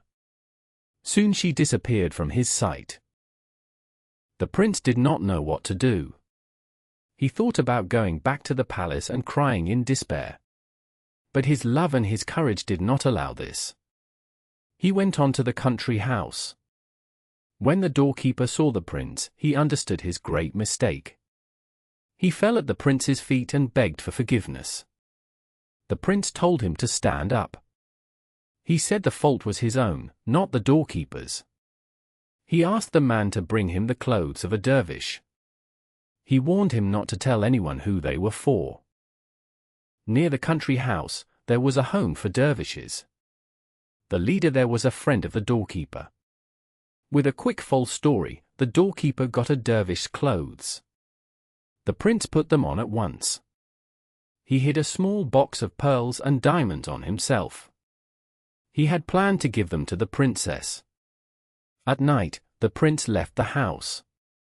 He did not know where to go. But he was sure of one thing. He would not return without her. Meanwhile, the Indian flew the horse toward another land. After some hours, they reached a forest near the capital of Kashmir. The Indian felt very hungry. He thought the princess might also be hungry. He brought the horse down to the ground. He left the princess in a cool, quiet place by a clear stream. At first, when the princess was alone, she thought about running away and hiding. But she had eaten very little since leaving Bengal. She felt too weak to go far. So she gave up the idea. When the Indian came back with different kinds of meat, she ate very fast. She was very hungry. After eating, she felt a little stronger. She answered his rude words with anger. He threatened her, and she jumped up. She shouted loudly for help. By good luck, a group of horsemen heard her cries. They rode over to see what was happening. The leader of the horsemen was the Sultan of Kashmir. He was coming back from hunting. "Who are you? And who is this woman?" She is my wife. No one should interfere. He is lying. He is a wicked magician. He has taken me away from the Prince of Persia, who was to be my husband. He brought me here on a magic horse. I wanted to say more, but... She began to cry and could not speak. The Sultan believed her. Her beauty and her noble manner showed she was telling the truth. He gave an order, and the Indian was put to death at once. The princess was safe from him, but new danger soon came. The Sultan ordered a horse for her and took her to his palace. He led her to a lovely room. He chose women servants to care for her and guards to watch over her. He did not wait for her thanks. "Rest now. Tell me your story tomorrow." The princess went to sleep. She felt hopeful. She thought the Sultan would feel pity when he heard her story. She believed he would send her back to the Prince of Persia at once. But she was wrong. When the Sultan left her the night before, he decided that she would become his wife before another sunset. At daybreak, people in the city heard loud music. Drums, trumpets, and other instruments filled the streets with sound. They were meant to bring joy. The Princess of Bengal woke up early because of the noise. She did not think it had anything to do with her. How is your health? The music is for our wedding. Prepare yourself for the ceremony. This news shocked her deeply. She felt great fear and fell down unconscious. The women servants rushed to help her. The Sultan also tried to wake her. For a long time, nothing worked. At last, she slowly opened her eyes. She knew she must not marry him. She wanted to stay true to the Prince of Persia. So she decided to pretend she was mad. She began to speak foolish words. She made strange movements with her hands and body. The Sultan watched her with sadness and surprise. When her strange behavior did not stop, he left her with the women. Take very good care of her. As the day went on, she acted even worse. By night, her behavior was wild and hard to control. Many days passed like this. At last, the Sultan decided to call all the doctors of his court. The doctors talked together about her condition. They said madness had many forms. They said they could not judge without seeing her. The Sultan ordered that they should enter her room one by one, each according to his rank. The princess expected this. She knew that if any doctor touched her pulse, he would know she was healthy. He would see she was only pretending. So when each doctor came near, she acted in a very fierce and frightening way. None of them dared to touch her. Some doctors said they were very clever. They claimed they could judge sickness just by looking. They gave her medicines to drink. She took them easily because she believed they would not harm her. When the Sultan saw that the palace doctors could not help her, he called doctors from the city. They also failed. Then he sent for famous doctors from other large towns. They could do nothing either. At last, he sent messengers to nearby states. They carried a full report of her madness. He promised to pay all costs for any doctor who would come. He also promised a rich reward to anyone who could cure her. After this announcement, many doctors from other countries came to Kashmir. They all hoped to help the princess. But none of them could make her well. The cure did not depend on their skill. It depended only on the princess herself. At this time, Prince Firuz Shah was traveling sadly from place to place. He felt lost and without hope. One day, he arrived in a large city in India. There he heard people talking about the Princess of Bengal. They said she had lost her reason on the day she was to marry the Sultan of Kashmir. When the prince heard this, he decided at once to go to Kashmir. When he reached the capital, he stayed at an inn. There he asked many questions about the story. When he understood everything, he knew he had found the princess he had searched for so long. He then began to plan how to help her and take her away. First, he got a long robe like a doctor's robe. He also kept the long beard he had grown on his travels. With this look, everyone would believe he was a doctor. He went quickly to the palace. There he met the chief usher. He said sorry for his bold action.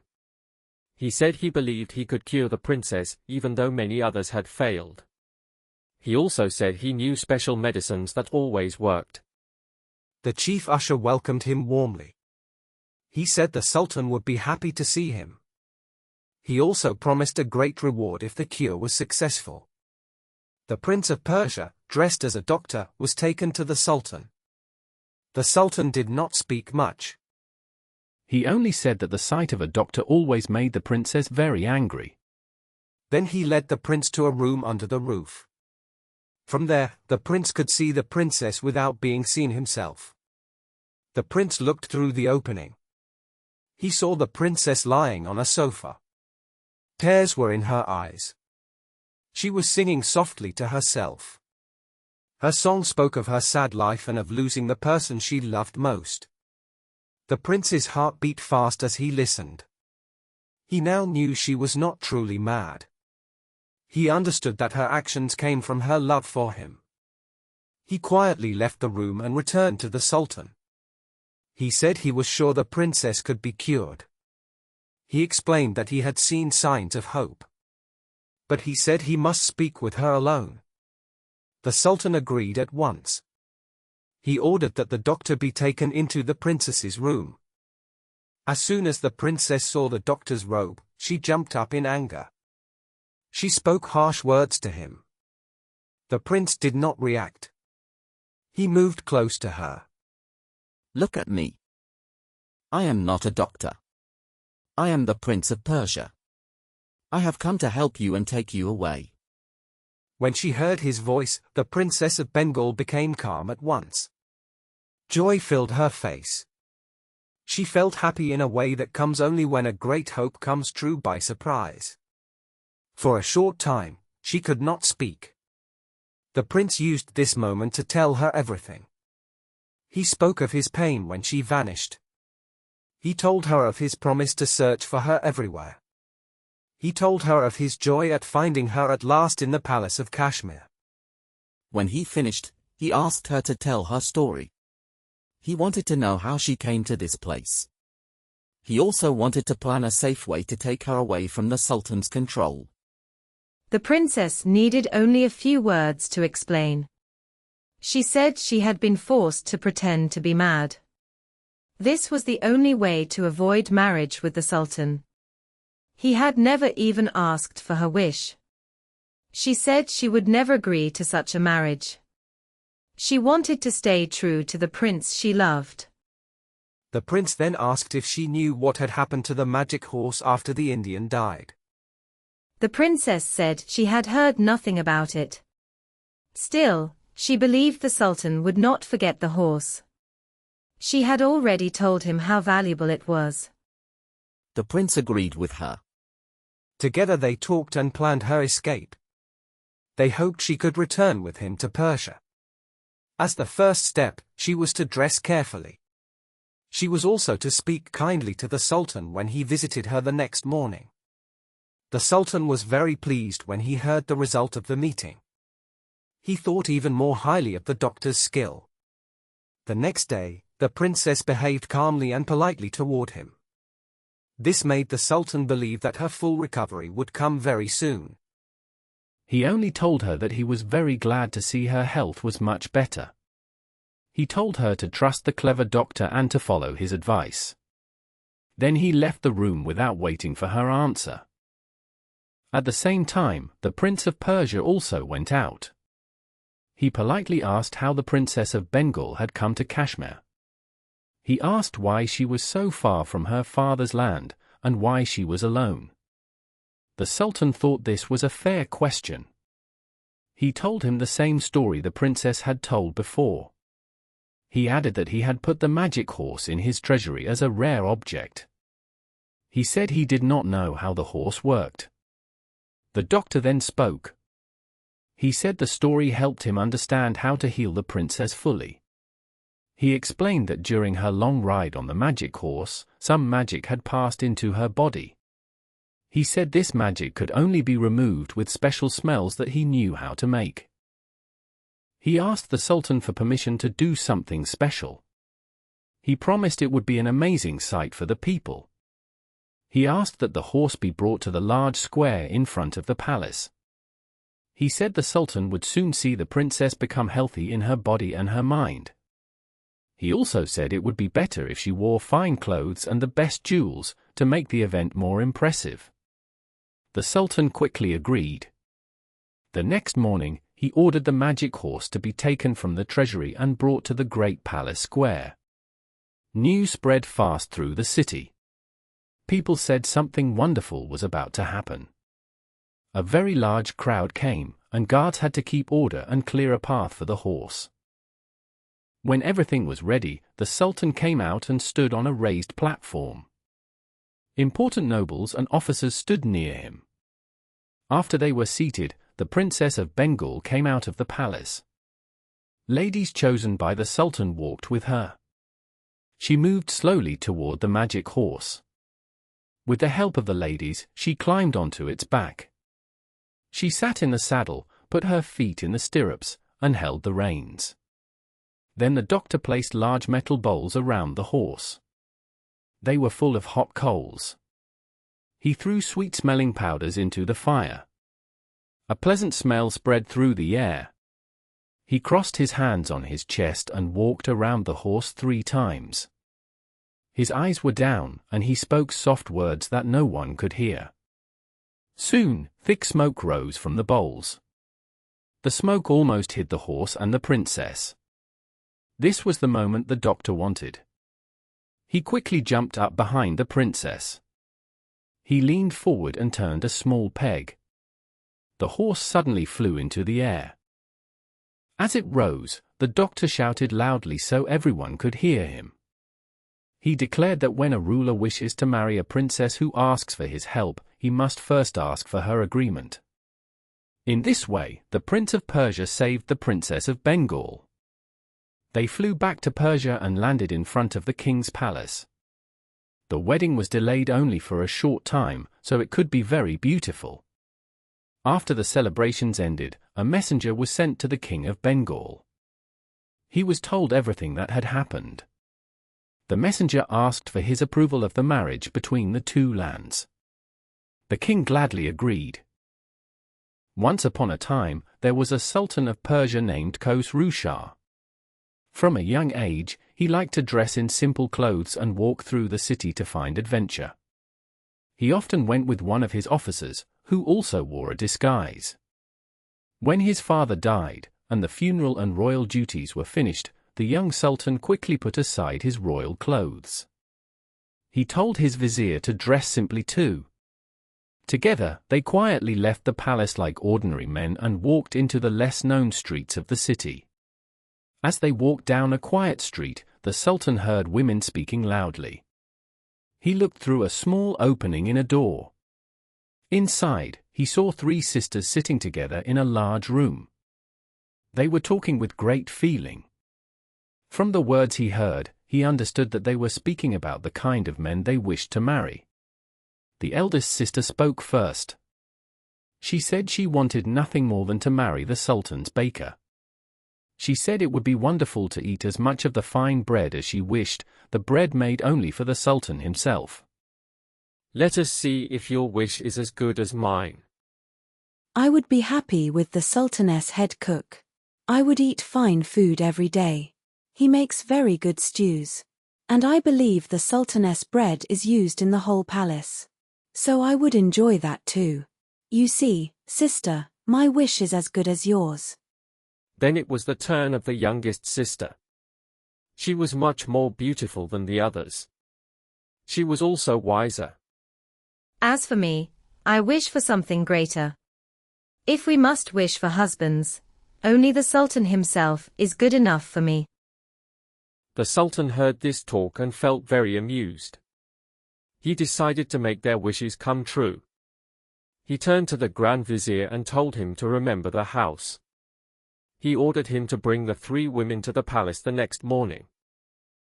The Grand Vizier did as he was told. He gave them little time to change their clothes. He asked the 3 sisters to come with him to the palace at once. There, they stood before the Sultan one by one.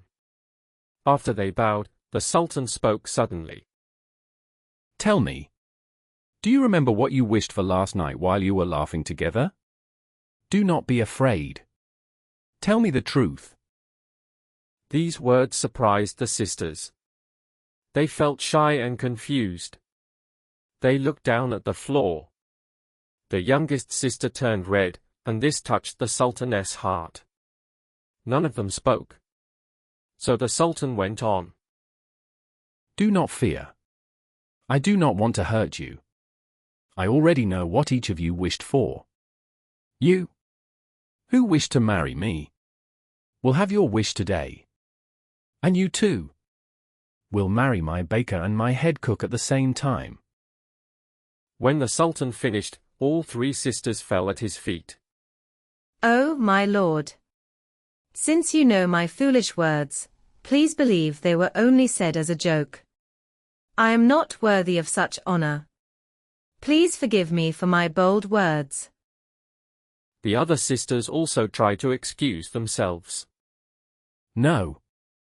I have decided. Your wishes will come true. So all 3 weddings happened on the same day.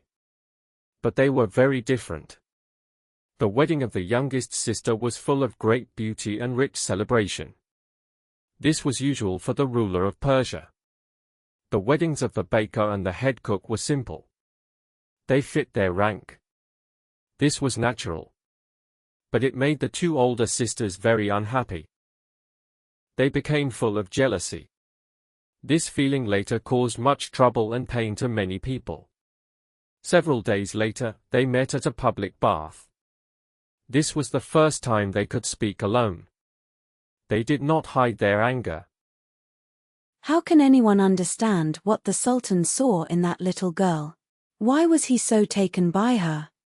He must be blind. She may be a little younger than us, but that means nothing. You would have been a much better queen than she is. I say nothing about myself. If the Sultan had chosen you, that would have been fine. But it hurts me that he chose such a small and poor thing. Still, I will find a way to hurt her. Please help me. Tell me anything that could make her feel ashamed or sad. The 2 sisters met often to talk about their bad ideas. All the while, they acted kind and friendly to the new queen. The queen herself was always kind to them. For a long time, they could not find a good plan. Then the queen's coming baby gave them the chance they wanted. They asked the Sultan for permission to stay in the palace for some weeks. He agreed. They stayed near their sister day and night. At last, a little boy was born.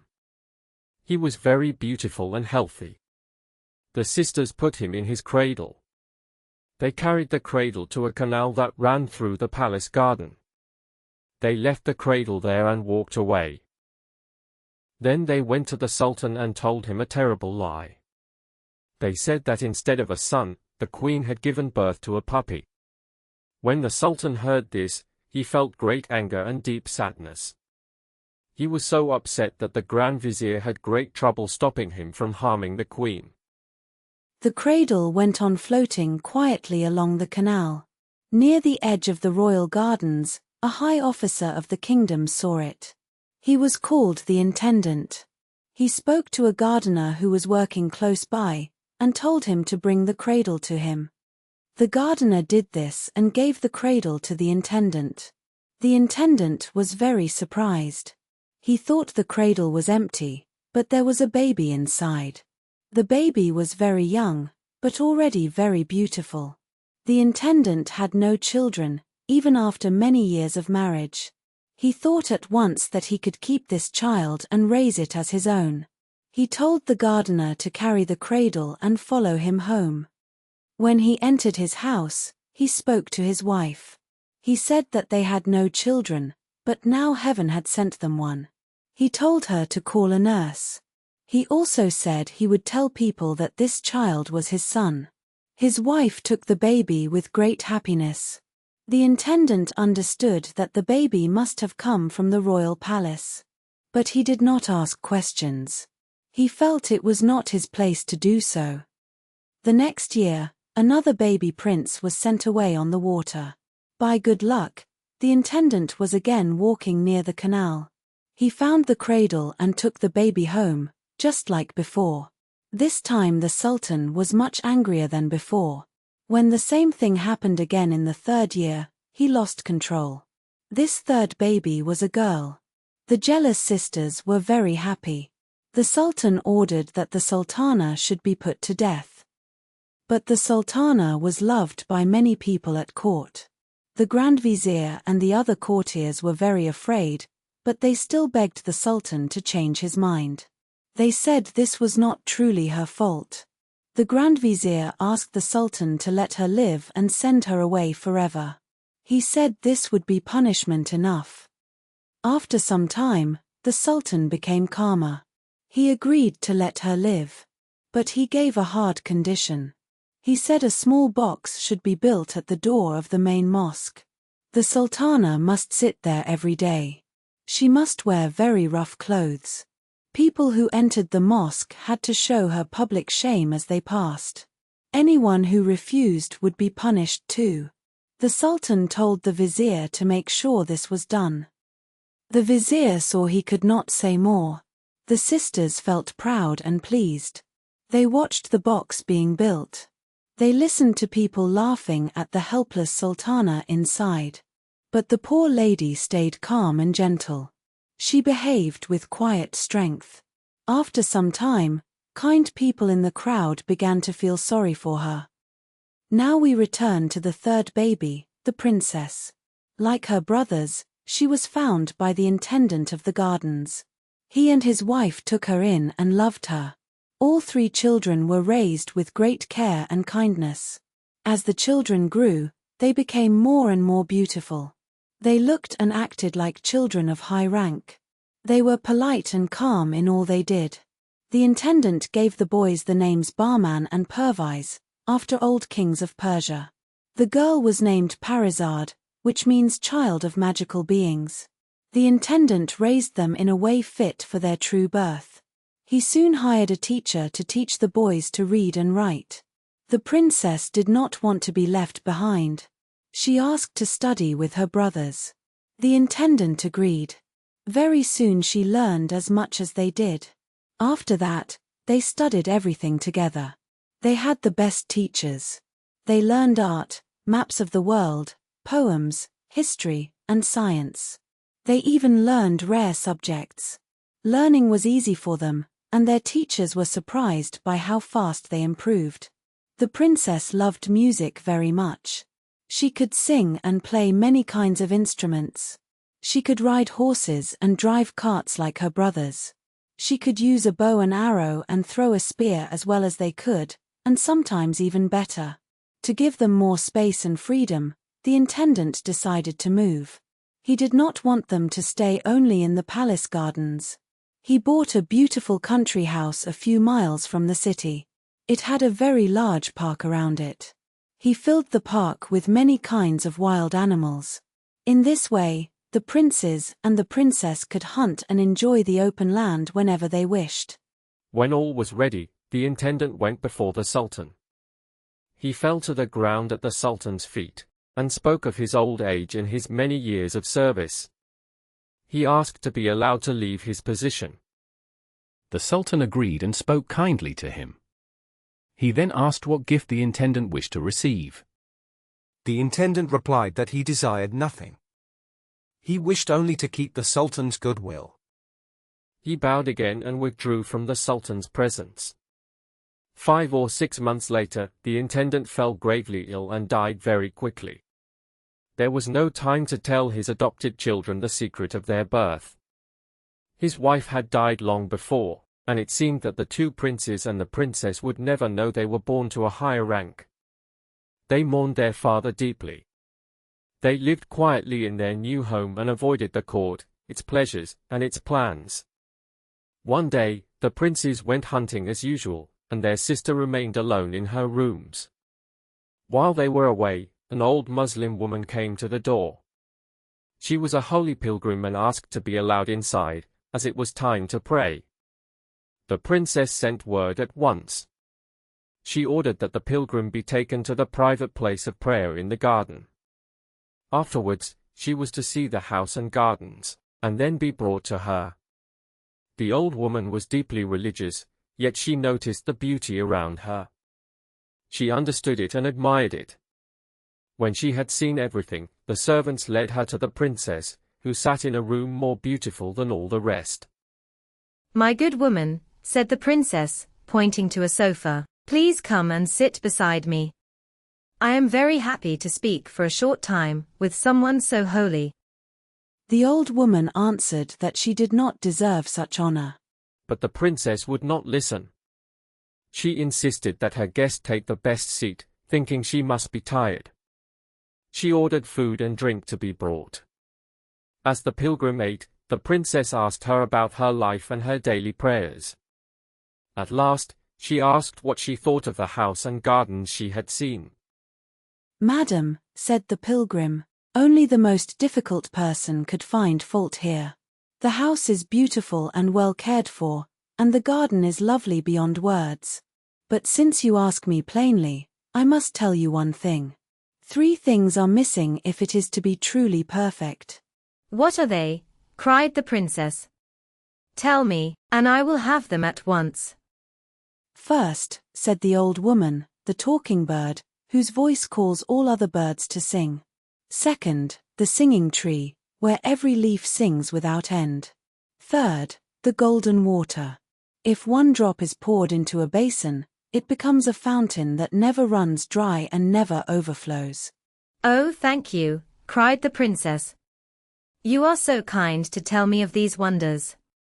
Please be kinder still, and tell me where I may find them. Madam, replied the pilgrim, I would be ungrateful to refuse. All 3 are found in one place, at the edge of this kingdom toward India. Your messenger must follow the road that passes your house for 20 days. At the end of that time, he must ask the first person he meets about the talking bird, the singing tree, and the golden water. She rose, said farewell, and left. The old woman departed so quickly that Princess Parizade did not at once see the difficulty. Only later did she realize the directions were unclear. Her thoughts returned again and again to the 3 wonders, and she imagined the happiness of possessing them. While she was still lost in thought, her brothers returned from the hunt. What is wrong, my sister? Asked Prince Bahman. Why do you look so serious? Are you ill, or has something happened? The princess did not answer at once. After a moment, she looked up and said that nothing was wrong. It cannot be nothing, said Prince Bahman.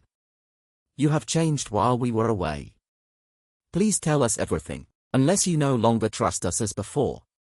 When I said it was nothing, said the princess, touched by his words, I meant only that it did not concern you. But I confess that it is something very important to me. Like you, I always thought the house our father built for us was perfect. But today I learned something new. 3 things are still missing to make it complete. These are the talking bird, the singing tree, and the golden water.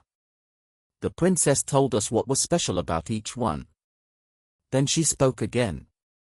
She said a holy man told her about these things and where they can be found. She said we may think the house is already beautiful. She said we may think we do not need them. But she does not agree. She said she will never feel happy until she has them. Then she asked us to advise her. She asked who we should send on this journey. My dear sister, your wish is enough for me. Even if we did not care, we would still help you. But we do care, just like you. I am the older brother. So I ask to go first. Tell me where I must go and what I must do. At first, Prince Perviz did not agree. He said his brother should not face danger, because he was important to the family. But Prince Bahman would not change his mind. He went away to prepare for the journey. The next morning, Prince Bahman woke up very early. He said goodbye to his brother and sister. Then he got on his horse. He might never come back. No one knows what may happen on the road. Please stop. I would rather lose the talking bird, the singing tree, and the golden water than see you in danger. My dear sister, bad things happen to unlucky people. I hope I am not one of them. Still, I know anything can happen. I promise to be careful. Take this knife. Look at it from time to time. If it stays clean and bright, I am alive. If you see blood on it, then I am dead, and you may cry for me. After this, Prince Bahman said goodbye again and rode away. He went on the main road with good weapons and a strong horse. He rode for 20 days without turning aside. At last, he came near the land of Persia.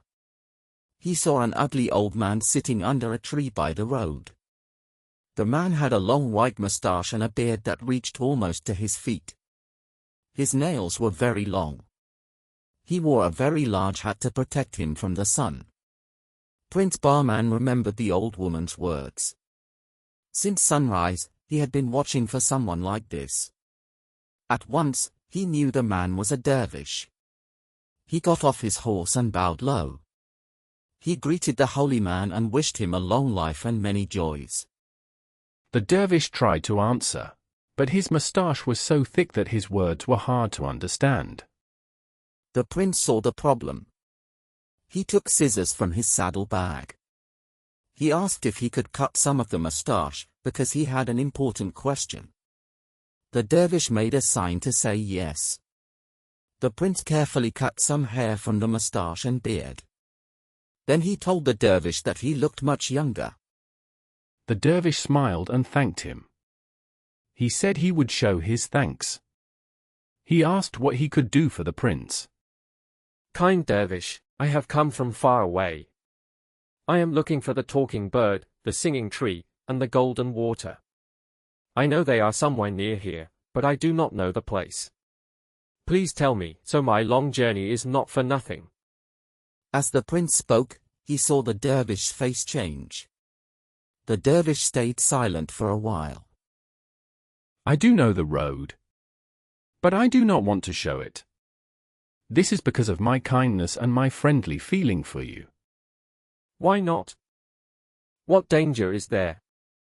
The danger is very great. Many brave men have asked the same question. I tried to stop them too. They did not listen. None of them ever returned. Stop now, and go no farther. I thank you for caring about me. I also thank you for your advice. But I cannot follow it. What danger can there be, said the prince, that my courage and my sword cannot face? And what if, said the dervish, your enemies cannot be seen? Nothing will stop me, said the prince. Please tell me where I must go. The dervish saw that the prince would not change his mind. He took a small ball from a bag beside him and held it out. He sighed and said, If you must go, take this ball. When you get on your horse, throw the ball in front of you. It will roll forward until it comes to the foot of a mountain. When the ball stops, you must stop too. Then put the reins on your horse's neck. Do not fear that the horse will run away. Get down from the horse. On both sides, you will see great piles of large black stones. You will also hear many angry and mocking voices. Do not listen to them. Above all, never turn your head. If you turn your head, you will at once become a black stone like the others. These stones are really men like you. They came on the same journey and failed. I fear you may fail too. If you can pass this danger and reach the top of the mountain, you will find the talking bird there. He will be in a fine cage. You can ask him where to find the singing tree and the golden water. That is all I can tell you. You know what to do and what to avoid. But if you are wise, you will stop thinking of this and go back the way you came. The prince smiled and shook his head. He thanked the dervish again. Then he jumped on his horse and threw the ball in front of him. The ball rolled along the road very fast. Prince Bahman could hardly keep up with it. It did not slow down until it reached the foot of the mountain. Then it stopped at once. The prince got down and put the reins on his horse's neck. He stopped for a moment and looked around. He saw the mountainsides covered with masses of black stones. Then he began to climb with firm steps. He had taken only 4 steps when he heard voices all around him. He could see no living being. Some voices cried, "Who is this foolish man? Stop him at once." Others shouted, "Hurt him," and called for help in fear and anger. Another voice laughed and said in a mocking way, "Leave him. He is very young and handsome. The bird and the cage must be waiting for him." At first, the prince did not listen to the noise. He went on climbing. But this did not quiet the voices. They grew louder and more angry, in front of him and behind him. After some time, he felt confused. His legs began to shake. He felt that he was about to fall. In that moment, he forgot the dervish warning. He turned to run down the mountain. At once, he became a black stone. All this time, Prince Perviz and his sister were full of fear and worry. They used the magic knife many times each day. Until then, the blade had stayed clean and bright. But at the very hour when Prince Bahman and his horse turned into black stones, large drops of blood appeared on it. "Oh, my dear brother," cried the princess in great sorrow. "I will never see you again. It is my fault that you are gone. I was foolish to listen to that woman. She may not have spoken the truth. What are the talking bird and the singing tree to me, compared to you, even though I wanted them so much?" Prince Perviz was as sad as his sister. But he did not spend his time only crying. "My sister," he said, "why do you think the old woman was lying to you? What reason would she have? No. Our brother must have died because of some mistake or carelessness. Tomorrow, I will begin the same journey." The princess was very afraid of losing her last brother. She begged him to give up the plan. But he would not change his mind. Before he left, he gave her a string of 100 pearls. "While I am away, count these every day for me. If the pearls stop moving and will not pass one by one, then you will know that the same fate has come to me. Still, we must hope for better luck." Then he went away. On the 20th day of his journey, he met the dervish in the same place where Prince Bahman had met him. He began to ask the dervish where the talking bird, the singing tree, and the golden water could be found. Like before, the dervish tried to stop him from his plan.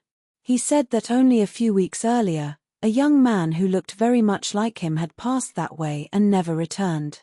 "That man," said Prince Perviz, "was my older brother. He is dead now, but I do not know how he died." "He is turned into a black stone," said the dervish. "This has happened to all who went on the same task. You will become the same if you do not follow my advice carefully. Do not listen to the loud voices that will follow you up the mountain." Then he gave him a ball from his bag, which still looked half full, and sent him on his journey. When Prince Perviz came to the foot of the mountain, he jumped down from his horse. He stopped for a short time to remember the dervish's words. Then he walked forward with courage. After only a few steps, he heard a man's voice very close to him. It cried, "Stop, foolish man. I will punish you." This sudden cry made the prince forget the dervish's advice. He pulled out his sword and turned to strike back. But there was no one there. At once, both the prince and his horse became two black stones. Every morning after Prince Perviz left, Princess Parizade said her prayers with her beads. At night, she wore them around her neck. If she woke up, she touched them to feel sure her brother was safe. At the very moment when the prince lost his life, she was moving the beads through her fingers. The first bead would not move, and her heart felt heavy with fear. She already knew what she would do if this happened. The next morning, the princess dressed like a man and set out for the mountain. She had ridden horses since she was a child, so she could travel many miles each day, just like her brothers. On the 20th day, she reached the place where the dervish was sitting. "Good dervish," she said kindly, "may I rest here for a short time? And can you tell me if you have heard of a talking bird, a singing tree, and some golden water that are found near this place?" "Madam," said the dervish, "your voice tells me who you are, even in men's clothes. I will gladly help you. But why do you ask about these things?" "Good dervish," she replied, "I have heard such wonderful stories about them that I cannot be at peace until I have them." "Madam," said the dervish, "they are more beautiful than any story can say. But you do not know the great dangers on the way. If you did, you would not try this journey. Please give it up and go home. I do not wish to help you die." "Holy Father," said the princess, I have come from very far. I would be full of sorrow if I returned without success. Tell me about these dangers. Then I can see if I am strong enough to face them. So the dervish told his story again. He spoke of the loud voices, the black stones that were once living men, and the hard climb up the mountain. He said the most important rule was never to look back until the cage was in her hands. I understand, said the princess. I must not listen to the voices and must never turn around. But I know the voices may frighten me, as they frightened even brave men. So I will block my ears with cotton. Then I will not hear them at all. Madam, cried the dervish, you are the first person to think of this way to escape the danger. You may succeed, though the risk is still great. Good dervish, said the princess, my heart tells me I will succeed. Please only show me the way. The dervish saw there was nothing more to say. He gave her the ball, and she threw it in front of her. When she reached the mountain, the first thing she did was block her ears with cotton. Then she chose her path and began to climb. Some faint sounds still reached her ears, but they did not trouble her. As she climbed higher, the voices grew louder and more rude. But the princess only laughed. She told herself that angry words could not stop her. She kept going. Soon she saw the cage far away. She also saw the bird. Its voice was very loud and joined the others. It cried for her to go back and not come near. When the princess saw the bird, she walked faster. The noise was now very strong, but she did not care. She went straight to the cage and took it in her hands. Now I have you, bird. I will make sure you cannot run away. Then she took the cotton from her ears. She did not need it anymore. Brave lady, do not be angry with me. I only joined the others to keep my freedom. I was happy in my cage. But if I must serve someone, I could not choose a better lady. You have been strong and patient. From now on, I will serve you. One day you will see what I can do. I know who you are, even better than you know yourself. Tell me what you want, and I will do it. The princess felt great joy, though it felt strange to her. This bird had caused the loss of her 2 brothers. Still, she spoke calmly. Bird, thank you for your kind words. Now please tell me where I can find the golden water. The bird told her the place. It was not far away. The princess went there and filled a small silver bottle she had brought. Then she came back to the cage and spoke again. Bird, there is one more thing. Where can I find the singing tree? It is behind you, in that forest. The princess walked through the forest. Soon she heard very sweet sounds. She knew she had found the tree. But the tree was very big and strong. She could not pull it out of the ground. She went back to the bird to ask for help. You do not need to pull it out. Break off a small branch. Plant it in your garden. It will grow into a fine tree. When Princess Parizade held the 3 wonders, she spoke again to the bird. This is still not enough. Because of you, my brothers became black stones. I cannot tell which stones they are. But you know. Please show them to me. I want to take them away. The bird did not like her words, though she did not know why. He stayed silent. The princess waited, then spoke more firmly. Have you forgotten your promise? You said you would obey me. You also said your life is in my hands. No, I have not forgotten. But what you ask is very hard. Still, I will try to help you. Look around you. You will see a jug near you. Take it. As you go down the mountain, pour a little water on every black stone. Soon you will find your 2 brothers. Princess Parizade took the jug. She carried the cage, the branch, and the silver bottle with her. She walked down the mountain.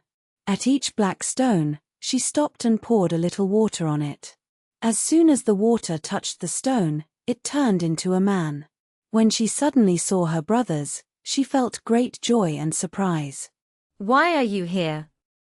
We have been asleep. Yes. But without me, your sleep might have lasted forever. Do you remember why you came here?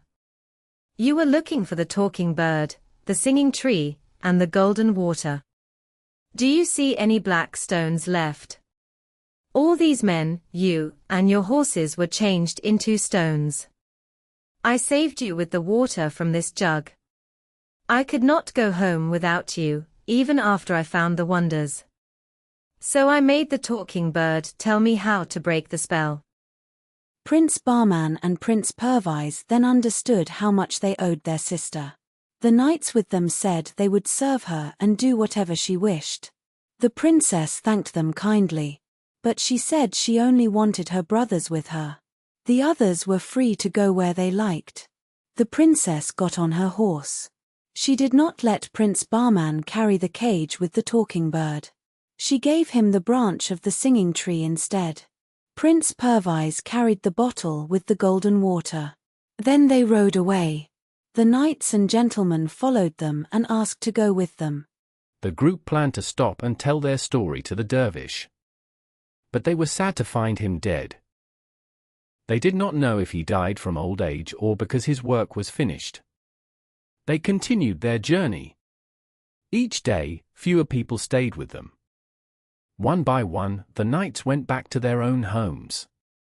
At last, only the two brothers and their sister arrived at the palace gate.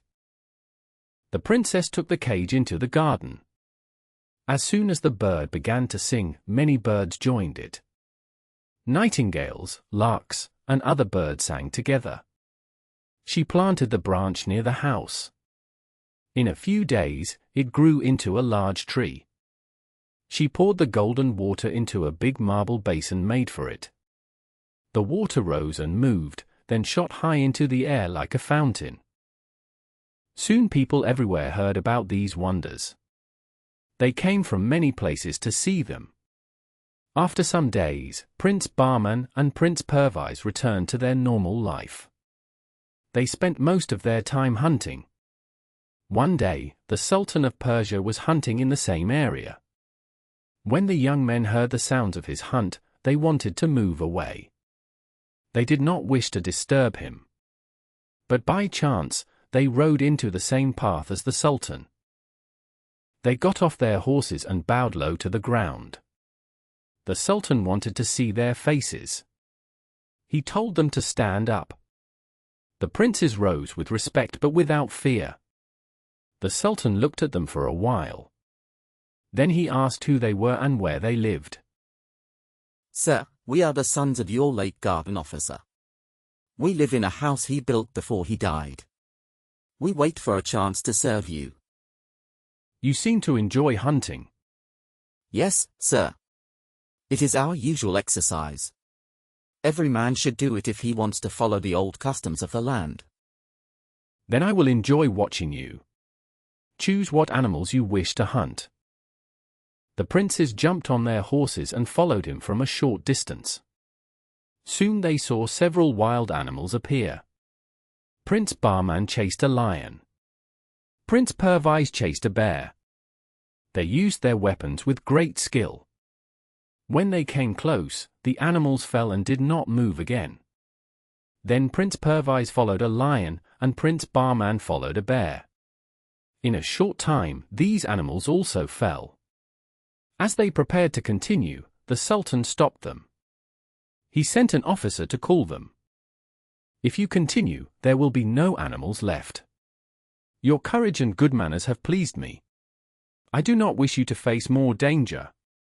I believe you will be useful and pleasant men one day.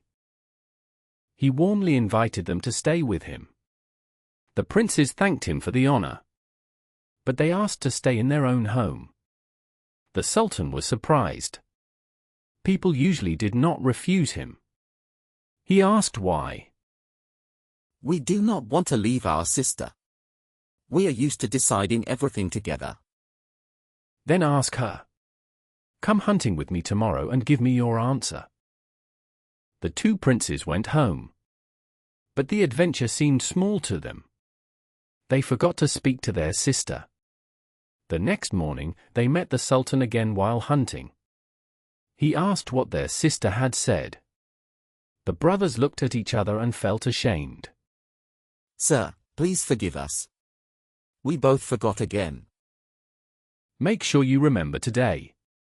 Bring me your answer tomorrow. When they forgot a second time, they feared the Sultan would be angry. But he was kind. He took 3 small golden balls from his purse. He gave them to Prince Bahman. Put these inside your clothes. When you take off your belt tonight, the sound will remind you of me. Everything happened as the Sultan said. That night, the 2 brothers went to their sister's rooms. She was just about to go to bed. They then told her the whole story. Princess Parizade felt very worried when she heard the news. She did not hide her feelings. Your meeting with the Sultan is a great honor. It will help you, I am sure. But it puts me in a hard place. I know you refused the Sultan because of me, and I thank you for that. But kings do not like to hear no. One day he may feel angry with you. That would make me very unhappy. Please ask the talking bird for advice. He is wise, and I want to hear what he says. So they sent for the bird and told him everything. The princes must not refuse the Sultan. They must even ask him to come and see your house. But, bird, you know how much we love each other. Will this not hurt our friendship? Not at all. It will make your bond stronger. Then the Sultan must see me. The bird answered that this was needed, and that everything would end well. The next morning, the Sultan asked the princes if they had spoken to their sister and what she had said. Sire, we are ready to agree to your wishes. Our sister has told us we were wrong to hesitate. The Sultan accepted their words with great kindness. He said he trusted them and kept them near him all day. This made the Grand Vizier and others at court feel annoyed. When they entered the capital together, many people filled the streets. Everyone looked at the 2 young men, as they were strangers. If only the Sultan had sons like these. They look noble and are the same age his sons would have been. The Sultan ordered beautiful rooms to be prepared for the brothers. He also asked them to eat at his table. During the meal, he spoke about science and history, which he loved very much. No matter the subject, he found their ideas interesting and wise. If they were my own sons, they could not be better taught. He then praised them openly for their learning and love of knowledge. At the end of the evening, the princes bowed deeply and asked permission to go home. Encouraged by the Sultan's kind farewell, Prince Bahman spoke again. Sire, may we ask if you would honor us and our sister by resting for a short time at our house when the hunt passes that way? With great pleasure. I very much wish to see the sister of such fine young men. You may expect me the day after tomorrow. The princess wished to receive the Sultan in the best way. But she knew little about court customs, so she hurried to the talking bird. She asked him what food she should serve. My dear mistress, your cooks are very good. You can trust them with everything, except one thing. You must serve a dish of cucumbers filled with pearl sauce as the first dish. Cucumbers filled with pearls. Who has ever heard of such food? The Sultan will want to eat his dinner, not just look at it. And even if I used all my pearls, they would not be enough. Mistress, do exactly as I say, and only good will follow. As for the pearls, go tomorrow at sunrise. Dig at the foot of the first tree in the park on the right. You will find as many pearls as you need. The princess trusted the bird, who was usually right. Early the next morning, she went with the gardener and followed his words carefully. After digging for a while, they found a golden box with small clasps. They opened it easily and saw it was full of pearls. The pearls were not very big, but they were beautiful and bright. The gardener filled the hole again, and the princess took the box back to the house. The two princes had seen her leave early and were surprised. Curious, they got up and dressed. They met their sister as she returned, holding the box. What have you been doing? Did the gardener come to tell you he found a treasure? No, I am the one who found it. She opened the box and showed them the pearls, and her brothers looked at them in wonder. On the ride back to the palace, she told them about her talk with the bird. She also told them the advice it had given her. All three tried to understand this strange advice. They talked for a long time. In the end, they agreed they could not understand it. They decided they must follow it without knowing why. When the princess entered the palace, she first sent for the head cook. She gave him orders for the sultan's meal. When she finished, she spoke again. There is one more dish. You must make it only for the sultan. No one else may touch it. It is a cucumber filled with stuffing. The stuffing must be made from these pearls. The head cook had never heard of such food. He stepped back in surprise. The princess saw his face and smiled. You think I am foolish, but I know what I am doing. Go now. Do your best. Take the pearls with you. The next morning, the princes rode to the forest. Soon the sultan joined them. They hunted until noon. The sun became very hot, so they stopped. As planned, they then rode back toward the palace. Prince Bahman stayed near the sultan. Prince Perviz rode ahead to tell his sister they were coming. As soon as the sultan entered the courtyard, the princess threw herself at his feet. He quickly lifted her up. He looked at her for some time. He saw her beauty and her gentle manners. He also felt that she seemed used to life at court, even though she lived in the country. He said to himself that they all suited each other well. He was not surprised that they trusted her ideas. He wished to know more about her. After a moment, the princess felt calmer. She then spoke to welcome him. She said the house was only a simple country home. She said it was good for quiet people like them. She said it could not be compared to city houses, and certainly not to the sultan's palaces. I do not fully agree. I like what I have seen so far. I will decide after I have seen everything. The princess led him through the rooms. The sultan looked closely at each one. This is not a simple country house. If all country houses were like this, people would leave the towns. I now understand why you do not wish to leave. I should like to see the gardens. I feel they must be just as lovely. A small door opened straight into the garden. The first thing the sultan saw was the golden water. Ah? What a sight! Where does this water come from? How does it rise so high? I have never seen anything like it. He went closer to look at it. When he was satisfied, the princess led him toward the singing tree. As they came near, the sultan heard strange voices. He was surprised, because he could see no one. Where are the musicians hidden? Are they in the air or under the ground? Such beautiful voices should not be hidden. The voices come from the tree in front of us. Please walk a few more steps. The sound will then be clearer. The sultan did so. He listened in great joy. He stood silent for some time. How did such a wonderful tree come into your garden? It must have come from far away. I love rare things, and I should surely have heard of it before. What is its name? It is called the singing tree. It does not come from this land. Its story is linked to the golden water and the talking bird, which you have not yet seen.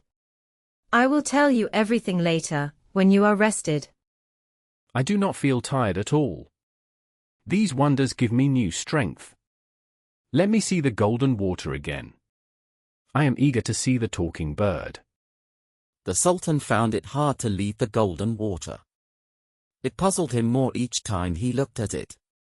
He said he understood that the water did not come from a spring. He said it was not brought by pipes. He said he only knew that it, like the singing tree, did not belong to this land. That is true. Please look closely at the basin. It is made from one single piece. Because of this, the water could not have been brought through it. What was even more surprising was this.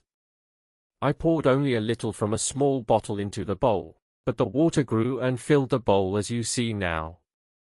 Well, I will not look at it again today, said the Sultan. Take me to the talking bird. When they came near the house, the Sultan saw many birds. Their voices filled the air. He asked why there were so many birds here, more than in other parts of the garden. Sir, said the princess, do you see that cage hanging in the window of the large room? That is the talking bird. You can hear his voice above all the others, even above the nightingale. The birds come here to sing with him. The Sultan stepped through the window. The bird did not stop. He kept singing. My servant, said the princess, this is the Sultan. Please speak to him. The bird stopped singing at once. All the other birds became quiet too. The Sultan is welcome, said the bird. I wish him a long life and much happiness. I thank you, good bird, said the Sultan. He sat down at the table near the window where food was ready. I am happy to see that you are the king of all birds. The Sultan saw that his favorite food, cucumber, was in front of him. He took some and was very surprised. Inside it were pearls. This is strange, he said. I do not understand it. Pearls are not food. Sir, said the bird, before the princess or the princess could speak. You should not be so surprised. You believed without trouble that the Sultana gave you a dog, a cat, and a piece of wood instead of children.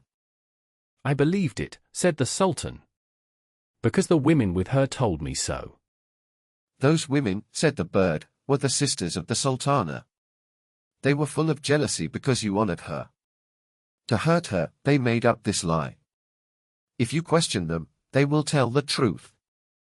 These young people are your children. A kind man who cared for your garden saved them and raised them as his own.